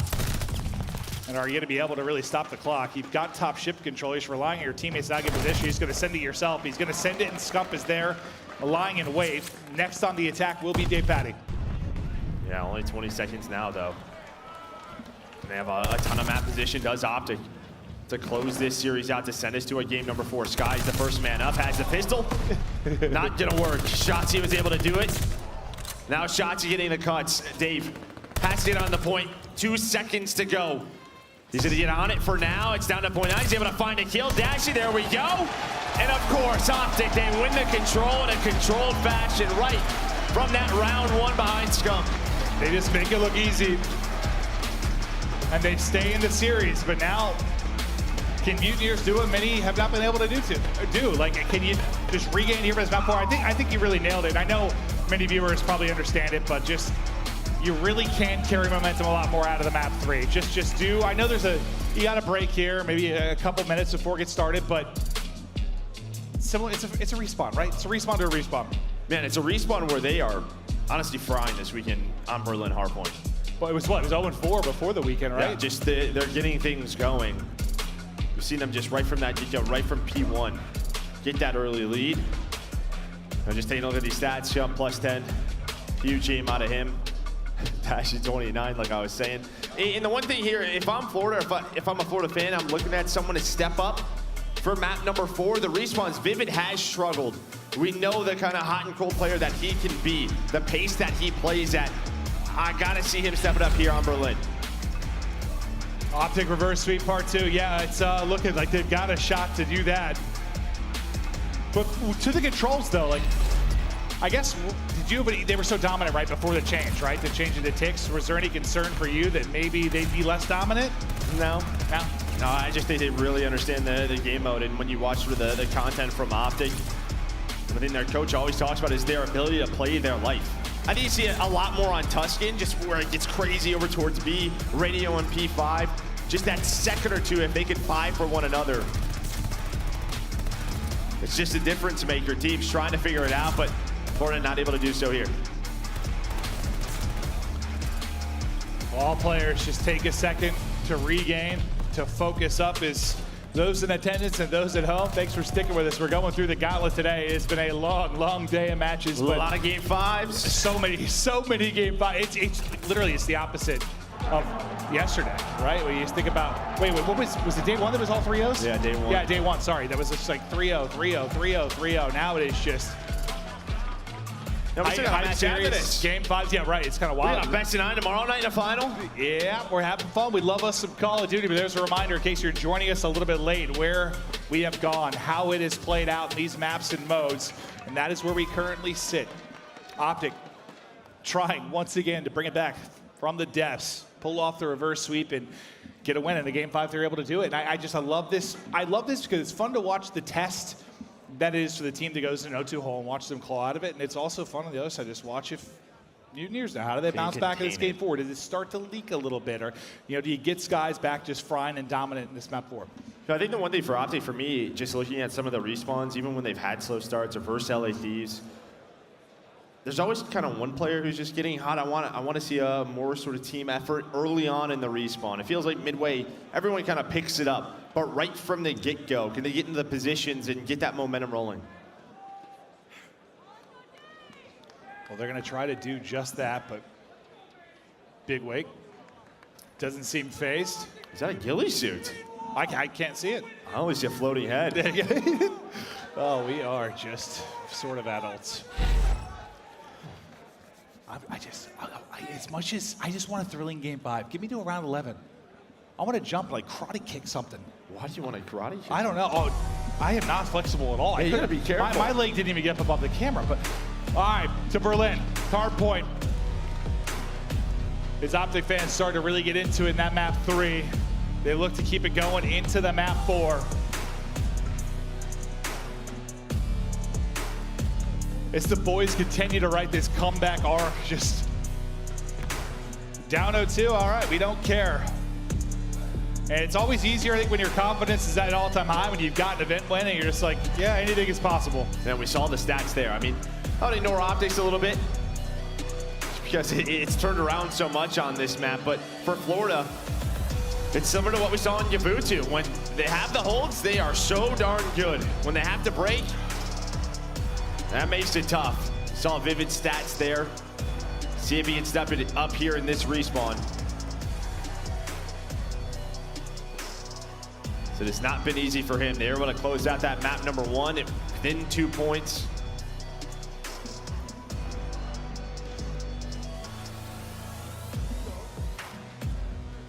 I thought we were getting going. So did I. I was pacing, I was ready. The music, dude, just get you locked in. It does, it does. The music does everything. There's a camera shot. Okay. There we All go. right, I think you're just getting ready to reload it. I knew something was afoot. Oh yeah, I thought so. I thought it for a second too. I learned from you. It's got the timings. Oh, hello. Oh, hi. Surprise. How we doing? I wasn't sure we were coming back to us, but we're just waiting. It's a small delay. They're just reloading it real quick, and we'll get into it. This is going to game 5. It has to, right? I mean, does it have to? But I'm hoping so. I want some midnight magic. Wait, what time is it? Midnight magic. It's only it's only 9 o'clock. Okay, we got wait. That's gonna be a real long game 4. Yeah, I feel like time is. Ah, music again. There we go. Yeah, we go. The map is loaded. There's the map preview. That means we should be underway.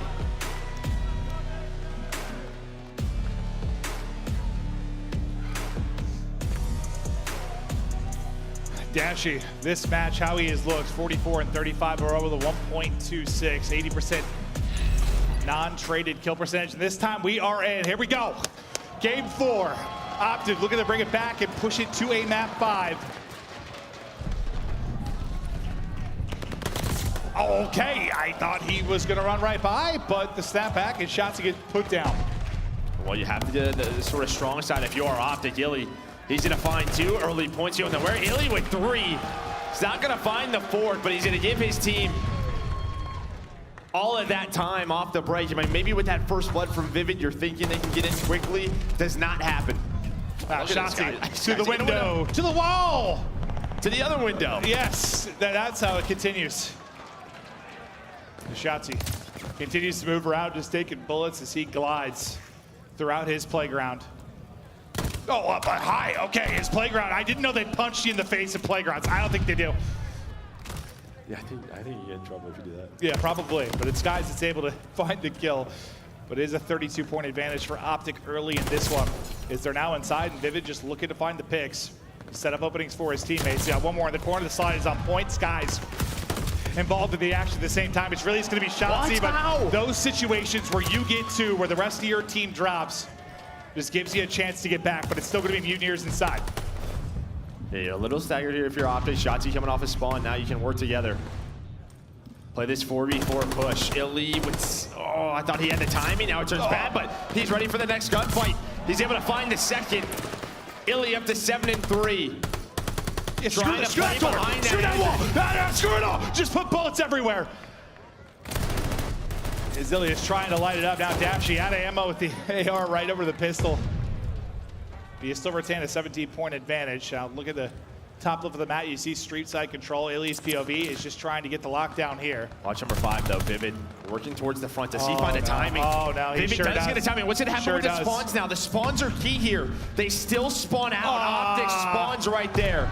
Wasn't sure what was going to happen. It's a P1 spawn for Florida. They try to get to their teammates. This is where OpTic can open up the map. I'm not sure what Vivid's call out there was, but probably a little frustrated. He thought he had the back.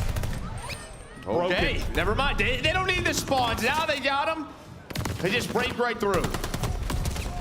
Yeah, it's like everybody kind of struggling to get any kind of semblance of a hold for a long period of time. You still have 30 to go here. What kind of mark can you make on the objective right now if you were Florida Mutineers? I thought iLLeY had the read, but Awakening gets around the corner and able to finish the kill before he gets fully healed up. Is Scump just kind of lurking? The rest of his teammates thinking about the rotation. And so, I mean, considering the chaos at the beginning and Vivid, you thought maybe a little frustrated, they get the final 30 seconds. Yeah, very nicely done by Florida. Even at the P2, because there was a couple individual plays that OpTic had. iLLeY was finding multi-kills. The fact that they deal with that early lead from OpTic to bring it within a good amount of time, they get the break. Vivid, though, open that up and see what they can find. Dave this time. Dashy's going to respond. It's a 1v2 for Shotzzy. He's just trying to do what he can. We know how difficult it is to earn time here. 5 points separating the squads. And Sky's just focusing on the callouts right now as he's just laying prone, trying to soak up the time. Instead, he soaks up a nade. He's just making sure everything was built properly up to code. Yeah, well, no, it wasn't, because he got blown to pieces. There was no protection whatsoever, and he is gone. I don't really think it's a concrete fault. The grenade's fault, probably at the end of the day, but Vivid, he climbs up the tower! And on the third is a lovely bit of work. 5 in a row now for Vivid. And the stats, I mean, this guy is positive in a hard point, how ridiculous they have been. It's like the team flips on its head when you talk about win percentage. And you said he needed to step it up, but he's doing it now. Yeah, now around, what, 25-point lead. OpTic, though, with that P5 rotation. He can chain this together into P1. See what Florida's able to break this mid-map setup. Vivid's trying to, I mean, probably find streaks, right? You're up to 5. Dashy just taking his time. They're playing very patiently, making sure nobody gets through. Train side, now trying to find the second kill and open up the hill, and he does just that with the help of iLLeY.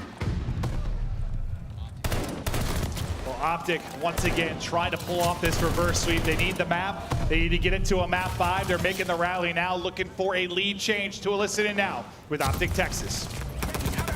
Our love, got me. P1 got me Reese. P1 got me Reese. I'm right about it. Play P1 off spawn. I don't see him. I don't see him. Yo, right side on, wait, he's weak. Yo, he's gate Reese. Absolute, and one guy's left side glass. Left side glass. I have him. Gate Reese. I spawn fire. He's right side, you see him? You see him? He's going. We flipped. Load down. What is serious? I got track. Punch on, wait. I'm going quick. I spawn loading. Glass got me. Yo, glass in small. Yo, glass at time. Glass one left side time. Yeah, they're flooding from their side. Yeah, when he's gate right now, gate. He's still there? Then he over? Showing time. Nothing left window. Yeah, I'm one shot. I can't tell, guys. He's close right, so. I'll put you double right now. Gate. Their side long. Their side window. Yo, he's left glass. Weak glass, bro. Weak glass, so much there, outer window. Yeah. Let's hit the shit. Yo, listen, I'm gonna go outer and iron over you guys. I don't see him. Caesar left side. He's still there. He's not challenging me. Give me gate. I'm hitting outer. I'm trying to get. I need to get. What's it fire? He's going to that statue or he's going? I'm going glass. I don't see him. So here could be gate. One is secret.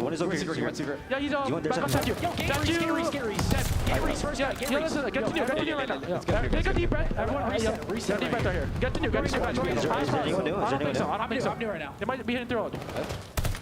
I'm one shot. Got 2 left. I like Scump at the tail end of that, kind of like it was a frustrating sequence, right? Just kind of bashing your head against the wall. He's like, let's reset. They need to reset. They're down 70. It was a difficult push. No, it wasn't. And you know, there was a couple of chances where the spawns flip. You heard it right when we got to the listening. Scump was trying to find a couple of kills to break into P1, but it was a stronghold from Florida. Have to give them their props. Skies is now on a 4 spree, but over to P2. Can they reset? Skies is up to 5 in a row. It's another break from Florida Mutineers. They continue to find these big breaks. Now can he find these streaks? It's Dashy outside, the snap! One more, but not able to do it. Scump is there instantaneously for the trade, but the same can be said on the other side, as it is just a flurry of bloodbath that is mayhem around the objective. Lead at 80, as Vivid is just trying to track back. Wall, desk, door, where are they gonna be? In that, you know, you're gonna get some scrap time if you're OpTic, but those couple of kills from Skies, we're going to slow down this P3 push. You would think. Now they're going to go. I think they have the man advantage right now. Florida, this is where they were able to break here on this first rotation. A big money hill. We'll see if OpTic can do it this time. Going to try and push through street side. Scump able to find one, but Vivid has been so good here on Berlin. The spawns nowhere close. Dashy's able to spawn on through. Dashy and Shotzzy. Can they work this pinch? Oh, God, you think he has one, but Big Wig puts him in the dirt. There we go. They're able to get him out. With the snap and the headshot through. There's the clearance, and you needed it so badly. You're at 205 right now if you're Mutineers. Is iLLeY just looking for more, getting some information as the shot comes through on the other side of it. With 20 to go.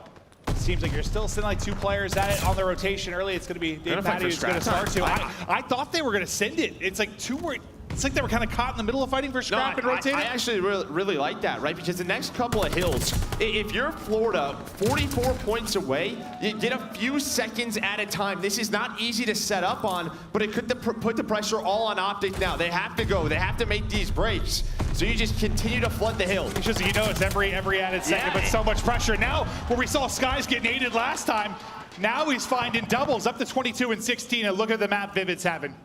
Yeah, 23 and 17, he's gonna pinch this. This is sort of a Shotzzy play right here that we normally see from him. He finds the opening behind enemy lines, but it's just a little bit too long. Can he turn into something? Dave stays alive. He's looking for number 3. He hits a bullet. Does hit a bullet to his teammate, get the trade, and he does. But now you can get right back on it, right? Just try to farm as much as you can. Just second by second, beam by beam. 18 away now, our Mutineers from the win. The pressure all on OpTic now to get it. The Mutineers have regained this map 4. You at least are going to push it to another hard point with that burst on through. It's like, great, yeah, but right now we're going to P5 where they can do the same thing. Just try to earn 10 seconds. Yeah, no, you're spot on. You're spot on. Just chip away 3 to 5 seconds here or there. Now, if it's going on a long route all the way through, there is sort of the other side of this. If they do not get out of this trap, so where OpTic has the opening to chain this with P1, but Vivid's gonna find a kill. David's gonna get on it. There we go, Awakening, just trying to find as much as he can with his teammates. They have 5 a chance seconds here. away. A chance to stun him. Mutineers back into the point. Just a few seconds away, the clearance is in. All the kills through for OpTic. They continue to survive, but it is scary territory now. If you are an OpTic fan, Mutineers, they can taste it. They can smell it. They are making a run. It started with an upset. Hold on, hold on. And a chance to maybe do another, but now you're right. You're right. It is not over yet. This is an OpTic has never been out of it. insane spawn trap. Now it's 3 seconds. It's 1 break. They might be going for this. Oh, a teammate comes in.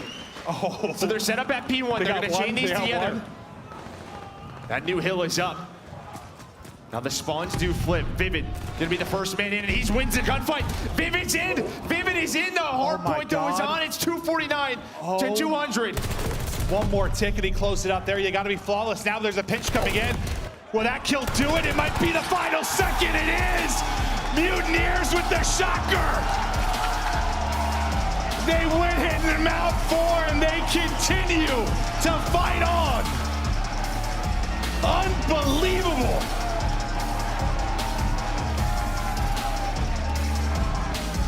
And they did what so many teams have struggled with so many reverse sweeps this year. It's like the regain in map 4, the bounce back. They do it, and I mean, you talked about Vivid, him needing to step it up, and the hard points when he is positive, how massive it is. What a map it is for Vivid. The routes were there, the shots were on point, but Skies, my man, you have yourselves a series. Yeah, I think just fundamentally for OpTic, I mean, you had the individual plays, but what? Both of the P3s, the second P1, where they've looked flawless at times, they've made a couple of mistakes. So where's kind of that mark where it's like the chip away at it mentality, kind of like saying it's like that 80 to 100 point advantage, like somewhere that ballpark? Well, I mean, once you get around 200, yeah, and you know the next 2 hills are P4 and P5, that's it. I mean, that's like the perfect scenario. 5 seconds at a time. Yeah, even 2, because you know, for 2 minutes, they're not going to be able to hold an insane setup like they could at P1 and P2 or P3. Just the state of the map. The Mutineers here to shut up the doubters, and well, they are silencing anyone who thought they didn't have the ability to make this run. I mean, they were a map away from being guaranteed top 3. Now they make it to a Sunday, and they do it with the hard points. And they are, I mean, the first one's a nail biter. That was just insane. You could be frustrated with the spawn or whatever if you were OpTic, but fact is they get 6-1 bodies in the search. They dominate there, and it goes to a Berlin hard point. And Mutineers, they get it done.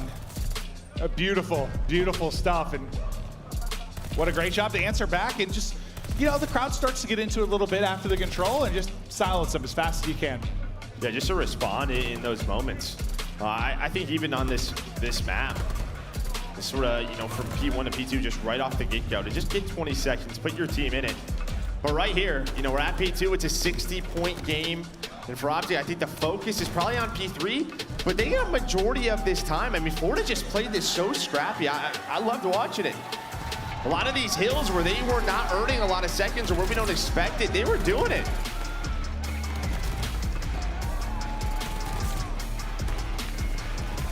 What an incredible win it is. And yeah, this type of weekend, you know, we were hoping, we thought the Mutineers had the talent. It was just so maybe when is it going to start to click? When are you going to start to take out some of the heavy hitters? And well, you certainly do it this weekend. I mean, you take out Ravens, say like a top 3 team coming into this weekend. Now the #1 team, you take out an OpTic. They are not phased by anything, and it's just massive. You go up 2-0, you give yourself a little bit of breathing room. I mean, the other side of it for OpTic, you just got to stop going to these holes. Somehow you got to figure that out. You got to figure that out. From OpTic, but I mean, listen, it's a very tough league, very competitive, and we know how hard it is to stay on top. I mean, you just come off of that, and I thought, just from the momentum, because right after Major 1 finished, we jumped into Stage 2. And typically, when there's another event within like a month, that team just kind of rolls off, you know. There was no break. Like, literally, the matches like start. Yeah. You flew back on whatever Monday, and matches were Thursday or whatever. Yeah, they were right into that. But teams making adjustments. You got to give them their props. You're just trying to figure this out. You're studying those VODs. What is this team doing so well? Whew, back to the lab they go. No, I think that's, you know, this is so impressive for Mutineers, but to your point about, like, it is hard. It's very, very hard to stay on top in this league, and I think that's what's been so impressive about FaZe's past couple of years. Yep. Like, you have a target on your head. People are reviewing your VOD maybe more than normal. They are coming for you. Every time you are getting everybody's A game, and Mutineers, guess what? They brought their A game. They got the win. All 4, firing on all cylinders. Some brilliant, brilliant moments. We go to stage with Dave Patty. Thank you so much. Yes, I am joined on the stage by the man, the myth, Mr. Dave Patty. Minnesota, make some noise for Dave and the Mutineers. Dave, man, it's got to feel good, right? It's got to feel good for you guys coming into this tournament. You know, there were some people who thought, hey, there could be a run potential, but you start off, right? And the way that you guys find yourself now, wins over London, now a win over OpTic Texas, the #1 team in the game. What does that say about Florida? Yeah, it shows that, like, any given day we can beat any team. You know, OpTic is the reigning champs. You know, we just took them out. So, you know, we can have it in us to beat any team in the game. We just got to have the right mindset, have the right focus, and we can really win anything. Wise words there out of the Rook. Now, I got to go back, right, to the wild Gavutu hardpoint. I mean, it looked like for a moment maybe OpTic had it, then Florida had it, then OpTic had it, then you guys come out on top. What's going through the team's comp? What's going through your mind in a situation like that? Well, I mean, it was just crazy, hectic comms, you know, in a moment like that, you know, like, you don't know what's going on. You're just doing whatever comes to your mind first. So in that moment, yeah, I was just trying to, like, stay up, listen to my teammates, you know, remain calm in that moment. And, you know, like, we were able to take out the dub. Without a doubt, without a doubt. Now, getting back to the rookie conversation, because I want to ask you, in moments like that, we talk about composure that is often a thing discussed when it comes to rookies. Again, you're facing off against the #1 team right now in the game, OpTic Texas. How do you remain composed in situations like that? I mean, yeah, in that moment, you're not thinking about, oh my God, you know, Dashy's coming for me, iLLeY's coming for me. You're thinking about, all right, I'm staying down on point, I'm doing what I always do in practice, I maintain composure, listen to my teammates, and, you know, we got it done. You absolutely did. A great W again for the Mutineers. Dave, I'll ask you now, some great wins versus some of the best teams in the CDL, a W here versus OpTic. How far can the Mutineers go? Tomorrow we're going to bring home a championship for the first ever for Florida Mutineers on stage. You gotta love the confidence. You gotta love the confidence, Dave. Any final words for the fans out there? Shout out to the fans, man. I mean, this is my first ever, like, time really playing on stage. I mean, the first couple tournaments, you know, I was early exit, but now I feel comfortable and I'm, you know, really liking it here. Thank you, guys. We loves us some Dave Patty. Dave, GG's brother. Desk, over to you guys. I'm loving that interview right there. He says, I don't care about the names. We just gonna get the job done.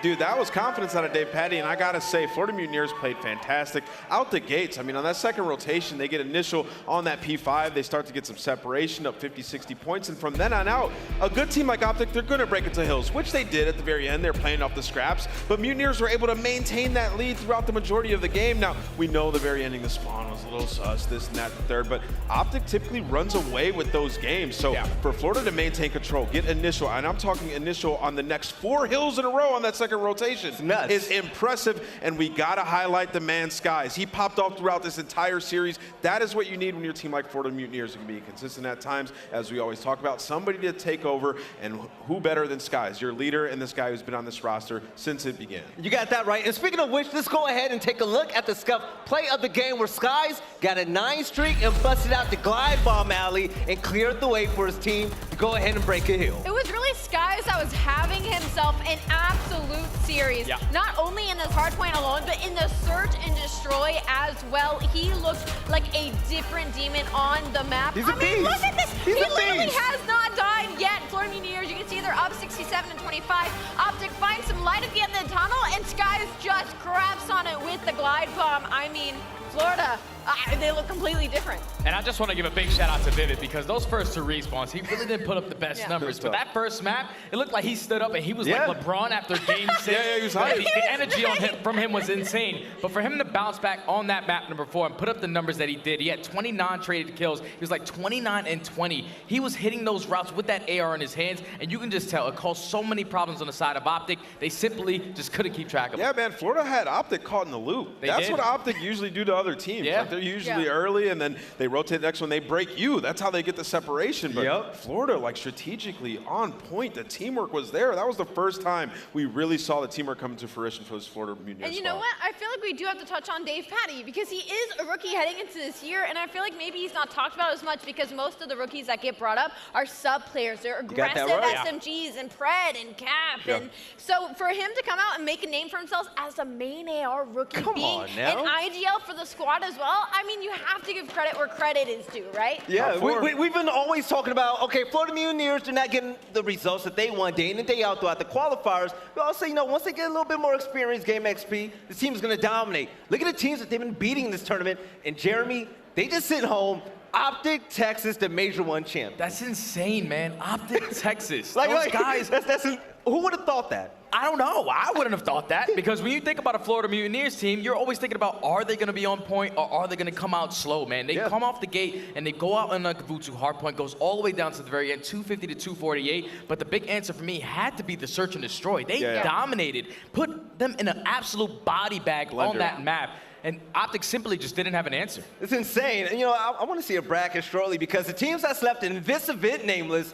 All right, we're talking about the top teams right now. London Royal Ravens are gone. OpTic Texas out of here. And guess who beat both of those teams? London Royal Ravens and OpTic Texas, the Florida Mutineers. That's wild. These guys mean business. So the middle of the pack now that we have in the CDL are turning up in the biggest way ever in aLLeY. I mean, we can't even guess what the finals are right now. Boston everybody's bracket is Look at this. It is tossed in the absolute trash with that Florida Mutineers 3-1 win, and I don't know, maybe a breach and FaZe Search Final. I agree. It's gonna be lit. It's gonna be an epic matchup. And then there were 5. We have Atlanta FaZe, Boston Breach, the Florida Mutineers, the Seattle Surge, and now the Los Angeles Guerrillas. And ladies and gentlemen, we have ourselves one hell of an event. Steady, you're gonna be off the desk for the next segment, but for Seattle Surge and the Los Angeles Guerrillas, what are your thoughts about that matchup? I won't be able to ask you. Obviously, Seattle, they're coming off of that tough loss versus Atlanta FaZe, but they're losing their flu game. Michael Jordan and Mack, he's going to be subbed out. Classic is coming in. So this is sub on subs. Classic versus Spar. This is going to be an all-out battle, man. And Spar's been popping off lately, too. So we're going to see what the subs are going to do in this matchup. But ladies and gentlemen, it has been one hell of a day so far, and a long one, of course, right? But coming up next, we have our last series. It's going to be the Los Angeles Guerrillas versus the Seattle Surge, the battle of the subs and waves. We're going on a break. We'll catch you on the other side. Close out day 3. We'll see you soon.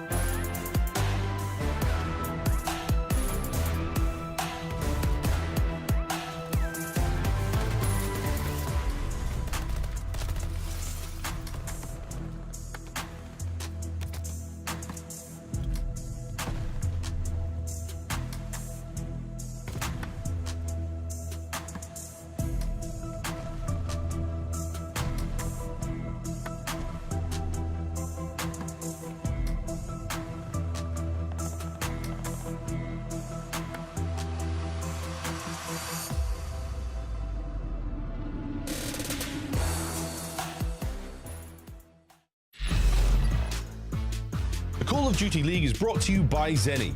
Armor your eyes with Block's gaming glasses starting at $24 by visiting zenny.com/CDL. The Call of Duty League is brought to you by Game Fuel.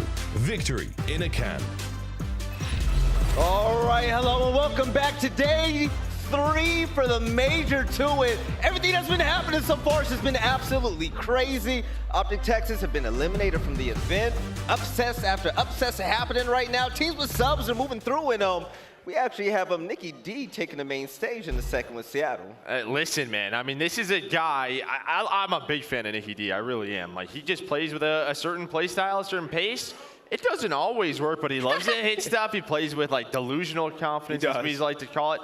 Honestly, he's like a perfect sub because he's just like, what do I got to do? All right, I'll do this. Like, just kind of follow me up. So it's going to be tough, though, right? You're coming off, you know, maybe not the best challengers event that you want. True. And we saw with LAG, it took a match for Spark to get comfortable. So if they lose that match, they're out of the tournament. And Seattle's coming off of a loss as well against the Atlanta FaZe. And the one thing is, it was Mack that was popping off and going crazy. He's going to be the one that's going to be subbed out for Classic.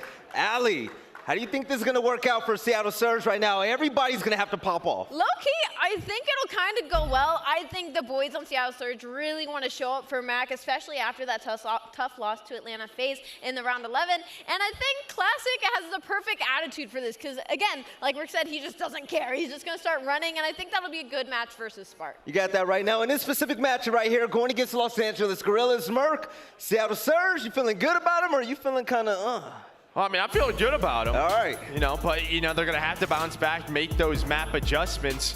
This is a team, even with Mack feeling the way that he was, the fact that they put up a really good fight in that winner's round 2, you have to give them their props. Their fundamentals are there. And when we talk about a leader on one side in Slasher, it's the same thing in accuracy. He can be that vocal guy. He can quickly get Classic comfortable on the map. She's going to have to listen to him. Yeah, and when it comes to the game field keys to victory, nameless, Seattle has a lot to do.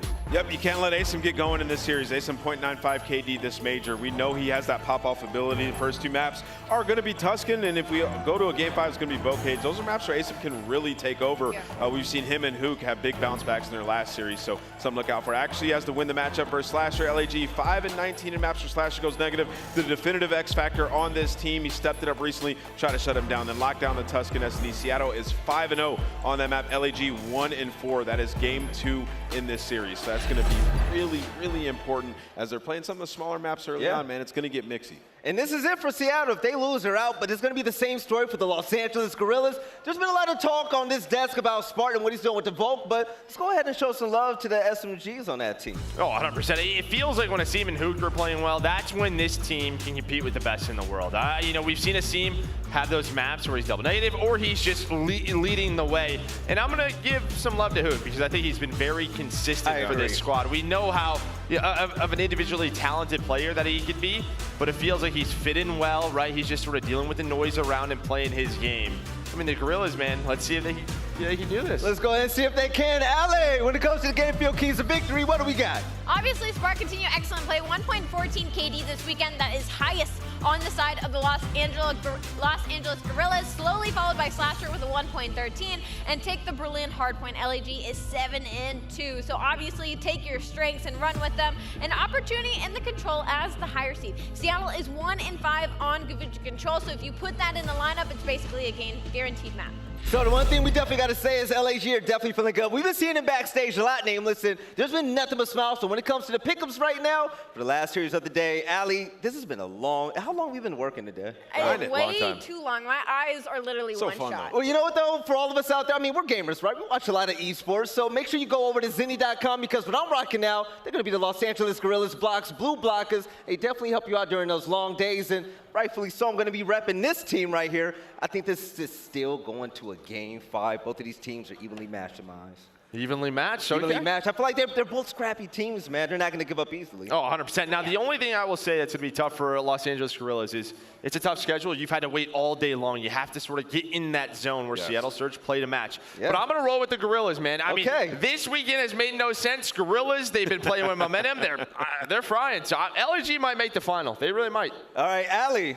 Seattle, LAG, this is scary. It is scary, and I am going to hop off the fact that LAG haven't really had any time to play today, where Seattle is probably fuming right now on the other side of that stage, and I think Sib and Accuracy are going to turn up. All right, we got Sib popping off for Seattle. Do you believe them with aLLeY with her pick right I'm going to go with Seattle. Okay. What I saw in that series was just extremely impressive S&D gameplay. I think both of those searches versus FaZe is some of the best search and destroy we've seen all season long. Oh, yeah. For Seattle, I don't think that changes much putting in a player like Classic. He can pretty much fit that mold right away. He's a guy who's going to come in and say, where do you need me? What do you need me to do? I'm going to play my life. So I think that'll work out well for them. I do think it'll be a highly competitive series, but Seattle in a Game 5. I think this is going to be the most wild card matchup that we're going to have this entire event. But ladies and gentlemen, it's about that time to lock things in for the last series of the day. Let's go ahead and jump right into it. The Los Angeles Guerrillas versus the Seattle Surge.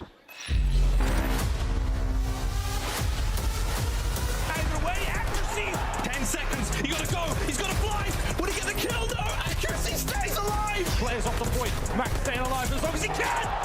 What a beautiful flank this could be. The second, oh God, the round's gone. They are, Brent has an opportunity. There's the first, there's the second, turns on. Still, if fire works out, you get any more? Yeah, he can, it's 5. The Young Guns in round 11, and they go back, can he come around the corner in time? And you bet he will! Hello!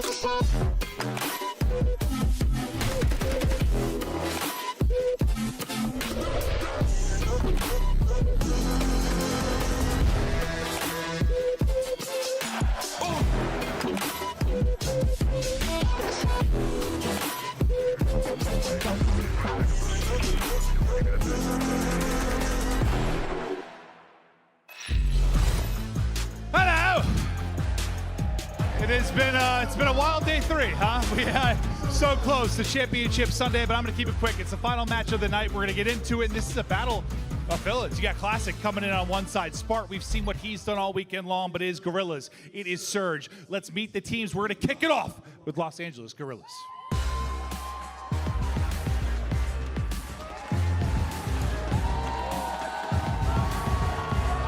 Hoop, Spart, Asim, and Slasher.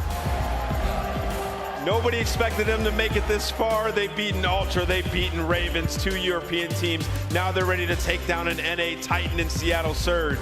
They could potentially get top 4 with a win here. Can the Wonder Boy Spark get them to a W? We'll see if the Wonder Boy can do it on one side. Now we're going to see how Nicky D is going to come in and fill on the other. Let's take a look at the other side of the matchup. It is Seattle Surge.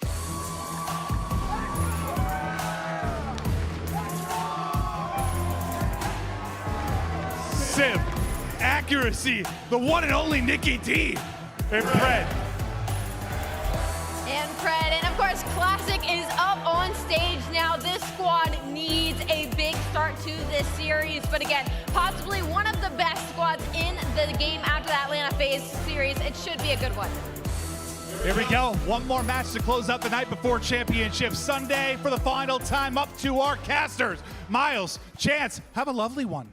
Have a lovely one. Thank you very much, Clint. Oh, ladies and gentlemen here in the venue, thank you for sticking out with us. We're coming up on, we're getting close enough to the witching hour here in the Call of Duty world, so we can promise you a special and fun one. You're the real ones. You're the real ones, Minnesota. Thank you for staying with us. They're very friendly. Right, mate, let's get into this one. This is a very interesting matchup and what has been a very interesting weekend. Dude, a completely insane weekend. I mean, day 1 was a day of 3-0s. Day 2, like April Fools, really lived up to his names. I mean, we had trolls all day long, especially in S&D. Even today, we've seen like Octane go 0-9. They win that map. It has been ridiculous. I saw OpTic get booed, which is the first time I've literally ever seen it. And now the battle for top 4 is 2 different teams with substitute players, because another crazy thing, players literally puking in the middle of map. So this is going to be a tournament to remember for sure, just because of the sheer insanity of it. But here we go, 5 maps. Do you want predictions for it? we have two like substitute players on the flip side. I mean, for LAG, I suppose good news is you've played these maps a bunch with Spark. You've seen a ton of Tuscan. That's 5 out of the 9 maps that they have played throughout the major, granted across a couple different game modes. But hey, Spark, he knows what he's going to be doing on the map. They've had time to fill it in. Of course, Seattle filling in with Classic. His gunny will be hot. He has been playing in challengers all day long, including yesterday, so he's bringing the gun skill, but obviously not easy to fit into a brand new system. But you know what the deal is for Seattle. Love to rotate and love to hold on to it when they get it. See if Classic can provide. It's an interesting tale of two substitutes. You know, you've got this up-and-coming hero in Spark, you've got this old legend in Classic, and they're gonna have to try to be the saviors for their teams here. It's not gonna be an easy thing to do either way, but before we get into this matchup, Chance, I mean, the stats are out the window. I mean, we do have a little bit more information, of course, because LAG have had more time with Spark, but it can't make such a significant impact on the stats. There has been a slight issue there, as you can see. Asim warming his hands momentarily. We'll get back into this one ASAP. Friends, we know it's late. We want to get on with the games while the midnight oil is burning, but so are the players, obviously. You know, I saw some split opinions on the desk about who they're like favoring. At least my 2 cents, I'd have to imagine LAG are going to be in a better spot. Like, Nameless made a fantastic point. Yes, Seattle played out of their minds against Atlanta FaZe. Like, they took them down to the absolute wire. Even had that 5-4 lead in that final S&D. But it's just for the fact that you have an extra couple series playing with the substitute. Spark, again, they've had these maps quite a few times. They're used to having it for the Tuscan. So I just think having that advantage of not having to literally on 30 minutes, an hour and a half, whatever it is, notice to play with a player. I mean, at best, I'd say for Seattle, maybe get 3 or 4 maps in with Classic. Yeah. If that, and who knows if they're even playing the right maps, let alone the fact that they had to talk over S&D strats. So, I mean, for Classic, it is almost like a money aid series where LAG, I think, just a little bit more comfortable. And obviously, we talked about the Tuscans that they're used to. Even that Berlin hardpoint they've already played in this tournament, and it's one of LAG's stronger suits. So I'm leaning towards lag. But don't forget though, it may be a money ace, you know, matchup. It's a lot of money. We're late in the tournament now, mate. Very true. So this should be fun. Here we go. Map number 1 in this series. Again, loser goes home. I also wonder, I mean, at this point in time, this late into the night, who did Seattle get to scrim against? Or if they did get a chance to scrim, what teams were still around at this point? That's another one. So, hey man, we're making the best of a very bad and unusual, unprecedented situation here in the COD League, and we're all about first. Here we go, friends! LAG, Seattle Surge, map number 1, let's get it. And Classic, always a fun player to watch. When he needs to turn up, he delivers. I mean, he is honestly one of the more consistent players throughout Call of Duty history. He had like a 4-year stretch where he's winning tournaments in nearly every title. Well, here we go for him on Vanguard. And hey, nice little opening 2-piece. Seattle already in the point. Yeah, that's fine for now. Purple arrows on the minimap, that's Los Angeles Guerrillas now. And Classic trying to get things done. Again, the trend-setting changes we've seen in this tournament alone. Of course, the Vault making this very much a triumphant appearance here in games, and Tuscan being one of the maps where it's getting very, very, you know, mixy, I would say. But in on to the hard point once again we go. Seattle Surge, the only team to really crack this one. LAG yet to get onto the point, yet to find time. Rotations going down, no chance. Not a bad hard point either way for the first side of Seattle Surge. Over towards second we go, over to Column, and it's all LAG. And obviously if you're down, what, you know, 42 points going into the New Hill, LAG looking for a strong bounce back. And Spark, the man with the Volt, trying to lead that charge. Gets at least 1 entry kill, and I think right now for LAG, they know the pressure is either coming from the back or coming from Church Alley, and I think Spark gets the indication on 1. Making the easy reads on Classic. Yes, he gets traded. Well, that's good enough. They break into the hill. Seattle, because Simp picks up 2, instantaneously get into the P2 hardpoint. Here we go. Who's trying to find a few more? Keep that pressure up and about. Seattle Surge still holding on to it. No one able to make the entries. 35 seconds remaining here. You do not want to let this time go. What bloody hell just happened there? I'm not sure. Spark gets taken down. Slasher again trying to find trades. Here comes the first contest. Classic still keeping things going. A sweet 2 spree from him. Man, he's really coming hot indeed. 5 and 3 off the rip. Not a bad look. And the scoreline is something special right now, Chance. I mean, you bully him out of this hard point. You just keep running that lead up. Now, LAG will have at least the early rotation towards new, but you already see players like Simp sort of cutting them down along the way. And these rotational gunfights, well, if you have the hops for it, it could be easier, but now Simp will be a bit delayed. He found an opening pass number 1, but honestly, LAG, a couple players here, nice and early, need a strong hold. Simp's the point man right now, trying to find the opening shots. There's the first. Big work, not enough to get rid of Sparta though. Still keeping things going there on the point. Time ticking now in favor of LAG. Asim somehow managing to find a kill there. The nades coming through though, and it's a little bit of a mess. Wow. A little bit of cluster luck as the nades all land, and it's going to be some team kills across the board. You've still got presence now for Surge. And that is 2 completely botched rotations for LAG. The first one, they sort of get bullied out. Simp's picking up pieces. That time, I mean, just the team kill with the nade does not make your life easy, though. 4 players spawn in the back, and right now, Seattle not entirely ready for the pressure. Simp, though, going to be screaming these call-outs, but by the time he can get it out, it looks like a near 4-man wipe. Red takes 2 to the grave, but even still, might not be enough. I think right now, Seattle battling for this scrap, and hey, they're just going to take it. This will be, by the way, though, for LAG, what, the 3rd hill in a row? They get that rotation first, but Simp again on these rotations, winning the important gunfight. That's a big gunfight to win. Pred wins the other one, so his counterpart on the inside of Church gets his as well. 6 now for Pred. We've seen him do this before. Fast moving indeed. A great spree comes to a close. Hardpoint's up. Time now going the way of LAG. It is going to be the golden purple in the hardpoint, accumulating that time. And finally, well, Seattle right now as LAG finally getting the time. 4-man towards the back. Completely unaware for the moment. Hook's going to be screaming those call-outs though. Everybody turn around or let Spark chop you down along the way. The nade's there to drop him, but inside the point, easy trades for the rest of LAG. And, well, right now for Seattle, still spawning towards the back, but finally the Guerrillas able to stabilize and get a little bit of time. Yeah, boom, Nicky D gives him one there. Here comes Spark once again for another 2 out of this one. Not going to have it as Sib up close and personal with the MP40 now over to the point. Sib once again helped out accuracy, find the kills. A sweet nade from Slasher.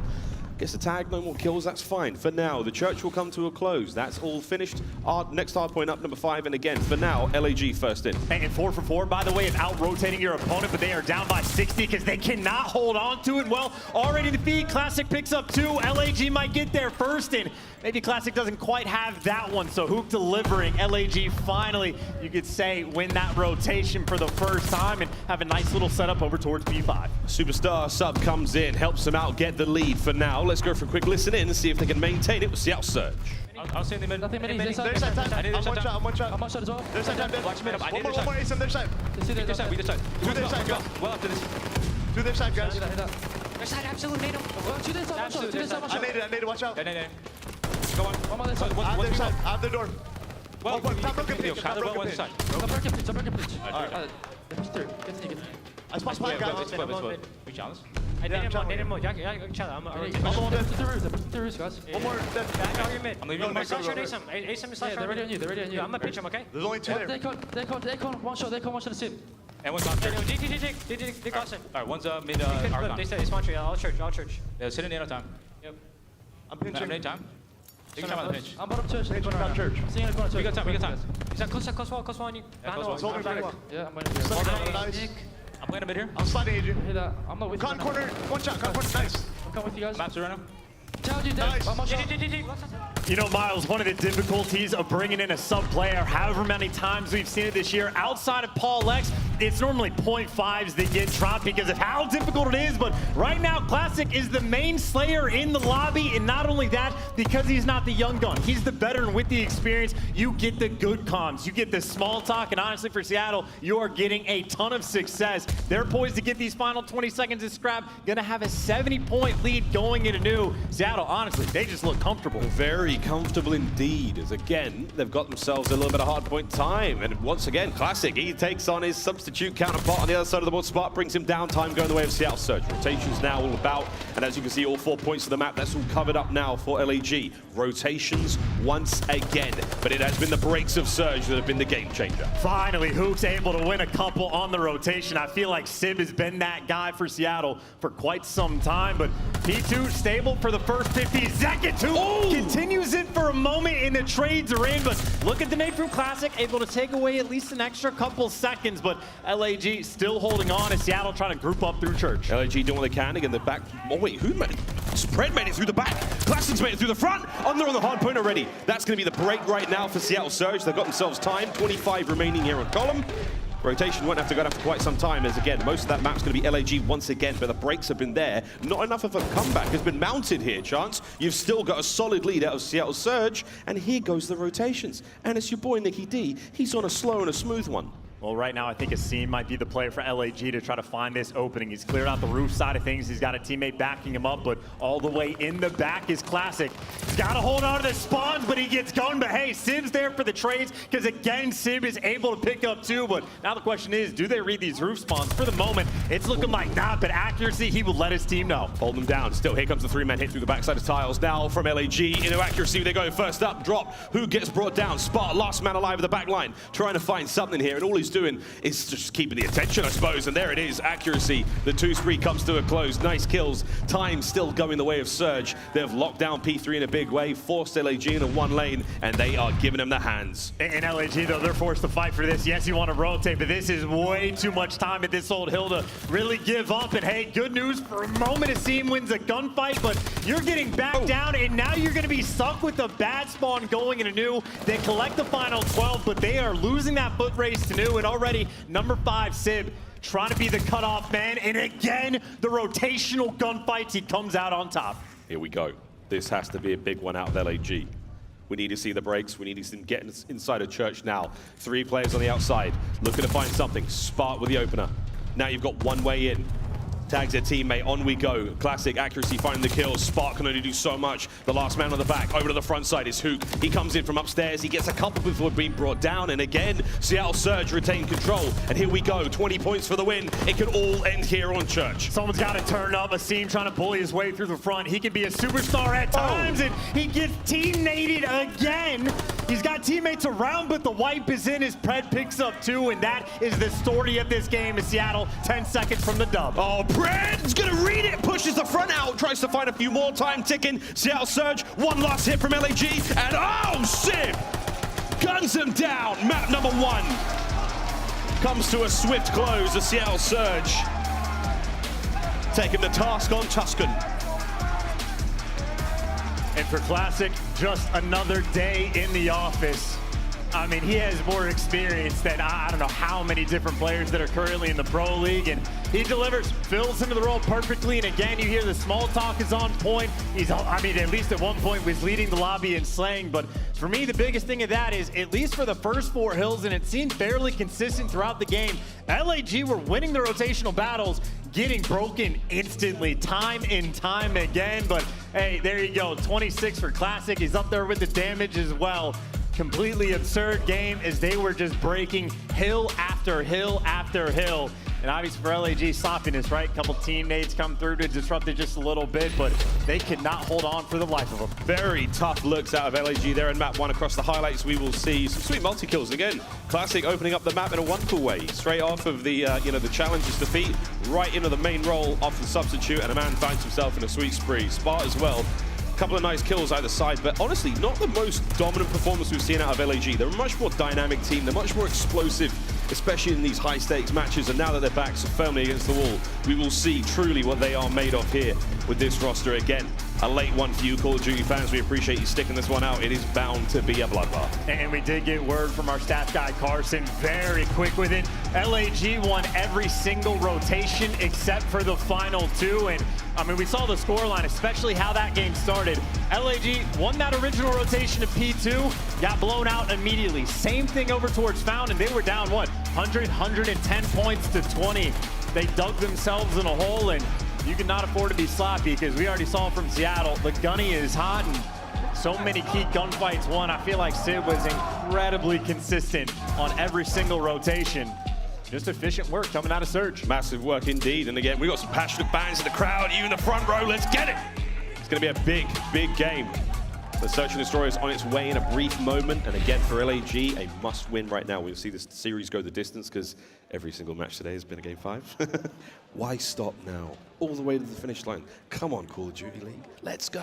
Still though, mate, we do have a good look though. And again, across social media, sub versus sub. This is aMan here. Rampart versus Volk. What a throwback. Classic v Spark. For those of you who don't know, again, the Rampart was a very, formidable assault rifle from the Black Ops 4 days that Classic, I think they want to chip with it. He was ahead of the meta, right? It was way ahead of the meta. With FMJ2 back in the day where you could, I mean, not double up on the attachments, but they got like superpowers, I guess, but he had that secret to success. They win that tournament, and again, it was not just Black Ops 4. I think it was literally a 4-year stretch, partly through the Jetpack era, where Classic would win at least one tournament every single year. Looney and Slack also in that category, so he is certainly a legend within the scene, on top of the fact that he has FaZe's number for whatever reason, and maybe that would have been the secret in the previous series, but that being said, played phenomenally well map 1, and honestly, took the Volk down. Honestly, I mean, we talked about this briefly in the Green Mill. It's been the talk of the town. Twitter's been blowing up. But if Mack didn't play in that series and it was Nicky D and he did manage to beat FaZe, the memes would have been out of control for years and years and years. It would have been something special. But either way, this is where we find ourselves here in the league. We are going to be rolling into that search and destroy in just a moment. And it has been a crazy weekend. The recap, you brought me to a standstill, mate. And the crazy scenes we have seen this weekend alone. It's not even the end of the week. We've still got another day tomorrow, mate. Funnily enough, actually, now that you mentioned that, so we talked about Octane going to 0-9, but his team's still winning. I think it was Classic. Classic was the OG back at Ghost. He went 0-11 for the dub. I mean, just unreal performance. So yeah, storied player, little legend of the scene, and obviously he was that guy map 1, but towards the Tuscan S&D we go. Sort of bad news for LAG. I believe they are 1-4 on this map overall, but funnily enough, their one win did come with Spark playing as the substitute. Of course, on the flip side, 5-0 for Seattle. Obviously, they got to find a way to fill in Classic and try to orchestrate him on exactly where to go, or maybe just play around him, whatever the shot wants to be. They have been perfect on this map, but now things get just a little bit mixier. Well, that was the strat indeed when it came to Spark joining LAG. It was kind of let him do his thing, the rest of the team will work around you. We'll see if that's the case again for Seattle Surge. See where that snipe over towards the A side of the map. Tags are up. Slash is going to do what he can to keep Pred at bay, and he will do just that. Mid-map becomes a little bit safer now for LAG, but Asim finds an accuracy, cleans him up. 4v2 now, Surge blue now. And no one else turned around. Yeah, they were not worried about the full flank. Classic for the 1v4. Here we go. Imagine. Here he goes, though. Ah, come on. LAG, decisive round. And again, just watch the flanks. That's all they really needed to do there, and it was a little bit of discourse maybe, relying on the snipes to get the hits. The first blood didn't go their way. Asim top fire, you name it. Strong round out of LAG. I don't know if that's quite what John Lennon was talking about with that song, but man, if Classic pulled off one, no, I mean, you are correct though. Just a great play call coming out from LAG, hyper aggressive on the flanks and sending way more than just Asim to take care of business, and nice way to sort of set the tone, bounce back after that game 1. LAG getting on the board. Round 2, LAG now on offense. And we're going to run into each other over towards A, friends. Here comes the shot. Spark with the opening kill. A Tom in hand. Classic gets involved as well. There's the trades. Whoa, Nicky D goes down. And Spark once again, he's got himself 2 already. How much more has he got left in the tank? Quick exchange out of Simp. He's bobbing, weaving, trying to stay alive. And this is for the ace. Bang! Spark nails it. Was that actually the ace? He got all 4, baby. The Kobe from downtown, a couple nice reads in the intro gunfights as well. We talked about how well Classic was performing map 1. The sub battle might very truly be the case. An ace in round 2 for the kid. I mean, if nothing else, just to hammer it home, he has played phenomenally well. You have LAG, I mean, obviously a fairly strong stage 2, through the qualifiers, and when they bring him on, he ends up passing the eye test, man. He has been incredible. I just say for the fact that LAG won a single series, that's tippable, and well, it's not just one that they were able to pull off. Here they are, battling for top 4. Let's see if he can keep the run going. The hand is hot indeed. He's still maintaining that long-range gunfight over towards A versus Sib. Meanwhile, Classic got himself enough space now to get the bomb down. Pred's in his corner. Loves it there. Bomb planted now. Here comes a straight-up 4v4 retake. 2 members of LAG on the flank. We'll see how they go there. Spark, can you keep the spree going? The answer is no. Classic wins a big one. The sub battle to take him down, but the flank is still through. LAG still hyper-aggressive on the flank, but funnily enough, with the bomb down, you've just turned the map on its head. And only 25 seconds left on the clock. LAG, they got to make moves. Who's seen him? Classic gets absolutely ripped off the heady. 20 seconds. And Pred, he's got to go big here.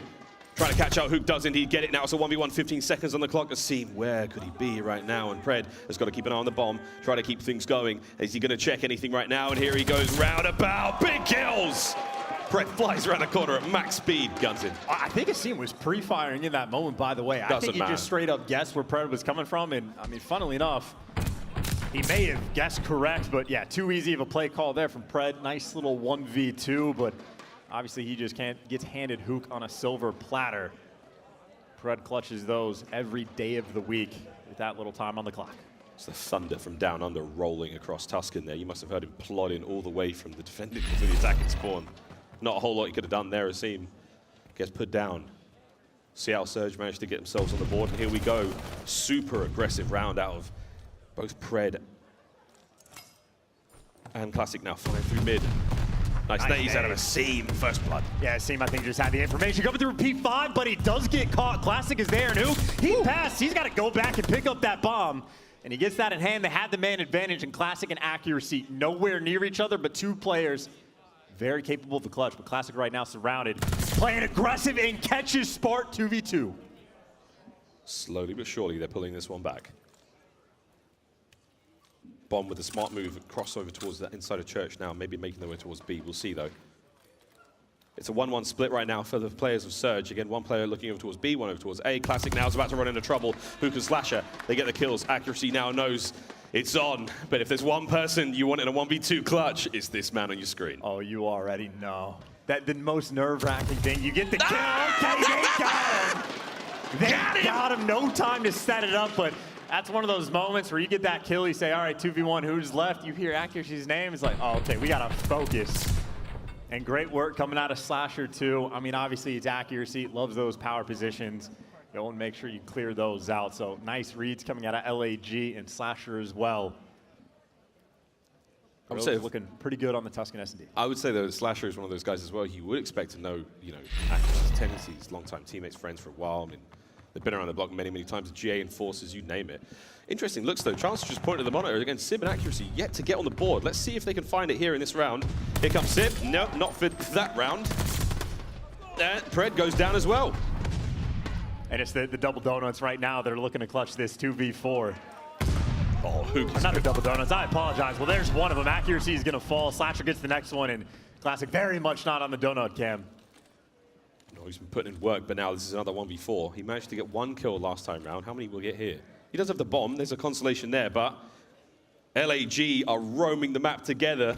Classic's about to get monkeyed. Wait a minute. That's a lot of damage. There we go. Nails it. Strong round once again. LAG looking great here on Tuscan. Yeah, maybe 300, 350 damage distributed out, but not a single kill. But again, Classic just left it too difficult of a spot, and Guerrillas once again just like hyper, well, not even really hyper aggressive, just kind of easy reads it feels like for the S&D there, and I think we are maintaining double donut cam right now for Surge. Accuracy yet to get in the mix. Sib also struggling just a little bit. 0-10 combined. But if they can get things going, 4-1 lead, it's nice to have, but it's not super safe. Hook's been the man on the flanks to me every round. 6-2, 6-3 now. Pred gets going. Sib with a nice 2 this round as well. Brilliant stuff out of him. Slasher now on the 1v4, seemingly hopeless. What a shot on accuracy that was. Sib, though. Hot hands indeed. They keep the run going. And that is the best thing. I mean, it's been a staple in Call of Duty for years and years and years. When you are on the donut cam, just getting one gives you that confidence. Well, Sib goes there and picks up 3, and even just being aggressive on defense, outer A. If you're not finding kills but making calls like that, I mean, Sib, he's always ice cold. There's no doubt about it. One of the more composed players in the league, although he's a lot of fun in those post-match interviews. Choice words for his oppositions and for his opponents in the crowd. Here we go, though. 4-2. LAG still maintaining a strong advantage here on Tuscan. Search and destroy. Accuracy opening blood there on Hook. And Spart on the other end of that A site manages to get away with his life for now. Slasher, nades, tags, you name it, all up and about. Asim managed to land at least one with a rat there. Going to get at least a kill. 2 lives now up for LAG. It's going to be Spart and Slasher alive, still kicking versus Accuracy, Classic, and Pred. And they should know. I think both players actually fired their guns, so they had the intel, and players making moves. Pred's down low. Did get to top fire, but you get the bomb down in time, and Classic gets away. Big moment right there, Surge. 3 versus 2 with the bomb down. They know where the players are. Oh, Pred spotted Slasher. This is done. Cleaned up. Last player now directly beneath him is going to be a swarm, but again, Spark could possibly make something happen here. 30 seconds to work with. It's not going to be easy. It just got that bit easier now, though. He's equipped for the fight. Oh, he's so loud. 20 seconds, I know, he's thumping around. Accuracy, didn't necessarily need to see him. I think it was because his teammate heard him. I've heard players have this discussion about the difference between online and LAN of whether or not you run Ninja in Search and Destroy.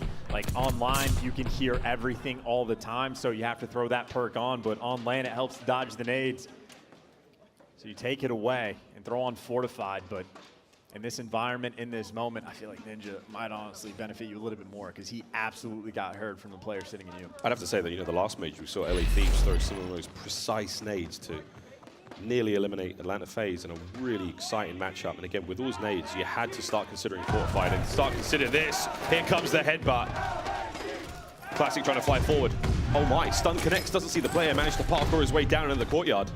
Nades are up still. I see him trying to fight. No, brought down. Classic now, top window side. Hook's trying to get away with his life. He has his teammate there to back him up. Slash is there with the shots. Big kill on a Pred, 3v3. Massive kill just to get that bounce back because that bomb is down in well. If you do not clear out P5, picking that up would not be an easy task. And even still not an easy task. Sib with the beamer. Advantage towards Surge. And again, still got to go pick up that bomb. Spartan Hook now working in tandem to try to recover the bomb, but also have to contend with Classic on the other side of this one. And he's dipped out just in the nick of time. Oh, he's come back for revenge. He gets one out of it. And Sib with the immaculate teamwork for Seattle Surge. I mean, if I didn't know any better, I'd say Classic was on the roster full time. They're looking very clean. We're all tied up. Delivers the gunny.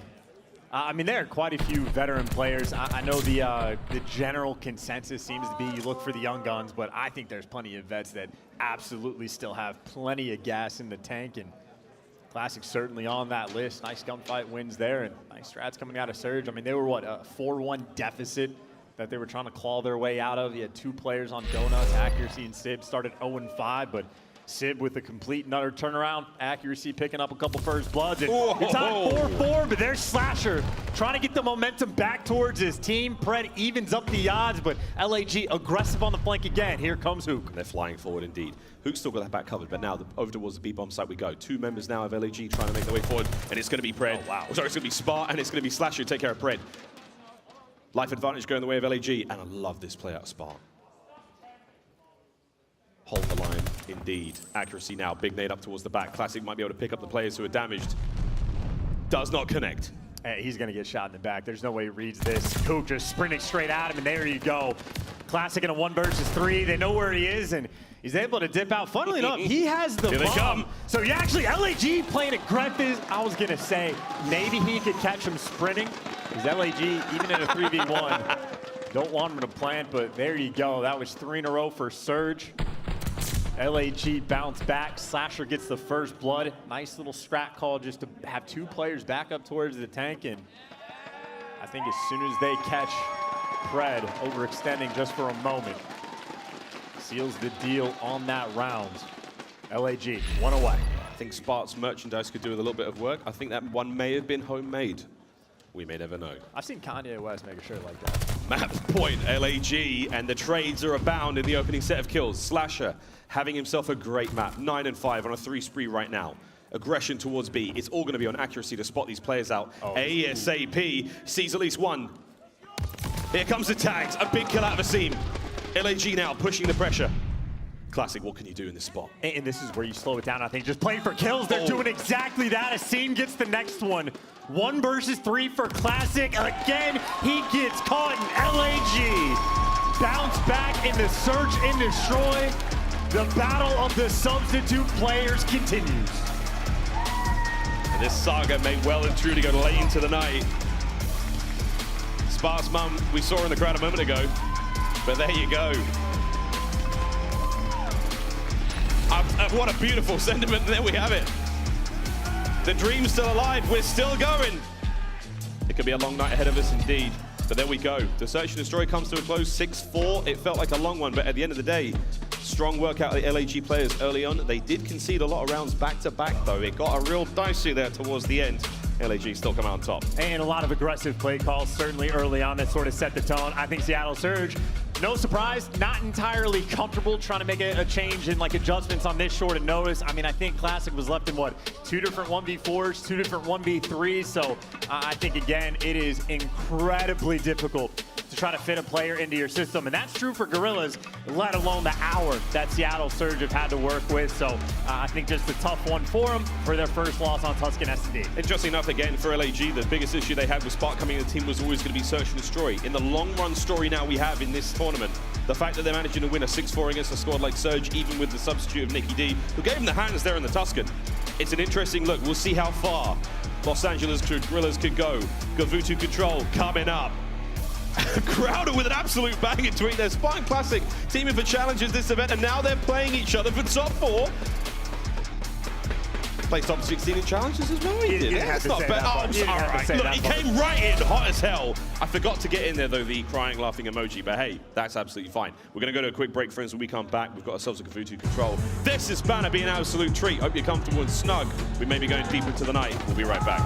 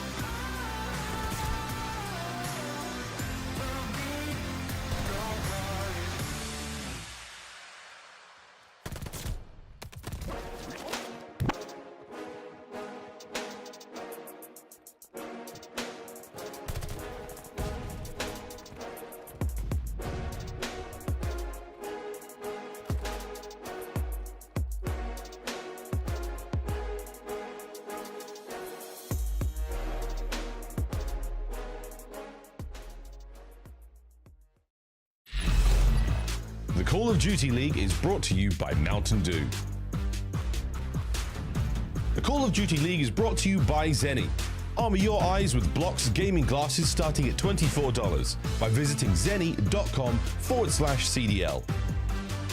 Ladies and gentlemen, welcome back. We're going to take a quick look now at our Game Fuel Tactical Play Chance. This one was a banger. And this is the accuracy 1v2, just one of those moments where it's like, oh my God, he's going to clutch, isn't he? But you just have that information. You know who you're playing against. You know if there's one guy hanging over towards like A, accuracy will be roaming from the other side. So just good reads on picking him up top church. And I mean, really, just anytime you have the opportunity to not let accuracy clutch, you're feeling better about yourselves. And I mean, that honestly could have been one of those rounds where Surge started to turn things around a little bit earlier. Instead, accuracy had the donut for the first, 5-6 rounds. And I think that helped LAG win that game. That changes absolutely everything, indeed. But now we're going to change everything, move into a completely different game mode. We're going to control, friends. This is map number 3 here. We're tied up 1-1 after what has been, an interesting turn of events. Again, nothing could have predicted.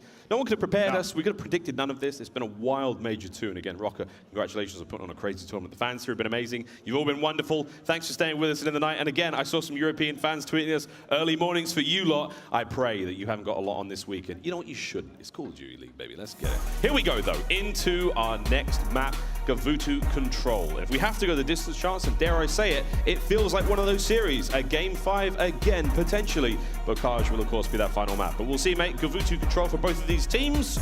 We've seen some madness on the map already. And, not a strong map for Seattle Surge, but maybe Classic can bring in some of that special sauce to help him figure it out just a little bit. Of course, for the flip side, LAG, we've only seen him actually play Tuscan Control, so it'll be a little bit of a new look, but I'd say with enough days gone by, I assume they at least have a few repetitions on this map to figure out exactly where Spartan needs to go. So, again, in my mind, I'm still, slightly leaning towards LAG, but honestly, who the hell knows at this point? Also, by the way, funny you bring up the European fans. They might be rooting for the downfall of LAG because they're knocking out all of them. Yes, Los Angeles Guerrillas have claimed the heads of both the Ravens and Toronto Ultra, or technically a Canadian organization. A lot of players from Europe, if not all of them. But there we go. Ultra had a great weekend, though, across challenges as well. It's got to be said, man. Both the teams making it, of course, to the Pro-Am. We'll see how that all goes down. Shout out to anyone who actually managed to get next door in the challenge. It was incredible. Incredible scene to watch. But here we go into Gavutu, map number 3. And as far as the stats are concerned, Chance, I mean, they're somewhat out of the window given the fact that the subs are in.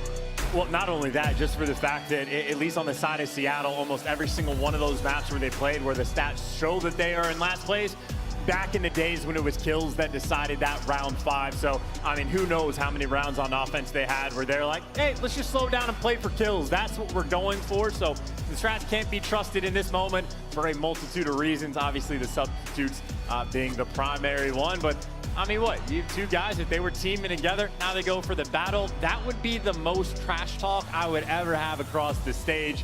Obviously, for the moment, these guys being polite, but always want to talk smack to teammates. Speaking of talking smack, we had a lot of that in the contenders room next door, but challenges rather. But here we go. This is the Gavutu Control ranks this season. Again, there's a mild muddying of the numbers again based on the major patch change you saw, and of course the fact that the substitutes are in for both Seattle Surge. And again, I hope that Mack is feeling well. And we saw what happened to him earlier.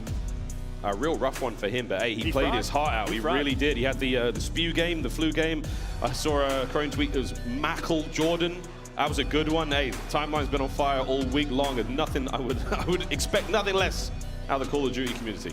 I would contend with how crazy this tournament has been. If somehow, some way this goes to a Game 5, round 11, we take a pause, we fly out gunless, and have him go against Mack in a 1v1 to decide the entire thing. Wow. I mean, that sounds expensive and absurd. Players getting ready to go into this one. Of course, we did have a lobby issues. We go now into Gavutu Control. And it's calm, resolute focus across the board now for everyone here. For many fans, I think it's getting late. We're feeling a little tired. For these players, absolutely not the case. Peak gaming hours indeed for these young professionals. Slash has been around the block a few times, one of those players that's touted the importance of a good sleep schedule and healthy, diet, keeping himself, physically and mentally fit.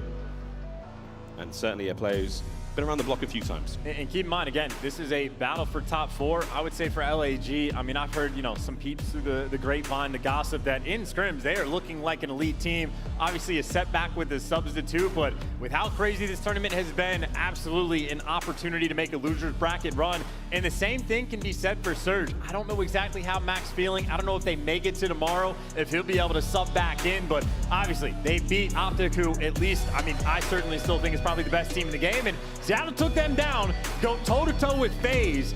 Seattle very well might be a team that can still win this entire thing. Obviously, though, they still have to get past the Guerrillas. Got to get past the Guerrillas, got to get to tomorrow. Classic making his debut here for Seattle Surge off the bench into our hearts at 34 and 28. That ain't bad at all, brother. 1.2 in the KD. Your man's frying.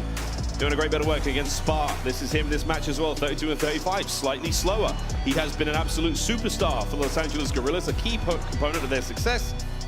See if he can't pick up the pace here in a must-win matchup against Seattle Surge. Here we go, Gavutu control. Let's get it. And I mean, a 1.2 in your first series back, playing with a brand new squad.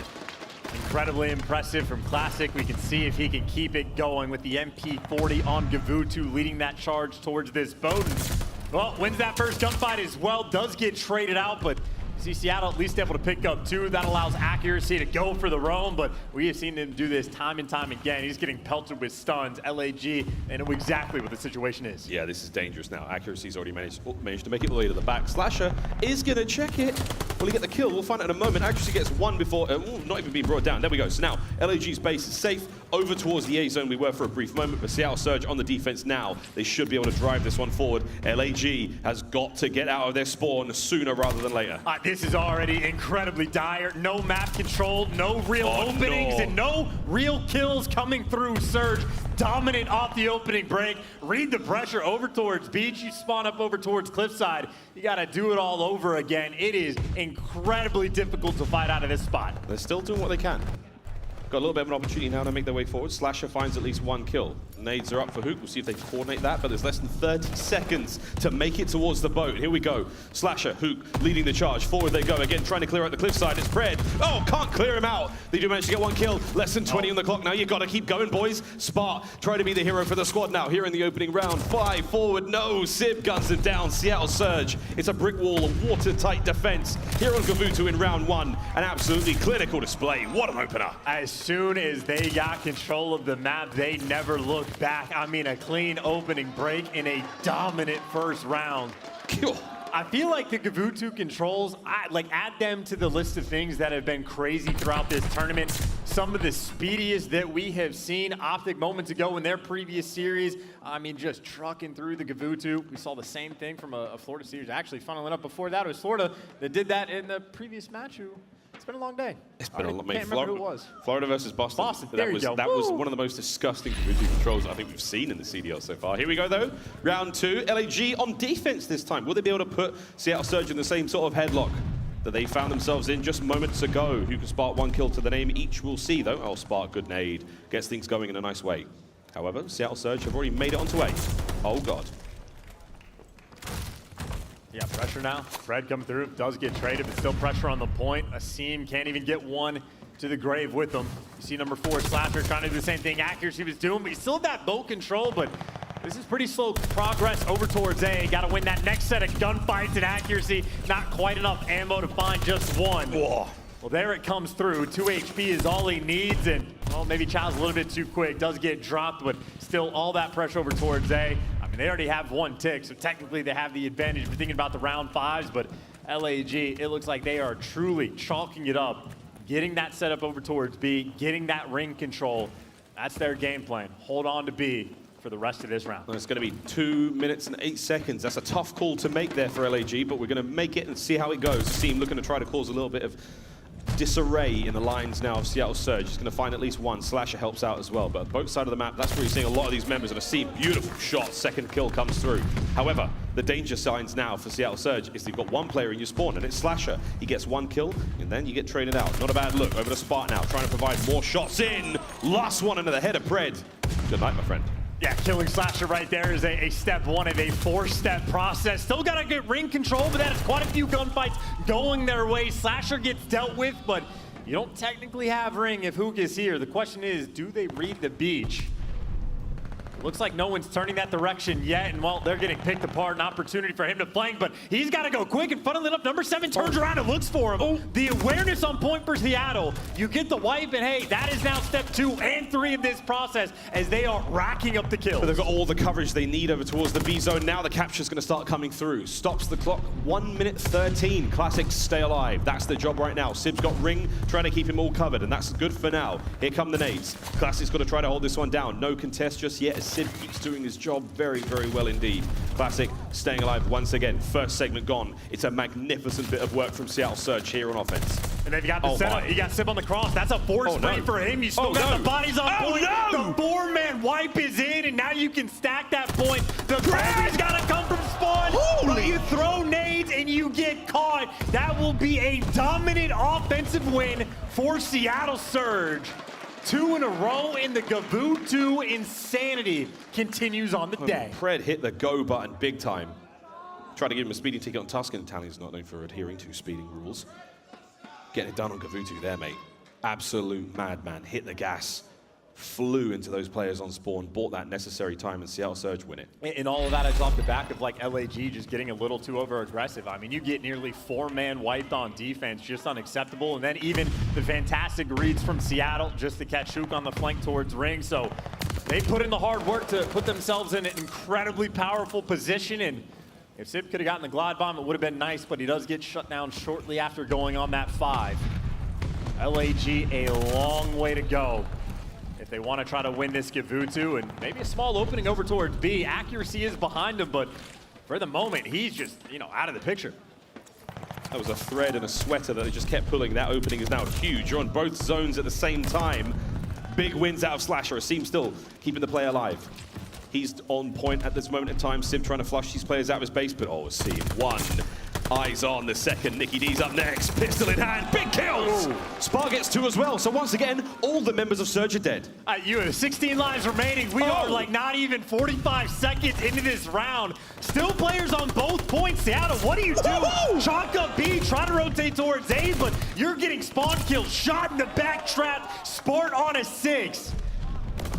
A ridiculous Gavutu, and now somehow you have to defend A, where LA Guerrillas still around. You got to try to make the run if you're Surge. LAG setting things up. You can't set them up. You can't even deal with them right now. It seems flowing. Truly like water, my friend. A 7 spree for him. A little bit of damage. Pred finally cleans them up. Into the boat we go, and Pred once again being the tip of the spear. Hook trying to hold these players back, and I'll tell you what, mate, stack it up, clean it up. That's the round.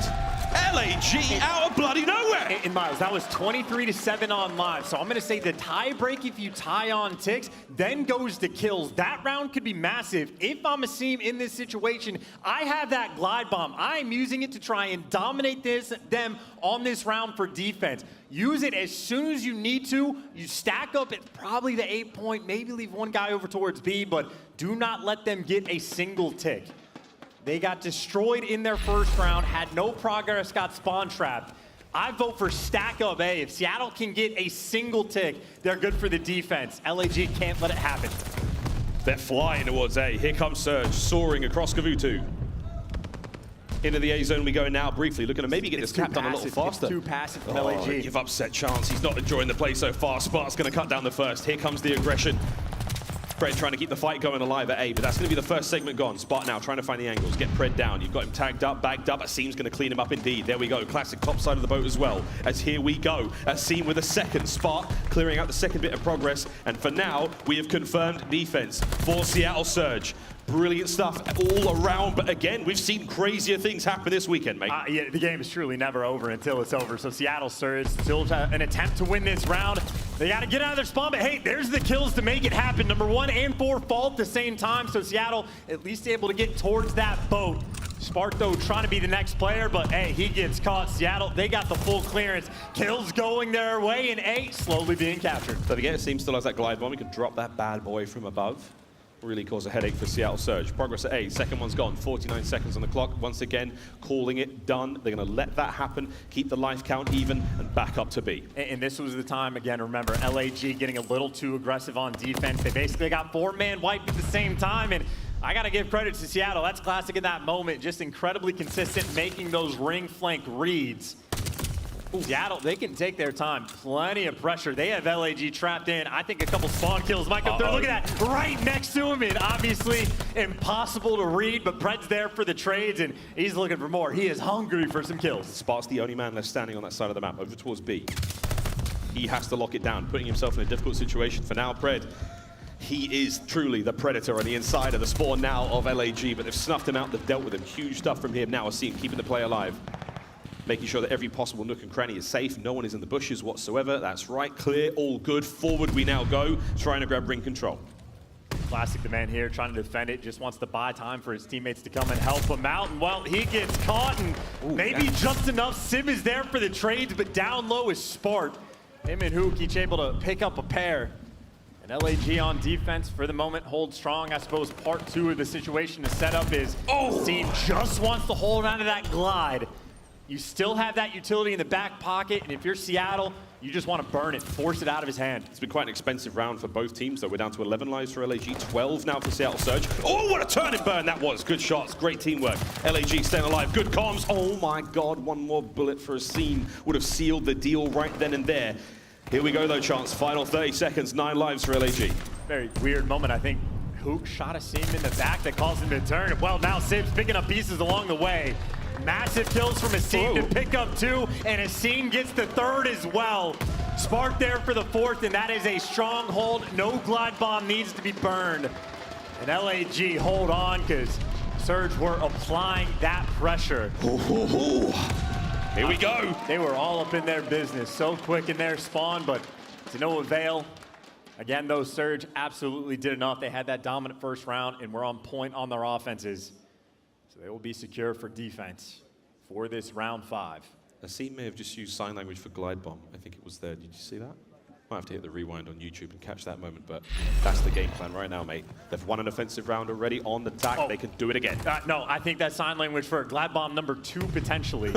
He's on a 5 spree, and look at this play call. He's going to call in the glide. They're going to try to go for B, and then see if he can get 2 kills after that. That's huge, but right now, beating the intel. 2 players trying to wrap you, absolutely kill the guy in the tank and say, hey, the rest of them are in the cuts. Be ready for these gunfights. Here comes the hit, flying on towards the B zone. We now go. LAG making their way on. Under the covering fire of their teammates. Sparta gets another big one. Right on to the zone we go. They're stacking it up. 3 members now on point. 2 of them overwon by A. The kills are going to come now big for Seattle Surge. Try to get involved. They've managed to get 1 player left. It's been a great bit of work. Oh my Seattle God. survived. That could have got ugly real quick. And they killed a Scene before they could get the kills with the gun, so no secondary glide bomb. A hell of a try, but Surge just go massive to clutch that one up.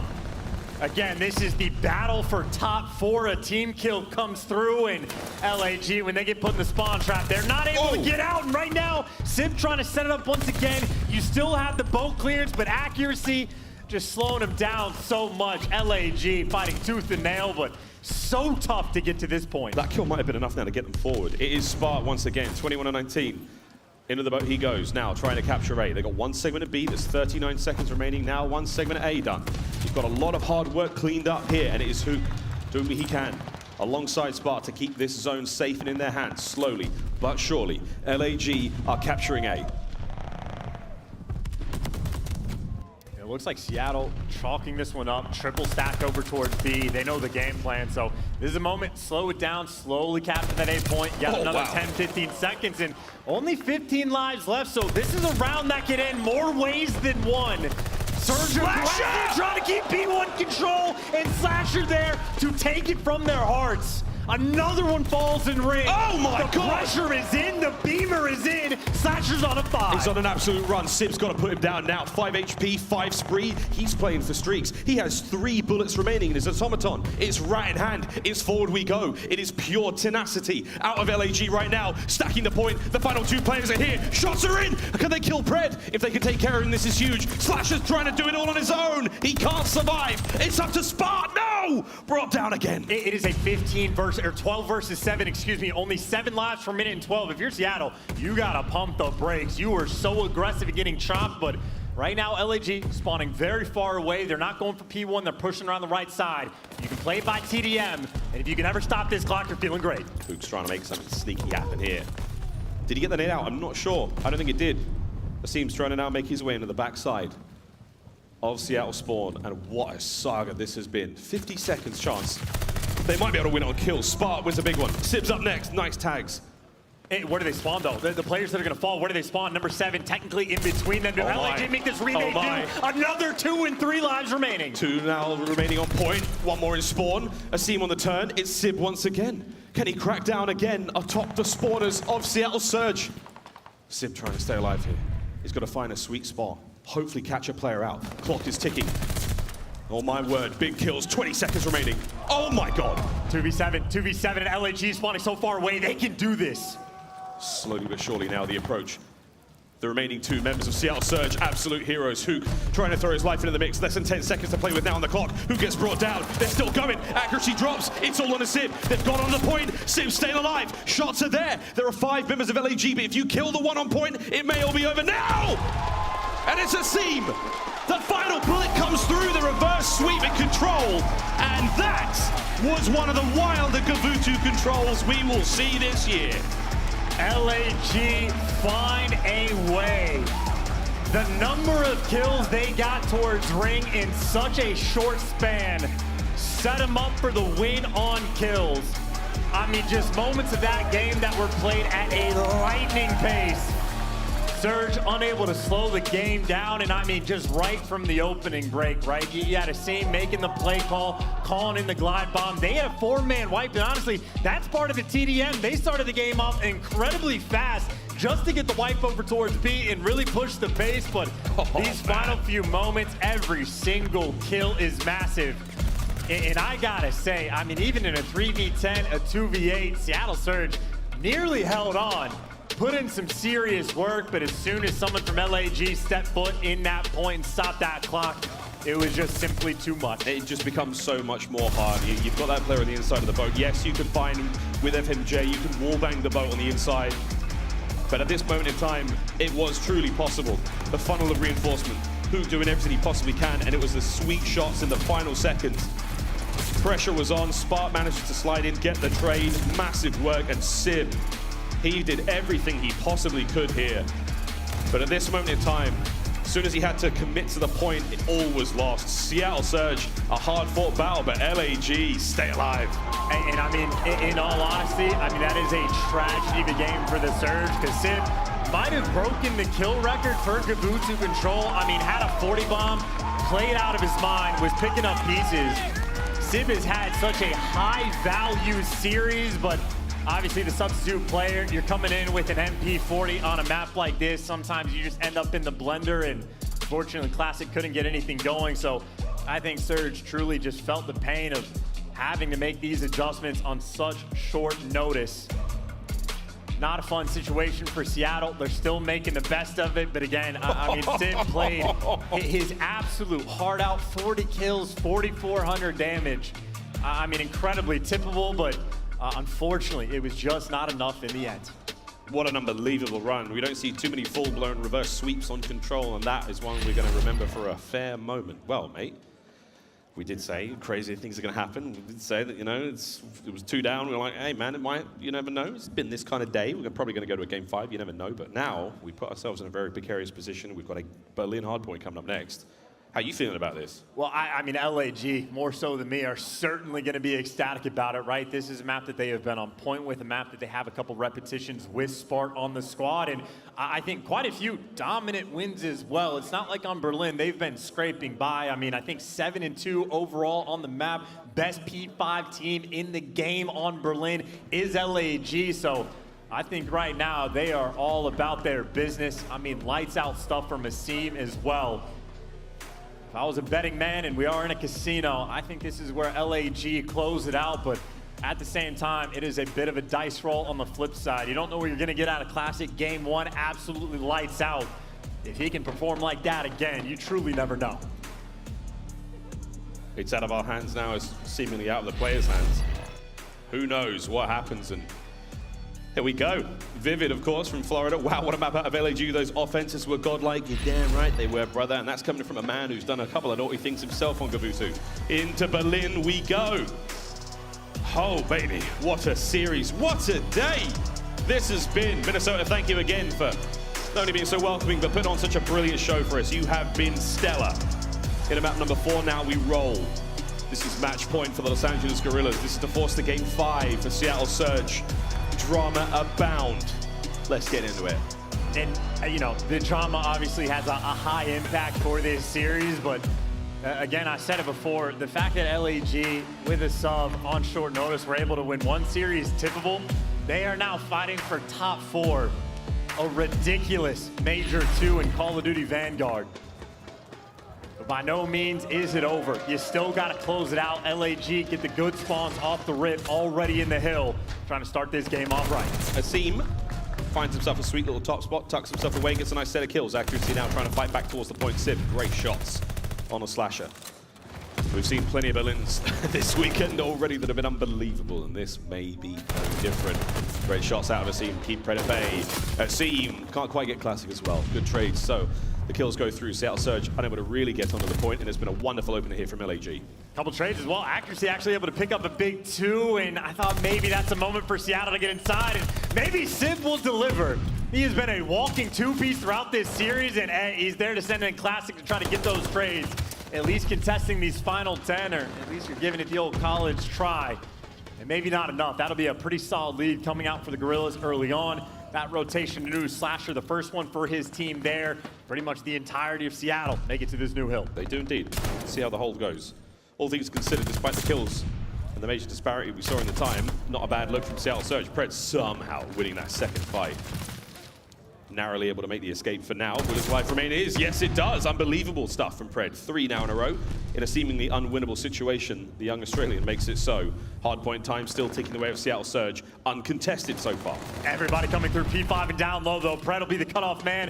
Unfortunately, every single one of his teammates falls before he can make it here, but maybe try to soften that blow before the reinforcements come in, contesting the hill and doing what he can. He is buying a lot of time, and he gets the kill as well. And keep in mind, Pred right now was on a 5. That's a 5. He's still looking to make it a 6. He's got eyes on at least one more player now. Ring around to Rosie. A pocket full of Posey. A tissue, and Simp.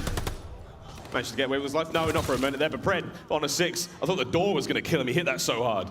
If he ring around to Rosie's, he gets the glide bomb, but no. Tragedy strikes again. He can't quite get it, but what he does get is his teammates on rotation. You are free and clear for the moment over towards P3, only down by 10 seconds. So you can get right back in this game and then some, but you need a strong hold. Great shots out of Hoop. That's him on a 5 spree now. Teammates dropping around him. Pred with a high ground, takes clean care of Hoop, ends the spree for now. Even Stevens, the lead now changes. Seattle Surge's favor Spark. Pushing forward, beautiful shots. Not quite enough to take care of Sid though. Low HP, sees that fight come to a close. Asim's up first, great work again. Accuracy's up next. Last player inside the point. Now you deal with the spawners on the outside. And Asim getting real mixy. Sid with the good shots. The spawn's still close for Surge. I think you're happy with this, or absolutely you are happy with that if you're the Guerrillas. At least take away an extra 10 seconds from this hill. So Surge do take the lead and put themselves obviously in a good spot, but go back towards that rotation battle. In game number 1, LAG out-rotated them to every single hill but 2. Their issue was they could not hold because Sib on those rotations was on point. And here's Sib on rotation again. He does get traded, but good Lord, does he have a nice shot. Back over to train yard we go. We've seen how this looks so far this week, and it's been very solid holds. Breaking this point's not an easy one. Trying to flip the spawns even harder. Here comes the 4-man hit through the middle of the map.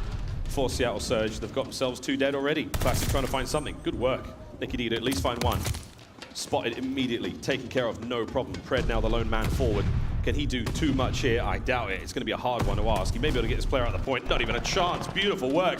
LAG holding it down. And this is so tough. This has been a phenomenal P4 hill. And again, we talked about LAG, the best P5 team in the game. They get a bunch of kills to give them access. They are already pushing out towards P1 to look for those spawns. If they ever get that fire control over towards P2 and stay P1 side, that is where they set up the blender. So that, again, from Sib is a massive kill on rotation just to avoid that setup, but he gets taken care of. And for LAG, here we go. This could be a huge moment for LAG now. P5 up and about, a fitting time to dive in for a listen in. I got him. Let's go. I'm watching. I'm just helping you. Push out, Dad. Nice, guys. Put him in demon, guys. Yo, I'm trying to get bottom post. I'm trying to help you bottom post. I got data, boys. I got data. Yo, one deep right, one's rapping deep right. Silo. He's dead. Top post the mark. Behind top post. I'm behind top post. That's one. Nice. One guy's probably out. Straight on me. That's two dead. Nice. Who are you missing? Missing Simp.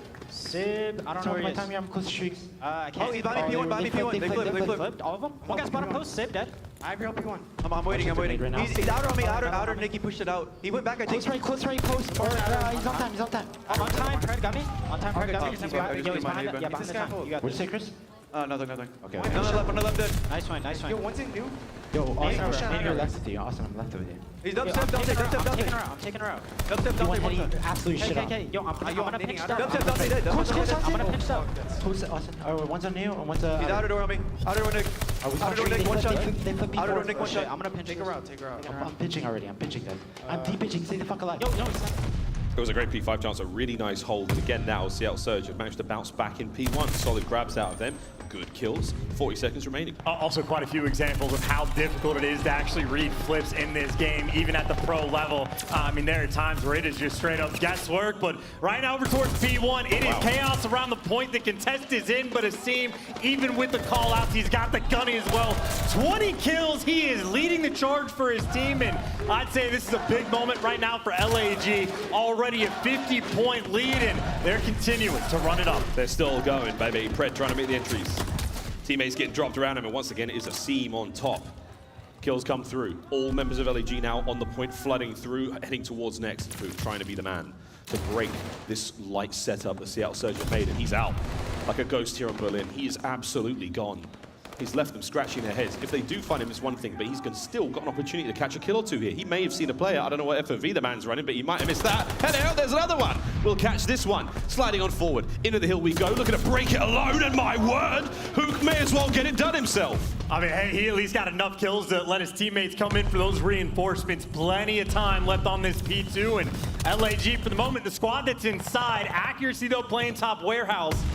Trying to make things a little bit easier for his teammates. Pred now the first man in. Gunfights through a window, and too many windows for him. Simp, though, easy two-piece, and hey, doesn't need to get the third. Classic is there. A clean break for Seattle. 20 final seconds going their way, but P3 right now is the opportunity. Seattle to try to turn this game around, but LAG, they just swarm docs. Volks out, baby, the fan favorite, the game changer. Spark now, 21 and 14 on a 2 spree, right out of spawn with that bad boy, and he's looking to find a few more.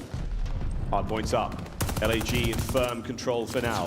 The Volk at that range maybe not so great as accuracy. Will have the advantage there. Spark backs on up to more favorable position. Couple of shots ringing on out. Here comes Pred. Tip of the spear now for Seattle Surge. Forward he goes. Checks his corners. No. Who's there to get the kills? All over the bloody place though. Seattle Surge. 2 now on point. A clean break. You talk about a moment that they needed to get inside that hill and get a couple more kills. Classic now that roaming Slayer, but a necessity for Seattle to get that break. They deliver, and honestly, 30 seconds left on this hill. They will be right back in this game, but you see LAG grouping up, 4-man hit, trying to flood through the front. Pred, he might have eyes on another player here. Nice shots. Any more to be had? Yeah, you know it. Red dots are all over the place. Here comes Pred, soaring through. His teammates are all over the place as well, finding kills. 13 seconds remaining on this point, and we are going across to another, and it is all LAG for now. They've got coverage of the map, but you did not account for accuracy. And how many can he take to the grave before he falls? Right now, his teammates so far away from him, so this will absolutely be initial time for LAG, but accuracy needs to pick his moment well of when he wants to strike. His teammates trying to group, but still he is just waiting so long for them to get nearby. Waiting is not what they can do right now. The time starting to get away from over 200 points now for LAG. Pred with the first kill. There's accuracy. Asim knows he's about. He's going to have to try to find the kill here while helping his teammates get the break. But again, you're running out of these teammates. He's running out of players. He's got the pole now. Time going the way of Surge. 30 seconds remaining. Beautiful stuff. That is the Iceman. Literally time to perfection to get that break. And that's a moment they need. Couple players on a 4. And that is the turnaround. They got put in the blender on this hill. The last go around, Seattle stringing a couple hills massive together. And gunfights for this scrap. And again for Seattle, we already know what the deal is for P5, but they have tied this game and taken the lead. I cannot believe the comeback that they have orchestrated. Here we go, final 10 here on the hard point, back over to 5th, right smack bang in the middle, no coverage, no nothing, and we almost had a glide bomb there for accuracy. That could have been huge. Classic now trying to clear out every avenue he can. There's a battle over by the mailroom. That's where the fight's going down. But here we go. Surge with the hard point, trying to force the game 5. Time ticking their way. Not a lot to be contested. That's a massive win out of accuracy. No, doesn't stay alive. No one in the point for now. It's a foot race for Surge to get on it. Hey, flood the point. You have 227. Get as much time on this hill as you possibly can and force LAG to play aggressive. And they are flying in. It is a 3-man swarm around the hill for the Guerrillas.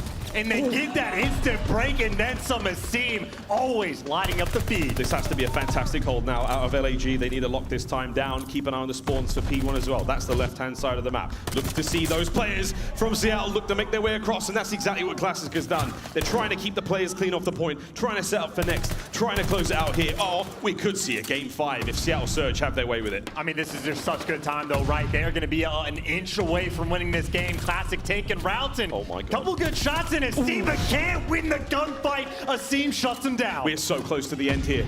Seattle Surge, you have to keep the play alive, trying to force this game 5. LAG, it is tooth and nail inside the point. 25 now for the win. This is a big one, friends. Both teams can win it here. Seattle, they need one clean break, and then they got it. It might be Nicky D. He's a sneaky man. He's making the flank happen, trying to break his way in. A second! Oh my God! They've broken in!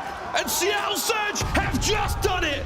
We're going to a game 5. No one's close. Roll the music! Are you surprised? Are you shocked? You shouldn't be. We're following the script today, friends. Another game 5. Major II. I might faint. You are down 50 points going into a Docks Hill where LAG had it swarmed, had the back spawns on lock. It took them less to 20 to make that break. Had to break that one. Had to go into a P4 where they didn't have to set up. Break through that one with ease with perfectly timed coordination and then going over towards this P1. I mean, Classic was here first. aSeam wins the massive one-on-one gunfight, but Seattle on their next attempt. I mean, everything again timed so well. The comms were clean, even when Civ is getting caught. Pred just waiting for his moment to strike. And I mean, funnily enough, all these gunfights that get lost just for Classic to come off spawn, hit that route, and pick up the big 2-piece to win this game. As good as it gets, reaction time on point. And the substitute player making his impact. It's your boy, Nicky D. You know he's been playing an unhealthy, or I mean, who am I to judge, but a seemingly unhealthy amount of Destiny recently as well. Your boy is an absolute warrior. What a game-winning moment that was for him. Beautiful stuff to force the game 5. And now, friends, all bets are off. This is it. We do one more. And this has been an incredible saga. It's a sad situation for both teams, both substitutes, you name it, but mate, we're going to the cage. Yeah, I just saw that too. We are going to the cage for the final map. Predictions be damned. Any idea of what is about to happen? I mean, good luck trying to guess it. Those final 3 hills for Seattle, that could be the moment we look back where they just said, no, we are not going out like this. I mean, literally fighting from the death, taking down LAG with a substitute player. A completely absurd tournament. It has delivered time and time again just for absurdity's sake. We love it. The Maps and Mo screen sort of says, wow! That's how we feel. That's how you feel. And after this map, one team will be certainly wowed. Game 5. We'll be right back after this break.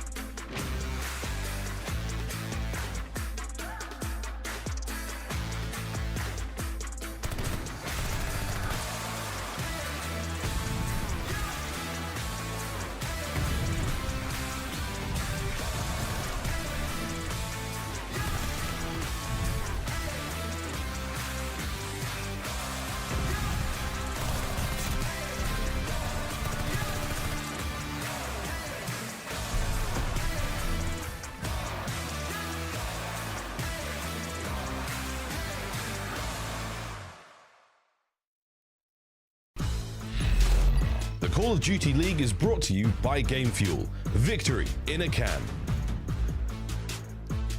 Here we go, friends. And at the end of the day, this is what we're playing for. This magnificent shield carved from the dwarves of, I would think it's Svartveldheim, I believe, here in the Major II. RØKKR, put on a show, baby. That's what we're playing for at the end of the day. A trophy as well. But for now, we're simply playing for an opportunity to see another day at this glorious tournament. Game 5, LAG Seattle Surge.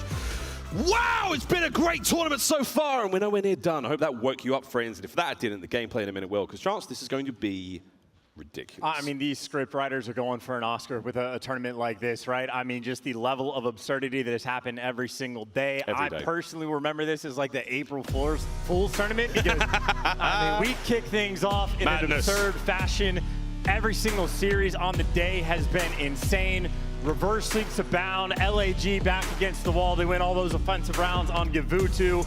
Back against the wall, you're down by 50 points on a map like Berlin where LAG run the show, and Classic said, no thank you, I will see you Game 5. And of course, the fact that the Game 5 to decide top 4, we are going to the cage, and with a smile like that, maybe the man to pay attention to. And by the way, for Smart, he had like 2.5 minutes in the hill on Berlin. The sub players, I mean, making a clear-cut case that they deserve a spot in the league because they are playing out of their minds. What? With vision like that, how could you not want him on your team? And funnily enough, that was his former teammate that he killed.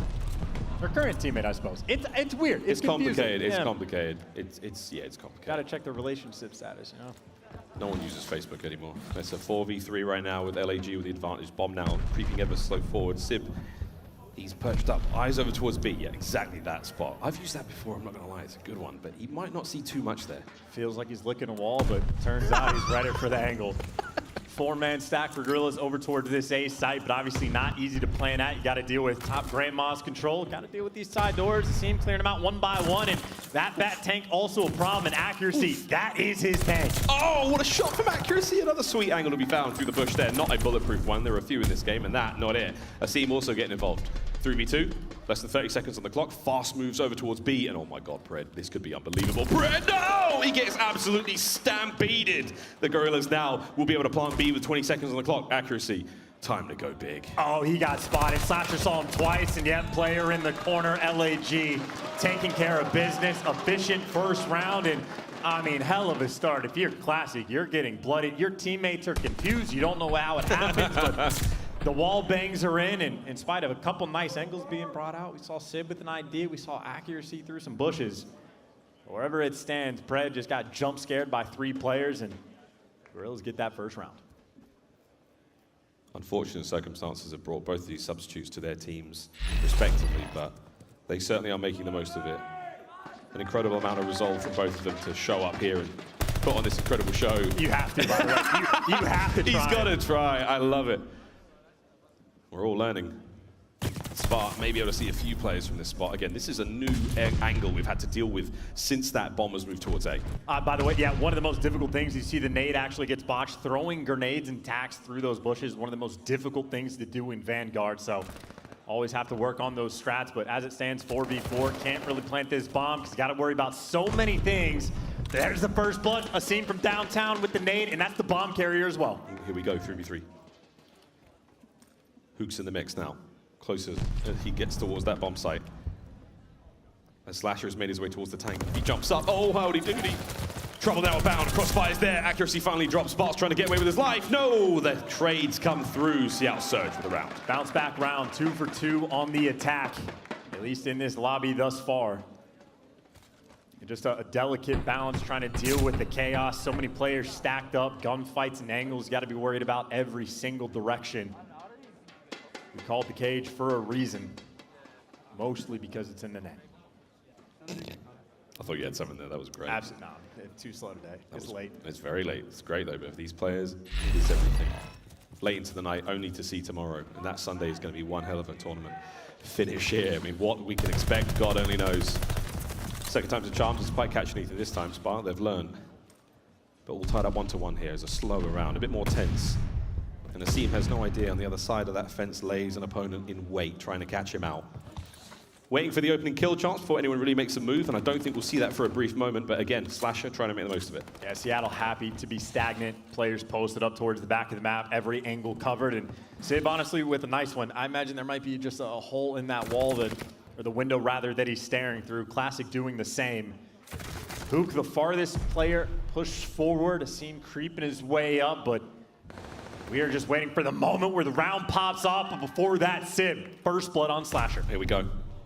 Nades and stuns are coming on through. This could get a bit mixy fast. Here comes Hook. Oh no, Classic! Other side of the door. Oh my word, he gets both.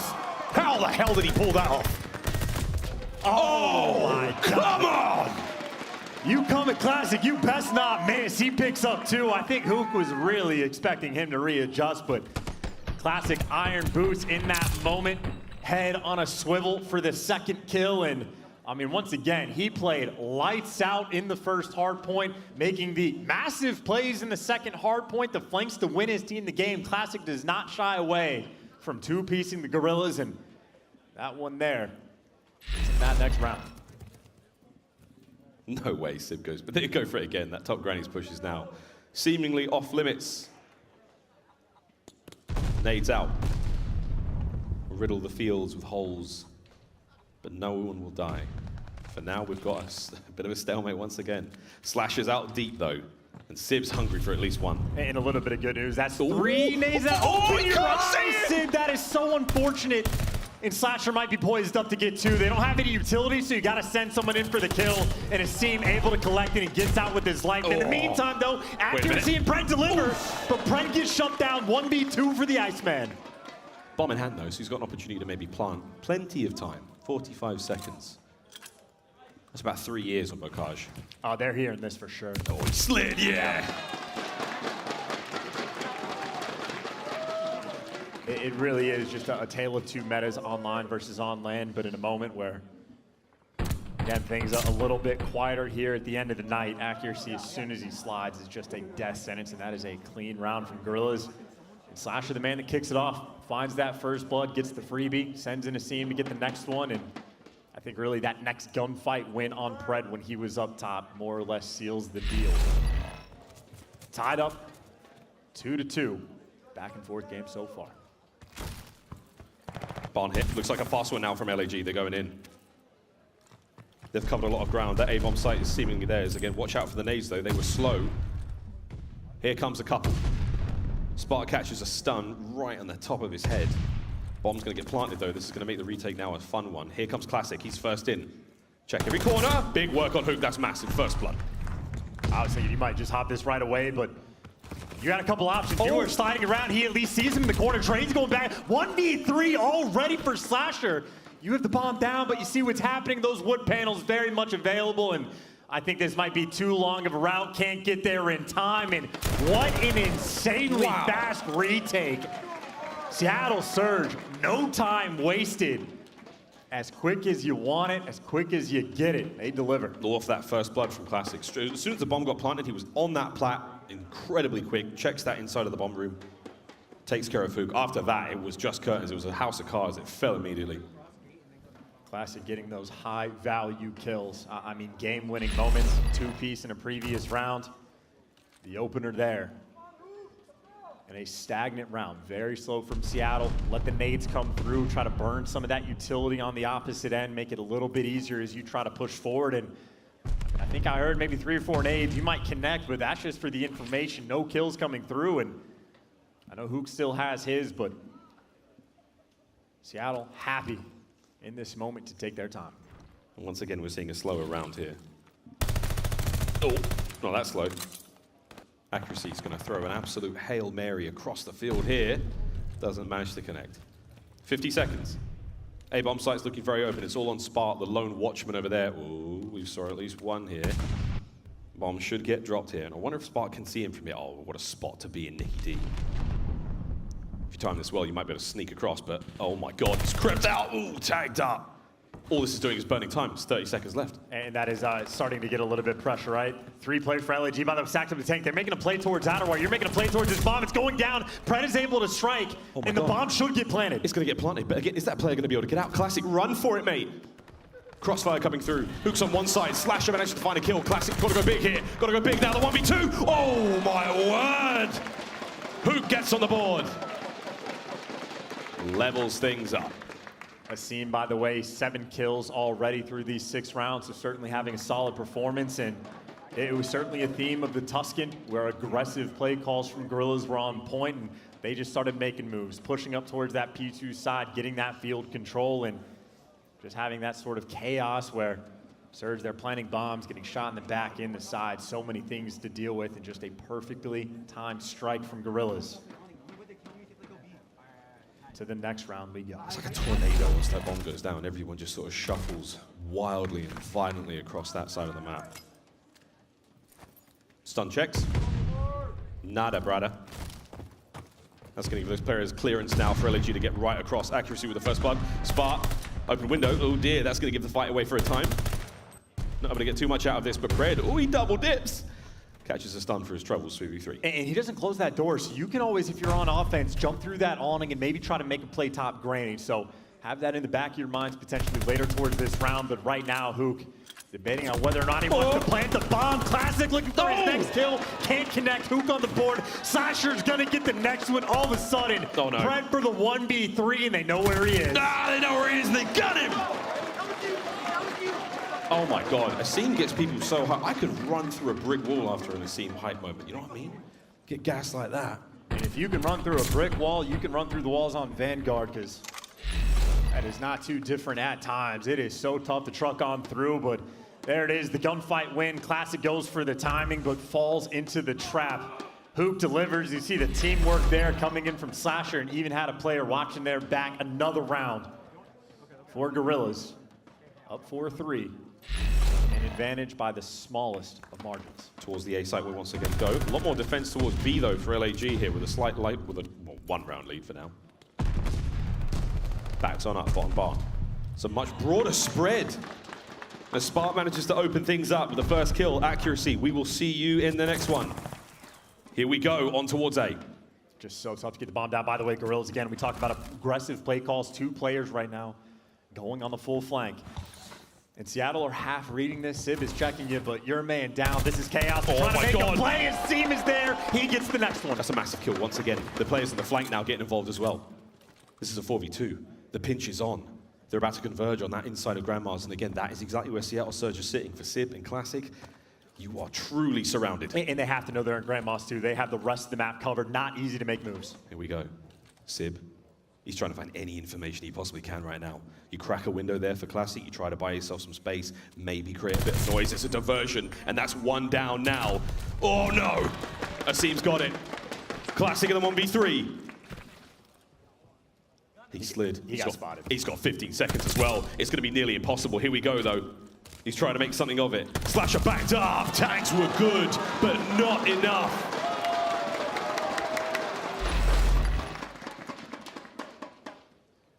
Nice angle from aBeZy. Talk about the impact, by the way, the substitutes again. Spark gets that first blood, and it is already slow rounds on Bocage. And as soon as the pick comes through for the team on defense, you just, I mean, your options evaporate before your eyes on the attack.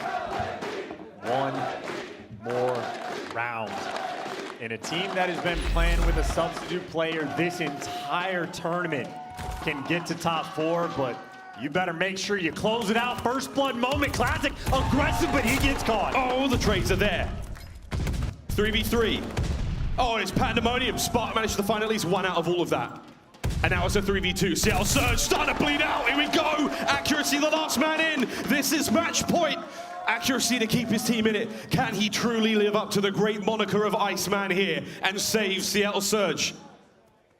And they're not planting the bomb, so he might actually have an opportunity. Granted, they're wrapping out, and he doesn't have the intel, but every moment that goes by, maybe a smaller window, but there's the plant, a difficult one to retake. LAG certainly looking to close it here. Slasher's there, the gunfight is on, and here it comes. And the most unbelievable hail of gunfire from LAG. Looking to see that Sunday, baby. Here it comes. Accuracy, forward, slowly but surely. And it may be Slasher with the shots in. There's not a hope in hell for the man to dive on it. There are eyes everywhere. If he can, make something of this indeed. Legendary performance it would be, but that is that. The Los Angeles Guerrillas have done it. They have survived. what was a brilliant showing from both them and Seattle Surge. Difficult circumstances for both teams, the substitute players, the superstars, to step up when they were so sorely needed for their teams, and they put on the best show they possibly could. LAG will make it to tomorrow. Seattle Surge, it is true commiserations. This is not how their tournament was meant to go. Not at all. I mean, LAG, obviously incredibly impressive work, eliminating teams one by one. Made their way to that championship Sunday, but obviously it is heartbreak on the other side. I mean, beating OpTic Texas in this tournament, going toe-to-toe with Atlanta FaZe, while players are puking in the middle of the map. They played their hearts out, but in the end, not quite enough. A Game 5 defeat, but I'd say if nothing else, I mean, the resolve and mental game that Seattle Surge have. You go from playing incredibly well in Kickoff Classic all the way to the bottom of the barrel in the 12th spot at Major 1. It's not chalk. They bounced back. They string together a Stage 2 performance that, honestly, I mean, I know it's top 6, but it is nonetheless impressive. No shot they're going to be happy about it. Absolutely not. But from the outside looking in, I mean, this is a team I think we're going to look forward to paying attention to all year long. Making the best of a bad situation, and of course, the exact same thing can be said for the Guerrillas. Under the Guerrillas as well, the turnaround story for them. You know, Gunless is somewhere now, a fist raised in the air with elation for his teammates, but it is a truly bittersweet victory again at the loss for Seattle Surge. A complicated scenario emotionally, I would imagine, for most Call of Duty fans, but there you go, mate. Unreal stuff. Seattle Surge, they left everything on that stage, literally, and at times physically. What an unbelievable tournament it has been, truly. A historic one for the league, a historic one for COD fans. I mean, again, for Seattle Surge, tomorrow, it may not be their day, but for the rest of the season, we are real excited to see how far they can go. And pick your poison on who you want to watch long term, of who you give props to. I mean, Sib in the respawns, playing lights out, dropping 40 in the control. I mean, the walking two-piece in the hard points, especially with the hyper-important rotational gunfights, and even Classic, the substitute, literally making game-winning plays. A seen superstar player for the Guerrillas on the flip side. I mean, tip your hat to both teams.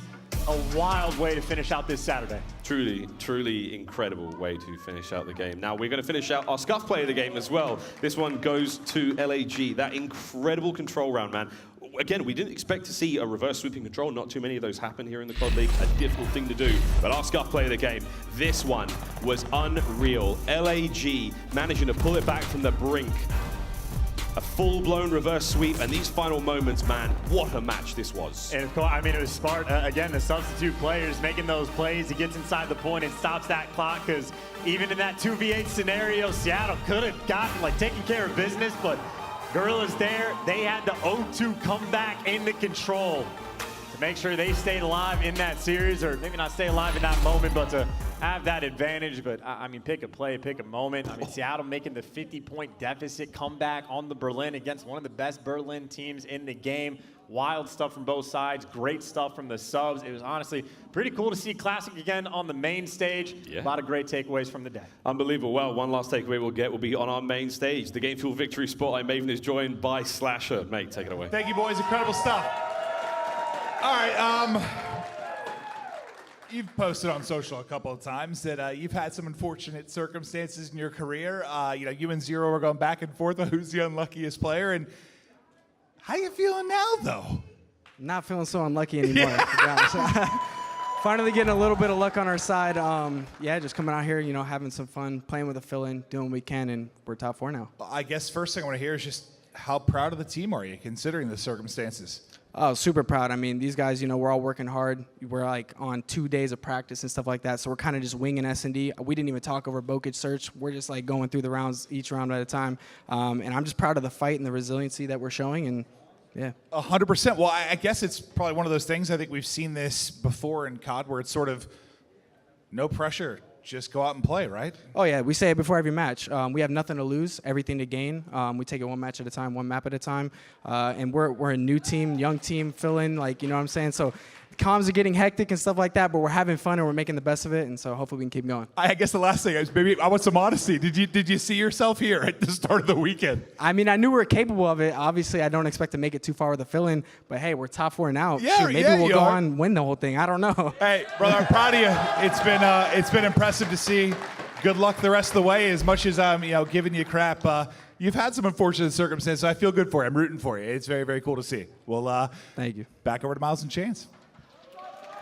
Thank you very much, Clint. Wow, what an unbelievable tournament this has been so far. Congratulations once again to LAG, commiserations to Seattle Surge. We'll see you next time, friends. Mate, speaking of the tournament, we're going to close the show out here. We've sent the desk home, the slackers. Let's have a quick look at the bracket, though, and see how far we've come and how far we've still got to go. An unbelievable event here at Minnesota RØKKR Major II. Look at this, winners final still to play. FaZe Breach. This is all happening tomorrow. We've still got the Mutineers, the Guerrillas. One of those will be going home, and one of them will be ascending into the grand elimination final before we go all the way to the big end. Big finish, mate. It's going to be something special, brother. I mean, I'm just thinking how many rookies are on here. We got substitutes players in the mix for the top 4, and then, of course, they're terrors for FaZe. And I got to be honest, man, Atlanta versus Boston, that is going to be a wild matchup. But on top of the fact that even from losers, clearly dangerous teams. I mean, Guerrillas, again, eliminating teams one by one. Adding the scalps to the collection.